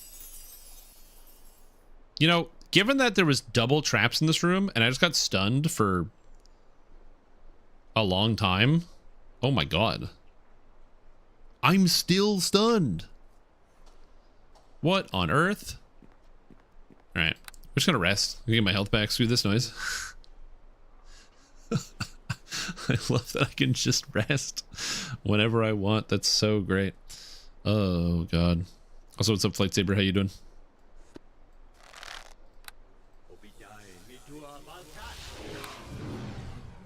Okay, buff. Nope. Yeah, resting as you. It's basically just when you drop combat, you can rest whenever you want. All right, back in the room. We're still looking for the urn. All right, this is trapped. Come on, Tommy. Oh, everything in here is trapped. This has got the goods, dude. This has got the goods. Come on. We're rich, baby. We're rich. Tommy. Nice. DC 26. No problem for Tommy. Open the lock. Come on, buddy. Come on. Easy. No problem. Okay, we've got the gilded urn. A +1 klub, and a note from Hodge. This note from Hodge is intended for Ophala Chelderstorm and consists of an almost steady stream of profanities and curses. Apparently they have been exchanging such sentiments for a great deal of time, and he is none too pleased with having had to flee his refuge yet again. Standard fare for vanquished foes. Oh, damn. Okay, dokie.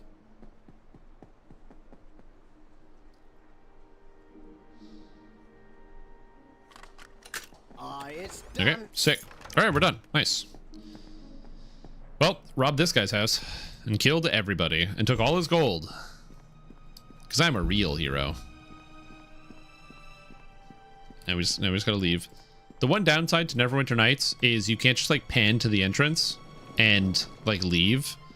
You have to slowly walk your way out every single time.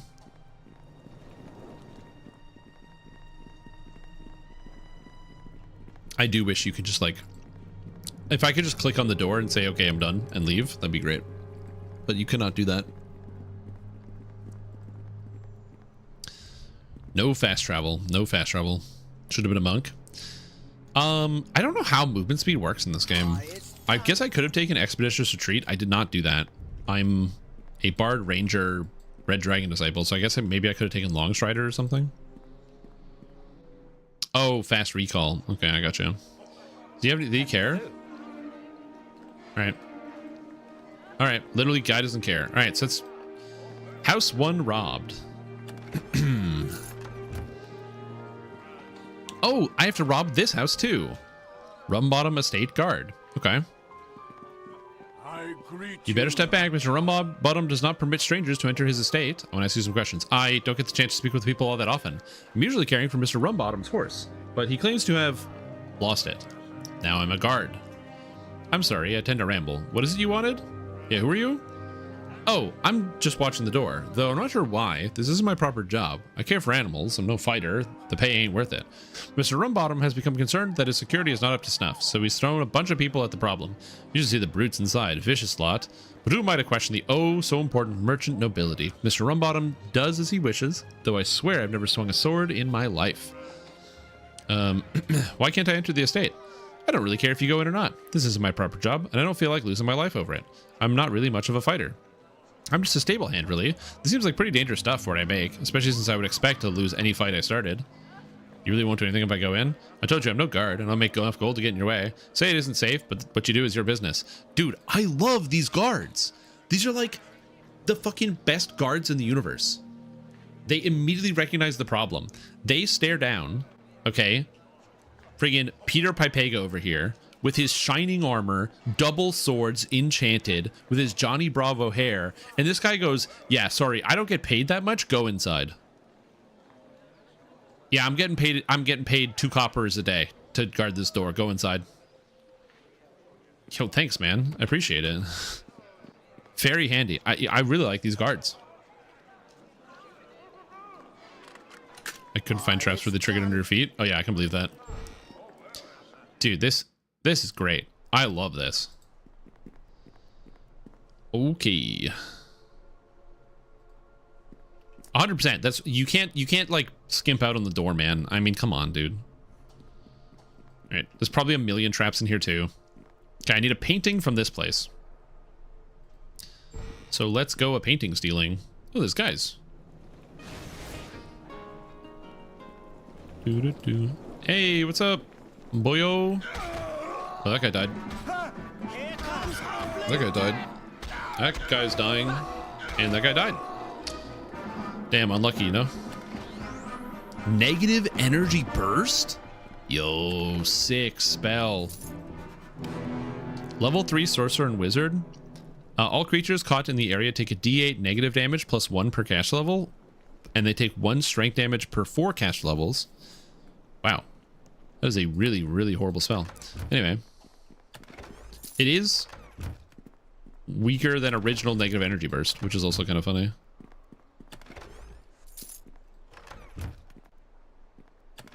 I do like that the opening room just has a bunch of treasure chests I can loot. It's kind of cool. Not gonna lie, I like that quite a bit.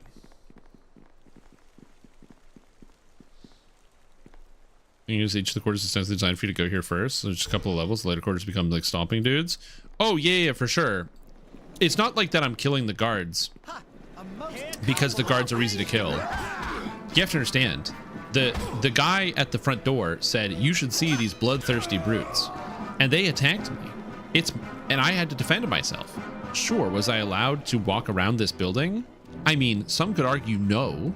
I would argue that the man at the door said he didn't mind if I went inside, and I wanted to go inside, so I did. And then the guards started attacking me, but realistically, were they guarding the house, or were they just upset and they wanted to take their anger out on somebody? If they decided to take their anger out on somebody, like look at this guard dog, attacked me immediately. You know? And there's like literally no way that I could possibly know that I'm not supposed to be in this place. So realistically, I'm just walking around, I'm getting attacked in this place, you know? Have you ever played Always Summer Mornings? I've never played Always Summer Mornings.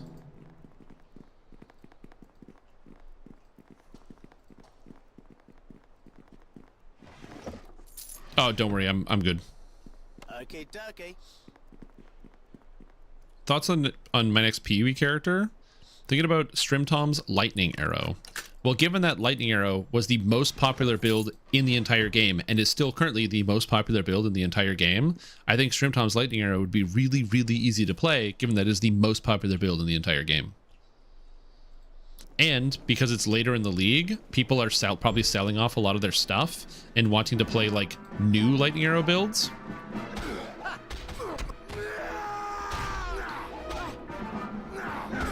Always Summer Mornings, Neverwinter Nights. Jesus Christ. Oh my lord. Okay.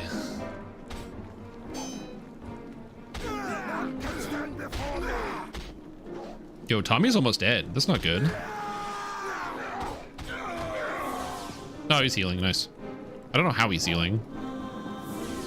Is he drinking potions? Oh, he's drinking potions. Is he drinking my potions? It's probably fine. I don't actually use the potions ever. Damn, look at all this stuff I can loot now. Sick. Yo, what's up, Bryce? How you doing? How are you doing today? Bolt of lightning? Hell yeah. That being said, if you do want to try a build that's like really sick and cool and sick cruiser, I think you should try Pathfinder and try Fulminating Potion. No one's playing it, which means it might be good or it might be bad. But there's no way to know until you try it. So I think you should play it and then let me know how it goes.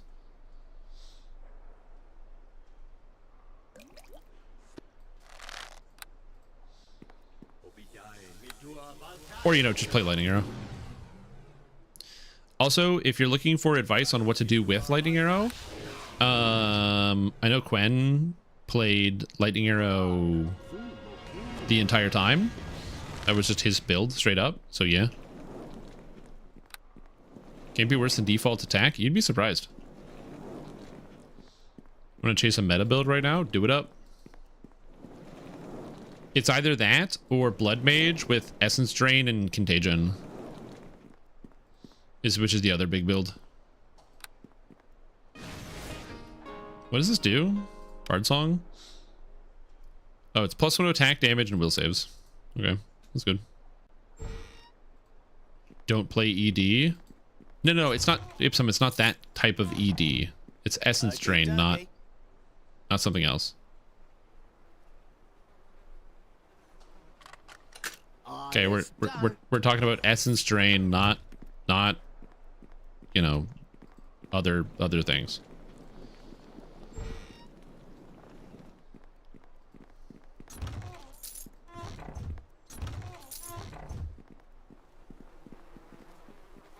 But yeah, just if you want to, you know, do Lightning Arrow and grab a Roa and go crazy. Someone coming to drain your essence? Yeah, depends. It can be expensive though.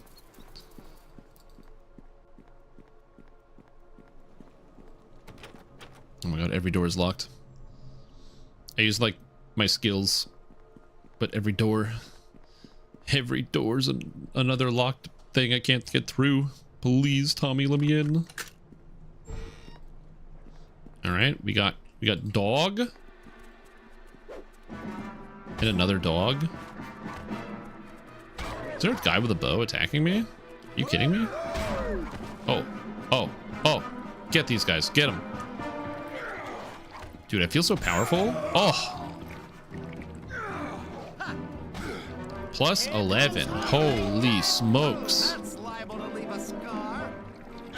25. Peter, what is this guy eating? That's what happens when you eat your broccoli, ladies and gentlemen. Hit him for 25. Are you kidding me?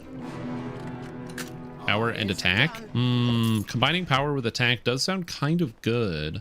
Did I take power attack? I don't think I took power attack. Hold on. No, I've got dodge and mobility, and I took spring attack. So enemies don't get attacks of opportunity when the character's moving around in combat, because I find I just got a lot of attacks of opportunity. So it just seemed really good to be able to take spring attack. And then I'm hoping that when my base attack bonus gets a little bit higher, I'll be able to take 2-weapon fighting. But I don't know, because I don't have 2-weapon fighting on here. Instead, I have like dual wield, which I get the benefits of ambidexterity and 2-weapon fighting feats. But I don't know if that qualifies me for taking improved 2-weapon fighting. So I have no idea. So we're going to find out. So I might not do 2-weapon fighting forever. Always eat your broccoli. Yeah, it's not too bad. Like maybe in the future it's better just like, because I'm going to be going strength based. So maybe I want to get like a 2-handed weapon and give people the old 2-handed hammerino. Maybe that's the play. Ooh, remove blindness deafness. That's keeping in my inventory forever. Because I promise you that will come up. Also, I like my broccoli. I was at my girlfriend's brother's place last weekend, and I don't spend a lot of time around children. So it was just like, they have 2 kids. They have a 6-year-old and a 2.5-year-old. And those kids are very high energy. Always moving, always yelling. But not always yelling, but they're like pretty high energy. And, or actually they're not really high energy. They're just kids. But I'm a big grown up. So I'm not used to that. And so, it was especially interesting because like one of them is like very, very, very picky. Like the 6-year-old is extremely picky. And I was just like, oh man, this is easy. I was like, yeah, well, you got to eat whatever's on your plate. It'll make you big and strong. And I was like, this is going to work totally. I don't know what I was thinking. That didn't work. I was like, dude, you got to eat this. It'll make you big and strong. And he's like, no, I don't have to eat this. And I'm like, okay, shit, dude, you don't have to eat it. Fine, whatever, fuck it, man. Okay, don't eat it. It's fine. Yeah, he was like, I was like, oh yeah, I'll use mental trickery on the kids, you know? I'm a grown-up. I can just deceive them. No, didn't work at all. I got outplayed. Ooh, Amulet of Will. Jeroboam Cantor, a high-ranking harper, commissioned the creation of these amulets to protect the minds and secrets of Harper spies. Unfortunately, Jeroboam was one of the first Harper spies caught wearing one. And when the amulet was removed, the bard's weak-willed mind revealed everything he knew. Wow, amazing. What a story. Alright, here we go. Popular legends tell of sylvan creatures luring men within trees, where exist entire kingdoms known as the fairy realms. A less popular legend tells of a similarly mischievous group of imps. According to the tale, these imps lure people into their realms by taunting them with something that they may desire, such as wealth or pleasure. Once the person follows, entranced by the whisperings of the imps, he finds himself within a twisted abyss, bereft of hope or the possibility of escape. Yeah, that'll happen. Yeah, it just didn't work at all. That being said, I was correct. Like, her brother made this recipe that they called Marry Me Chicken, which is basically just like this chicken with sun-dried tomatoes and this like cream sauce. And dude, it was fucking rad. It was so good. It was so delicious. Unbelievable. Super tasty. Anyway, the 6-year-old didn't want to eat it at all, which makes sense because he was 6. And when I was 6, I also struggled eating like a lot of different meats. I don't know. I was a picky eater when I was a kid too. But when I got older, I realized how incredibly stupid I was and how much food I was just missing out on that was amazing and delicious. So I definitely had a bit of a turn there, a turnabout. That guy archered me for 8 damage. Holy mackerel! And then under the 3. Got him. So I was like pretty picky as well when I was a kid, but I was like, you know what, kid? Listen, today you want the chicken fingers, but I promise you, I'm like in 15 years, like you will be 100% opposite. Promise. And anyway, he can't see 15 years in the future because he's 6, but you know, that's I know I'm right because he's gonna get older, but that's just funny. Come on, kid. Don't you realize that in a decade that you don't even understand how long that is? You'll actually like this. Penned by Augustus Kale, founder of the notorious Trade of Blades Guild and Free House, this book appears to be a rather lengthy self-published rant on why the city guards of Neverwinter should not be wasting time trying to moderate the activities of mercenaries. His argument appears to be a thinly veiled extortion, implying untold mayhem if the needs of these sellswords are not accommodated. Excerpt. Much has been made of the threat to our lands and homes posed by men and women of the sword, those that walk the roads with no ties to lord or lady. Many have argued that allowing these creatures to maintain quarters in Neverwinter is to invite trouble. I would say that to turn them away would bring double or triple hardship down upon the surrounding settlements. If you deny the mercenary his living, what recourse will he or she have but to turn to banditry? Would it not make sense to allow the Trade of Blades to welcome them, thus imparting a sense of kinship with the city? Does it need to be said that having them here for our hire is far better than turning them away and into the arms of our enemies? Is it not the best interest of Neverwinter that not only is the mercenary tolerated, but welcomed? That's right. Absolutely. Here's the thing. I actually also liked broccoli. But for me, it was the steamed broccoli. Oh, it's Mr. Rumbottom. What am I supposed to steal from this guy? I'm supposed to steal a portrait of the late Sir Reginald Rumbottom. Speak or I'll call the guards to remove you. By the right, do you enter my home? Did Ovala put you up to this? I demand to know. I did not say I was sent by Ophala. Oh, but who else would want to put you up to this? If she wants that portrait, she would send real fighting men to do it. Sit yourself down, or I will hurt you. Now then, there's no call for that kind of talk. I didn't mean to threaten you. I just thought I'd try the old school disciplines. Eh? Yes. Obviously, Ophala means business. She was sent capable muscle. Take what you want. I'm not the fighter I once was. That's right. Stay there, and no one gets hurt. Because here's the thing. You better hope you remember. Face me. No, we're good. We're good.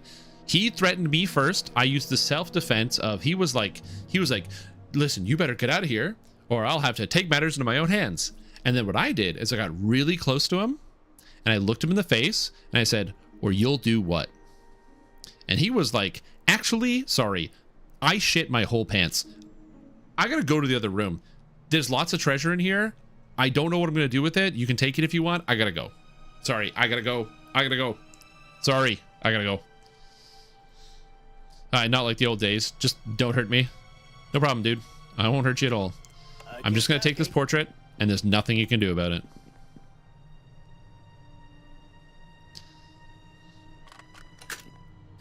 Okay. Oh, yeah, baby. This portrait is a rather unremarkable likeness of Sir Reginald Rumbottom III.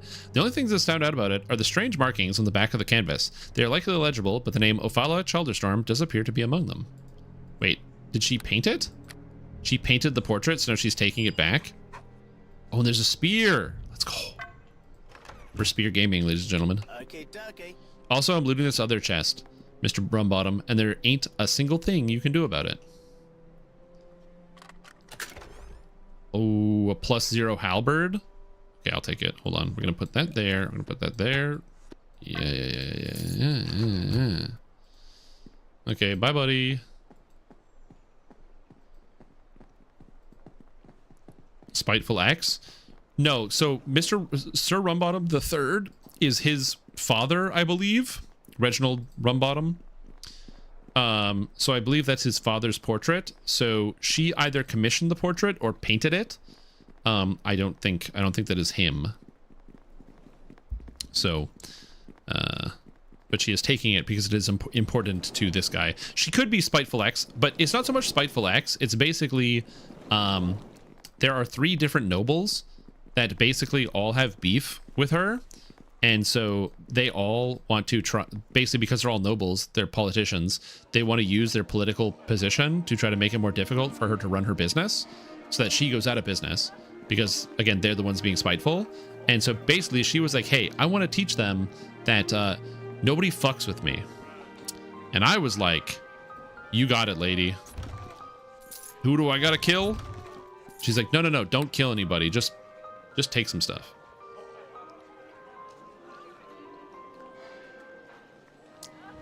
Yeah, the problem with spears is that they're boring. This is the thing that always happens. I don't disagree with you at all that like spears are a really important weapon, but like they're really boring. If people want spears in DDO, what I would like to see is a tree that gets added to Dungeons & Dragons Online that's a universal tree that makes it so that quarterstaves in your hands become spears and you get a different animation style. But I don't think we should have like spears as a weapon. Just give me an animation style. That was a different guy. I'm still doing that. Okay, there's an air method in this wizard's laboratory. Challenge rating moderate. It's back to full. I don't really have anything I can do here. But he's dazed, which is kind of cool. And now he's dead because of the sneak attack.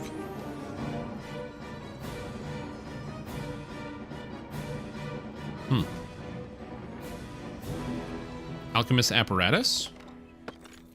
Puff of fog. Oh, okay. I needed one of these. Hold on.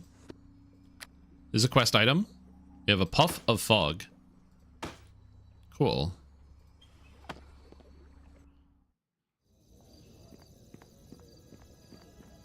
spears are boring to Western devs. Well, it's just like, consider all of the moves you can do with like a sword, right? With a sword, it's like stab, slash, jump slash, do all this other stuff. With the spear, it's poke, poke, poke, poke. Like there's no other moves. That's the only move you get. You get one move.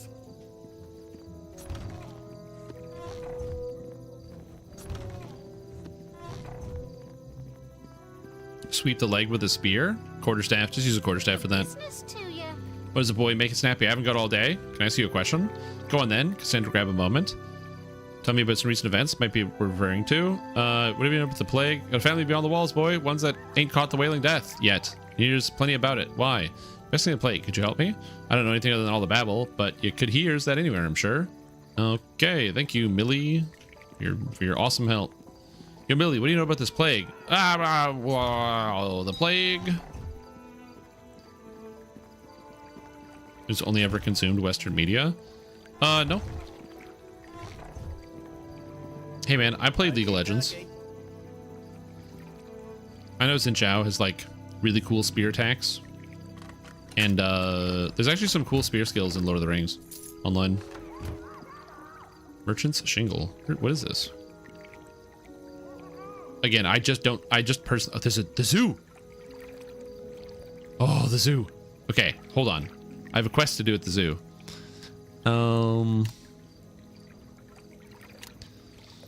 So, near tourists provides teleport via plant scroll, which is to be used in one of the trees near the zoo. Once broken from their confinement, animals that are led to the tree will use the teleport to safety. So, near the zoo. Well, I think I have to go into the zoo. No can do. You the beast for only 1 gold. Okay, I'll pay the gold. All right. 1 gold, easy. Okay, house guard. What? Your gold buys you look and that's it. You should privilege to stay working open times around the clock in these dangerous times. Okay. Okay. Think we want to play? I know. That's the tough part, is sometimes you're like, oh, I want to see this. Hi. I don't like it here. The animal seems sad. I can tell. Maybe I'll help them when I'm bigger. Yes. Billiam. Get lost. Can't you just deal with my family? Stare right into its eyes, boys. Show no fear. Can I ask some questions? Most certainly not. I don't waste my time with guards or other rabble. Go protect some wench. I don't need you here. Yes, I see. Too busy scaring the animals and your children. What'd you say to me? Listen, boy, I am important. I don't need to take that kind of abuse from the likes of you. No, don't worry. No, you misunderstand. I approve. The children should know where they stand. No, don't worry. I won't miss it. So how do I get the animals out without them murdering everything? I don't even have handle animal. I didn't take that. Hi there. I wish they'd open the cages. Then we could cut the animals up for the meat and stuff. Maybe even keep their heads. That's not how that works. Hello there. Fine collection. Reminds me of the days with the Aderon aces. I tell you, we would wrangle the biggest, meanest. What was it we hunted? Boar, that was it. Nasty things. Those are the days. The beasts would look a bit underfed, though. Not much challenge here. Not like the olden days. Never dared to put things in cages back then. These beasts look cowed, frightened. Where's the honor to fight with one of these? Can I ask you a question? Yes, sir. Not like the old days. Not at all. Hello? Things used to be very different. Very different. Oh, yeah. He's old. Lady Zamaria. Welcome to you. Sorry, I wish we would have to come here so often. But since the plague, Billion hasn't been able to take the boys hunting. Not that I mind. So much blood. I have some questions. Oh, please no. I'm not in any mood to talk. It's bad enough I'm even here, but Billiam, he insists the children come. Who's Billiam? Why does he insist? Billiam is my husband. He's not adjusting well to the plague. I imagine he feels helpless and doesn't want any children to feel the same way. He means well, but I question his methods. I don't care much for this place. You don't like this place? Why do you permit it to continue? I'm not sure who you think I am, but I don't have that kind of influence. Many people support the zoo. Many would oppose closing it down. The Druid Niantar has begun talks to make changes, but now that the plague has everyone's attention, I guess the animals don't seem that important. Yeah, well, I'll see this place shut down. Will you now? I won't be particularly sad to see it go. I won't get involved, however, as I won't have to worry about it. Okay. My main issue is I can open the doors, but then the animals are going to rip everyone to shreds. And this family of 5 is going to die. Good. With who do not listen to reason, or the definition of polearm.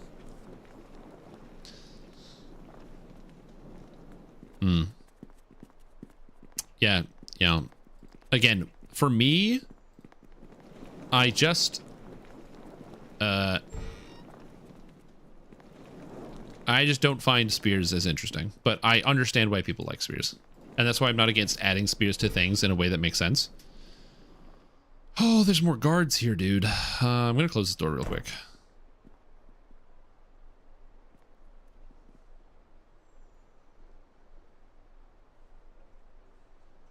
Okay. Why are there guards here? Okay, so I have to enchant a tree nearby. So I have to figure this out. Okay, so hold on. This is a puzzle here. I have to go outside and find the nearby tree. Because then if I have a nearby tree... Is there an outdoor section of the zoo inside the zoo? Because if not, where's the nearest tree out here? There's like no trees. I'd have to lead the animals through here? Oh, there's the tree that I need to enchant, I guess. This one's pretty obvious. So we go here, and I find the scroll. Cast spell. Oh, wait. Drop, examine. Black Lake tree outside the zoo in the district. It will transform the tree into a single portal, which the animals can escape through. After they are through, the druid enter will see to their well-being. How do I cast it on the tree here?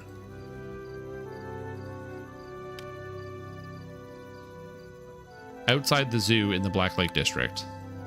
I mean, this is a really obvious tree. This tree here. There's a spot in the zoo. Oh, I don't have to bring them out here. It says outside the zoo, but maybe it means outside in the zoo. I don't know. Anyway, I'm just going to rest and get all my magic back and do it again. Oh, yeah. Don't worry. To shreds. To shreds. Out of doors. Yes, quite indeed. Yes, out of doors. Yes. Well, we're just going to do one of these. And we're going to do one of these. I'm going to do one of these. All right, back to work.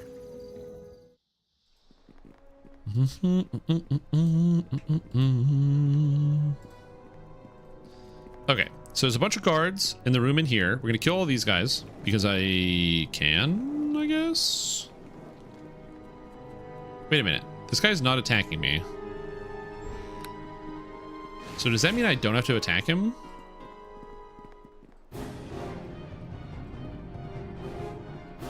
Oh no, I do have to attack these guys. Okay.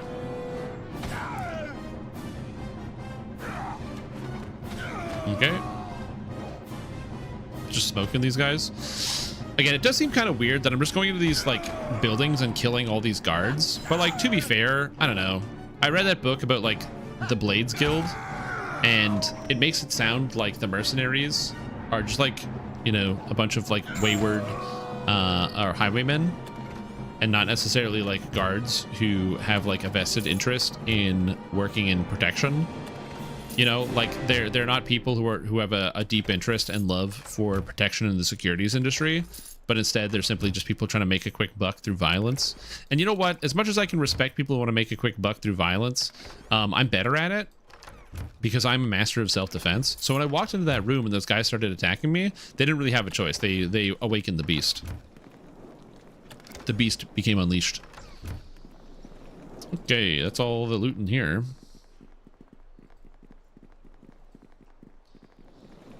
To shreds, you say? Yeah, probably not. I'm gonna be honest. I watched a fair amount of Futurama. I probably like the first like 2 seasons I watched on TV.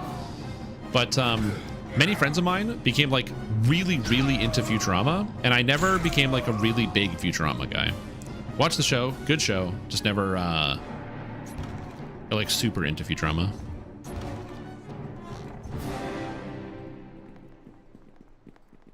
But I have friends of mine who were like really into Futurama. They loved it. When the show came back, they were so excited. They thought it was the best thing ever.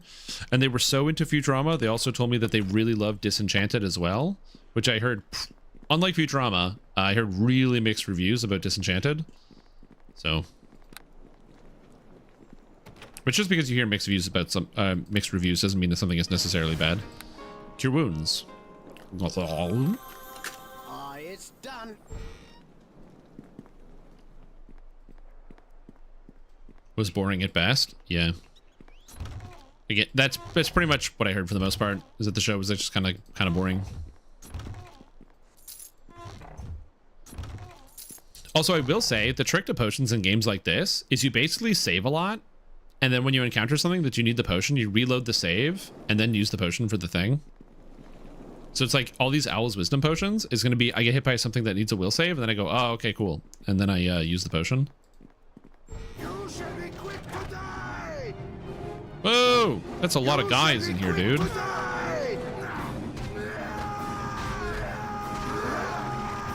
I love all the screaming. Yeah, yeah. Wait a minute. Peter missed? Peter Pabega 3 + 8, 11. Damn, offhand. Critical hit 19 + 8, 27. Critical threat 9 + 8, 17. Holy moly. Imagine being a hunter and like, I don't even know how you would feel if you're like this guy. Imagine being this guy. We came in, all of them are dead, and you're this guy. Dude, I would be booking it through that door so fast, I would drop all my weapons. I'd be like, I picked the wrong battle. I picked the wrong battle. I gotta go. Ugh.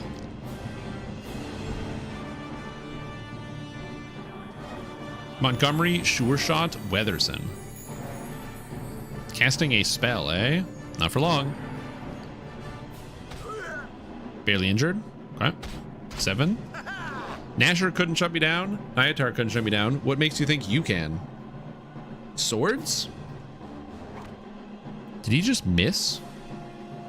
Hold on. Montgomery Nasher's Sure Shot attacks for 7 + 12. Gonna be honest, that's not bad. That's not bad. He's got a really high attack. Attack of opportunity. Never back down from a challenge. Well, he shoulda. Dude, he's taking attack of opportunity on every single bow attack? What a moron. Every attack he ate an attack of opportunity. That's amazing to me. Oh, wow. Shield of the Watch.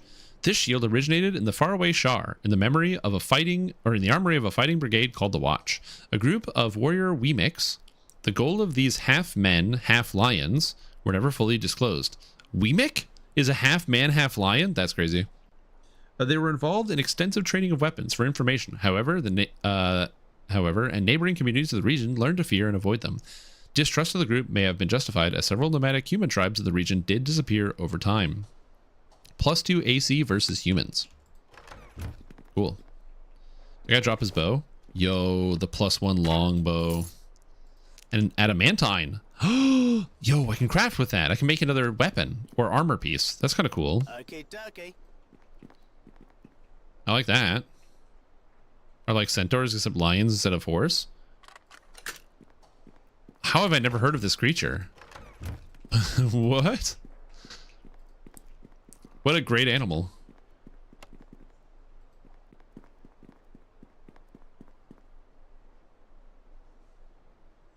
Too bad that guy was not very powerful. But what are you gonna do? It's done. Nobody's perfect, right? So.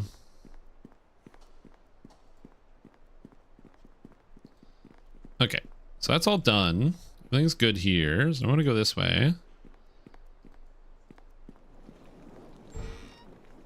I'm going to play a bard song. No, I'm not. I'm going to find Tommy, and we're going to play a bard song.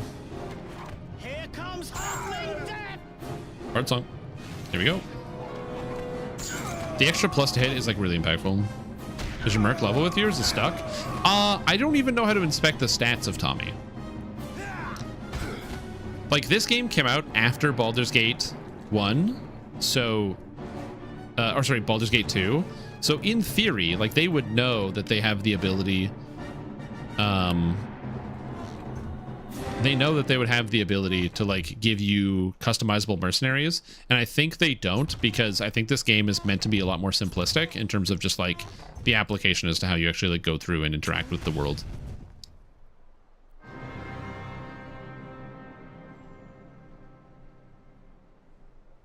Wow. I just ate a trap for 53 because I clicked on the chest and insta died.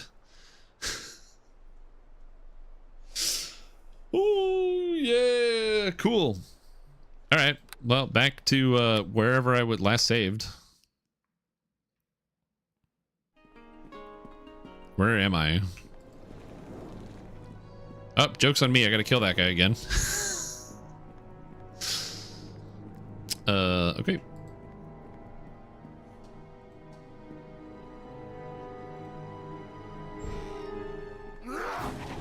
All right, as I was saying before with the hunters, just go here. Can't gear expansion with this expansion. They can do some stuff in Undermountain. Yeah, you cannot gear companions. So yeah. Tommy, don't eat attacks of opportunity for no reason.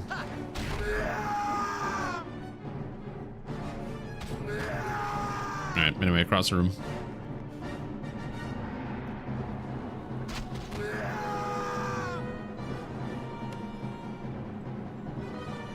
Absolutely fantastic. I love the fact that I just got destroyed. That was great. This is why you're supposed to save way more often and quick save. Quick save, quick save, quick save. All right, so now I know this guy is through this door. So we're going to save scum just a tiny bit here. And I'm going to use my bard song before I go in. So now we make sure we have the buff. And we just brush this guy.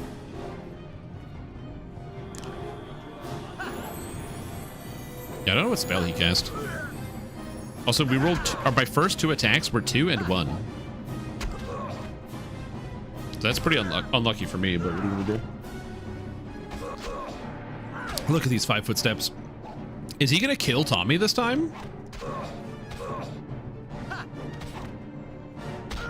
Nope, he didn't. He came really close to killing Tommy, though. He did give me 300 XP. It's not bad. Okay, longbow +1. Oh, the shield is gone now. The shield of the Weemix. I don't have it anymore because the loot's randomized. Every time you open a chest, loot's entirely random. So the shield, the Weemix is gone. The shield of the watch to protect against the Weemix. Huh. Well, that happens. See, that is something I could understand. Somebody getting reasonably frustrated. Imagine you got like a crazy good item and you're like me and you're stupid and you forget to save. So you don't save and then you like lost something. It's done. Ah, your mace. Oh, that's kind of neat. I left the adamantium behind. What? I didn't. What? Oh, I thought it was a bullet. You're right, I did. Thank you for the reminder. I would have left it. I thought it was just bullets.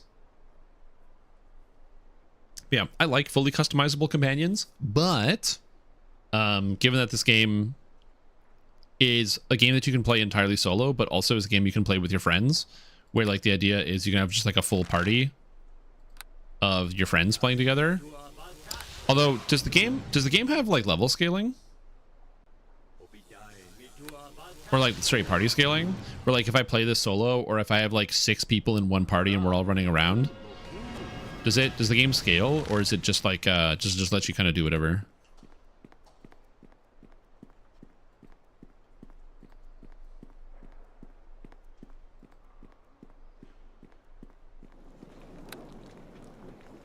Right, Tommy. I don't know why he was like spacing out. Okay, bard song. Let's go. As the guards are like clustered up here near the door.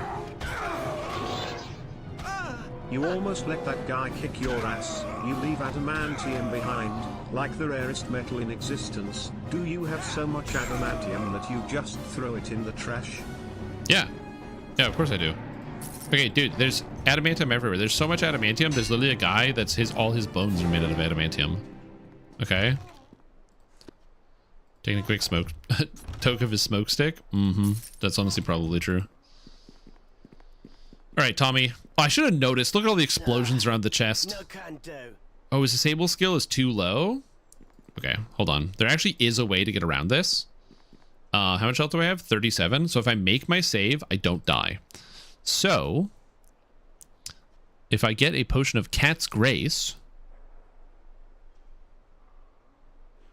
I get more reflex saves. And Gloves of Discipline give +3 discipline. I have an endurance thing. So what we do is we slug a potion of Cat's Grace, which increases my dex. So we save the game. This is the ultimate save scum. We drink the potion.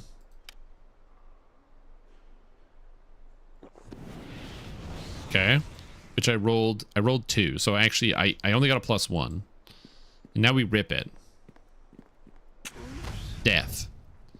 I was 1 low, unfortunately. So now we load the game.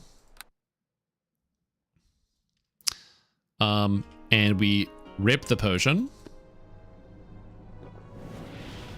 And we got a much higher roll. We rip the chest. And we failed. So we load the game.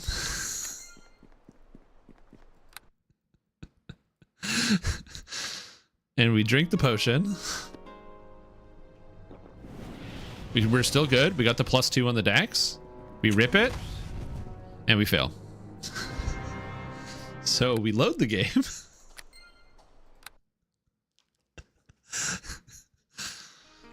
I only need like a 16. So I have like a 25% chance to get this. Again, we got the +9. We rip it and we die. So I only needed to get a 14 there. So we load the game and we try again. And then we drink the potion. Okay, we got a +3. We rip the chest. And we die. So we load the game. Dude. It's literally like a 30% chance. Oh, I saved. Let's go. All skill.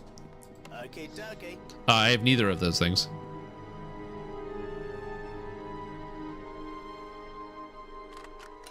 Here we go. All of this for a wand of negative energy. Your flesh crawls as your fingers close around the gruesome fetishes that dangle from this wand. The elven femur that forms its shaft and is yellowed and worn smooth by the oils of countless hands. It casts negative energy ray twice once, and it's got 2 charges. Oh no, it uses 2 charges. It casts level 1 negative energy ray and has 50 charges. Oh my god, that's not a good item.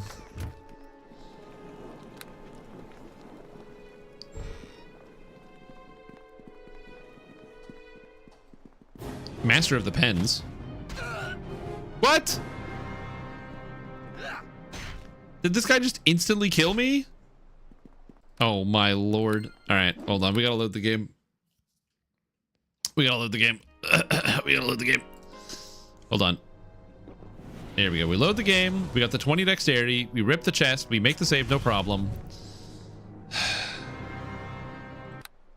Yeah, back to the trap. Did I rest after the trap? No. That was my best dex roll too. I got the full +5. Ugh.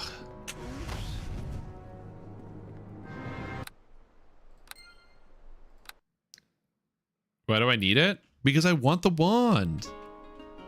You don't understand. This wand is going to be so good for me when I sell it to a vendor for money. Bro, roll of 14, you fucking idiot. Come on. Oh, wow. I feel like I'm like my D&D, one of my D&D players right now who just like always rolls bad every time. I'm gonna drink a Cure Light Wound Potion. Yep.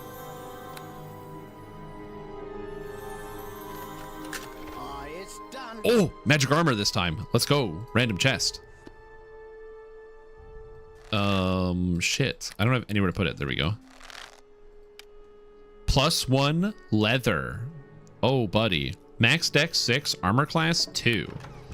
Whereas I have studded, which is armor class 3, max dex 4, which is actually better than leather. But if I get more dex, the studded leather will actually be better. Which is kind of crazy, don't you think? Think about how powerful that is. Like, my god. Anyway, I drank 3 healing potions. Now we're gonna save. Now we're gonna open the door. Now we're gonna fight the Master of the Pens. Load again? No. Why does this guy open with a 19 and I roll on my first attack with a 1? Like, I know that sometimes the luck doesn't go in my favor, but why does it have to be so crushing? It tells you it doesn't include its magic? Oh, wait, so this is an extra +1, so this is an armor class 3, so this is literally just better than my studded then. Okay, interesting. Get dazed, loser. How hard is this guy? Moderate. No, whatever, he's dazed. He failed his daze again. Get dazed. Get dazed. Okay, hold on. So, you sure? I have 23 armor class, I flip it. Can I equip during combat? Okay, I flip it. No, armor class definitely goes down by 1, switching the armor. Okay, dokie.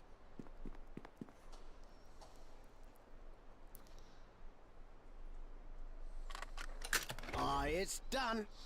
Potional lore. Okay, so I need to plant the seed before I open the cages. Because as much as I want to open the cages, I need to plant the seed. Well, this is the enhanced edition as well. So this isn't like original Neverwinter Nights. This is like the one that was like enhanced by Beamdog. So it's possible that that was like in the original game, that's how it functioned. But they changed it in the enhanced edition, maybe. Ah, the tree. There it is. All right, so I used the scroll. Which was good. And now we go here. Okay, so now, if I pull this lever, the animals are going to rip everybody to shreds, I think. So we're going to save before we pull the lever, and then I'm going to pull the lever to see if the animals eat everybody.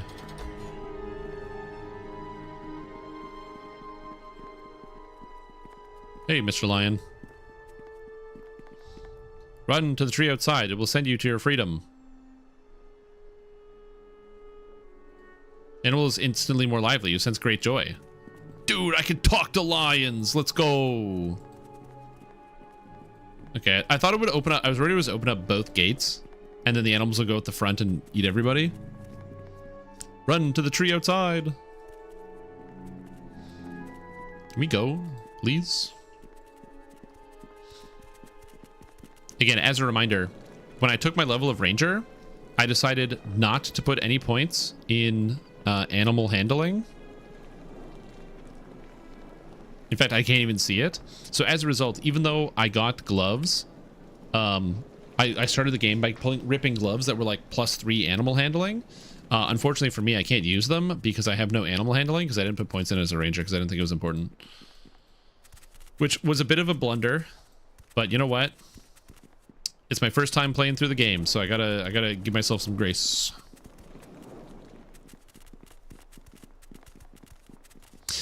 Oh, is it dodge bonus? No, this is AC armor modified. Is this enhancement? It just says +1 AC. But yeah, I do have mage armor going. Oh, okay, so it doesn't stack with the mage armor. Okay, that makes sense. Tree. All right, all the animals are gone. I killed the guy running the zoo. I freed all the animals. Killed a lot of guys in here. Neverwinter Nights beginner basics. Dude, I need one. 100%. I need like somebody to send me on a train to learning how this game functions. It's because it's implied that the bonus is an AC bonus. So like that's why in 3.5 the AC bonus just wouldn't stack at all with this. So this gives 3 armor class total. But the mage armor is 4. So obviously the mage armor would be 1 higher. Whereas here mage armor is broken down in a bunch of different enhancement bonuses. Step in the portal and you will be free. Step in the portal and you will be free. Dude, look at the lion. Look at the segments of the lion. These blocks. Bloop, bloop, bloop. Honestly, it kind of gives me like a Minecraft vibe. It's kind of great. I love it.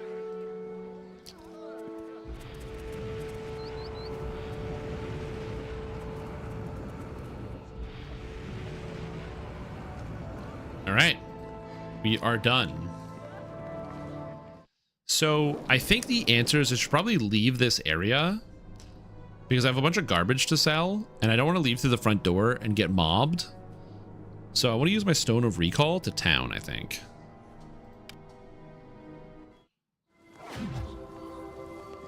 All right, circle. Yo, what's up? No, I'm good. Okay, I got a vendor, so we're gonna go here. Yo, what's up, Arabeth? How you doing? One of the bards here in Castle Never is composing a song to honor your adventures during the recovery of the second reagent. Oh, cool. I believe I heard Lord Nasher himself humming the tune in the That's cool. Anyway, I need services, thanks. I got a vendor. Okay, so we have Cloak of Protection +1, which doesn't stack with Mage Armor, and I will always cast Mage Armor, so this is just trash. We have random garbage. We have a torch I will keep. We have a malachite I don't think I need. Yeah, 2 gold. Garbage. Torin's ring. What is this for? Gift for your brother Jamie, a silver ring. Moonlit sky, family crest from an obscure house. I don't know if I need either of these things, but I'm gonna put them in the quest item folder just in case. Just in case it comes up in conversation. You never know. Sell the ale. Sell the spirits. Put the potion up here. The spells are good. Ice darts, 300 and something gold. Cool. That's awesome. I love that. Get rid of this. I don't need the thieves tools. I don't need a hammer. The gilded urn, the note. +1 club is garbage. We're just gonna get rid of all this trash. Killed 30 people to free 4 animals. I mean, to be fair to the druid guy, he didn't kill them. And he also didn't tell me to kill all those guys. He was like, yo, just free the animals. Really, the killing all those guys was their fault because I used self-defense. So, like, what they should have realized is that the powers of self-defense that I wield were just like, they were outmatched in terms of self-defense power. So, like, that's really something they should have picked up on. But they did not pick up on that soon. So again, who are you really going to blame? Whose fault is it? Is it the government's fault? Is it God's fault? I don't really know. It's not mine. Again, I was just defending myself with the power of self-defense that I'm very good at. So that's me in a nutshell. So I don't know about that. Negative energy ray. What a bad spell. Burning hands. See you later. The trapping kit is stolen goods. I should just drop this. Greatsword. That's way too expensive. Longbow. Garbage. 2 dire maces. Potion of lore. I don't think I'll ever need a potion of lore, but it might come up in conversation. Okay. I have a bunch of ceremonial stuff. Okay, that's good. Whoops. Use the potion of antidote. Oh. Where'd the key go? Oh, it's still there. Okay, good. I accidentally drank an antidote potion. That's fine. One of the bards here in I will blame Blizzard. Exactly. All right. Yo, I found a note you might be interested in. Let me see. Take it to Fenthic. He is the one in charge of unmasking the enemy behind all of it. Is there anything else I can Yeah, I need to talk to you. I will do my I don't need to talk to you. I specifically want to... Is there anything I can buy? Because I have $13,000 now. So I didn't have this much money before. But like, let's see. We got Gloves of the Yellow Rose is monk garbage. Sun Soul is monk garbage. Inertial Barrier Belt. +1 armor class. Piercing vulnerability, but taking 5 less bludgeoning and slashing damage is really crazy. +1 dex, gauntlets, and a bunch of garbage. I feel like the belt is really good. Wait, Sun Soul boots are good. Aren't these monk stuff? Oh, +2 dodge boots. Usable only by monk. Yeah, but you can't. It doesn't say UMD. It just says usable only by monk. Or is there like, can I just do that if I have a way to UMD it anyway? Because I do have use magic device and I put points into it, but does that let me use this even though it says only usable by monk? It doesn't have like a UMD check on it. Plus garbage. I don't care about any of this. Periapt of wisdom. So my necklace is +1 will saves, which is kind of whatever. Natural armor doesn't matter too much to me. Ring of resistance 1, protection 1. Lesser amulet of health. Immunity to poison and disease. Lesser amulet of the master is +2 to 1,000,000 skills and spell resistance. Cool. Oh, okay. So this would give me +2 dodge to armor class that stacks with literally everything, and it would replace my boots of +1 reflex saves. So I'm going to assume that what you guys are saying is correct. So we're going to save the game, and then I'm going to buy these. And then I'm going to open this. 19 armor class. Call me a monk. Let's go. All right, sounds good. Sick. These boots are garbage. See you later. All right, seems good. I'll take an extra 2 points of armor class. I have to take this to Fenthic. Where's Fenthic? If I was Fenthic, where would I be? Is he in here? Dester, Fenthic. All right. Get the boots of speed. Do you want to know how UMD checks work? Well, if it's anything like pen and paper, you make a roll to equip an item. But here, I just have a 9 UMD, so I'm not 100% sure.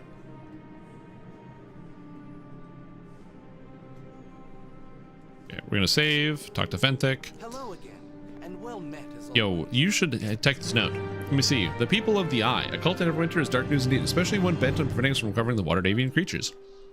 Before you launch time-consuming investigation on some mysterious cult, Fenthic, you might want some more evidence. Let me know this note is a fake. Why would I make a fake note about a cult in Neverwinter? Great question, me. I'm glad you asked that, because I also want to know. Maybe you plan to sell trinkets to ward off evil magic of this imaginary cult. You would not be the first to exploit the panic for personal gain.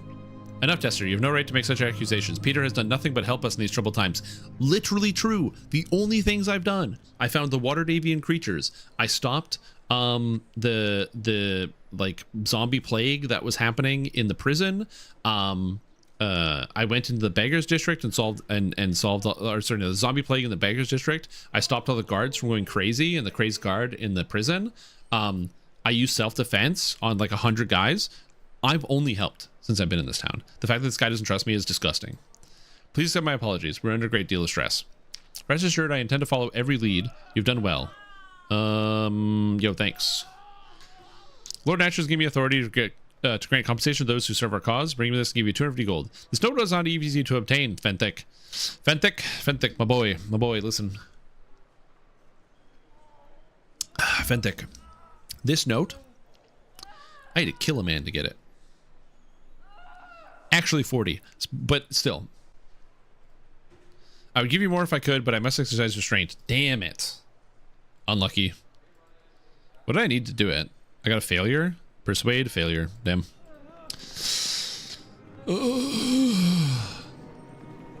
Costly item, then modified by what restrictions you're trying to emulate? Oh, okay, that's interesting. I'm gonna be maxing it out, so it's not a big deal. Although I will say, there's that necklace of like the master. And this is Persuade.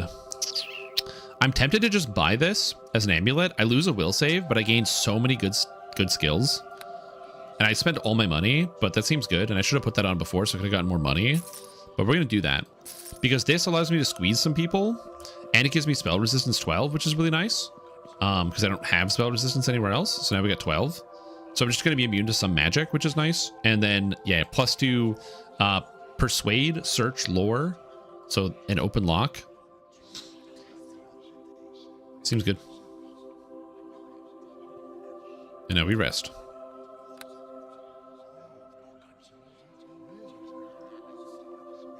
You just play a monk so you can use monk stuff. I mean, yeah, that's probably true, but like, I'm a bard, so use magic device. You know what I'm saying? All right, so let's go back. Hello to you. Or how do I go back? It's this thing, right? $50. Ah, shit. Okay.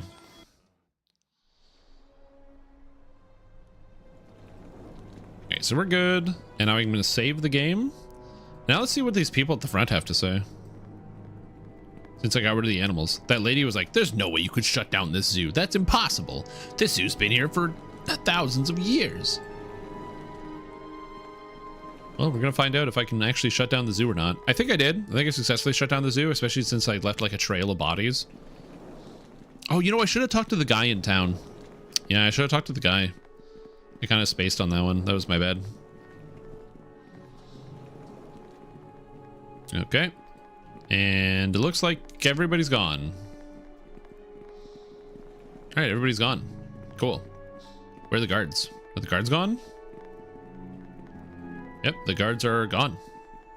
All right. My journal has been updated for the great animal rescue. All the animals have been rescued. Once through the portal, they'll be safe. Although just releasing from their cages has already increased their chance of survival already. Okay, cool. What's this building? Millie's house. Millie is busy in the courtyard. She has no... No canto. Oh. I can't get into Millie's house. Hold on. Does that mean Millie is not telling me the whole story? Business to you. Hey, who are you? Hey, most of the rich folk around these parts just call me the cleaner lady. Weren't so, of course. Once I had a pretty name to match me face. City pays me a bit of coin around the district to keep it tidy, sure enough. Also takes the laundry from the neighbors. So you've been in every house in the area? Not every house, silly boy, but close enough, and it makes no difference. There are certain estates you don't go into. Oh my, you certainly wouldn't catch me going to Meldenon's estate to take his laundry, all things. No. Mind you, there was a time. But I should not talk about such things. I'd be an old lady, boy. Best you leave me to work. Oh, go on. What were you about to say? This is why I bought the amulet, so I can convince her to tell me. Oh, 'twas a long time, boy. When I were a pretty lass, Meldanon were a young nobleman then, and a handsome besides. His father, rest his soul, didn't approve of me none, so young Meldanon used to sneak me into the States, he did. Hee hee. Yeah, well, long before Meldanon became a wizard and such, he's no use for an old poor woman no more, and it's best left in the past. If you're stuck in, how do you get in there? Aye, that it does. Meldanon had a magic door, put me into my very own home, which leads in the estate. It would open for me at midnight, you see. I keep the door closed and shuttered now. No idea if it even still opens. Hope Meldanon is gone and forgotten about little old me. If you wish to use it, me home on the north end of the district. Here's the key. Just take it. Just don't make a mess, mind you.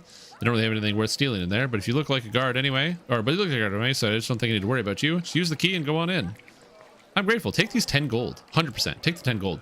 I was like, lady, I need to go murder your ex-boyfriend.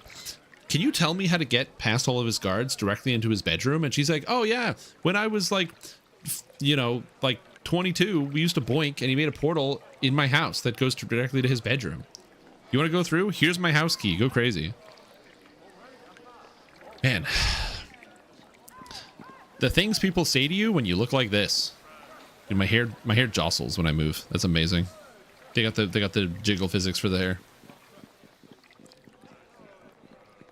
All right. You know what? Just because of that, I'm not going to rob her ass.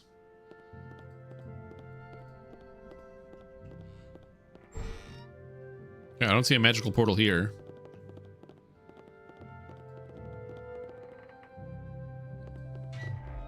Oh, baby.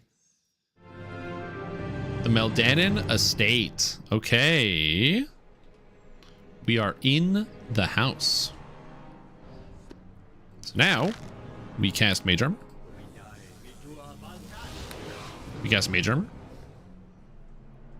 Yeah, I took the boink portal right to the bedroom, man. Like, they didn't... This guy wasted 0 time. He's like, yeah, you want to get to the boinking cave? Come on in. I got 23 armor class now. Which feels pretty good, I'm going to be honest. There's no return portal? Yeah, but I got a thing that takes me back to town. It's fine. I can escape whenever I want.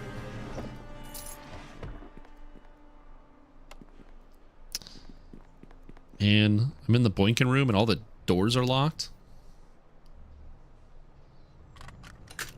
It's done. Ooh, yep. Potion of bark skin. Ooh, potion of bark skin could be good. Oh, what's this? Meldanin West Wing Key. Okay. This is good. Also, Bridge of Schism, welcome back to the stream team for 26 months. Appreciate the support. Hope you're having a fantastic day. Glad to have you here. Hope you're doing well. Fire beetles. That sucks.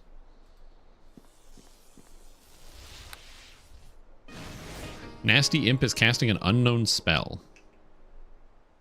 Where is it, though?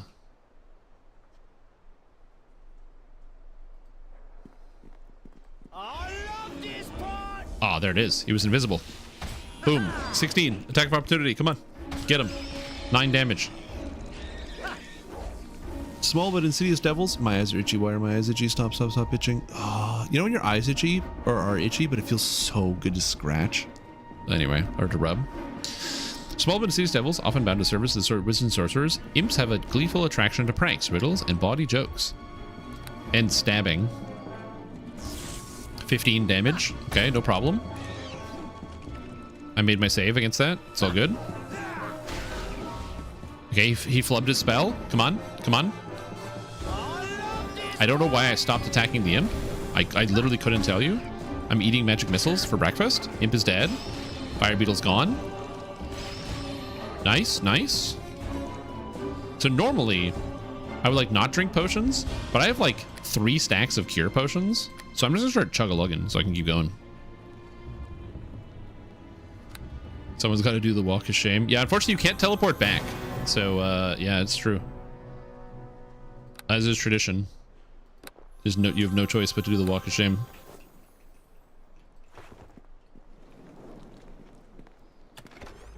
Heavy crossbow 1? Okay. Where's my map? Yeah, the unfortunate part is I have like no idea where I'm going now that I'm in this house. Tommy, is this trapped? Tommy? Doesn't look like it. Okay. So I'm just trying to find a key to get into the warehouse. And allegedly he has the key. Oh, that's liable to leave a scar. Also, I don't take attacks of opportunity anymore, which is great. So I can just run around if I want. I can always reposition. Getting access to spring attack so I don't take any attacks of opportunity is like really nice.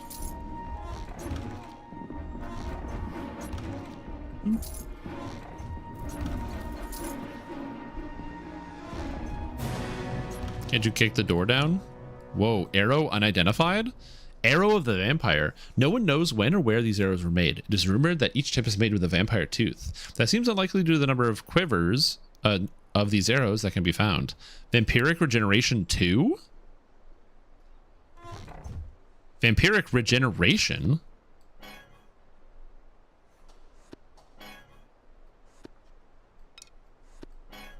Oh. What do you mean vampiric regeneration? Does that do damage when I shoot guys, or does it just give me healing? Oh, that's heal on hit. Oh, okay. I thought it was like, it would give me regen when I had it equipped. That makes sense that it is like vampiric healing, but, you know. I think my idea could also work. Save game before I kick down door. Okay. Ooh. Oh, Journal of Meldanin. Here we go. This book is full of tightly scripted dates and notes. A journal kept by the wizard Meldanin. Most entries are short and to the point regarding his various magical experiments and some of the creatures he has paid to have smuggled into the city for his examination. Most recently, however, his entries become much more interesting. Excerpt. The gods have smiled upon my destiny. I have heard a little about the creatures being brought to the city from Waterdeep, but thought little of my chances of even laying eyes upon them. Lo and behold, however, I discovered a dryad from that very shipment wandering the streets of the district, lost and frightened after the battle in the academy. It was glad enough to accompany me, and I caged it for the moment until I decided what to do with it. Excerpt the following day.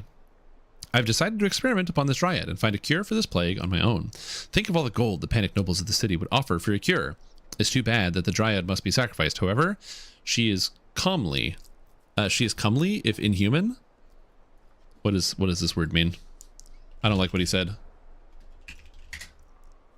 Pleasant to look at. Uh-oh. Excerpt. I cannot get the Dryad out of my mind. Thoughts of her are with me always. Today I attempted to draw blood from her to fuel my experiment, and found I cannot hurt her even that much. Has she enchanted me, or am I simply lonely for such beauty? I cannot think clearly. She still she recoils from my touch. I must win her love. I must. I will not release her from her cage until she feels as I do. Well, sometimes you want to boink a Dryad. I think that the problem with trying to boink a Dryad is the splinters. I don't know how you would handle that one. I mean, when they say make sure you wear protection when dealing with different things, I feel like something like that is probably not a terrible idea. But like, I don't know what levels of protection we're talking about. Again, these are just things that I really didn't get a lot to. I didn't really learn about in my schooling, so we'll have to see exactly how this goes. Now, I was kind of hoping that at least one of the Water Davian creatures wouldn't be a crazy murderous monster, and I was under the impression that since there was a Dryad, Dryads tend to not be. They just pretty much want to return to nature. So I was kind of hoping that, ow, my body and my butt. Oh, Tommy, you were a little late. I found another trap. I found so many traps in that hallway. All right, so there are a lot of traps in this hallway. Separated from charisma to pure physical attractiveness, so it starts to go a little crazy. I did hear about this. That was it like in first edition, male characters had charisma and female characters had beauty instead.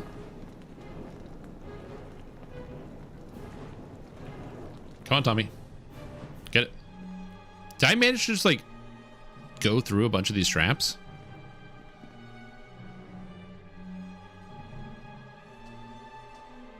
It's done.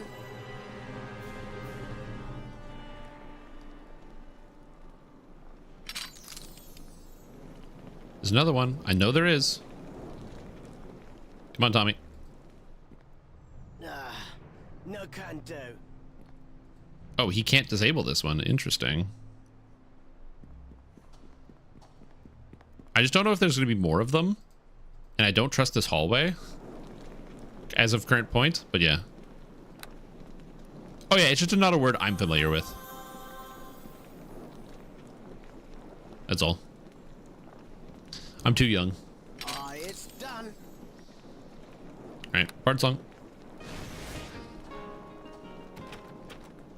Oh my lord, that's still locked.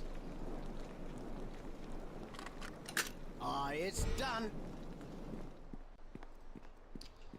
All of that for some boxes? All right, well, there better be the best weapons in the universe here. Regular katana, boring. Oh no, dude. Treasure? All right, Tommy, lay it on me. Give me something good. Going through all those traps to just get a whole bunch of nothing.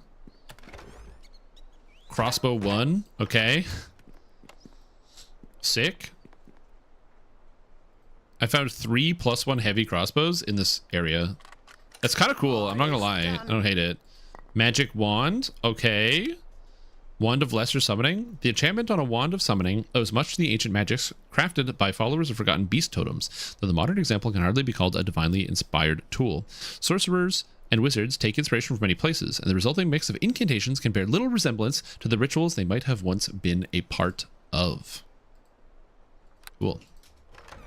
Summon creature 2? Oh, once. I get 1 use. Okay. That's really good, though. At any point, I can just get an extra creature. And I have a feeling with all these other boss fights, having a decoy is not bad. Boots of Dex. Yay. Potion of Speed. Potion of Eagle Splendor.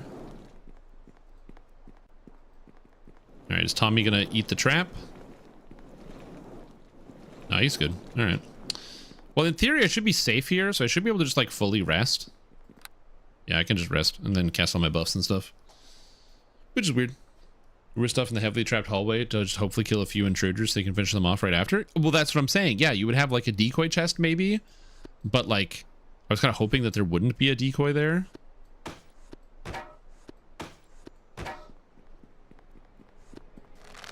Okay.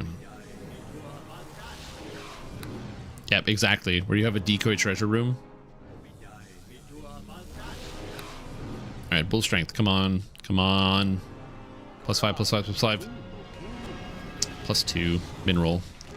Well, that's fine.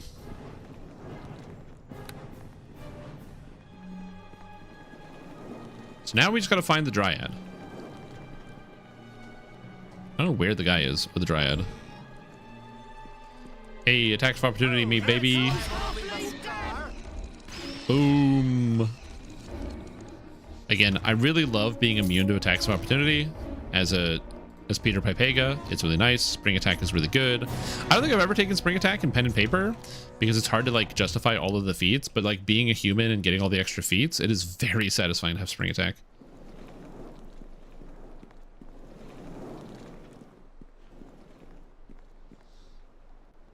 I do not know where Tommy is, but hopefully he catches up. Come on, bud. Save game. Bard buff. I am definitely quick saving a lot more often because I've been noticing the trap difficulty has been increasing heavily. Where the traps go from like, they were like, oh yeah, you take like 20 damage to trap you take 50. It's like I'm playing DDO on Elite over here. Has he spent any time talking to the other companions? I don't think I've met any other companions. This Tommy is the only one I've met so far. At least to my knowledge, Tommy is the only one that I've met so far. Like if there are other companions, I've talked to everybody as far as I know that's in the base town. And I haven't seen anybody else. But it's possible that there are other companions I could have acquired, but so far Tommy is the only one that I've met. I think it'd be cool if I could try out more of them, but yeah. Oh, hey, it's Grumman. You there. You must be identified. Yeah, identified. Who are you? Masters say he no want be disturbed. My name is Peter. Who are you? Me Grumman. Grumman work as guard for Master. Keep out bad people. Let in Master Friend only. Easy job. Never see Master Friend. Who are you? I be one of Master's friends. I'm here to see him. This is why I got a necklace that gives me bonus to persuade. Yoink. Oh, okay. Grumman open door for you. You go see him. Yo, thanks, buddy. Appreciate it. Yep. Thanks, boss. Sick. All right, cool. Speaking of Grumman, so yeah, that's why we have persuasion of 13. Very useful.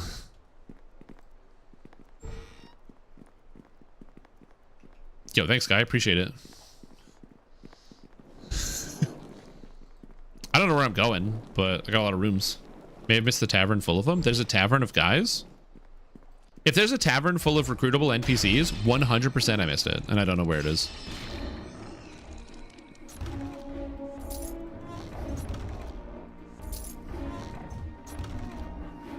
Talking to the quest lines again. I like the idea. More arrows of the vampire. Okay. And I like the idea of having like looking for like different NPCs of like different with different stories and other things to do. But no, I the only person I found to talk to was Tommy. Here comes halfling death. I can look again when I go back to town because I still have not just the Black Lake district but more stuff to do. So yeah, did you? Oh yeah. Well, that's one of the reasons I was excited to be able to like recruit Tommy in the first place was the stories. Oh no, Tommy's stuck behind the door.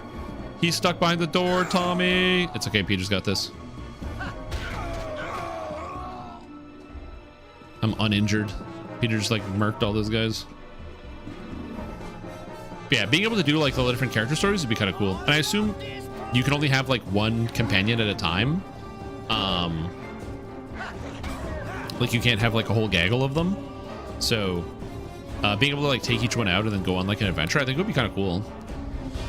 Especially because like it would be fun to have to deal with something where it's like, oh, this one you have to find a way to deal with traps some other way. Oh, there's a bunch of guys that are trapped in like a thing here. Oh, the prison key. Okay. Get me out of here. Okay. Who are you? Hey, Samuel. You aren't another one of the wizard servants, are you? Is this another trick? Are you a prisoner? I am. My name is Samuel, an inspector for the city guard, until that mad wizard took me prisoner. How do I know you were actually a prisoner? That isn't, this isn't just some ruse? I have no reason to lie to you. I have no weapons. I'm completely at your mercy. In fact, if you would release me, I'm sure my captain would even reward you. Appreciate some information first. Of course, I'll tell you whatever I know, though it probably isn't much. Yeah, how did you get caught? I was actually poking around the estate, actually, looking into some rumors heard of Meldanon, actually even more than strangely than usual. I didn't find anything, but it appears I was correct. Meldanon captured me and ranted about how I was trying to steal something from him. I have no idea what he's talking about, but he seemed to convince I was up to no good and we'll let him go. Why would he keep you a prisoner? Great question. Great question. Why would he keep you a prisoner? Also, what's up, Cozy Bean Raiders? Yo, thanks for the raid. I hope you're doing well. Thank you so much for the raid. I hope you're going good. Yeah, why would he keep this guy as a prisoner? I don't know. Meldanon wouldn't do this. Lots of other things, perhaps, but not take a guard hostage. I don't know what he's up to. Would you be able to find your way out? Yes, I believe I could. I tried to, at least. All right, then go. The way behind me is clear. You're good, dude. Thank you, sir. I wish I could find the way out here. Only damage will revenge on the wizard. Once I leave this place, seek out Captain Thurin. He'll want to rescue, reward you. Yo, no problem, dude. He's really wearing, like, the outfit. Also, Tommy really wants to kill this badger, but I'm not going to do that. Yo, thanks for the raid. Appreciate you for jumping in and raiding. I hope your stream was good. Hope you're doing stuff. It's Neverwinter Nights time. So we're currently on a mission to stop a wizard from trying to have relations with a dryad. Because I think he's gonna need to see a doctor after that, and I think it's just better if we just save time and stop that from happening. You have a possible concussion? Sick. I don't think I've ever had a concussion, so yeah. Weren't you in the same dungeon? No, there's not a lot of tile sets in this game. So a lot of the buildings end up looking the same. I have a feeling that in some of the other, once I like either leave Neverwinter or I move on to like later chapters in the story, I have a feeling I'll go other places. But because I'm still in the city of Neverwinter, I think that all of the buildings are going to look similar because I'm just in a Neverwinter estate. So that's probably going to stay the case. Buff spells. Oh, this guy. No, get this guy. Get this guy. Ignore everything else. Get Meldanon Apprentice. Get him. Stab this guy. I don't care about your Ice Storm. Although, actually, I do kind of care about the Ice Storm. Okay, he's dazed. Get him. No, kill this guy. Stop not killing this guy, Peter. And that's the Ice Storm death. Why did Peter stop killing this guy? I couldn't tell you. He was just like, yeah, I don't want to do this. Maybe hit a cupboard corner trying to fix something? Yeah, that sucks. Whoops. I don't want to do that. Hold on. We're going to try this again. Since I know there's a wizard in here with some magic, I think this is a good time for like an extra spell. So I think a Potion of Bless is probably good here. So we can use a Potion of Bless to increase the odds that I hit. I think it affects both of us. So we both have attack increased, damage increased, strength, will saving throws, a whole bunch of stuff. Now we're going in. Get this guy.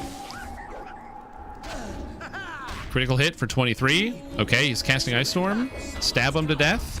First Ice Storm down. Almost killed me and my boy. Stab him. Stab him. He got stunned. Come on. Kill him. Stop missing. Nice. 300 XP. All right. Holy. But I'm doing pretty good. I am doing pretty good. I spent a good chunk of day playing some Dungeons and Dragons online, which was nice. I'm running a Fire Domain Cleric, and I'm excited to put it which is very similar. Oh, +2 AC versus Undead. That's kind of cool.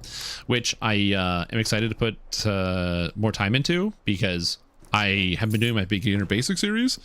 And the Beginner Basics Cleric literally went out today, which is the Cleric video I did for the series, which is a Fire Domain Cleric, which is fun because it's like, you know, related. It's the thing that I'm doing. So that's always exciting. And then other than that, yeah, it was just a good day. I ran the 2 latest raids as well on Reaper, which I hadn't actually done before. I'd only done them on hard mode, so that was kind of cool. Sounds like the video that you just watched. Possibly. Oh, Ring of Crimson. Oh, it just makes it light. And a magic bag. Oh, I forgot. I get bags within bags, right? So if I take my bag, I can open the bag, and then I can put things in the bag. So if I have lots of heavy things, I can just go, oh, crossbow in the bag, crossbow in the bag. And now it weighs less, and crossbow in the bag. What's in this bag? Nothing. Okay, I haven't been using the bags yet. Oh my god, I forgot I have bags. Yeah, I just want people to have more fun playing Dungeons & Dragons Online. Like, I know it might sound like really hokey, but like, I don't know. I just like, the game is confusing and complicated for a lot of people.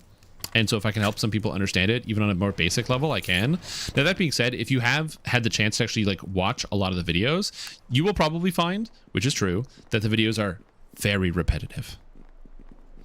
And the reason why the videos are very repetitive is because I don't know what somebody is going to know before they watch the video. I'm like assuming that if somebody is watching one of those videos, that they have not seen anything else about Dungeons & Dragons Online. They don't know anything about the classes or the locations. So that's why every video is like, hey, do you want to buy potions? Here's where you buy potions. Hey, do you want to get spell components? Here's where you get spell components. Here's how magic works. Because I use it as a primer that you can get started no matter what. And then as part of the series, the basic tips and what have you, all of those are meant to kind of fill in the gaps of like the extra missing bits of information. Tips and tricks videos, as well as like some more coming out. If you are a subscriber here on Twitch, actually in the Discord, I posted the next videos that are going to be coming out already. So it's like kind of like a little bonus for seeing that. Additionally, if that is, I'm going to continue to do that because I think it's kind of easy to kind of show off that. And some people might be interested. Unfortunately, I'm not. Some people have asked me like, oh, what's the order? When are they coming out? How is this thing happening? The answer to that question is I'm just doing it in order of melee, then spell, then specialist in terms of what the game is giving out. Although my first specialist was ranger, my second one I wanted to make sure I was doing a trapper, so because I can't not have a trapper for like ever, so it should be fun. It's done. Because I think people that are getting started, some percentage of them are going to get completely obliterated by a trap, and then go, okay, is there a way through this? How do I deal with this problem? All right, save game, open door. Trap. Another trap. All right, Tommy, take care of it. Okay, later, Cozy. Enjoy your rest of your entire day. Heal your concussion. Don't bang your skull into anything else. And stay away from loud noises. And other stuff that you have to do with a concussion. It's like loud noises suck. Light sucks. Oh, nobleman. Shit. There's a bad guy here. Peter, get him. Oh, I cooked his ass. Let's go. You thought you were alive, but you're dead now. Idiot. Anyway, let's level up. And we're going to be a Red Dragon Disciple again. So now, level 2 Red Dragon Disciple, I get Draconic ability scores plus 2 strength. So it's plus 1 to hit, and I also get an extra base attack bonus. Ho, ho, ho, ho. Okay. Persuade class skill. Cool. I was ranking up discipline. I don't need concentration. I want lore, because that seems important. I did persuade. Search is detect and trap is an opposed test, pitting the search against something else. Rogues may detect traps DCs greater than 35. And you're always taking 20 out of combat, which is interesting. I want to be able to rank up tumble, but I can't.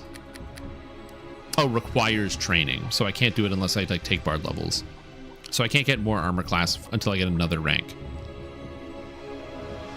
Okay. Spot's kind of interesting. Spellcraft, identifying spells.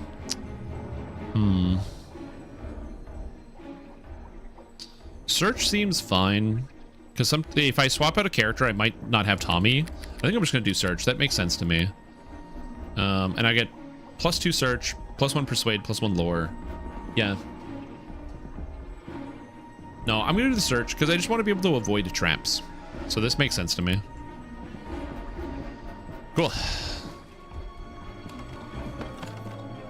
Oh my god, what's happening? Potion of Aid, Potion of Barkskin, Potion of Fox's Cunning. Sick. Okay. Open. Potion of Clarity, Potion of Endurance, Potion of Lore. Potion of Invisibility, Speed, Cat's Grace. At some point I'll probably will use one of these potions of speed, but not yet. So that gave me +1 base attack bonus and +2 strength. So now I'm +11 to hit. That's awesome. I do so much damage now.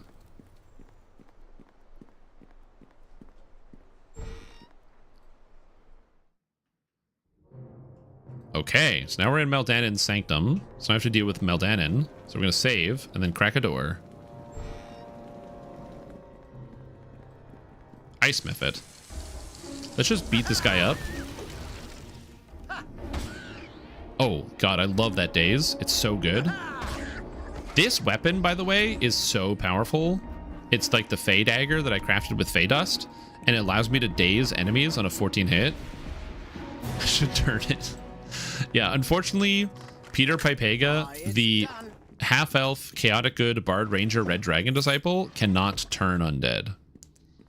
I know it's a shame, and I really should figure out how to turn undead on this character, but as of right now, I cannot. Yo, beetles. A most palpable touch.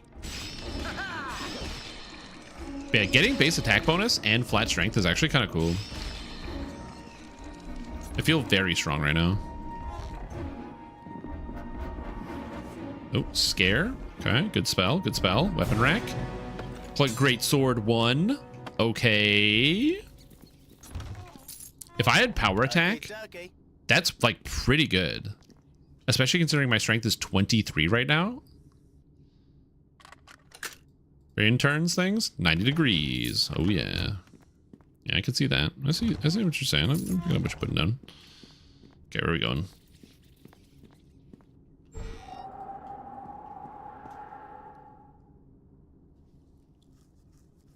Okay. Oh, trap. Okay, we're gonna go here.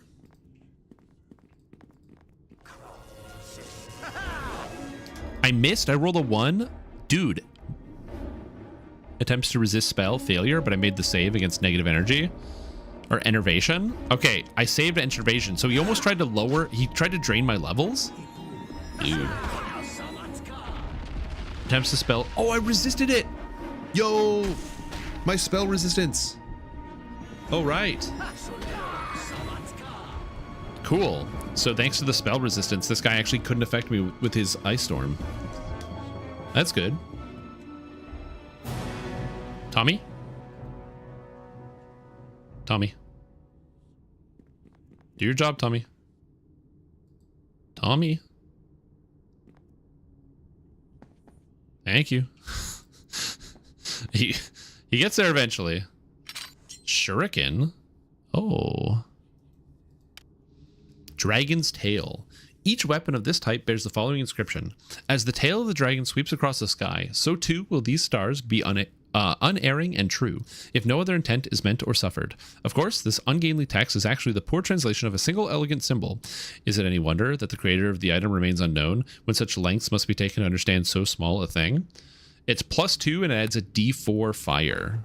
Honestly, kind of sick. Not returning though, you only get 21. Okay, dokie. That's kind of limiting, but still good. Got a Stinking Cloud spell. Honestly, not a terrible spell to have. It's done. Armor. Padded 1. This magical armor grants additional protection to the wearer and doesn't bear the hallmarks of any specific maker. Okay. So I got padded 1. I got a whole bunch of stuff. I don't remember if you can make armor at the armor guy. If there's like a crafted armor recipe. I'll have to look into that. I'm gonna save. I don't trust this room. The Dryad is here. Hey. Please let this servant of the oak be free at last. Are you kind, or but another captor come to torment me? Sorceress kept you prisoner here? Oh. No, whoa. Sorry, I'm in the middle of a conversation. Let's melt Danon. Challenge rating, impossible.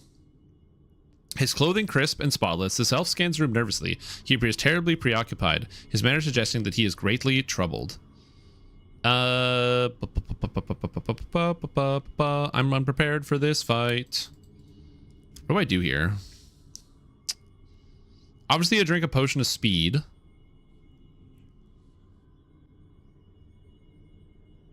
So I think we bard song. Then we go over here. Ooh, the cone of cold hitting me for 40 is fucking brutal.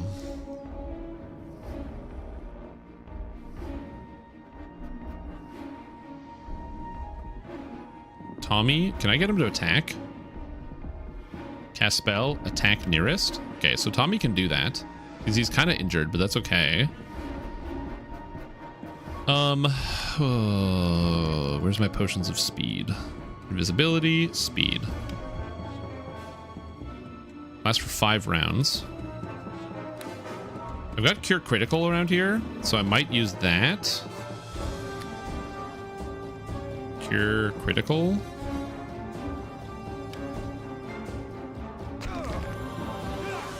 Okay, so now we've got cure critical going.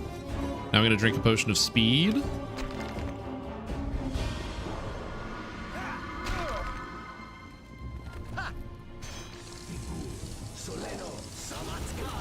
Okay, he tried to hit Tommy. Oh, he has stone skin. Okay. Silence has a saving throw. There's no way this guy's whiffing on a silence save. So I think I just want to get on the other side of him so he can't hit both me and Tommy with spells.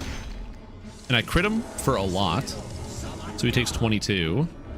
He's casting another cone of cold at me. So he could kill me with this. So where do we go? Okay, so we're just gonna go around the corner and drink a potion. This is maybe not the best move, but he's gonna eventually run out of spells.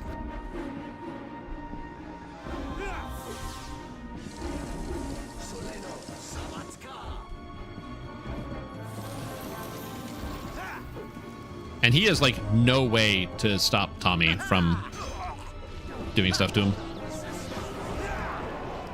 Okay, he casts unknown spell. I don't know what.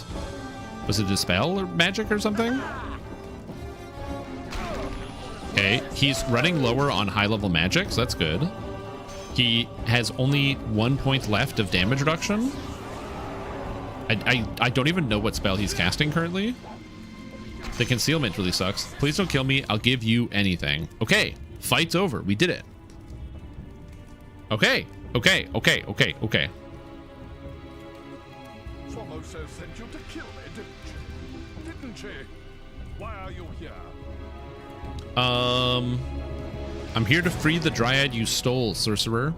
I did not steal her. I found her wandering the streets and took her in. It was my plan to originally concoct a cure for the plague and sell her from her and sell it to the highest bidder. Since then, however, her charms have weakened my judgment and prevented my research. Bah, no doubt it is best she is taken, or I could not rid her of my influence. So you're saying that Formosa did not send you? You will spare me if I give you the key to the Dryad's cage? No, Formosa did send me. I want the key to your warehouse as well. You can live. Yeah, you know what? Hold on. Let me think here. So this guy is a noble who doesn't care about the commoners, who willfully is admitting that he took this person off the street and wanted to sell the cure to the highest bidder instead of helping the people with it.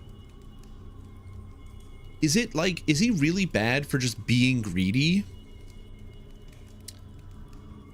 I think the answer is yes. I think being greedy is a bad thing. I think he has to die. I think that's important. Because Peter Pepega right here, he's chaotic good. He's like Robin Hood. But like Robin is in robbing this guy of his pulse. You know what I'm saying? I think I am gonna kill this guy. Well, he's just like sometimes you want to let somebody go because they can turn their life around, but this guy's not going to learn a single lesson, and he's going to go back to like experimenting on weird things. He captured a guard, he had goblins in cages, he was doing other weird stuff. Honestly, yeah, I think this guy, I think he's too far gone. So yeah, no, now you die. Sorry. Stand still so I can hit you.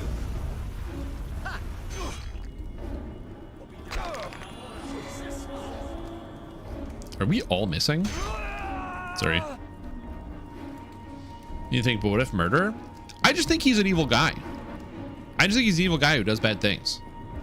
Like, I wasn't sure if I should kill him at first, but after talking to him, man, I really want to kill him now.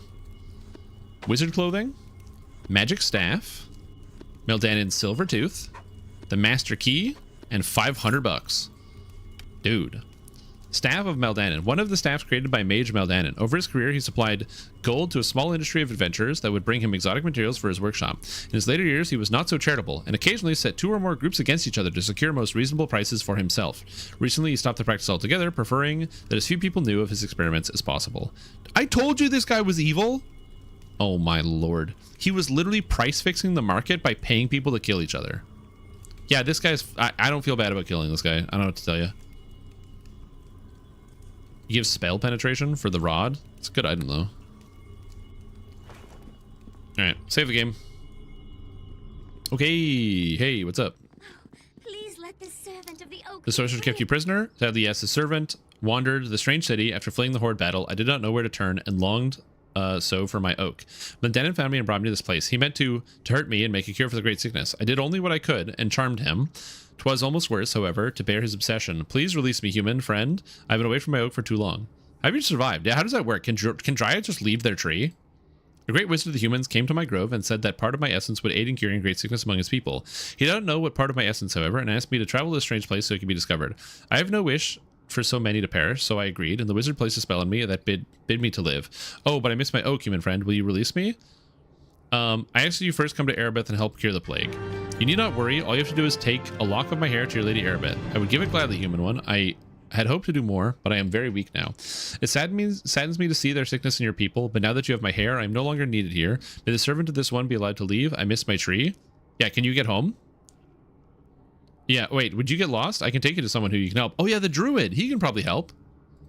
You're most kind to offer, human one, but I need only reach the nearest tree. The wizard who came to my grove said a single tree would return me home. I shall never forget you. Okay, well, let me open the door for you at least. All right, bye, dryad lady. Is there anything cool in the prison cell though? No, it doesn't look like it. Damn, unlucky. How much XP did I get for killing that guy? I got 200 for releasing the dryad and 448 for killing that guy. That's kind of sick.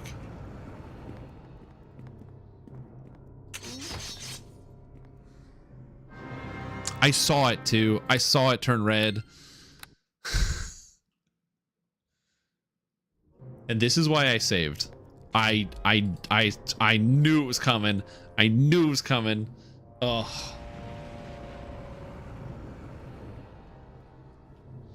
Tommy, do your job that I hired you to do. Ugh. It's done. Okay, dokie. That's so funny. I just immediately died. Oh god. It's done. Okay, and all I got was a potion. All right, chest of drawers. Okay, dokie. Okay, dokie. What a guy. Reminds me of Super Mario with the okie dokie. Maybe they got inspired for Super Mario by this guy. Oh, more of those shurikens? Stars of Ojido. Aji was the spiritual guide for the village of Golden and found himself pressed into work as a smith when bandits laid siege to the community. He fashioned these and other weapons so the defenders could fight back, and though he was unskilled in metalworking, he offered thanks to his guiding spirits for each successful hit of the hammer. That these stars still exist is a testament of the strength of his faith. D4 cold +1. Another bad set of items. He's planning to kill you with a trap? True. Silver chalice of the moon bow? I don't even know what this is for. But you better believe I'm not getting rid of this.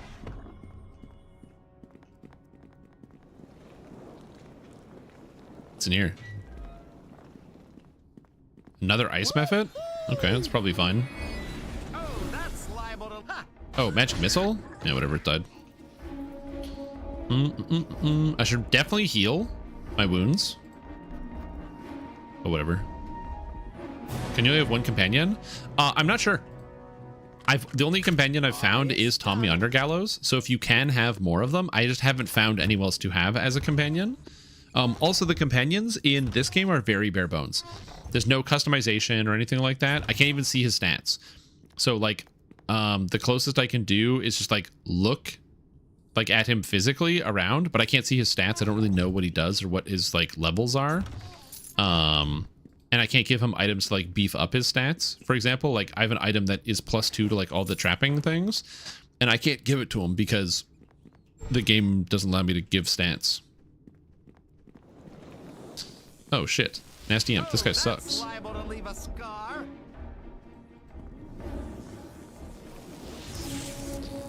Okay. I need a plan here. We're gonna get the fuck out of here.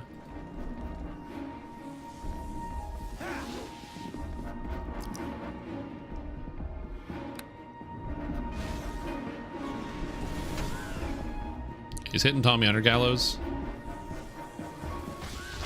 We're gonna beat him up. Beat him up. Come on, beat him up.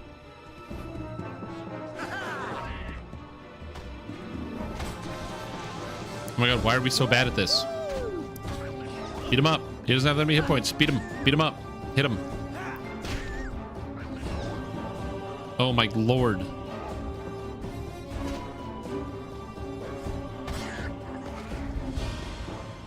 Okay, cool. Again, is that full circle?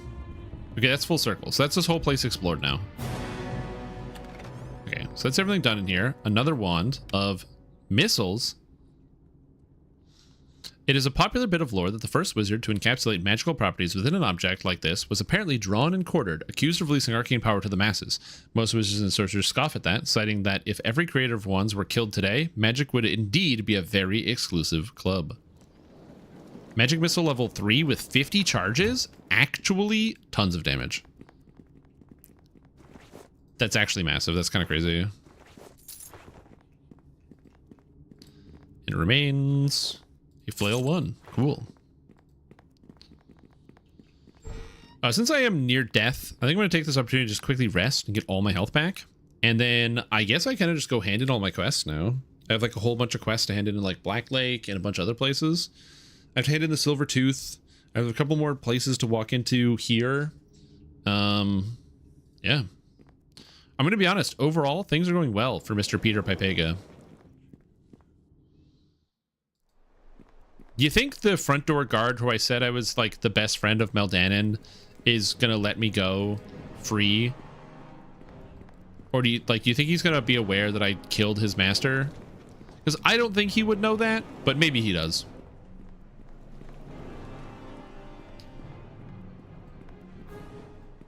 Oh, you know what I should do though? I'm not going to hand in the key. I want to go into the warehouse to see what's in there.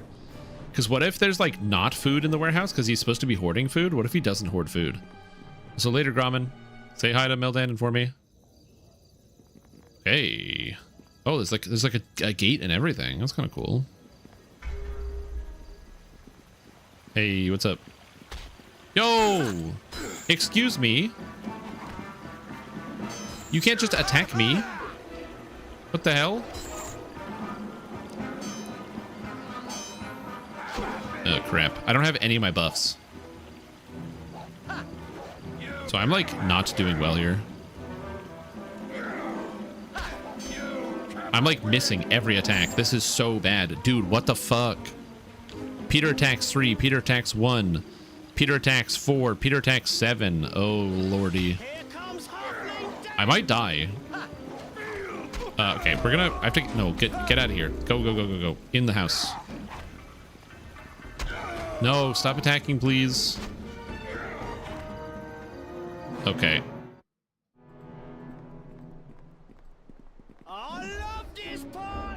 Okay.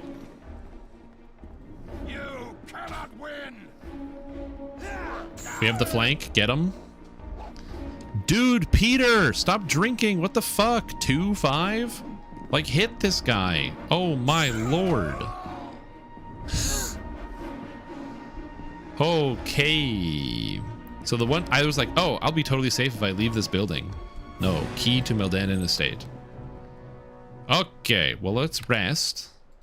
There are enemies nearby? Where? Grommen? I guess the prison is nearby, so let's go over here and I'll rest. There we go. Oh, okay. And note to self, always buff before you do anything because you just never know when you're going to get accosted in the street by some jackasses. Okay. Just in case, we're just buffing, because again, there's really no way for me to know right now what's going to happen. And then I can get upwards of 24 strength when I cast this spell. Well, I get 21 or 24. Vote now on your phones. If you guessed 22, you were right. I'll take it, though. 22 is pretty good. Now, like, significantly stronger, like +4 armor class over where I was, and +2 to hit and damage. Yeah, that's what you get. Again, I really appreciate that the noblemen don't even care at all. I wonder if I can talk to Millie and be like, hey, by the way, I killed him. Nope. She doesn't care. Hey, you know that ex-boyfriend you had? That you had the secret sex house door key thing? Yeah, I killed him. Oh, that's the zoo. Where's the warehouse? Oh my god. Oh my god. Oh. Wizard Lab, Hodge Estate. Oh, there it is. Meldanon's warehouse. Okay, it's over here.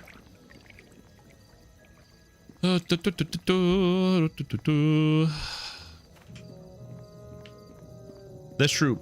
Me and Meldanon were the best of friends. We just had a friendly dispute. Okay. What's actually in here? Is it just grain? Oh my lord. It's literally just sacks of food. There's literally people starving in the street and this guy was just hoarding stacks of food everywhere? Ugh. That's actually what was happening. I hate that. That's vile. Any secrets? Do you have any secrets over here? No? Okay, good. I'm glad I walked around this whole building to find out that this guy was hoarding food in the middle of a crisis. Stand up for 30 minutes? All right. I just want to make sure nothing breaks here because I have a lot of stuff plugged in.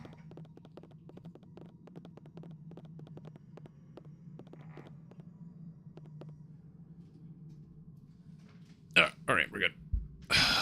What a jerk. All right, so now I feel even less bad that I killed him. It was just the morally right thing to do. Hey, what's up, Formosa? How are you doing? So you have returned. Do you have news? I have the key. Let me see it. Yes, this is the one. I can detect the counter spells on it. Bless you, sir. The city will be thinking of the gods to come in days. And what about himself? He's dead. Here's the tooth. The tooth, yes, that looks to be the one. I understand Meldanon took power from it, would not part with it willingly, so he is indeed dead. You've retrieved the key and slain the monster in his home. I am in debt to you, sir. I hope what little reward I have could suffice. As promised, I will give you the necklace and 500 gold. I know it isn't much, but I hope you can take the satisfaction. Couldn't you give me a bit more gold? Again, you know, I got all of that food. Come on now. I have a little more. It is true, however, you do deserve it. It is 650 gold pieces then, but I have no more to give. You have helped far more than I thought anyone would. Now I must go with the others and enter the warehouse. Sick! I saved the day. Trying to keep your legs healthy? Oh, dude. I'll tell you what, I did not skip leg day at the gym yesterday. I was burning some calories. Mad calorie burning at the gym. This is a shop? Merchant shop in the Black Lake district? Excitement abounds. Patrons, bartenders, a guy named Thorin. Yo, what's up, Mr. Barkeep? Oi, what can I get ya? Let's see what you got for sale. Oh, the barkeep has armor. Sick. That's not what I was expecting him to have, but okay. Any legendary or cool weapons? Nope. Potions of nothing. Okay. Cool jewelry. Ring of insight. +5 lore. Nope. Torch. Nothing. All right, cool. He's got nothing for me. Thanks, bud. Oh, who's this guy? This guy is hoarding food. He is an evil person. Now that I have recovered some food, I would like to hoard all of the gold you have. To be fair, I am spending the gold on other things. Samuel has already made it back to the barracks. I was quite surprised to hear what happened to him. I didn't think the sorcerer had the gall in him. Samuel said he was rescued by one of the new recruits. I'd wager it was you. Good work. I set aside 300 gold. Is she can afford more? This is your friend I found, after all. Do I need to extort this guy? Nah, he's like city guard. Nah, that's good. Thank you. Then take it. I wish I could pay you more. Thank you once again. You've helped far more than I would have hoped. Now, if you excuse me, it's much to deal with today. Like, I don't need to take a bunch of money from literally everybody because, like, again, for the most part, I don't know. I'd like to think that generally Peter Pipega does the right thing, and I do think killing that guy was good. It's like in Mass Effect, Dr. Morden Solus. He's like as a doc because he kills some people, and Shepard is like, Doctor, how can you just kill those people in cold blood? You're a doctor. And he's like, I'm a doctor. I help people. He's like, multiple ways to help people. Sometimes healing the sick. Sometimes executing dangerous people. Both ways are helpful. And I'm like, yeah. You tell him, Doc. Hey,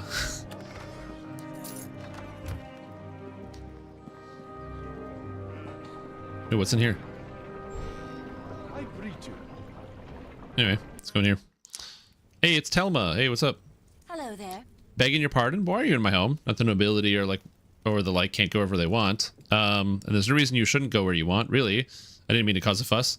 My name is Telma, if you want to know. Yo, what's up? I suppose is there any reason you're here? Again, I don't really mean to object, but there's nothing here for you. You don't have any rumors? No, I mean, of course not. Why would I know of anything odd? I mean, there's the plague, of course. What else needs beside that? Are you okay? Yeah, it's to be fair, I did just march into this lady's house and start talking to her. But, yeah. Oh, I'm fine, of course. Nothing wrong with me. Nothing sorts here, nothing at all. Something odd here, you should tell me.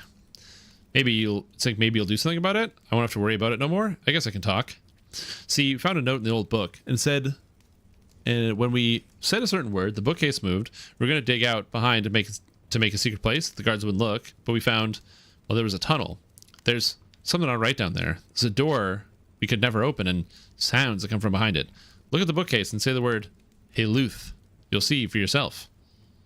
Oh. I'm going to go look, okay?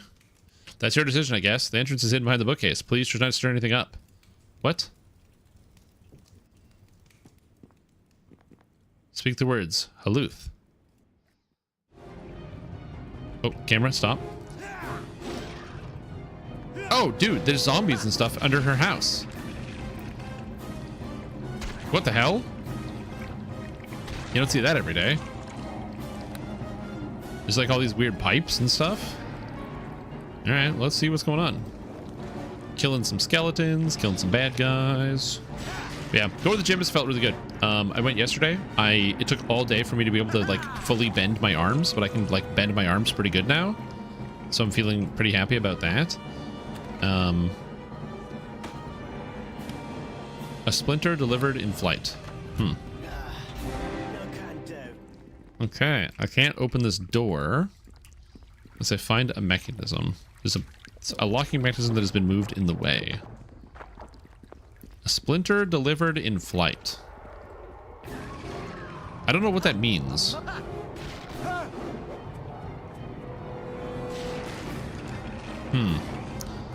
What does a splinter delivered in flight mean?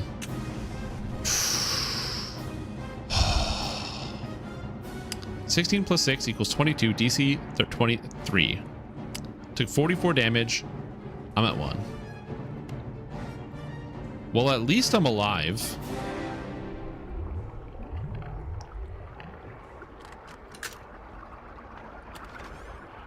Belt unidentified. Sash of Shimmering. When the wizard Midnight saw her abilities grow so great as to assume a station amongst the gods, her soul drank magic straight from the fabric of the weave. She ascended, abandoning much of her mortal self, and belongings, though they too were transformed. The sash she wore absorbed so much energy that it sundered, and each of the many pieces became a powerful item in its own right, protecting the wielder from magical attack. Spell resistance 12. If I didn't already have a spell resistance item, that would be sick. Oh no, Peter dies a lot. Don't worry, don't worry. Peter dies many, many times. If you're like, oh, Peter can never die, don't worry. I did spend quite a long time resetting at a section because I needed to roll a 15 or better, or a 14 or better, sorry, to be able to like make a saving throw against a trap. And it took me like 10 deaths to be able to get through it. But Peter is nothing if not perseverant, and he's not nothing, so he must persevere.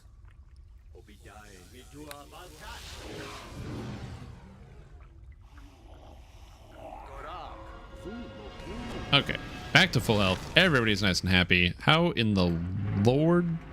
How do I get through this door? No can do. This ancient door has not been moved in years. It does not appear to have a normal locking mechanism. Can I bash it? Oh, that's liable to leave a scar. Weapon ineffective. Absorbs 8 damage. Okay, and the message I got was a splinter delivered in flight. What does that mean? What does a splinter delivered in flight mean?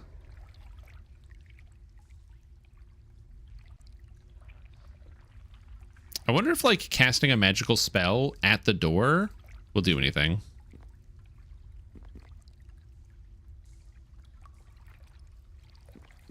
It didn't. It didn't do anything. How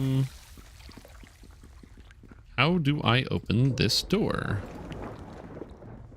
Splinter bolt? No, that's not a spell in this game. There's no other way to sneak in here from another building, so I assume that this is like this is a self-contained little thing. How do I get through here? I mean, I could just try the greatsword, right? Here, let's try this. Because the greatsword hits way harder. So we could just try it. That's liable to leave a scar. Absorbs 10. Isn't 10 literally minimum damage for me?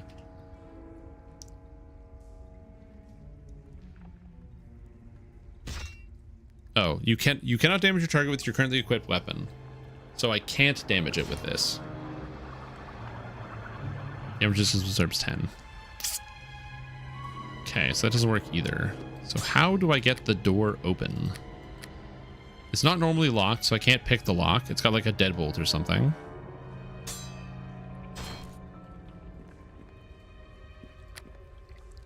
Where'd my weapon go? Oh, there it is. How do we get into it? Do I need to have a bludgeoning weapon maybe? Maybe the door is resistant to non-bludgeoning weapons? I just need to have like a big bludgeoning attacking thing. So like if I whip it a flail at it. No can do. Okay, no, it doesn't work. All right, so I can't use my weapons either.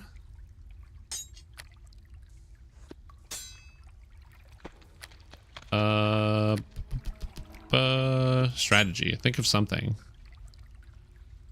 What does this mean? A splinter delivered in flight. Maybe I have to shoot it with an arrow? I have arrows. I don't have any bolts, I don't think. I have arrows. I have arrows. Oh, I have bolts. Okay, I have bolt of lightning. And a bolt is like a splinter, so maybe that's related to it. Again, I know I'm like reaching here, but I'm like trying to come up with like something that makes sense to me.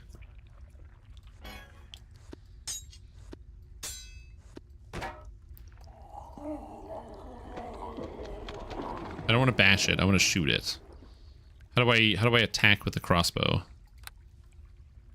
Attack?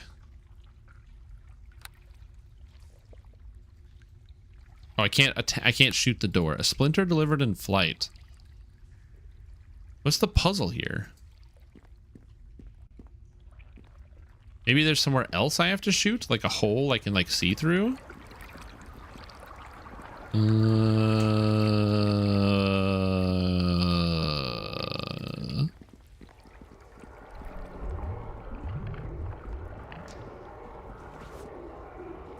There's a skeleton knuckle. Splinter delivered in flight. The numbers, Mason, what do they mean? I have no idea what this means. I wish I did, because I would love to get in this door, but I am currently at a loss. I can cast Melfs, but that doesn't work. I can't damage it with magic missile. Flail doesn't do anything. I have no clue what I should do about this. So I'll sleep on it, I guess, and come back. I don't know. Like, I killed a bunch of undead, but there's still a locked thing. Hello there.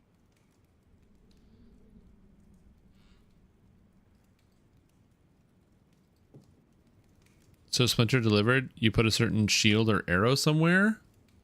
Maybe? But like, I feel like there's like a tiny quest or something going on here, you know? Like if I go journal. Okay, I don't have anything, I don't have any quest in the journal, so maybe it's not a quest, it's just like a secret. Like I said, I'll maybe figure it out later. I'm not 100% sure. But I'm pretty confident I can come back to Black Lake in the future, so like I said, I'll probably just sleep on it, and then maybe next time I play, I'll like figure it out. Or even better, next time I play, I will completely have forgotten about it. I swear I've seen more traffic recently since the plague. Not much reason for you to be here, though. Here, the Black Lake is quiet now. There was some trouble with the nobles stealing food or something, but that's over with. Maybe it had something to do with it? Good on you if you did. Well, I did. So, you're welcome. Glad to be of service. Wait a minute, I didn't find that guy. Where was that, like, murderer or something? There's a guy in here that asked me to find a guy, and I didn't get him. Oh, wait, there's a ruined tower? Oh, did I not do a whole dungeon section? Oh, ruined tower. Whoops. I guess I didn't do this dungeon. Save. Oh, it's Luxar. This is the guy I was supposed to find the whole time.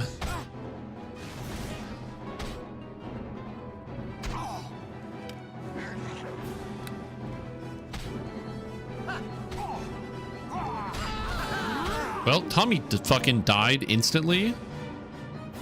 Okay. Can I resurrect Tommy? Henchman.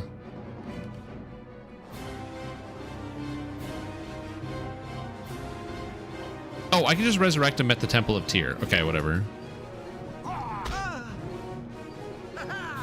He's plus 14 to hit. Okay. I'm like giga dead against this guy.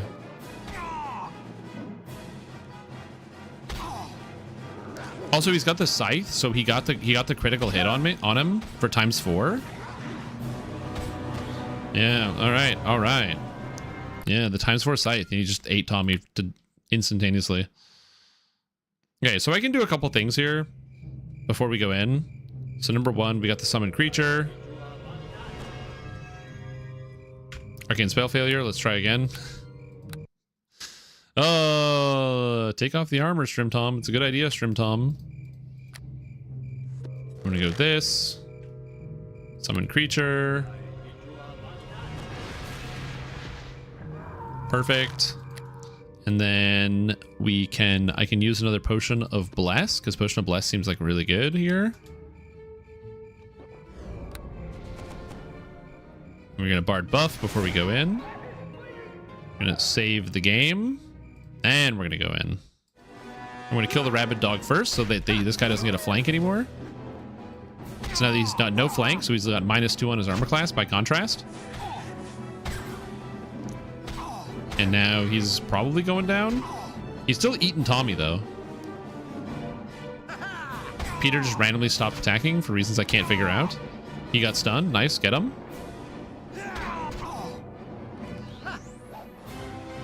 I'm gonna be honest, my offhand stunning, guys, is really, really nice. All right, Loxar was like actually hard. Harder than that mage guy. So that's kind of funny. Head of Loxar, more adamantite, and some armor. I looked at this as +1 leather. Yeah, it's not bad. All right, cool. I'd use a potion of bless there, but honestly, I will take the potion of bless. Or I will, like, the armor is going to be worth more than a potion of bless, and I'm pretty sure I could buy a new one. But I do love the fact that that guy just had scared the shit out of me with the ×4 crit instantly on the scythe. I remember as a kid looking at like heavy pick, and I was like, man, it would be so cool to like play D&D and have like a heavy pick and get like a ×4 crit. It would be so amazing. It would be so cool. But like, you have to roll a 20, which isn't going to happen all the time. And like, especially in 3.5, taking damage is so much more impactful. Hey, I got the head of the guy. You do. I knew someone would make him pay. I knew there'd be some justice. Thank you. I wish I was going to give you, but I have nothing but gratitude. I thank you. Yo, anytime, dude. I killed that guy you wanted me to kill. Remember that guy you wanted me to kill? I killed him. Alright, whatever. Okay, so now I have to deliver some quest items. I have to go talk to the druid at the tree.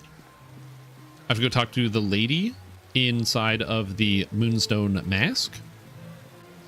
Hey, what's up? Greetings again. There's been progress in freeing the animals. It's good to know. Truth be told, my animal spies have kept me informed. I have felt it necessary to carefully monitor the creatures involved. All animals are free and safe. A pity about the death among their captors. A life deserves a chance, but perhaps that was their chance. I would call the encounter a success and must reward you accordingly. I am sure you will be pleased. Here, with my blessing, I am sure you will be pleased, and your service has been quite adequate. He gave me 400 bucks. You must agree I'm worth more. Perhaps I could grant a bit more of nature's blessing, but I cannot make this allowance again. This ironwood is as much as I can manage. Temple is very severely strained at this time.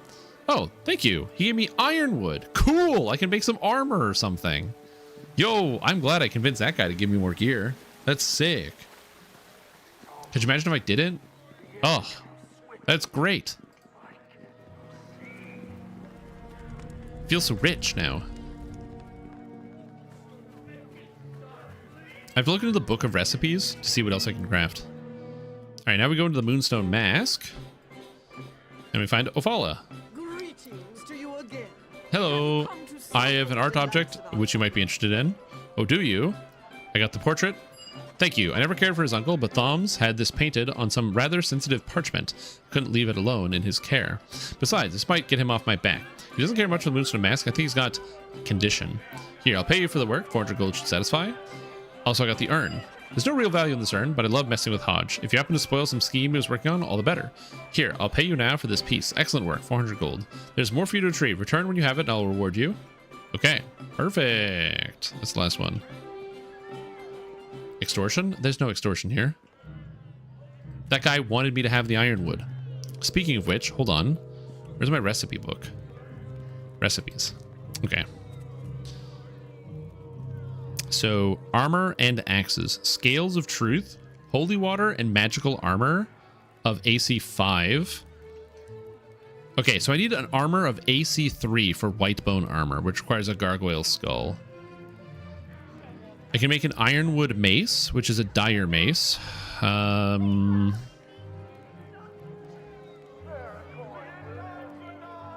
Blades both sharp.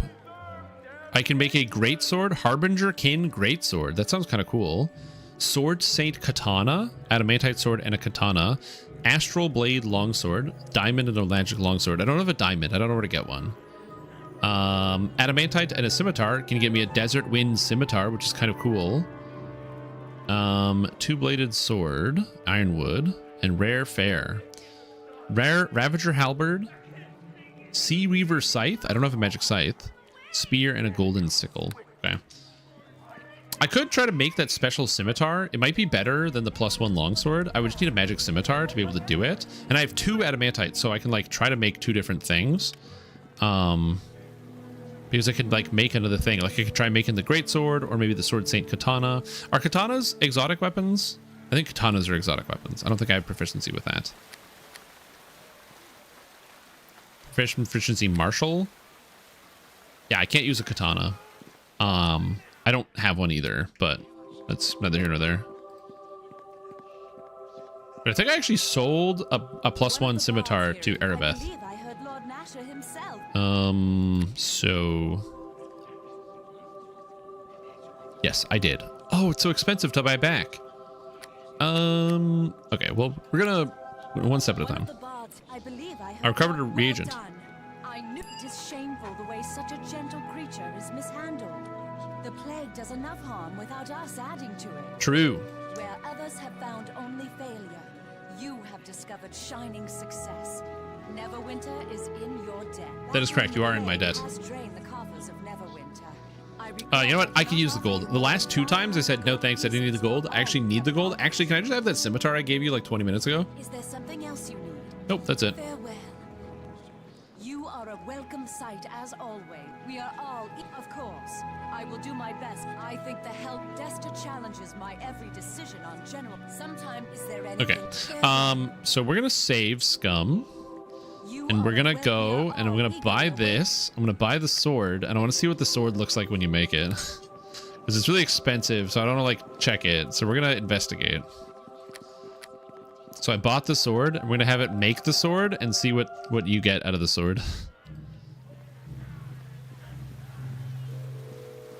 I could just like look it up on the internet, but I think I'm just gonna save scum because it's easier this way. Because then it like looks cool, you know. I get to see the art, the in-game art as well.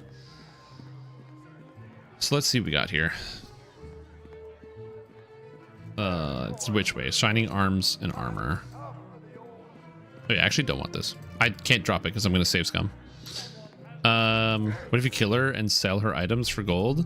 I think it would be a bad idea to kill Arabeth. One, because she's like a very powerful paladin of tier, and I don't think I have the power to do that. And two, she's kind of important. Oh, forge. All right.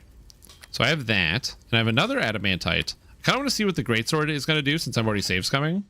Hello there. I want you to make an item for me. Okay. Desert Wind Scimitar, $500. Yep. All right, Desert Wind Scimitar. Here it is. This weapon bears the mark of blah, blah, blah, blah, blah. So it is a +1 scimitar that adds a D6 fire. That is actually very good. It has a D6 fire. I don't have fire damage added, so that is really powerful. All right, so let's see what this guy does. Harbinger Kin Greatsword. Let's see what we got here. Check the box. Oh, it looks so sick, dude. It's 2d6, so it's just a +1 greatsword that adds 2 fire damage. It's only 2. It's not even a d6. It's just 2. It looks really cool, but it's just 2. You know, I'm not about it. All right, we're gonna load. I'll probably get the scimitar, but I think that's all we're gonna do with that. I think anything else is too much. But speaking of things that are too much, hey guys, it's been 10.5 hours and I'm tired. So we've done too much live streaming today. So that's all I've got. I'm gonna be done for a bit. Yeah, it's called a Harbinger sword with a +2 damage. Yeah, exactly. They got excited. Yeah, I get it. He's a craftsman trying to sell his stuff. But yeah, that's all I got. I'm tired, so I'm gonna go to bed. So thank you guys for watching. We had a fantastic time. If you like, consider following the channel. I'm a Dungeons & Dragons Online live streamer 99% of the time, and if you missed it, I posted a new beginner basics video so you can learn about Dungeons & Dragons Online this morning. We will be back next week. If I have time to stream this weekend, I will, but I have a lot of things going on, but we'll see. But that's all I have. I am tired. My brain is sleepy. Sleepy, sleepy, sleepy. Talking for like 10 hours straight. It's hard on the brain. It's not that hard, but like, it's like just tiring over time. But yeah, thank you guys for tuning in. I hope you all had fun. I hope you enjoy the not the Pathfinder, the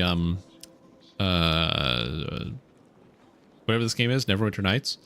I enjoy it quite a bit, and I'm glad I get to stream it for you guys. And like I said, we're gonna be back with some more stuff. I'm excited to go over more DDO.